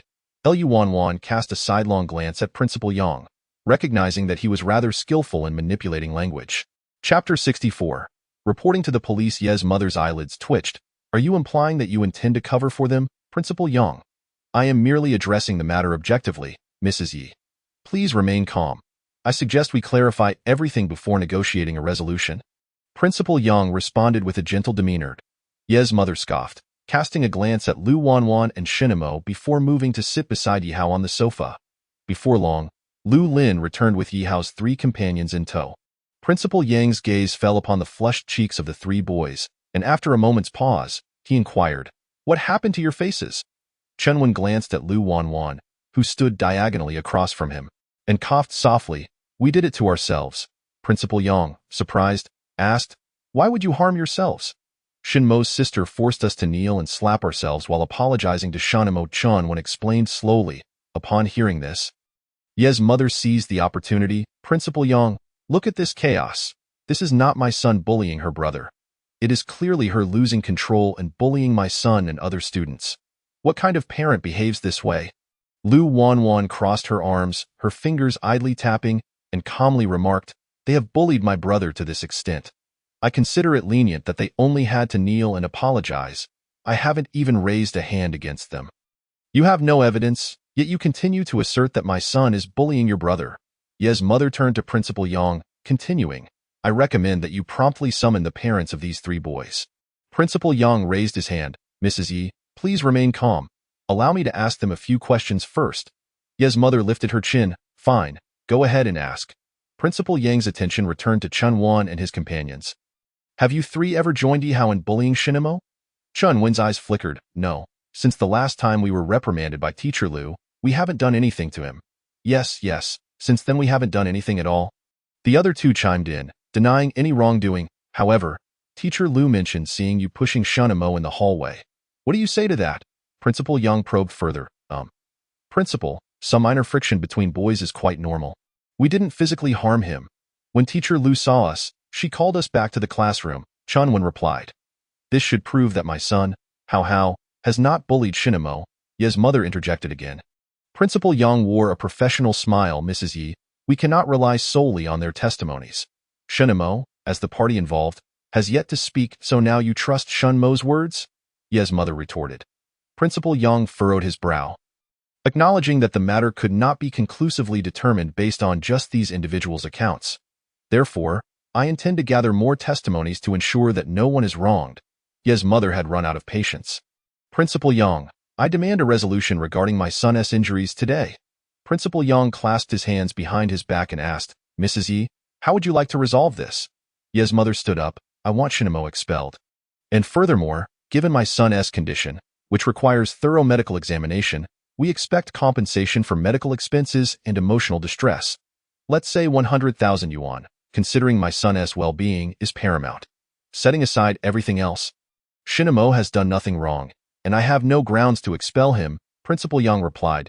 If you refuse to expel him today, I will call my husband and have him withdraw his investment from the school. Ye's mother paused, her tone dripping with threats. Or perhaps you believe your position as principal is too secure. Principal Yang remained silent. Lu Wanwan narrowed her eyes slightly, her gaze icy as she approached, pushing Ye's mother with a measured force, stating, "If I were to incapacitate your son today, I wouldn't be paying a single cent for ITS for expelling my brother. Who do you think you are?" Ye's mother stumbled back into the sofa, having never been pushed like that before. Her expression darkened. "Principal Yang, look at this madwoman. She's already resorted to physical violence against me. Isn't that how your son treats my brother?"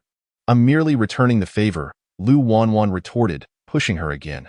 "What are you doing? Don't touch my mother." Yi Hao, disregarding his back injury, sprang up from the sofa, attempting to push her away. Lu Wanwan deftly seized his wrist, tightening her grip. "What?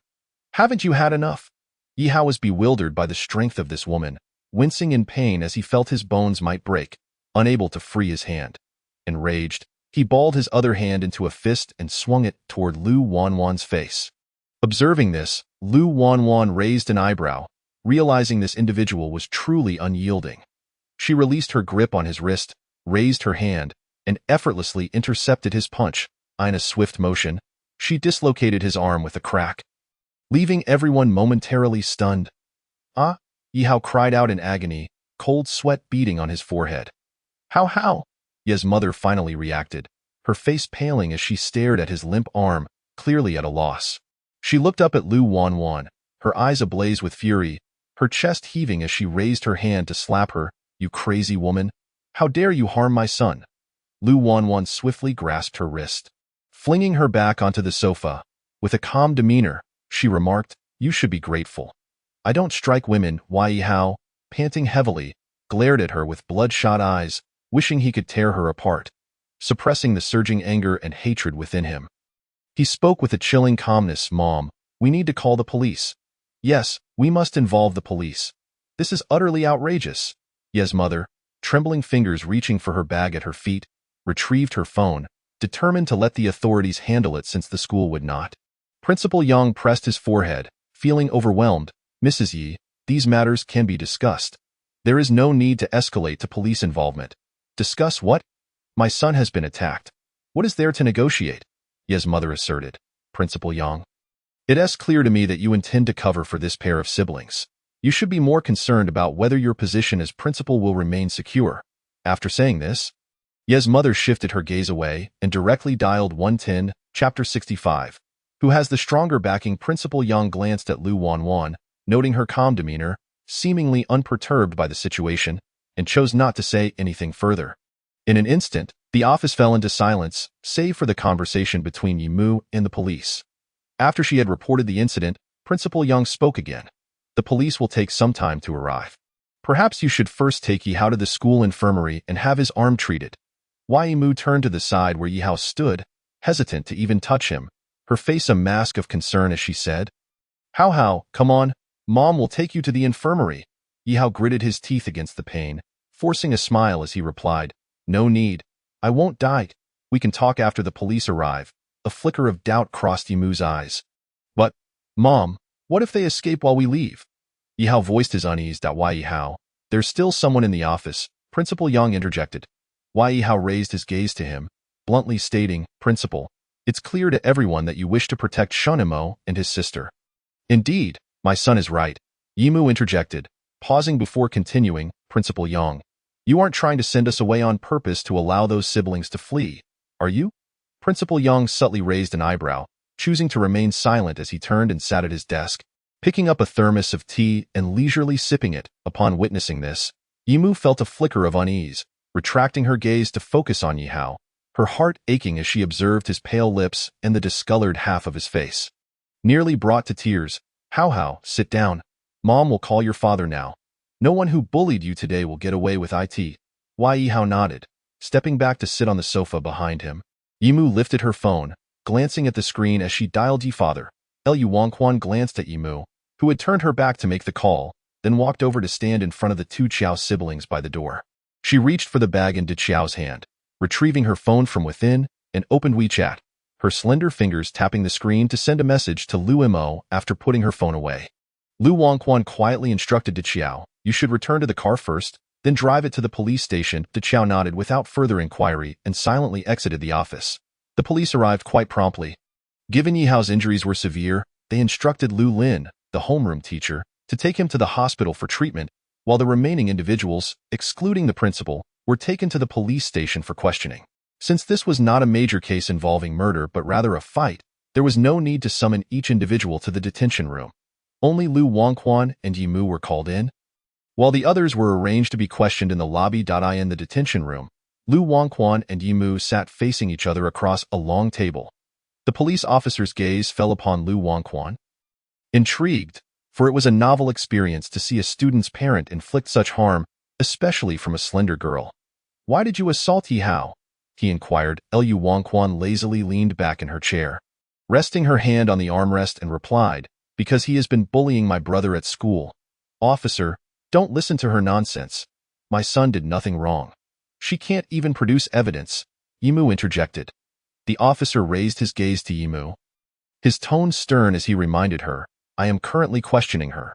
Please refrain from interrupting." Yimu, not accustomed to such treatment, slammed her hand on the table, her delicate brows furrowed. "What kind of attitude is this? Do you know my husband is acquainted with your deputy chief? I'm here being questioned out of respect for you." The officer frowned, about to respond when a knock suddenly echoed through the detention room. Another officer, responsible for taking notes, set down his pen, stood, and opened the door. "What's going on? Enough of the questioning. The deputy chief has arrived. You both can come out now." The newcomer spoke softly, but everyone in the room heard clearly. Upon hearing this, Yimu's anger intensified. She directed her gaze at the officer in charge of the questioning, lifting her chin defiantly. "Did you hear that? Your deputy chief is here, called by my husband." The officer merely glanced at her, saying nothing further, as he and the note-taking officer left the room. Just as they exited, two men in their 40s entered, Deputy Chief Kai and Yi father, Yi Shengtian. Upon seeing them, Yimu instantly stood and walked towards her husband. "Darling, you finally made it." Yi Shengtian nodded, asking, "Where's Hao Hao?" As soon as Yimu mentioned Yihao, her eyes filled with tears. "Hao Hao has been sent to the hospital. You have no idea how badly he was hurt. His arm is broken, all because of this madwoman." Yi Shengtian's gaze fell on Lu Wangquan, who sat with her back to them, his brow furrowing. He chose not to waste time with unnecessary words, turning to Deputy Chief Li beside him. "Deputy Li, I will leave this matter to you. I need to take my wife to see our son." Deputy Li smiled. "Of course, Mr. Yi, I will handle it." Lu Wangquan, listening to their conversation, slowly rose from her chair, turning to face the three men. With a slight smile, she remarked, "I am curious to know, Deputy Li, what exactly do you plan to do about me?" Deputy Li regarded her with a serious expression, stating, "Your actions of randomly assaulting others, disrupting social order, are severe enough to warrant administrative detention for half a month." Lu Wangquan crossed her arms, leaning against the desk behind her, her elegant brows arching slightly. "You are convicting me without even an examination. Given the state he is in, is further inquiry necessary?" Deputy Li retorted. Lu Wangquan let out a soft click of her tongue, addressing him languidly. "So it's a matter of whose connections are stronger, is it?" Deputy Li paused, momentarily taken aback, then feigned ignorance. "What do you mean by that?" "I am merely acting in accordance with the law." Deputy Li, stop wasting time with her. Hurry up and lock her up before she goes berserk and harms someone else, Yimu interjected. Just then, an authoritative voice resounded from the doorway. "I was unaware that in our bureau, we skip the examination process and directly convict individuals." Deputy Li's expression shifted in surprise as he recognized the voice. He turned to see the newcomer and his face paled. "Chief Kai, what brings you here?" Yi Shangtian, though not closely acquainted with Chief Kai, was equally surprised by his presence and greeted him. "Chief Kai." Kai Mingqing met his gaze, nodding slightly. "Mr. Yi." He then returned his attention to Deputy Li, his eyes darkening. "If I hadn't come, this bureau would truly belong only to you." Deputy Li's eyes flickered as he forced a smile. "Chief Kai, you jest." Kai Mingqing ignored him, focusing instead on the girl leaning against the desk, his face breaking into a warm smile as he spoke kindly. "Miss Lu, everything is fine now. I've instructed those outside to stand down, and you may leave." Yi Shengtian frowned, clearly not expecting that Chief Kai had come to facilitate their release. He questioned, Chief Kai, what is the meaning of this? She has sent my son to the hospital with a broken arm, and you think a few casual words will suffice to let her go? Indeed, Chief Kai, just moments ago you mentioned that we should conduct a proper inquiry. How is it that you are now applying the same leniency? Deputy Li chimed in with a sarcastic tone. I have my reasons for acting this way, Kai Mingsheng replied, shifting his focus back to Yi Shangtian. Mr. Yi, there is only one Lu family in the capital, and they are not someone you can afford to offend. Yi Shangtian's pupils dilated in realization as he glanced at Lu Wangquan, recalling how Kai Mingsheng had referred to her as Miss Lu. His disbelief manifested in his voice. Chief Kai, are you implying? Kai Mingsheng raised a hand to interrupt. Mr. Yi, let's keep this between us. Deputy Li's expression mirrored shock and complexity. He had not anticipated that the girl before him was the daughter of the Lu family. He felt a rush of relief that Kai Mingsheng had arrived in time. Had he truly detained her, it would have been a disaster. Only Yimu remained in bewilderment, her social circles limited to mundane activities such as playing mahjong and shopping, unaware of the significance of the Lu family in the capital. Yi Shangtian, not sharing business matters with her, had left her in the dark about such influential connections.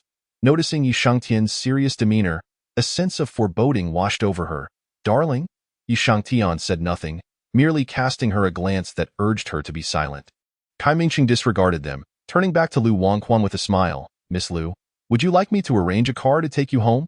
Lu Wangquan straightened, replying, no need. Chief Kai, I have my own vehicle. Kai Mingsheng waved his hand. Very well. Please ensure your safety on the road. As Lu Wangquan turned to leave, she suddenly paused, recalling something. She turned back to Yi Shangtian, her eyes sparkling with a hint of mischief. Her tone casual yet assertive. By the way, Mr. Yi, now that you are aware of my identity, I hope that from today onward, Yihao will no longer exist at Didui Zhong. Yi Shangtian was momentarily taken aback, then regained his composure, his voice somewhat somber. Miss Lu, may I inquire as to how my son has offended you? Lu Wanwan cast a glance at Ye's mother standing beside him and replied, You should ask your wife about that. She is well aware. Without waiting for Yi Shangtian to respond, she greeted Kai Mingcheng and promptly turned to exit the interrogation room.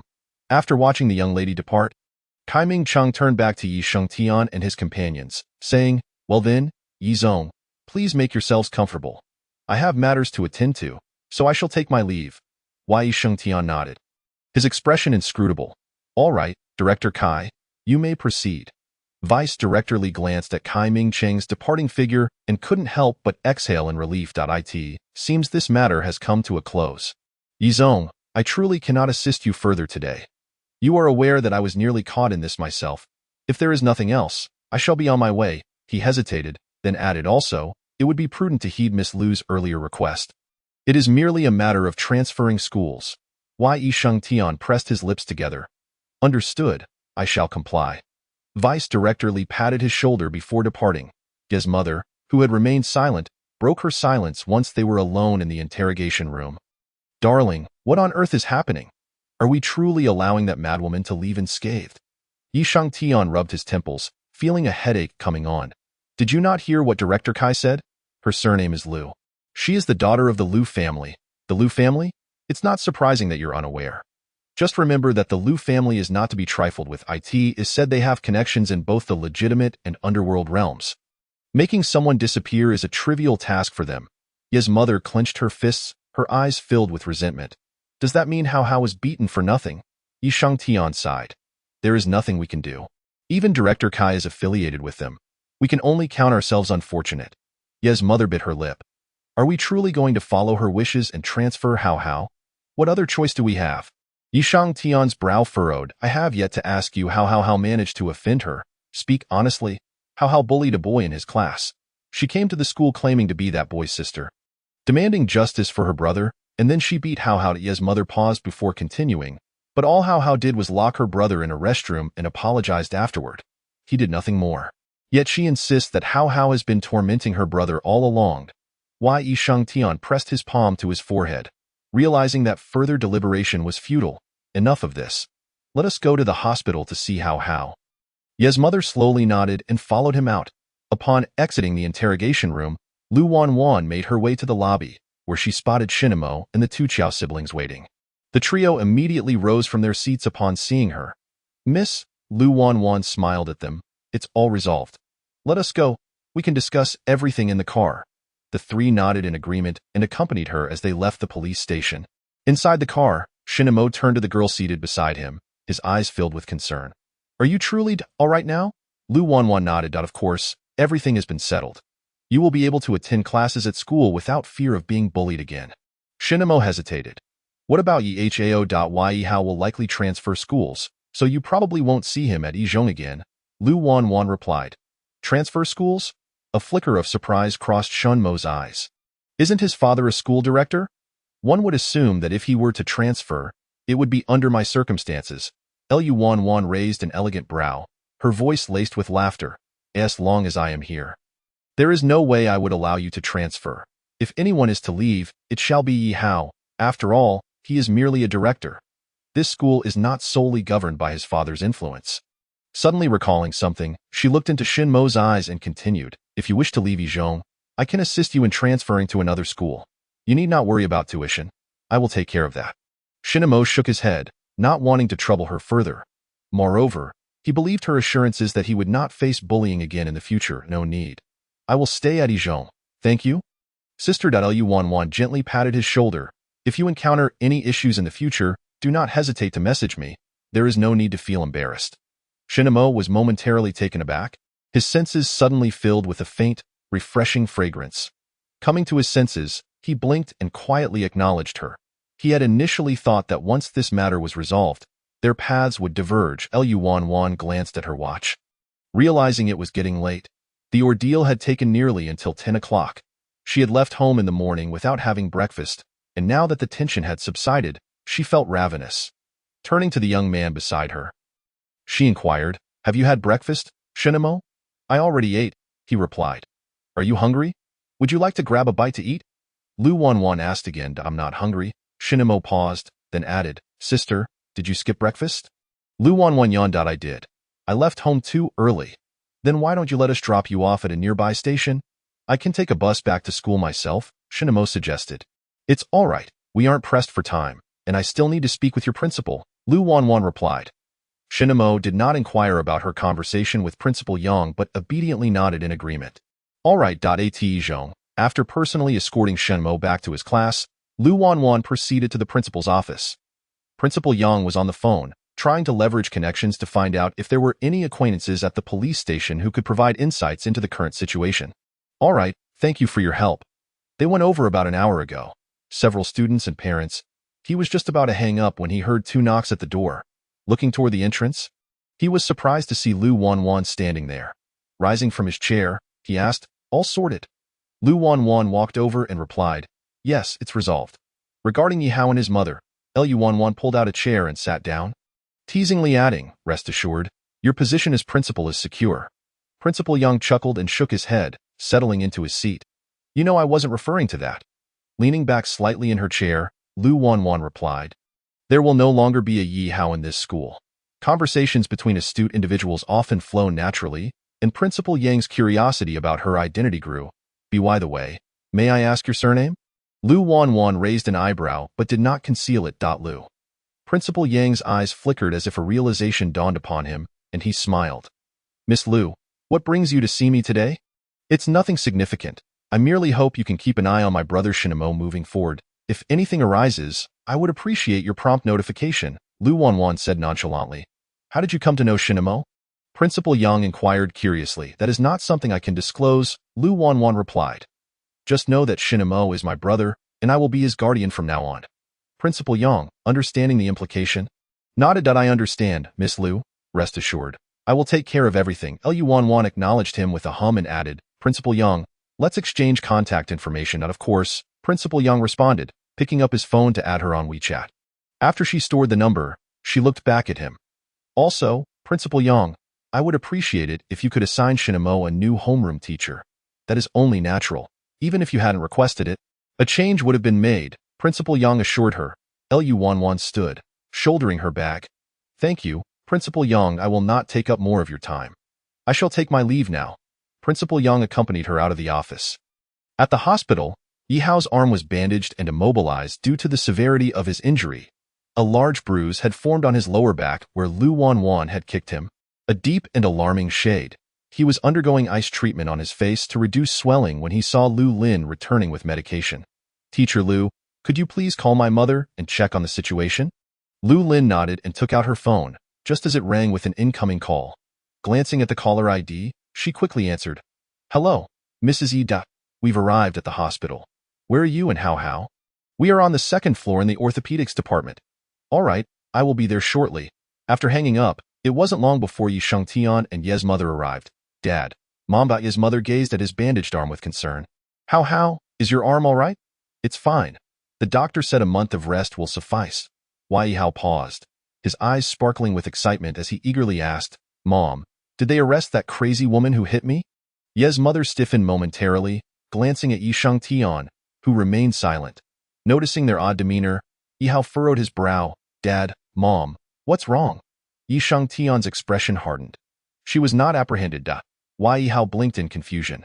"Then how was it handled?" Ye's mother pursed her lips and slowly replied, "She faced no consequences. She has already gone home." Yi Hao involuntarily widened his eyes, disbelief etched across his brow, momentarily questioning whether he had misheard. "Mom, what did you say?" How, that woman is no ordinary person. Our family simply cannot afford to provoke her." "Let this matter be forgotten," Ye's mother replied. Taking a deep breath, Yi Hao forced himself to calm down, tightening his grip on the ice pack. His voice was slightly hoarse. "Who is she? You wouldn't understand even if I told you. Just pretend today never happened. I will arrange for your transfer from school," Yi Shengtian said coldly. "Transfer?" Yi Hao's expression darkened. "I was the one who was beaten. Why should I be the one to transfer? Just listen to me. Once you change schools, behave yourself." Yi Shengtian clearly did not wish to discuss the matter any further. He glanced at his watch and added, "I have business at the company. Let us go. I'll take you both home." Ye's mother reached out to support him with her uninjured arm, attempting to lift him from the chair. "Let us go." "I'm not going." Yi Hao forcefully shrugged off her hand, glaring fiercely at Yi Shengtian, his eyes cold and questioning. "Why should I transfer?" Chapter 68. Zero tolerance for campus bullying. Yi Shengtian's expression darkened as he reprimanded. "What kind of attitude is this when speaking to me? When did it become your place to question my decisions?" Defiance filled Yi Hao's eyes as he stood from the public seat. Reiterating his earlier question, "Why should I transfer?" Ye's mother grasped his arm. How, don't argue with your father. It was that woman who demanded your transfer." Yi Hao turned to her, a lump in his throat that he could neither swallow nor spit out, feeling as though it might burst forth in fury. "What gives you the right to make decisions for me? She hit me, and yet nothing happened to her, and now I have to transfer?" Ye's mother's brow twitched. "No, dear, why can't you understand? Your father and I don't want this either, but we have no choice." Yi Shengtian, now devoid of patience, snapped, "Enough. Hurry back and stop making a scene. Do you find joy in causing trouble for the family?" Yi Hao stood in silence, refusing to speak. Ye's mother gently stroked his back, attempting to soothe him. "All right, How, let us go home. We can discuss this properly later." Yi Hao turned his head away. "I want tea transferred." Yi Shengtian pressed his fingers to his temple. "I'm giving you two options. Either transfer or I'll send you abroad." Yi's mother was taken aback, clearly opposed to sending Yi Hao overseas. "What are you saying, dear? How is still so young. How can he take care of himself alone abroad?" Ignoring her protests, Yi Shengtian pointed at Yi Hao, his tone unyielding.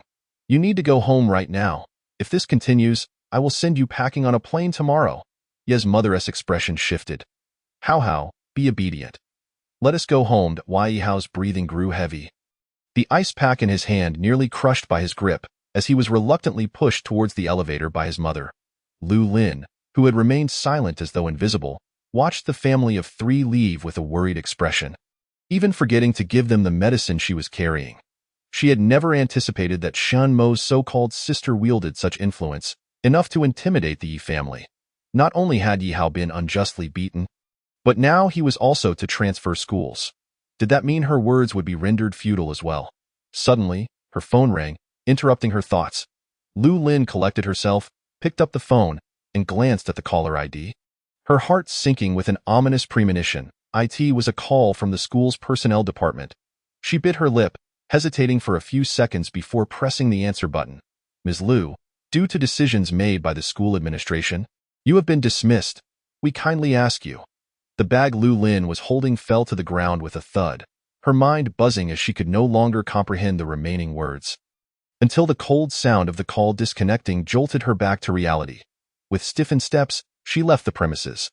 After leaving the first high school, Lu Qianqian headed straight to the dining area, combining breakfast and lunch into one meal. She pulled out a chair, picked up the water jug and cup from the table, and poured herself a glass of water. Lu Qianqian tilted her head back, downing the glass in one go, quenching her thirst at last. Having not eaten or drunk anything since morning, she felt parched. Setting down the glass, she noticed the two younger Qiao siblings standing by, watching her. "What are you two standing there for? Sit down," she said. "Miss, that might not be appropriate." Qiao Yu hesitated. "What's inappropriate about it? Hurry and sit down. Let us eat together," Lu Qianqian insisted. After a pause, she added, "This is an order." Upon hearing the last phrase, the two Qiao siblings immediately moved to the table, pulling out chairs to sit across from her. Lu Qianqian took out her phone, scanned the menu, and selected her dishes, then handed the phone to the twin brothers across the table. "You two take a look and see what you want." Qiao Yu waved his hands. No, miss. We'll eat whatever you order." "All right, then I'll order a few more dishes," Lu Qianqian said, retracting her hand and lowering her gaze back to the screen. "What drinks do you want?" "Miss, I want cola," Qiao Ran blurted out. After receiving a disapproving glance from Qiao Yu, he cleared his throat and quickly amended. "Miss, you decide. We'll drink whatever you order." Lu Qianqian ordered 3 bottles of cola, then looked up at them, slightly raising an eyebrow. "You don't need to be so formal around me. Feel free to order what you like." The two Qiao siblings replied in unison, "Understood, miss." Lu Qianqian shifted her focus back to the menu, ordered 2 more dishes, and then set her phone down to pour herself another glass of water. Leaning lazily against the back of her chair, she raised her chin and looked at the two of them, saying, "You both did well today. While we wait for the food, let me tell you about our bodyguard company." Upon hearing this, the two Qiao siblings immediately straightened their posture, placing their hands on their laps, looking attentive as if they were in class. "Miss, please go on. Our bodyguard company is still under renovation and hasn't officially opened yet. Including you, we will have a total of 22 personnel. Our services extend beyond basic personal protection to business protection, family protection, school protection, economic dispute negotiation, and emotional conflict resolution. Family protection refers to cases such as women suffering from domestic violence. School protection applies to situations like Shanmo's, where students are bullied and oppressed. The rest, you should understand without further explanation." Lu Qianqian, feeling a bit parched from speaking, took a sip from her teacup. "For now, that's all there is. I'll provide you with more information as we progress." The two Qiao siblings nodded in understanding. "Good," Lu Qianqian affirmed, placing her cup down. Remembering the video she filmed earlier, she took out her phone and opened the app. It was the video shot in the hallway when she visited Shan Mo's class, capturing him walking ahead with the Qiao siblings trailing behind. Their faces not visible. Lu Qianqian clicked to publish the video, adding background music, her fingers dancing over the screen as she edited the caption. "My younger brother, gentle in nature, was bullied by classmates at school. Upon learning of this, I arranged for 2 companions to visit the school, using love to touch the bullies' hearts. Against campus bullying, we stand firm. Zero tolerance for campus bullying." After reviewing the post, she pressed the publish button, exiting the app. She was about to set her phone down when she received a message from Shenimo along with a transfer notification. "Sis, thank you for today. I know you arranged a very low price for me. I suspect services like yours must cost no less than 1,000 per session. I'm sending you 500 now, and I'll repay the rest gradually." Chapter 69. "I'll come to see you later." Lu Qianqian naturally refused to accept his money, suspecting Shenimo had transferred nearly all his available funds to her. She returned the money, writing back, "That's truly the price. I won't accept more. I'll only take 50. Shenimo immediately sent back 50, saying, "Then I'll transfer you 50 for now." This time, Lu Qianqian did not refuse, accepting the transfer. "All right, I'll take the money, but it's class time now. How can you be sneaking around on your phone?" "I caught you," Shenimo replied. "The lesson is done, and there are 10 minutes until class ends. The teacher told us to read on our OWN." Lu Qianqian asked, "What time do you get off for lunch?" "At 12, replied Shenimo. Considering he was a day student, Lu Qianqian inquired, "Are you eating out for lunch?" "I brought my own food," he responded. Understanding dawned on Lu Qianqian. Bringing food from home was certainly more economical than dining at a small restaurant outside the school. saving a considerable amount of money. What about dinner? Don't you have evening study sessions? I'll eat more at lunch and just have some bread or cookies for dinner, Shinamo replied. As she read his messages, Lu Qianqian felt a mix of emotions, predominantly heartache. It was no wonder he was so thin. Skipping dinner and surviving on mere bread and cookies lacked any real nourishment, only serving to stave off hunger. What time do you finish dinner? At 5:30, he replied. Lu Qianqian continued, by the way. Until what time do you have evening study sessions? Until 9:30, Shinamo answered. Lu Qianqian asked, that late? Is there still a bus to get home? Shinamo, there is a night bus, but I usually ride my bicycle to school. Lu Wanwan recalled that Shenmo's home was relatively close to the first high school, approximately 5 or 6 kilometers away. Thus, it would take about 20 minutes to cycle there. All right, I understand. Shinamo, sister, are you eating? Lu Wanwan, waiting for the dishes to be served. Shinamo, then I won't disturb you any longer. Lu Wanwan, please snap a photo of your meal at lunchtime. I'd like to see what you're having. This time, Shinamo did not reply immediately. After several minutes, he finally responded with a simple okay. Lu Wanwan's gaze flickered. If you don't want to take a picture, it's perfectly fine. I merely mentioned it casually. Shinamo, all right, I understand.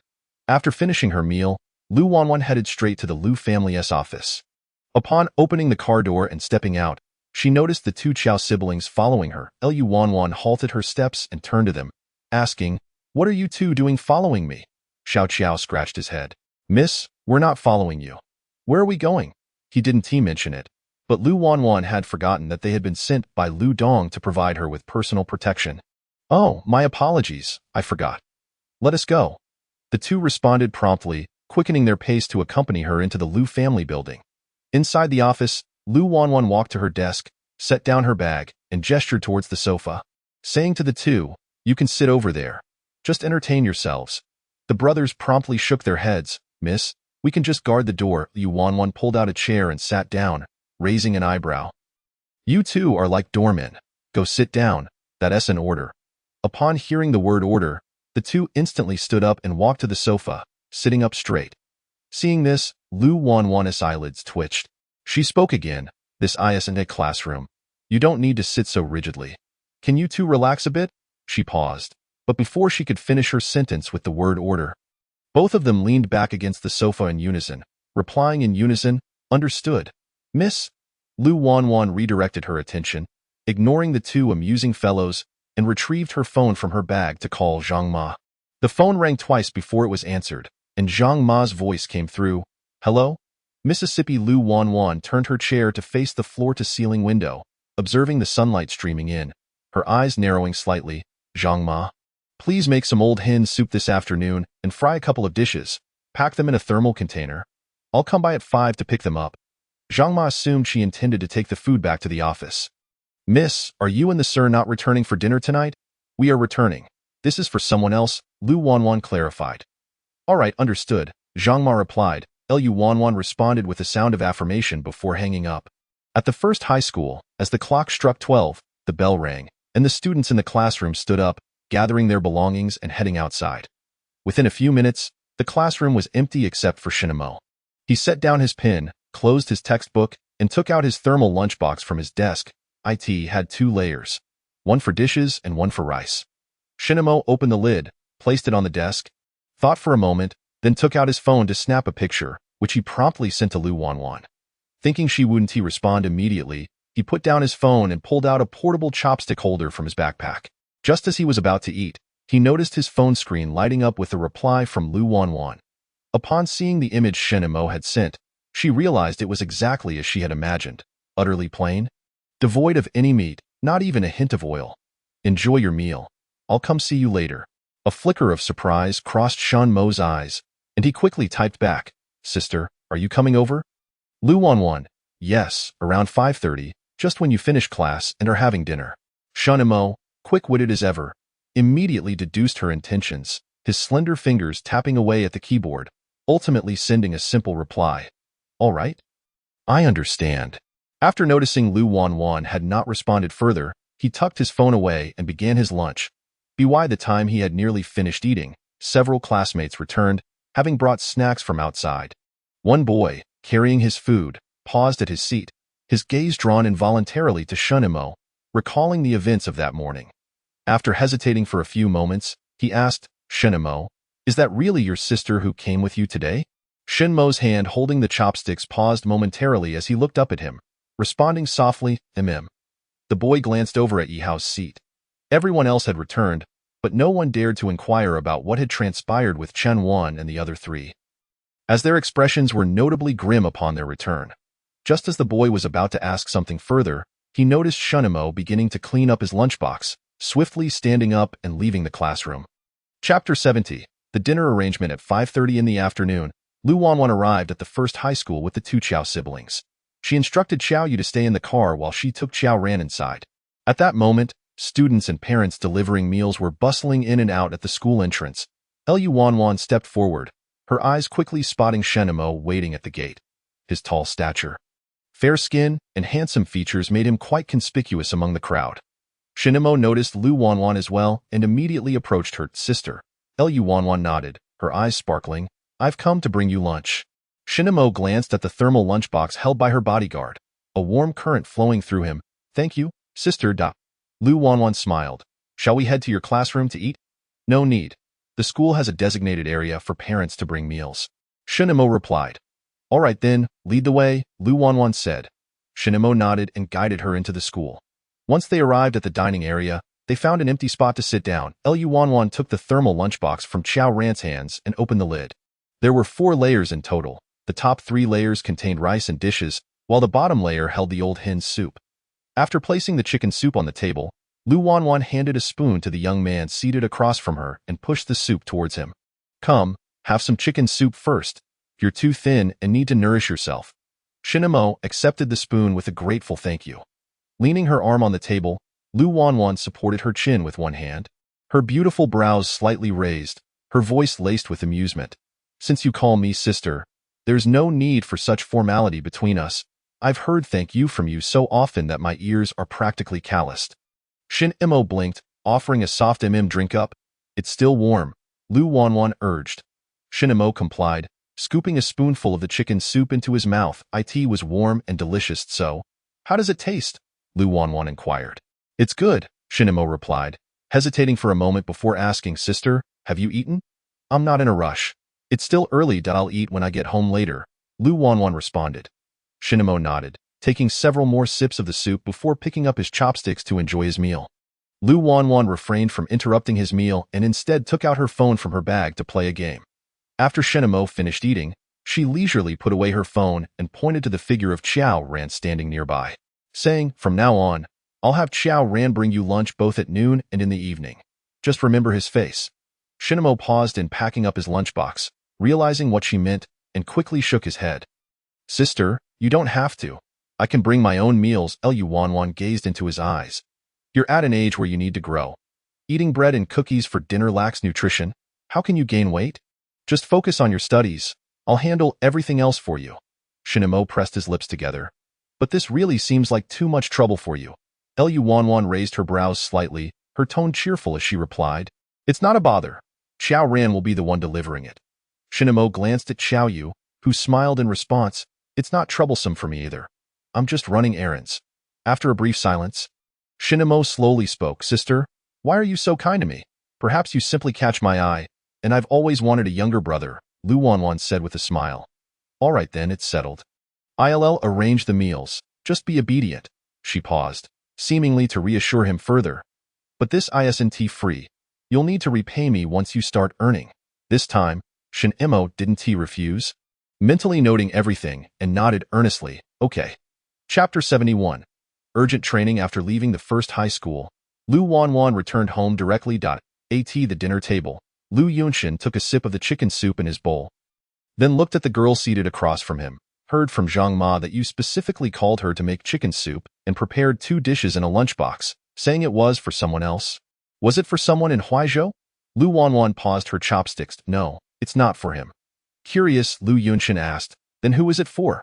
Lu Wanwan placed a piece of rib into her mouth, mumbling, it's for a client of mine. It related to that incident that even reached the police station today? Lu Yunshin queried. Lu Wanwan spat out the bone from her mouth. That was my doing? Not my clients. It seems your bodyguard company will inevitably have dealings with the police in the future, Lu Yunshin remarked. Lu Wanwan winked playfully at him, smiling. But isn't that why you're here? After all, with just one word from you, the chief came running. She paused, suddenly struck by a thought. Clearing her throat, she continued, Dad, would you mind if I had an extra son? Lu Yunshin raised an eyebrow. What do you mean? Lu Wanwan took a sip of chicken soup and succinctly recounted Shan Mo's circumstances to him. I quite like this boy. Dad, you'll surely like him too once you meet. Lu Yunshin chuckled lightly. Are you saying that from now on, anyone who fits this description will have to be acknowledged as my son? Lu Wanwan gently shook her head. Not at all. I have a good eye for people. He looks like someone who can achieve great things. I'll bring him over for you to meet soon. Oh, you think he would be willing? Lu Yunshin inquired. Lu Wanwan suddenly found herself pondering this idea. I'll ask him later. If he doesn't want to, that's fine. I'll still support him until he graduates from university. Lu Yunshin nodded, not saying more. Just make your own decision. After finishing dinner and having tea with Lu Yunshin, Lu Wanwan returned to her room. She sat on the sofa, recalling that she hadn't yet had the chance to check how the video she posted earlier was doing. She promptly opened the app, only to find the likes and comments had surged to 99. Even her private messages were flooded, filled with inquiries about job openings and consultations regarding prices. Naturally, Lu Wanwan didn't need to hire anyone, so she filtered out the irrelevant messages and began replying to those related to her business. Before long, she successfully negotiated several deals and scheduled specific times with her clients. As her workload increased, it became impractical for her to personally handle each matter, so she decided it was necessary to conduct a training session for her staff, teaching them how to respond to various types of incidents. Lu Wanwan exited the app and opened WeChat, entering the company group chat. She tagged everyone. Apologies for the short notice, but I need to take up a bit of everyone's time. In 10 minutes, I will be providing training. Tomorrow, you will need to form groups of 3 to assist clients with their issues. The content may be extensive, so it would be wise to take notes for future reference. If you understand, reply with a wanda. Seeing a flurry of ones pop up, she briefly scanned the responses, confirming that everyone had replied. Just as she was about to set her phone down and head to the restroom, Xiaoran sent a message in the group. Miss, where will the training take place? Lu Wanwan replied, in the group chat. I will initiate a voice call, and you all just need to join. Xiaoran responded, oh, okay, Mississippi? Lu Wanwan didn't respond further, placing her phone down and walking toward the restroom. Upon returning to the sofa, she browsed a few more videos and, seeing that time was up, initiated the voice chat in the group. Once everyone joined, she cleared her throat and began the training session, covering topics such as domestic violence and school bullying, explaining how they should assist individuals involved once they made contact with the parties. Lu Wanwan spoke in detail, her tone clear, her pace measured, covering every conceivable point.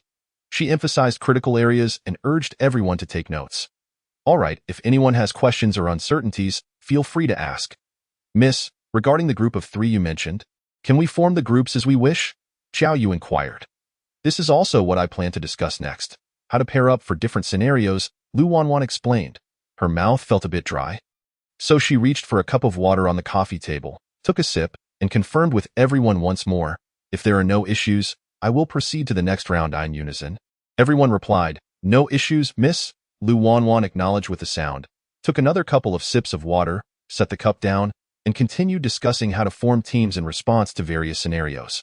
Once she finished explaining all the content and confirmed that there were no questions, she shared the details of several cases in the group. I'll handle team assignments for today, but as we receive more cases and you all become more proficient, I'll post the cases in the group for you to arrange and coordinate with the clients. However, this arrangement is temporary. Once the company officially operates and settles into a routine, I will establish a more streamlined system.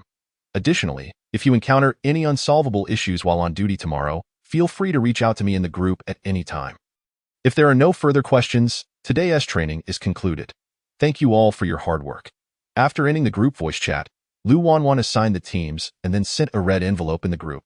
Giving each person 600, she felt a bit guilty for taking up everyone's evening time, as no one enjoys working overtime. Watching the flood of messages thanking her, she replied with encouragement for the next day before exiting the group chat. Glancing at the time in the upper left corner, she realized it was time for Shan Mo to finish his evening study session. Remembering what she wanted to discuss with him, she opened the chat interface and sent him a message. Are you done with school? Shinamo replied, Yes, I just left the school. Lu Wanwan, sitting cross-legged against the back of the sofa, messaged, I'd like to discuss something with you. I want to acknowledge you as my younger brother. Meaning you would live with me and my family. Essentially, we want to adopt you. Shinamo, reading Lu Wanwan's message, abruptly halted in his tracks, stunned.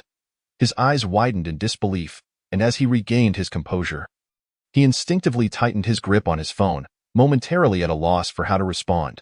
Deep down, Shinamo felt he should refuse, yet he was drawn to the notion of having someone to back him up. He too longed for a home that was no longer just his alone. Chapter 72. Violence for violence. Shinamo stared at the glowing screen of his phone, suddenly feeling that everything that had transpired today seemed surreal, as if he were dreaming. Noticing his sudden silence, Lu Wanwan, with her slender fingers tapping on the screen, sent another message. There's no rush for a reply. Take your time to think it over and let me know when you're ready. Even if you refuse, it's perfectly fine. I will still support you until you graduate from university. Shinamo pressed his lips together and replied, All right, I will think it over carefully, Lu Wanwan said. Make sure to rest early when you return. Lu Wanwan did not bother to glance at his response any further. She set her phone down, rose from the sofa, took her sleepwear, and headed towards the bathroom. After finishing her bath and drying her hair, she returned to the sofa, only to discover a new friend request on WeChat. Lu Wanwan opened it, only to find that the sender had left no note, and their avatar was blank. She accepted the request and was about to send a question mark when the other person messaged her first. Hello. Suddenly, Lu Wanwan considered that this person might have obtained her contact information from the Info homepage. So she typed back, Hello, did you add me from the Info homepage? Yes, Lu Wanwan asked. What did you wish to consult me about? I would like to inquire if the love you mentioned to counterbullying is simply a superficial meaning or if it holds a deeper significance. As Lu Wanwan read the message, her gaze flickered slightly. Could this child also be a victim of school bullying? An eye for an EYE.is that really effective. I am a professional in this matter and can certainly help you resolve the issue and prevent future repercussions. Even if the other party has power and influence. Lu Wanwan raised an eyebrow. Absolutely. Can I trust you? Of course, if you don't mind. Could you share with me what you are currently facing? The other party did not reply immediately, as if hesitating. After a while, they finally responded, All right, I am a budding idol artist who debuted 6 months ago. Our group consists of 4 members, one of whom comes from a powerful family, while the other 2 are always flattering him. My family is quite ordinary. I have worked hard to get to where I am today. The influential one has taken the lead in isolating me and commanding me to run errands for them. If I refuse, he will incite the other 2 to bully me, forcing me to do things I do not wish to do. And they even record videos for amusement. He threatened that if I dared to expose the situation, he would use his family's influence to terminate my contract with the company, and I would have to pay a hefty penalty. Lu Wanwan replied, Understood. This can be resolved. When are you all free? Can it really be resolved? Indeed. You need not concern yourself with the other party's background. You only need to choose to trust me. After several minutes, the other party seemed to have made a decision. Okay, I trust you. We usually only have time in the evenings, as we reside in an apartment dormitory provided by the company. However, that person does not stay here every night. Please check the timing first, and ensure all 4 of you are present. Got it. What about the payment? Pay a deposit of 500 first, and the remaining 3,000 can be settled after the matter is resolved. All right. What is your name, Gu Lin? How should I address you? My surname is Lu. After receiving Gu Lin's deposit of 500, Lu Wanwan stood up from the sofa and moved to the bedside. She lifted the covers and climbed into bed, leaning against the headboard as she searched online for information about Gu Lin. As expected, relevant details and personal videos appeared, along with performance videos of their group on stage. Their group seemed to be quite popular. To debut as an idol, one must possess both looks and height, and on stage, Gu Lin was exceptionally dazzling. Lu Wanwan watched a performance of the 4 of them singing and dancing together and could clearly see that Gu Lin outshone the other 3 with his powerful and impactful movements. After watching for a while, just as she was about to lie down, she received a message from Gu Lin. I've confirmed. They will all be here tomorrow evening. All right, what time? 9 o'clock. Okay, please send me the location. Sure. Lu Wanwan took a screenshot of their group performance video and sent it to him. By the way, which one of them is the one who bullies you, and what is his name? The one with platinum blonde hair, named Fu Yun. Got it.lu11 exited the chat with him and forwarded the screenshot to lumo.mo. Please help me look up the information on the boy with platinum blonde hair in this picture. Named Fu Yun. His family seems quite influential. Understood. Young lady. In less than 10 minutes, Lu Mo called her. Hello, Mo Shu. How's the investigation going, young lady? The person you asked me to look into is the young master of the Fu family. Lu Mo cleared his throat, hesitating slightly. Moreover, he is also. Also what? Lu Wanwan inquired. He is the cousin of Shun Yujin. Lumo replied slowly. Lu Wanwan's eyelids twitched. She wanted to curse under her breath. Mo Shu? Is the Fu family significant in the capital? They were not, but later on, Shin Yujin's aunt married into their family.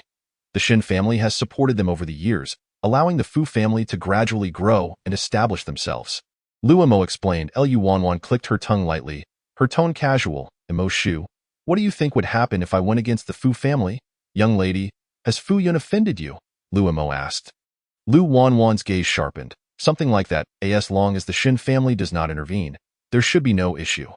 However, the problem is, if a situation does arise, the Shin family will undoubtedly step in due to their connection, making it rather complicated to resolve. Lumo paused before adding, but young lady, rest assured, regardless of what happens, you will be fined at most. It will only mean that our Lu family and the Shin family will sever ties and have no further dealings. Lu Wanwan raised an eyebrow, her dark eyes gleaming mischievously. If that's the case, then I might as well go all out. Young lady, please be cautious and don't cause any fatalities, Luomo advised. However, this matter should still be reported to Master Shun. Lu Wanwan smiled slyly. I won't go that far, just a lesson to teach him to behave properly in the future. I'll discuss it with my dad. All right, feel free to contact me if any issues arise. Luomo said. I know, MOSHU. Lu Wanwan replied. After ending the call, she realized it was getting late and decided not to disturb Lu Yunshin, planning to mention it to him during breakfast the next day. Chapter 73, covering up the following day. In the dining room, Lu Wanwan entered, carrying her bag, pulled out a chair, and sat across from Lu Yunshin. Good morning, Dad. Good morning, Lu Yunshin replied, glancing up from his newspaper. Lu Wanwan placed her bag on the empty chair beside her. Dad, I have something to tell you. Lu Yunshin looked at her. What is it? Lu Wanwan took a sip of the warm water handed to her by Zhang Ma and said, the lad from the Fu family, named Fu Yun, has offended me, and I plan to teach him a lesson. Lu Yunshin raised an eyebrow. Are you sure it's not one of your clients that you've offended? Lu Wanwan smiled at him, setting down her cup. Dad, you truly can't hide anything from you. Lu Yunshin had been keeping an eye on his daughter's recent activities and felt pleased that she had found something she enjoyed doing. He asked with concern, what happened this time? This lad is mixing in the entertainment industry and is using his power to bully the members of our group, Lu Wanwan succinctly stated. She paused before continuing. However, I learned from Mo Shu that the Fu family is tied to the Shin family, and Fu Yun is Shin Yujin's cousin, and if I confront him, the Fu family cannot do anything to me. But they will certainly call upon the Shin family, which could complicate matters for us. Lu Yunshin leisurely folded his newspaper. It's all right. Whatever happens, Dad will always have your back. You can proceed as you wish. The Fu family is tied to the Shin family. We, the Lu family, are not. We are merely missing a business partner. Hearing this, Lu Wanwan couldn't help but admire her powerful father. The reason Shin Yujin was able to bring down the Lu family was that the original owner was under his influence. The original owner was a weakness for Lu Yunshin. The original owner repeatedly challenged Shin Yujin's limits, targeting Li Xia. Yet Shun Yujin, due to Lu Yunshin's status, only issued verbal warnings. It was only when the original owner nearly caused harm to Li Xia that Shun Yujin could no longer tolerate it and took her hostage, using her life to threaten Lu Yunshin. Lu Wanwan collected her thoughts and gave Lu Yunshin a thumbs up, her eyes curving with a smile. Dad, that's precisely what I meant. Lu Yunshin hummed in acknowledgement, gently saying, let's have breakfast. Lu Wanwan nodded, picked up her chopsticks, and began to eat.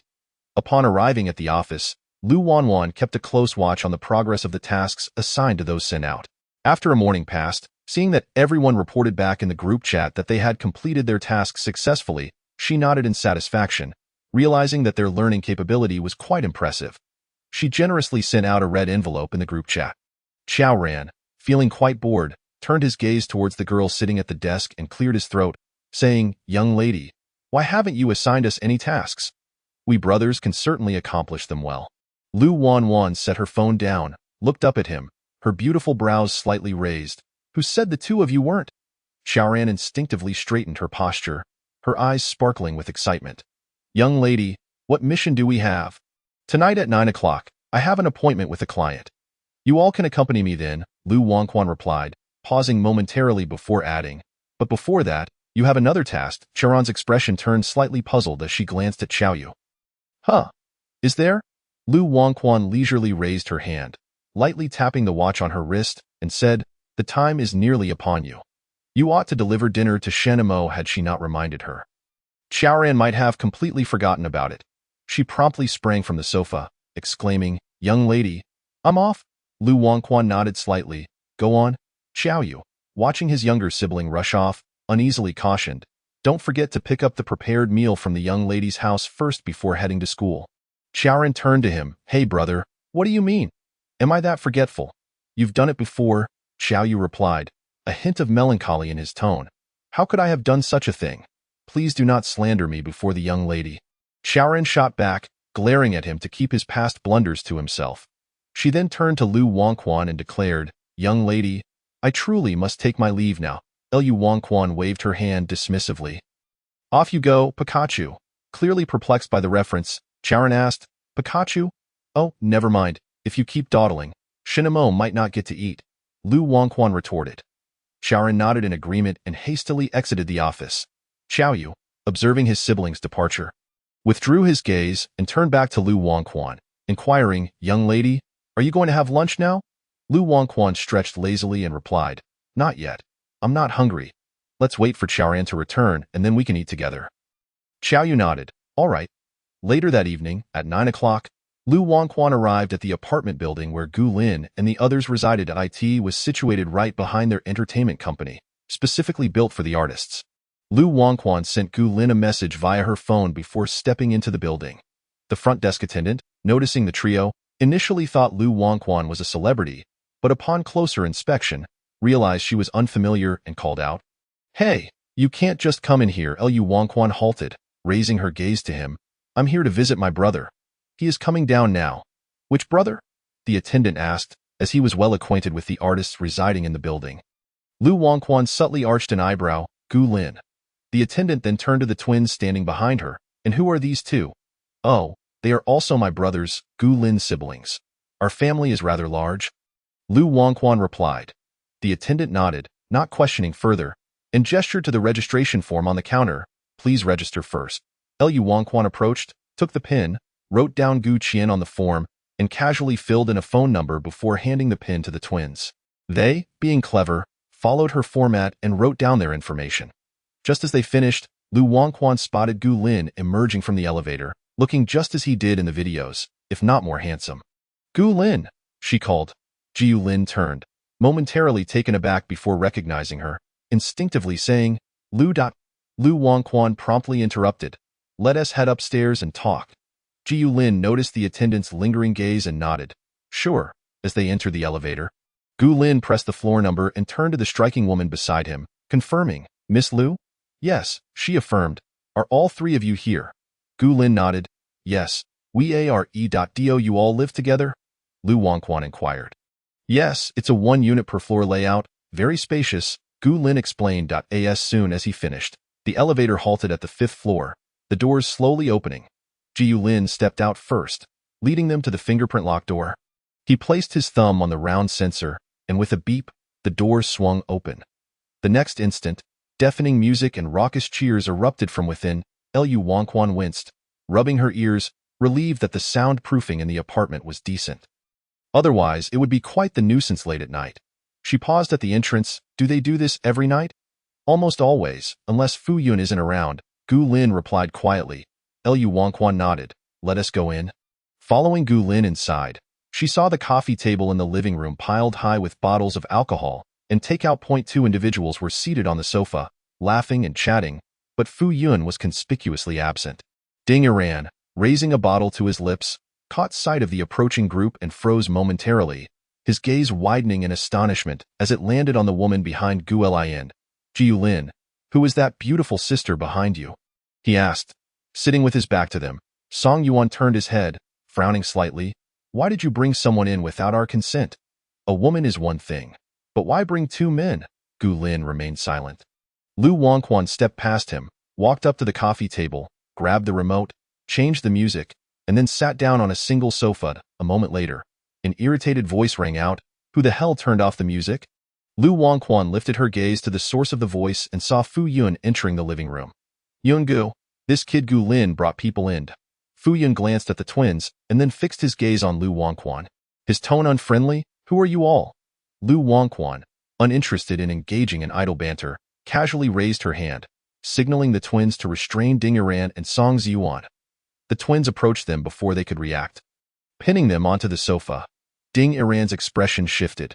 Having had a few drinks, he suddenly sobered up. Struggling to break free, he realized he couldn't move an inch. His head was firmly pressed against the sofa. Panic washing over him as he exclaimed, "What are you doing?" Song Yuan also found himself unable to escape.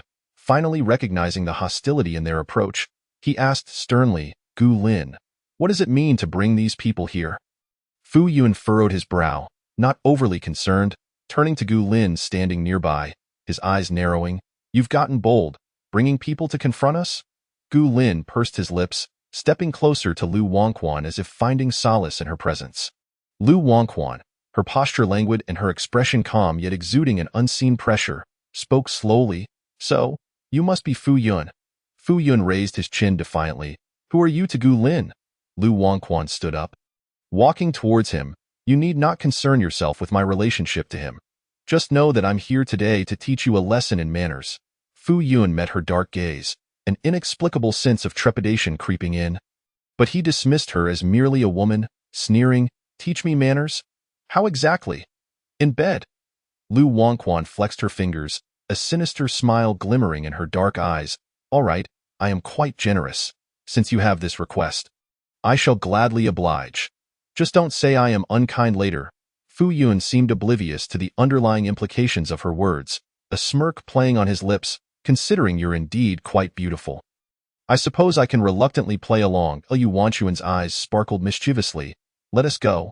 Lead me to your room." Fu Yun, having disregarded the two still being restrained, thought little of her as just a woman, extending his hand toward her. "All right, dear sister."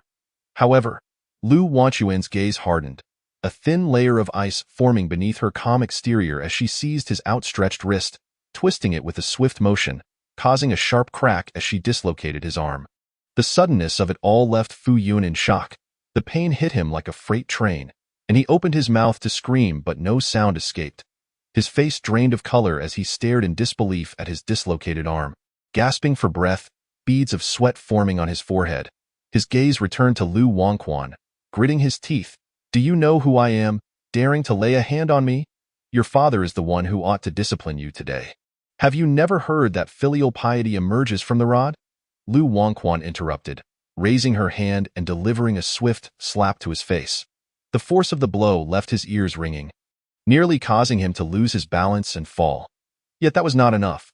Lu Wangquan grabbed his collar and delivered a punch to his gut, causing him to nearly regurgitate the food he'd consumed earlier. "Damn you, you crazy woman," he stammered. "What crazy woman?" "I am your father," Lu Wangquan replied with a smile, landing another punch to his face, then unleashing a flurry of blows, treating him like a punching bag. He was struck to the point of utter speechlessness, reduced to nothing but pitiful howls of agony. Fu Yun lay sprawled on the ground, unable to rise due to the pain, having lost a tooth in the process. He spat out blood and, with feeble gestures, pointed at her, stammering, "You'd just wait, are as good as dead." "As good as dead? Am I?" Lu Wangquan crouched down, feigning to deliver a fierce slap. Fu Yun, merely a braggart, instinctively closed his eyes at the thought of inflicting pain upon himself. Begging, "No, please, don't hit me."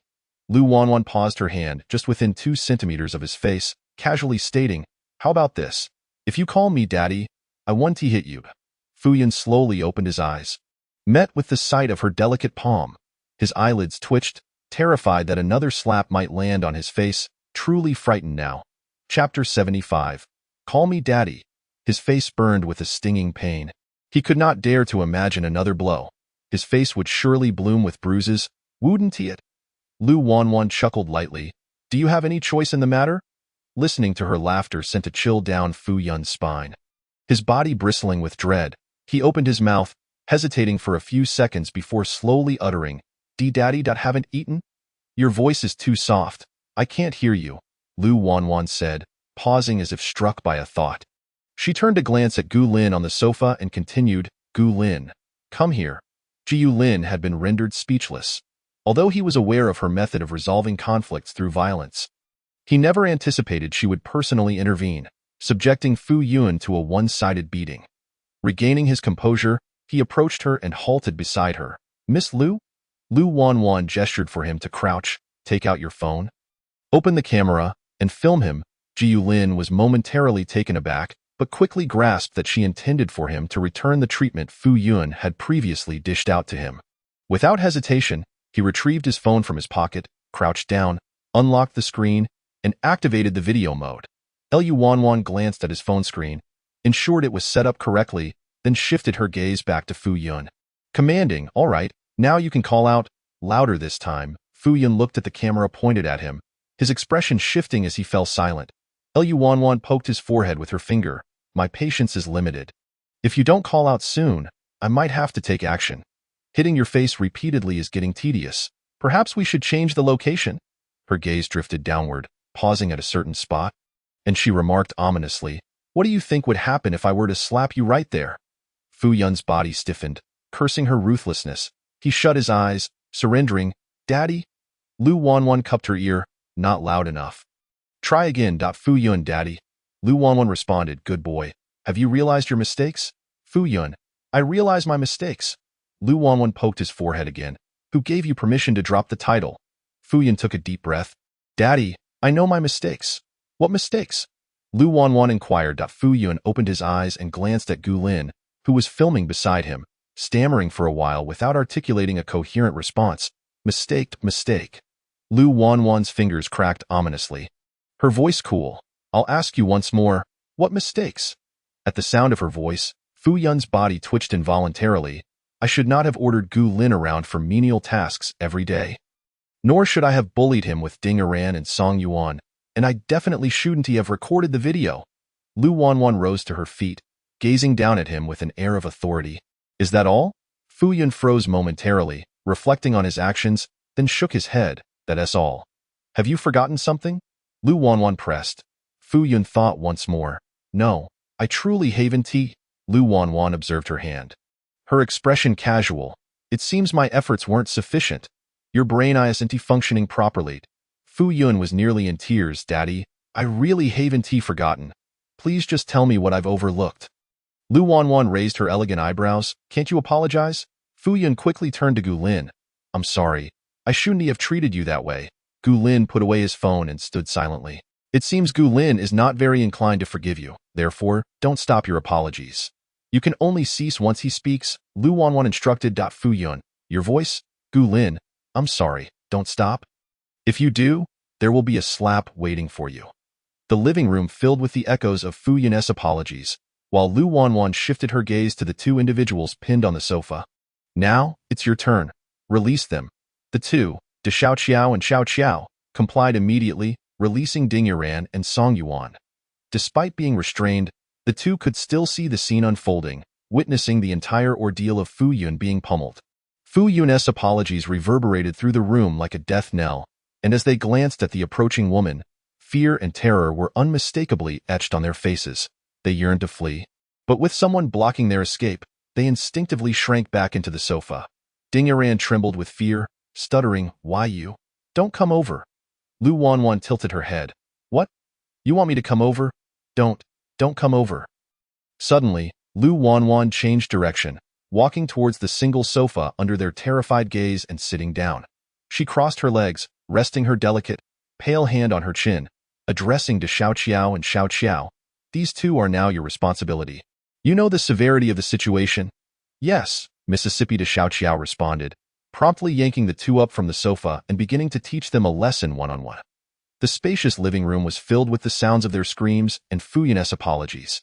After a suitable amount of time, Lu Wanwan raised her hand to signal for silence, then spoke. "Now go kneel and apologize to Gu Lin." Though battered and bruised, the two dared not defy her orders. limping towards Gu Lin and kneeling before him. Jiu Lin, I'm sorry. Lu Wanwan yawned, appearing somewhat fatigued. Like Fu Yun, you can only stop when Gu Lin decides to forgive you. After a lengthy pause, their voices hoarse from shouting, they finally waited for Gu Lin to call for them to stop. Lu Wanwan slowly opened her eyes, fixing her gaze on the three. Delete all the videos you recorded on your phones. Delete them now. With trembling fingers, they retrieved their phones, deleting all the videos they had taken while bullying Gu Lin. They handed their phones to Gu Lin for inspection. If I find anything left, don't blame me for my fists. The three stiffened, lowering their heads to scrutinize their screens, ensuring everything was deleted before presenting their phones to Gu Lin. Once Gu Lin finished checking, Lu Wanwan nonchalantly stood up from the sofa and walked over to where Fu Yun still lay on the ground. She lifted her foot and gently tapped his face with her shoe. I know your identity, but the imperial capital is not solely governed by the Fu family.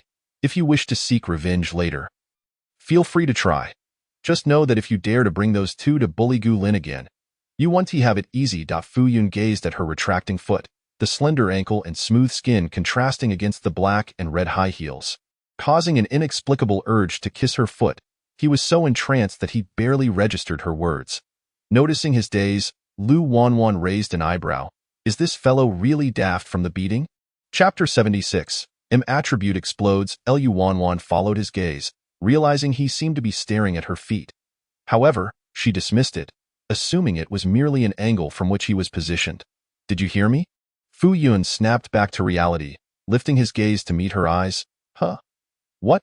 Lu Wanwan frowned slightly. Did you hear what I just said? Fu Yun, stifling the pain, pushed himself up with one hand, slowly sitting upright.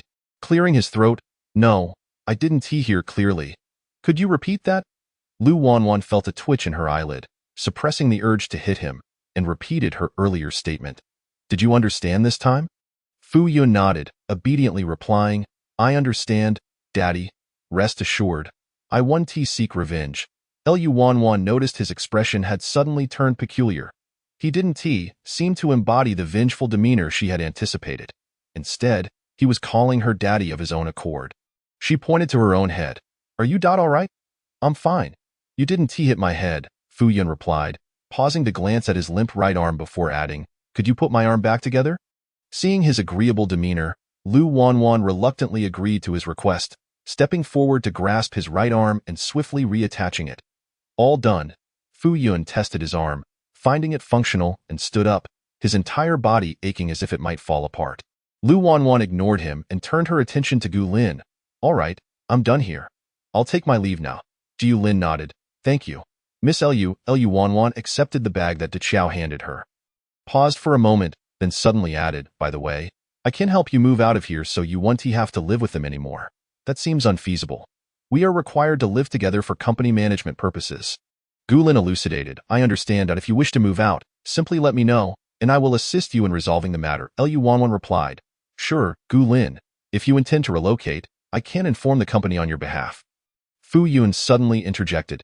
As his words faded, both individuals turned in unison to gaze at him, a flicker of astonishment crossing their eyes, as they had not anticipated such words would escape his lips. Fu Yun cleared his throat. What is the matter? Lu Wanwan elegantly arched her brow, articulating the question lingering in Gu Lin's mind. What trickery are you up to now? Fu Yun raked his fingers through his tousled hair. I am not plotting anything. I'm being sincere. If he wants to move out, I can help. It's merely a matter of saying a few words. Lu Wanwan was taken aback, scrutinizing his eyes for several seconds and realizing he appeared earnest in his offer. Why don't you move out then? That would work. After all, I don't return here every day, Fu Yun suggested. Lu Wanwan withdrew her gaze, redirecting it towards the young man beside her. Gu Lin? What do you say? Gu Lin replied, I will not move. The implication was clear. He was suggesting Fu Yun should be the one to leave. Fine, then I'll go. Tomorrow, I'll have someone come to collect my belongings. Fu Yun stated decisively. Jiu Lin's eyes shifted slightly, now further perplexed by Fu Yun's sudden change in demeanor, which had lost the earlier arrogance and domineering presence. Yun Gu, if you move out, what will happen to me and Song Yuan? Ding Yaran couldn't help but inquire. Fu Yun shot him a sidelong glance. What is that to me? Do you wish to come back home with me? Ding Yaran. Lu Wanwan chose to ignore them. Addressing Gu Lin, I'll take my leave now. Contact me anytime if something arises. I handle after sales here. All right, understood, Gu Lin replied. Miss Lu, allow me to escort you downstairs. No need. You should rest early, Lu Wanwan said, beckoning Xiao Qiao and Xiao to follow her. Just as she turned to leave, Fu Yun's voice rang out. Hey, Sister Lu, let us add each other on WeChat. Lu Wanwan paused, turning back to face him. Who gave you permission to call me Sister Lu? Oh, then how about Lu Daddy? Fu Yun retorted. Lu Wanwan's eyelids twitched slightly. This boy must have been hit on the head. Are you asking me to add you on WeChat so I can reimburse your medical expenses? Since I've called you Dad, that makes me your son, so you must be responsible for me, Fu Yun declared with utmost seriousness. Responsible for you? Lu Wanwan's eyes narrowed dangerously. She clicked her tongue lightly. Would it be acceptable if my responsibility is to hit you? Fu Yun recalled her earlier punches and slaps. Though painful at the time, he now felt an inexplicable satisfaction in retrospect. He rubbed the back of his head, lowering his gaze. Well, that's not entirely unacceptable. This time, it was Lu Wanwan who fell silent, bewildered by his sudden display of coyness. She regarded him, a sudden thought flashing through her mind. Could it be that my blows have awakened some attribute within this boy? Lu Wanwan shuddered, feeling goosebumps rise, not wishing to engage him further. She promptly turned and led Xiao Qiao and Xiao outside. Just as they reached the entrance, Fu Yun's voice trailed behind them. Dad, don't go just yet. We haven't added each other on WeChat. Lu Wanwan's mouth twitched.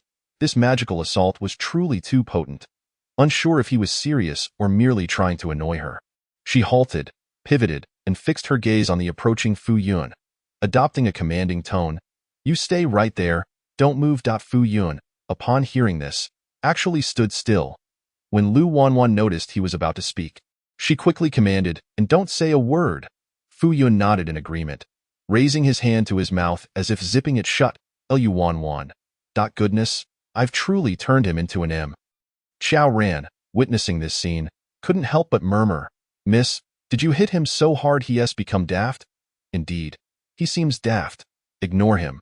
Let us go, Lu Wanwan declared, striding towards the door. Fu Yun watched her retreating figure, yearning to inquire when he could move or speak again.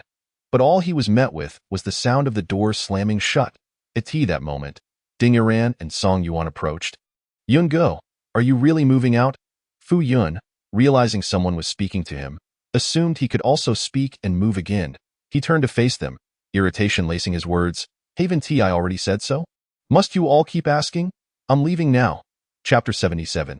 Unwilling to speak the truth after Fu Yun spoke, he stepped past the two and returned to the living room, glancing around the sofa and coffee table, only to find none of his belongings. He then headed towards his room.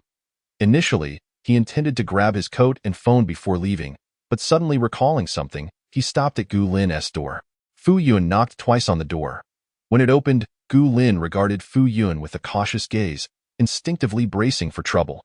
His eyes were filled with wariness as he asked, What do you want? Fu Yun, unfazed by Gu Lin's demeanor, was preoccupied with his own thoughts, and besides, he had promised Lu Wanwan not to bully him any longer. You have Lu Dad or Sister's WeChat? Gu Lin's brow furrowed slightly. Why do you ask this? If you have it, just share it with me, Fu Yun replied. Jiu Lin pursed his lips. Without hesitation, he replied, No, really? Fu Yun clearly did not believe him. Gu Lin replied indifferently, No, and without waiting for a response, he shut the door. Fu Yun stared at the closed door, taking a deep breath and reassuring himself not to hold a grudge, then turned back towards his own room. He reached his bedside, bent down to pick up the coat and phone he had tossed onto the bed. As he hung the coat over his arm and prepared to leave, he suddenly remembered his bruised face.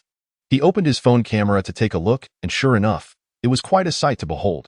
He then walked over to the nightstand, opened the drawer, and retrieved a pair of sunglasses to wear before exiting the room.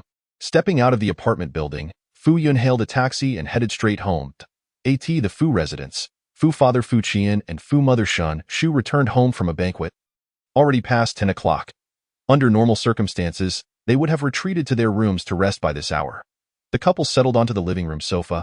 Shen Shu set down her handbag, stretched her neck, and called to the maid, Please fetch me a glass of hot water. Yes, ma'am, the maid responded. Shen Shu lowered her head, pulling out her phone to call her son and check on him. Just as she dialed, She heard the sound of a phone ringing behind her. Turning to the source of the sound, she saw Fu Yun walking in through the door. She was momentarily taken aback, then quickly hung up. "Why didn't you let us know you were coming home?" Fu Yun, equally surprised, had just reached for his phone when he realized his parents were still in the living room instead of heading to bed. He cleared his throat. "Oh, I forgot." Shinshu observed him as he walked closer and immediately noticed the bruise at the corner of his mouth. Frowning, she asked, "What happened to your mouth? Did you get into a fight?" Fu Yun, wary of getting too close and revealing more, stopped a couple of meters away, his gaze flickering beneath the sunglasses. "Nothing, just a little fall. You fell and somehow hit your mouth." Shinshu scrutinized him. "And why are you still wearing sunglasses at home?" "The light from the ceiling is too bright," Fu Yun mumbled. After a pause, glancing at Fu Qian seated on the main sofa, he added, Dad, Mom, I'm heading to my room now. You should rest early too." With that, he turned and headed towards the stairs. Shinshu, sensing something was amiss, followed him. "Wait, you stand right there." Fu Yun abruptly halted, slowly turning back. "What is it, Mom?" Shinshu approached him. Noticing his cheeks appeared slightly swollen, commanding, "Take off your sunglasses, Fu Yun." When she saw he didn't comply, she reached out as if to remove them from his face. Fu Yun instinctively turned his head away. "Mom, it's just sunglasses. It's no big deal. If it's no big deal, then why are you avoiding taking them off?" Shinshu pressed. "Tell me the truth. Did you get into a fight?" "I did not get into a fight," Fu Yun protested. Shinshu was unconvinced. "Did you have a scuffle with someone from your team?" Fu Qian approached, his serious gaze resting on Fu Yun's face. "Enough. If you didn't get into a fight, then just take off your sunglasses." Realizing he couldn't evade their scrutiny tonight, Fu Yun hesitated for a few seconds before slowly lifting his hand to remove the large sunglasses from his face. Shinshu's pupils dilated as she took in the bruises around his eyes, her expression filled with unmistakable concern. How could her son's face be so badly beaten? "Who did this to you?" Fu Yun lowered his eyelashes, rubbing the back of his neck. "No one hit me. I just fell face first." How could one possibly sustain such injuries while lying face down? It is evident that he has been assaulted. "Do you take your parents for fools? Speak the truth at once." Fu Qian's voice was grave. Shinshu inquired, "Was it those boys from your team who attacked you?" "No, it has nothing to do with them." Fu Yun's mind raced as she began to fabricate a story. "Actually, I don't even know who hit me. I was just walking when someone covered my head with clothing and dragged me into an alley to be beaten." Fu Qian furrowed his brow, immediately detecting the inconsistency. "Don't you all have cars to pick you up when you go out? And isn't there an assistant who follows you around at all times?" Fu Yun responded, "Enough of your nonsense. It is quite simple for me to check your itinerary for today." Fu Qian asserted. "Son, who on earth hit you? Why won't you tell us the truth?" Shinshu pressed. Fu Yun remained obstinate, insisting, "I am truly fine. What is the big deal if a man sustains a few injuries? Just leave me be. I am tired and going upstairs to sleep." Without waiting for his parents to respond, he turned and ascended the stairs. Fu Qian observed his son's odd gait as he walked upstairs, instilling doubt in him regarding whether Fu Yun was indeed injured. He withdrew his gaze and returned to the sofa, reaching for the phone that lay discarded on the coffee table. First, he called the family doctor, requesting his presence, and then he made another call to investigate what had transpired with Fu Yun that day. Shinshu settled beside him on the sofa and, after he finished his call, remarked, "What on earth is wrong with Xiao Yun? He has never concealed a fight from us before. Why is he unwilling to speak the truth today?" She paused before adding, "I suspect it is related to those individuals from his team. We should never have agreed to let him enter the entertainment industry as an idol." Fu Qian set down his phone, stating that all their speculations were futile. They would soon learn what had occurred once the investigation yielded results. Indeed, Shinshu nodded, glancing towards the second floor. Chapter 78. Are you aflame like the wind? On the other side, after Lu Wanwan left, she initially intended to return home to sleep. However, halfway there, she suddenly felt a pang of hunger and decided to indulge in a late-night snack before heading back. Searching on her phone, she selected a highly rated hot pot restaurant, relayed the address to Xiao Yu, and instructed him to drive there.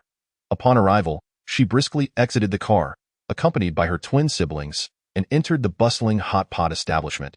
The place was nearly bursting at the seams with patrons, a testament to its popularity even at 10 o'clock at night. "Good evening. How many in your party?" Lu Wanwan looked up at the approaching server. "3. Do you have a table available?" The server nodded. Yes, we just cleared a table. Allow me to escort you. All right, Lu Wanwan replied, following her to the vacant table. After seating herself and scanning the QR code on the table, she began to order. You two can handle spicy food, right? Of course, Mississippi Lu Wanwan confirmed her choice of broth and ordered an assortment of meats and vegetables, while waiting for the food to arrive. She opened a messaging app to reply to a private message she had received from the security company, then switched to her personal account. As she browsed through her messages, her eyes landed on several tag videos from Jiang Tingxue. After viewing them, just as she was about to return to the homepage for more videos, she noticed that Li Yan's profile picture was absent from the live stream. She dismissed it, returning to the homepage to scroll through videos. Soon, a young male server approached with the broth, setting it down in the center of the table. Li Yan, standing upright, caught a glimpse of the woman absorbed in her phone, and just as he was about to leave, a realization struck him, causing him to pause. He blinked in surprise, thinking he must have mistaken her for someone else. Turning his head, he locked eyes with the woman, immediately recognizing her. Her strikingly beautiful face was unforgettable after just one glance. A flutter of anxiety gripped him, his heart racing as he had not anticipated encountering her at the hot pot restaurant where he worked. His hands, resting at his sides, curled slightly as he hesitated, contemplating whether to greet her. Xiao Yu, noticing the server lingering by their table and fixating on Lu Wanwan, furrowed his brow and inquired, "Hello? Is there a problem?" Startled by the sudden voice, Li Yan quickly regained his composure and replied, "Nothing," before lowering his head and hastily departing. Although Lu Wanwan was engrossed in videos, she was aware of someone watching her. It was commonplace for her to attract attention while walking or dining out, but she had grown accustomed to it and paid it no mind. Hearing the voice, she glanced up and turned her head, only to see Li Yan's hasty retreat. She redirected her gaze to Xiao Yu across the table, asking, "What was that about?" "The server was just standing there, staring at you," Xiao Yu explained. Lu Wanwan set down her phone, unflustered, and remarked, "Oh, perhaps he was simply captivated by my beauty." Xiao Ran nodded in agreement. "Miss, I too think that is the case." Meanwhile, Li Yan returned to the kitchen. "Hey, Xiao Li, table 13's dishes are ready. Take them over," a colleague called out. Li Yan hesitated, as table 13 was the very table where he had just delivered the broth to Lu Wanwan. For reasons unknown, he felt reluctant to let her know he was working as a server. "Xiao Li, did you hear me?" Li Yan responded, "Yes, I understand." Pressing his lips together, he adjusted his cap and walked over to pick up the tray. Turning to leave the kitchen once more, he approached table 13, keeping his head down to minimize his presence, and placed the plates of meat and vegetables on the table. Upon seeing Li Yan, Xiao Yu recognized him as the server from earlier. Noticing that he kept his head lowered, Xiao Yu found it odd, as if he did not want anyone to see his face. Could it be that he was too shy to look at the beautiful miss? Lu Wanwan lifted her water cup for a sip, glancing at the server as he placed the dishes on the table. As her gaze fell upon his profile, she paused, feeling a sense of familiarity as if she had seen him somewhere before. Tilting her head, she scrutinized his face. Sensing her stare, Li Yan tensed, holding his breath and hastening his movements. After setting down the last dish, he turned to leave. "Wait!" Lu Wanwan's voice halted him, causing him to instinctively tighten his grip on the tray. Remaining still, silent, waiting for her to speak, Lu Wanwan gazed at his profile. "Are you a flame like the wind?" "No. You must have mistaken me for someone else," Li Yan denied without a second thought. Then promptly stepped away. Lu Wanwan raised an eyebrow, realizing that while she had only been uncertain moments before, his voice had confirmed her suspicions.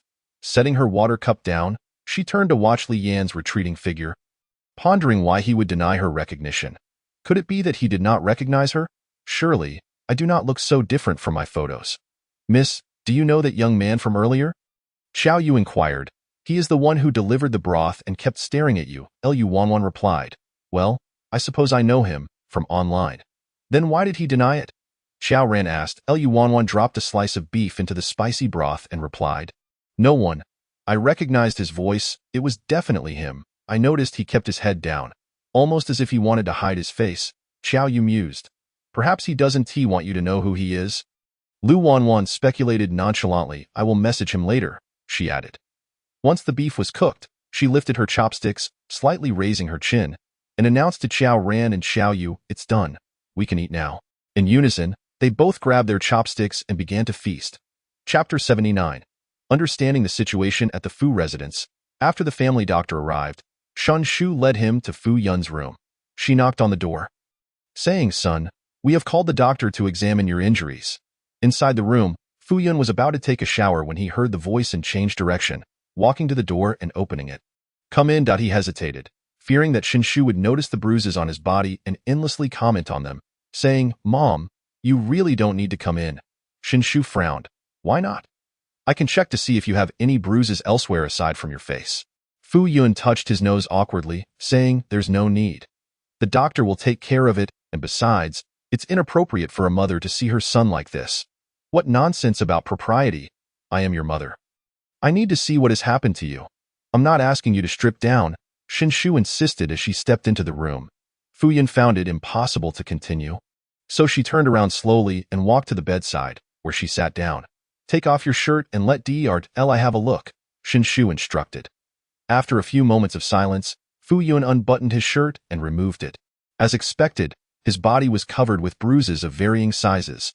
Shu gasped in shock, her eyes involuntarily reddening as she couldn't bear to imagine the suffering her son had endured at that moment. She had no heart to scold or question him.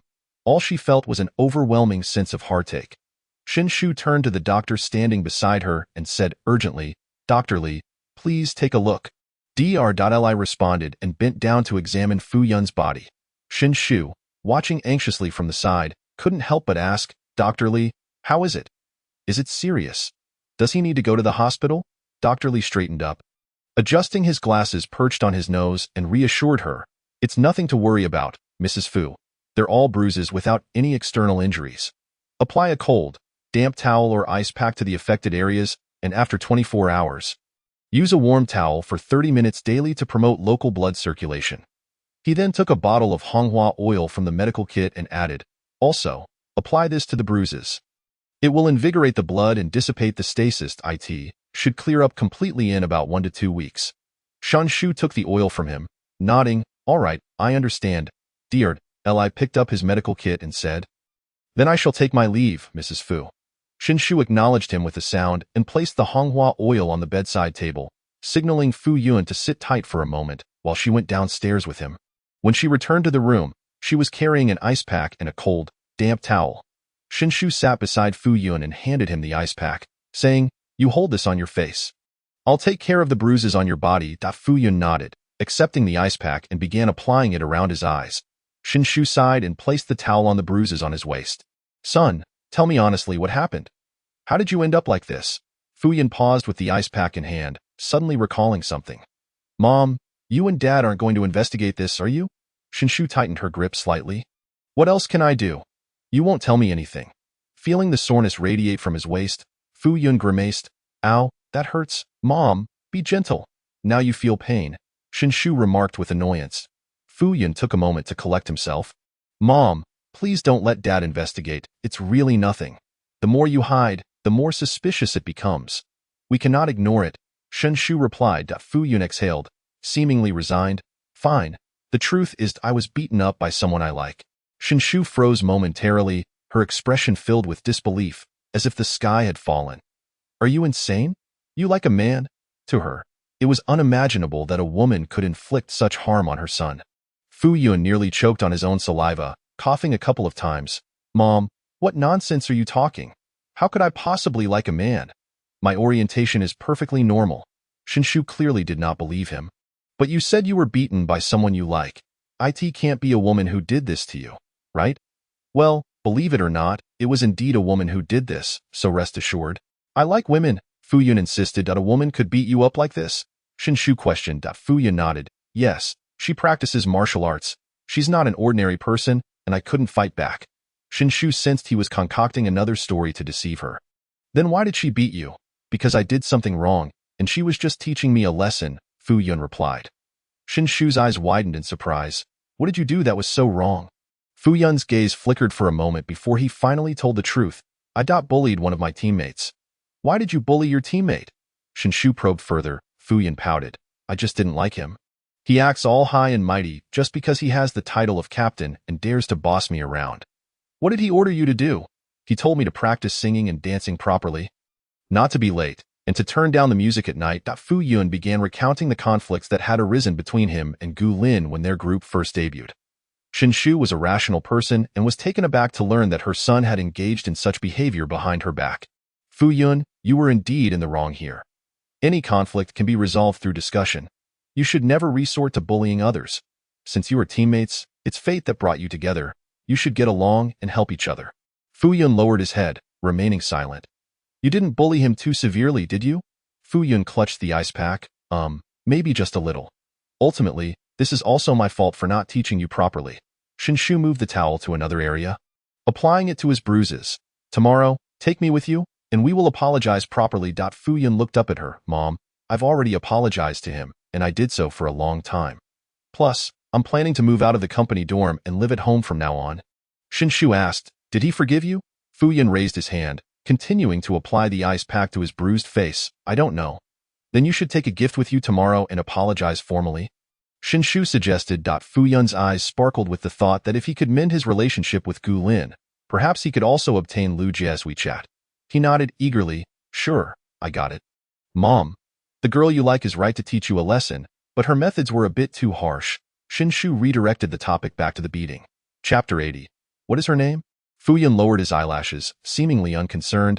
It's not that bad. I can walk and jump just fine. It just looks serious. What is the name of the girl you like? Which wealthy family does she come from? Shinshu asked curiously. Fu Yun replied, I don't know her name. Her surname is Liu. Surname Liu? Shinshu paused, realizing something, and slowly continued.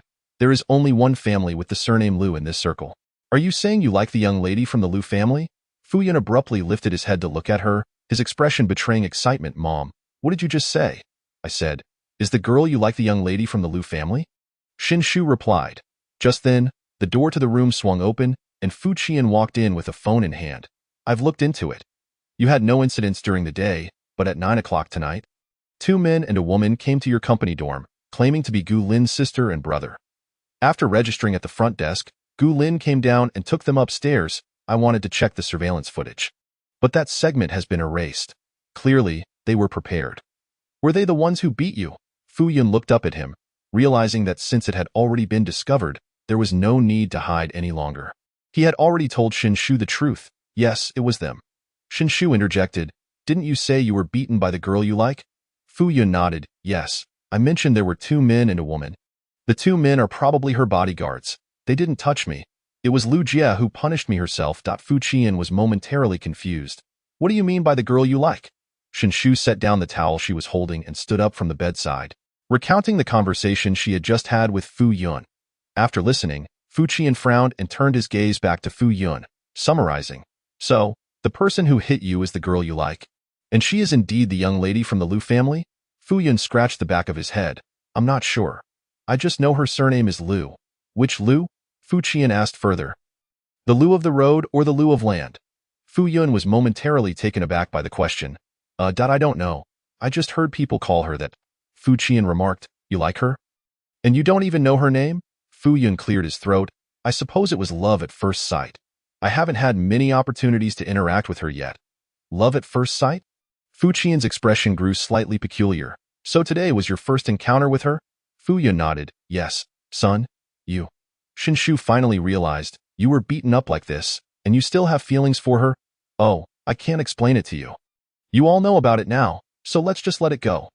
Regardless of whether she is the young lady from the Liu family, please don't go looking for trouble. Fu Yun paused for a moment and added, Dad, Mom, it's getting late. You should head back to your rooms and rest. After putting down the now-melting ice pack, he gently nudged them toward the door. Shinshu reminded him, don't forget to apply that Honghua oil. I know, Mom. Don't worry, Fu Yun replied. After seeing them off, he closed the door and returned to his room. Sitting on the edge of the bed, Fu Yun glanced at the ice pack on the bedside table, which was now dripping with condensation. Just as he reached for it to continue applying it to his face, he suddenly had a thought and paused mid-reach. He remembered that his cousin, Shan Yujin, knew many people and might have encountered the young lady from the Liu family. The main issue was that he usually avoided attending those kinds of gatherings, so he hadn't met many people in that circle. As Shan Yujin emerged from his bath, he reached for the phone resting on the bedside table and noticed a message from his cousin, whom he had not conversed with in quite some time. Fu Yun, cousin, are you still awake? Shin Yujin settled onto the sofa, took a sip from the glass of water on the table, and then set it down. Not yet. What's the matter? Fu Yun, cousin, have you ever met Miss Liu from the Liu family? Shin Yujin paused slightly at the message, a flicker of surprise crossing his eyes as he processed the name. Liu Wanwan. Why do you ask? Fu Yun. I met someone, but I'm unsure if she is indeed Miss Liu. Shin Yujin. Haven't you asked her? Fu Yun. I haven't had the chance to ask. And I didn't get her contact information. I know her surname is Liu, but I'm not certain if she belongs to that Liu family. Shin Yujin. Do you have a photo? Fu Yun. No, Shin Yujin. Then how did you meet her? Fu Yun. It was just a chance encounter. Shin Yujin thought it unlikely that the person he had met by chance would be Liu Wanwan. I know a Miss Liu from the Liu family. Her name is Liu Wanwan, but I don't have a photo. Could you describe the girl you saw? Fu Yun. She is exceptionally beautiful. Like a celestial being. With heels, she must be around 1.7 meters tall. Her style is quite elegant, and she was accompanied by 2 identical bodyguards who were also quite formidable. Shin Yujin furrowed his brow at this description. Aside from the identical bodyguards, everything else aligned with Liu Wanwan. How do you know she is particularly skilled? Fu Yun. Oh, I witnessed it firsthand. She effortlessly dispatched a man who was significantly taller than her as if he were a punching bag. Upon reading this, Shin Yujin felt increasingly convinced that the person Fu Yun spoke of was indeed Liu Wanwan. He bit his lip, suddenly reminded of something, exited the chat with Fu Yun, and found Chun-Yi, sending him a message. Do you have a photo of Liu Wanwan? Chun-Yi, still awake at this hour, replied promptly. No, didn't you take my previous phone, which had Miss Liu's WeChat? You could simply check her moments. Shin Yujin had deactivated that WeChat account a few days prior, and thus could no longer view Liu Wanwan's moments. I can't. I deactivated that account. Chun-Yi. Shun. I haven't added Miss Liu on my current WeChat either. Shin Yujin chose not to respond further. Just as he exited the chat with Chan-Yi, Fu Yun sent another message. Cousin, are you still there? Shin Yujin clicked into it. Yes. Fu Yun. Does my description match Miss Liu? Shin Yujin. Aside from the 2 identical bodyguards you mentioned, everything else aligns perfectly. Fu Yun. Wow, cousin, then I feel certain it must be her. What is her name? Shin Yujin's fingers tightened around the phone. Liu Wanwan. Chapter 81. Canceling the confession. Fu Yun. Cousin? When can you take me to meet her? I have a feeling it's her. Shin Yujin. I'm not familiar with her. I can't arrange a meeting. Fu Yun. Do you have any friends who know her? Shin Yujin. Not really. Fu Yun sounded somewhat disappointed. Oh, alright then. Cousin, you should rest early. I won't disturb you any longer. Shin Yujin did not reply, staring blankly at the phone screen. He believed he had thoroughly erased all traces of Liu Wanwan from his life, expecting never to cross paths with her again. Yet here he was, hearing her name from another's lips so soon. Shin Yujin set the phone down, pressed his fingers against his temples, and reached for a cigarette and lighter, igniting it and taking a deep drag, the ember flickering ominously. Leaning back against the sofa, he let his gaze drop, quietly smoking, the exhaled smoke obscuring his features. The image of Liu Wanwan involuntarily surfaced in his mind. Shin Yujin's expression shifted as he abruptly realized and hastily banished her from his thoughts. He leaned forward, extinguishing the half-burnt cigarette in the ashtray, picked up his phone from the side, glanced at the time, rose from the sofa, and walked to the bed, pulling back the covers and climbing in. He turned off the light, plunging the room into darkness. Closing his eyes, he attempted to drift into slumber, wishing to escape the chaotic thoughts, but inevitably, images of Liu Wanwan haunted him. Unsurprisingly, Shin Yujin ultimately succumbed to insomnia. Unable to find rest, agitated, he sat up in bed, turned on the room light, and then threw back the covers, stepping out of bed. Shin Yujin returned to the sofa, lighting another cigarette. As the last of the cigarette burned away, he stood once more, walked to his room, bent to retrieve his phone, opened WeChat, navigated to the chat with Chan-Yi, and typed a message. Tomorrow night's plans are temporarily cancelled. Indeed, he had intended to confess to Li Xia the following evening, having tasked Chan-Yi with setting up the scene over the past few days. Yet, after finishing the cigarette, he felt a sudden urge to retreat, as if he ought to reconsider his haste. Shin Yujin recognized that this hesitation stemmed from the influence of Liu Wanwan. Even now, Hearing anything related to her unsettled him. He reclined against the sofa, arms draped over his eyes, for the first time experiencing a sense of bewilderment. After finishing her hot pot meal, Lu Wanwan left the restaurant without catching another glimpse of Li Yin. Once home, she pondered for a moment before pulling out her phone, opening WeChat, and entering their chat interface. Sending him a message. Why pretend not to know me? After several minutes, a reply came. Wind like flames. Huh. Sister Wanwan, what are you talking about? What do you mean pretending not to know you? Lu Wanwan raised an eyebrow at his response. I'm not deaf. I can still recognize your voice. Besides, you didn't T-stream tonight. It can't be that I mistook you for your twin brother? Wind like flames. Lu Wanwan. So why are you pretending not to know me? Are you still denying it? On the other end, Li Yin realized that if he continued to feign ignorance, it would come off as insincere, so he typed out the truth. I don't really know. It was just a reflex. I didn't expect to run into you, Sister Wanwan. So suddenly did I guess I wasn't prepared. Lu Wanwan settled onto the sofa. Why did you go work at the hot pot restaurant instead of streaming? Wind like flames. Well, my earnings have been poor lately, and my mom pressured me to find a job, so I just started today. Lu Wanwan understood. She hadn't watched his streams for several days and hadn't sent him any gifts either. I remember there was a big spender in your last stream who showered you with several gifts. Wind like flames. That was just that once. They haven't come back since. Lu Wanwan found herself at a loss for words. So she decided to end the conversation. All right then, you should rest early. Wind like flames. Oh, okay. You too. Lu Wanwan did not respond further. Just as she exited the chat, she received a message from Shanimo. Sister, can we truly become a family? Lu Wanwan. Of course, what are your thoughts? Shinimo. Sister, I'm willing. A gentle smile graced Lu Wanwan's eyes. All right, I'll pick you up tomorrow evening after school. Shinmo. Okay. Li Yin returned home from work close to midnight, dragging his weary body to the living room sofa. He leaned back against the sofa, pulling out his phone to review the chat with Lu Wanwan. Lost in thought. After staring at the screen for a while, he stood up and walked to his room. When he emerged again, he held a change of clothes and headed to the bathroom. After finishing his shower and preparing to return to his room, he heard the sound of the front door opening. He halted, turning to see Li Xia and Li Yulian returning home. Li Xia approached, carrying some items and asked, Xiao Yin, when did you get back? Li Yin, hands shoved in his pockets, droplets of water still clinging to his hair, had only just arrived. Li Xia placed her items in the kitchen and then came back out. How is the job at the hot pot restaurant? Are you adjusting well? Li Yin shrugged nonchalantly. It's all right. Just tiring, that's all. If only you had studied harder. If you had gotten into university like your sister, you could be sitting in an office after graduation. Now you know what it means to be tired. Li Yulian chimed in with a lecture. Li Yin had long grown accustomed to such remarks, merely letting them wash over him. I'm just not cut out for studying. Li Yulian, frustrated by his carefree attitude, snapped back. It's clear you didn't take it seriously.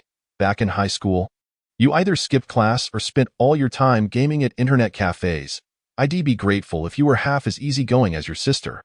Sensing the conversation might escalate into an argument, Li Xia quickly intervened, gently patting her mother's back. All right, Mom, let us not dwell on it.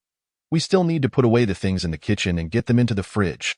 Let us finish up quickly so we can rest early. Li Yulian nodded in agreement, casting a glance at Li Yin before turning her attention back to the kitchen.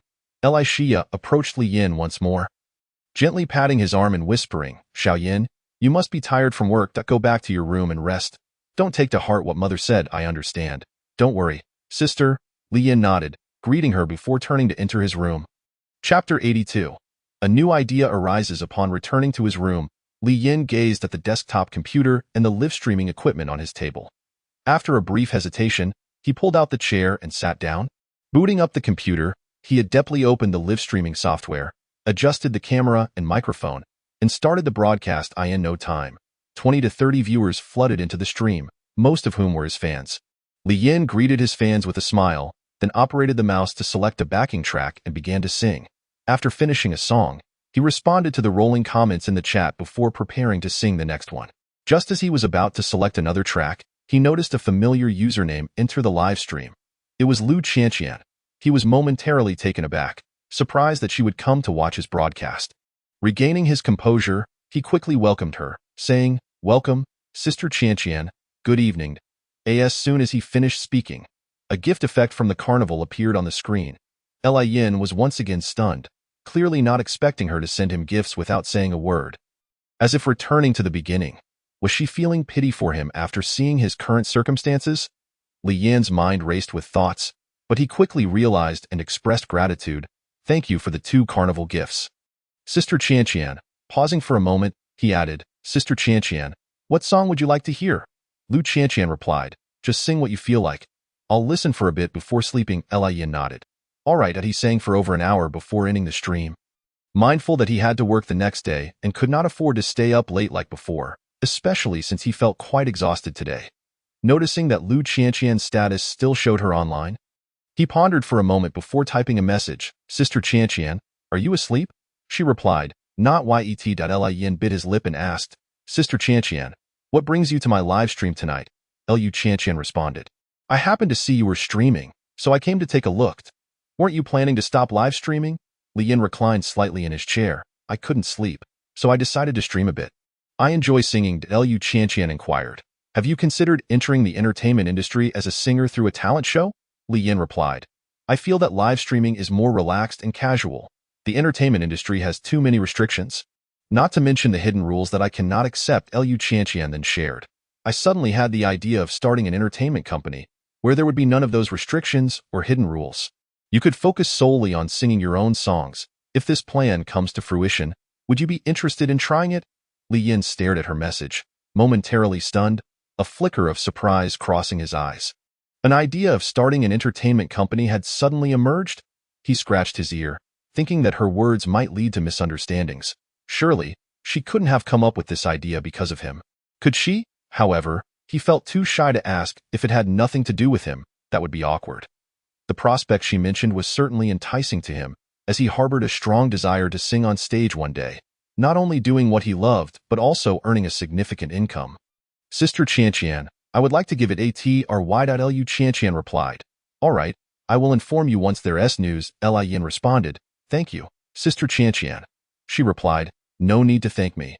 I provide you with opportunities, and you earn money for me. It's mutually beneficial." Yin concluded, "Okay, Sister Qianqian, rest well. Good night." The Lu residence. Lu Qianqian glanced at the message from Li Yin wishing her good night and chose not to reply. Lying flat on her bed, she stared at the dark ceiling above, contemplating her thoughts. The sudden idea of starting an entertainment company was inspired by both Gu Lin and Li Yin. Just as she had mentioned to Li Yin, her company would not impose restrictions or hidden rules, nor would it permit bullying among members, as seen in Gu Lin's group. Those with capital who merely wished to dabble in the entertainment industry, like Fu Yun, would not find a place in her company. She aimed to provide opportunities for those with dreams, particularly children from average or modest backgrounds. She also considered the possibility of bringing Gu Lin aboard once things were set in motion. Lu Qianqian tentatively devised a plan in her mind, intending to tackle the entertainment company once her security company was firmly established.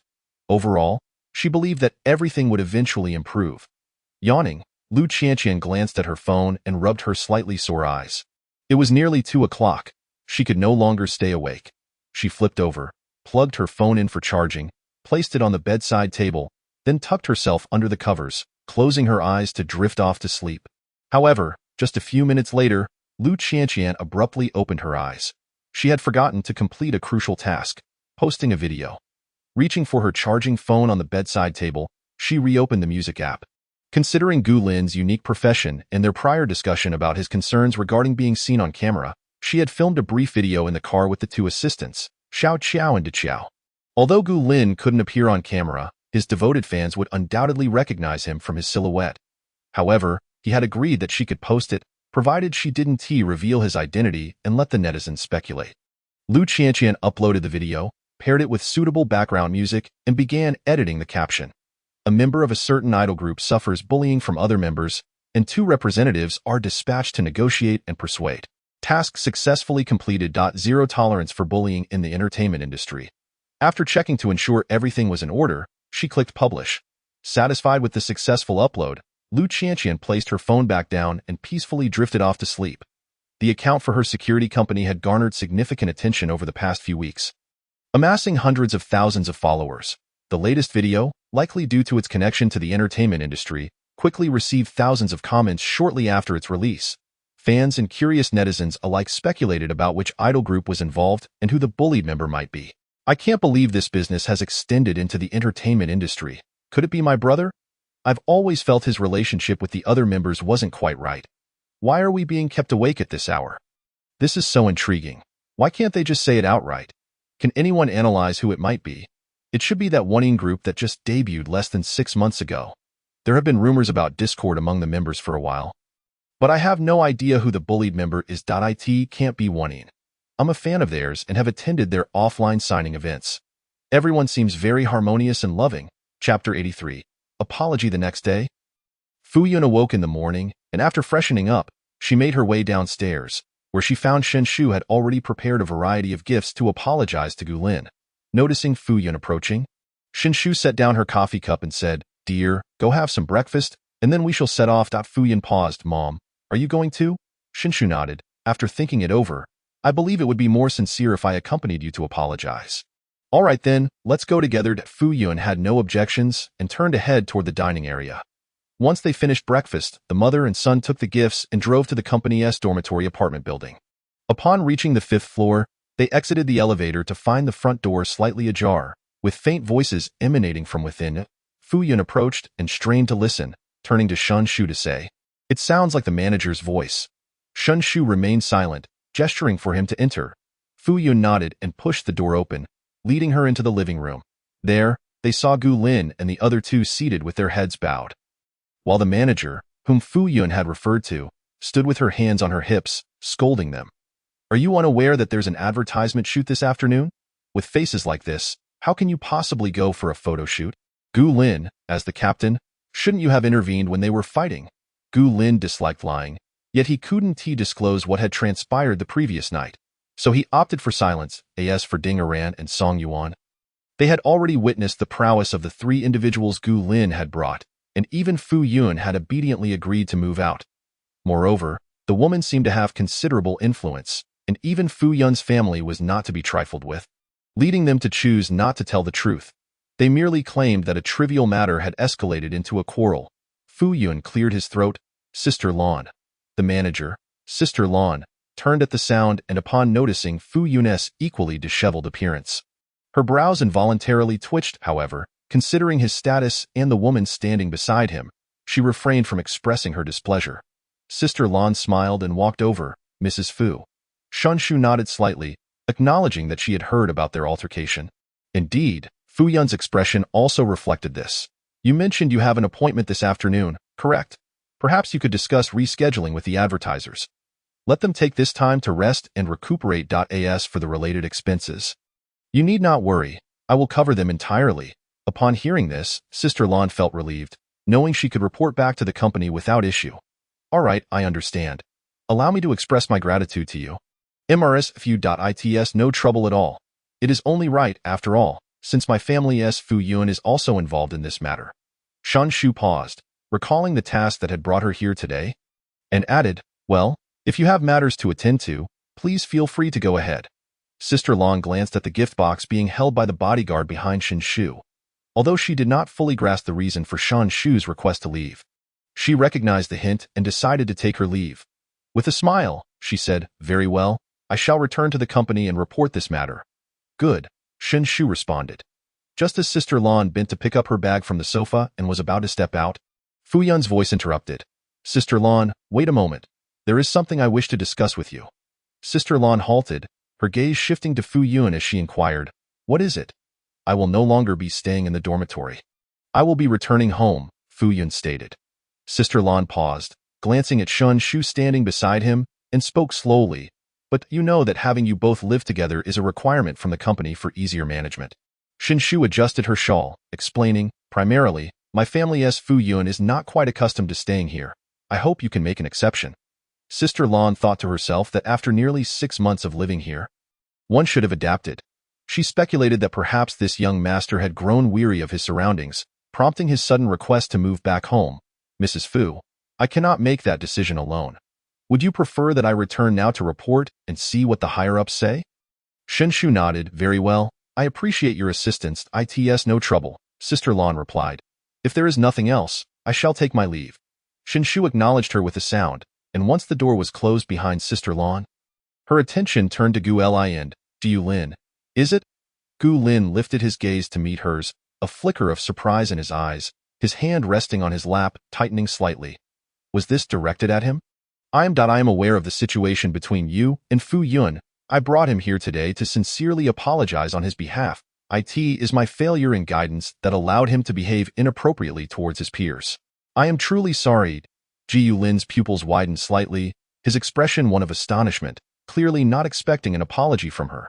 Shan Shu smiled gently, turning to retrieve the gift box from the bodyguard and placing it on the coffee table.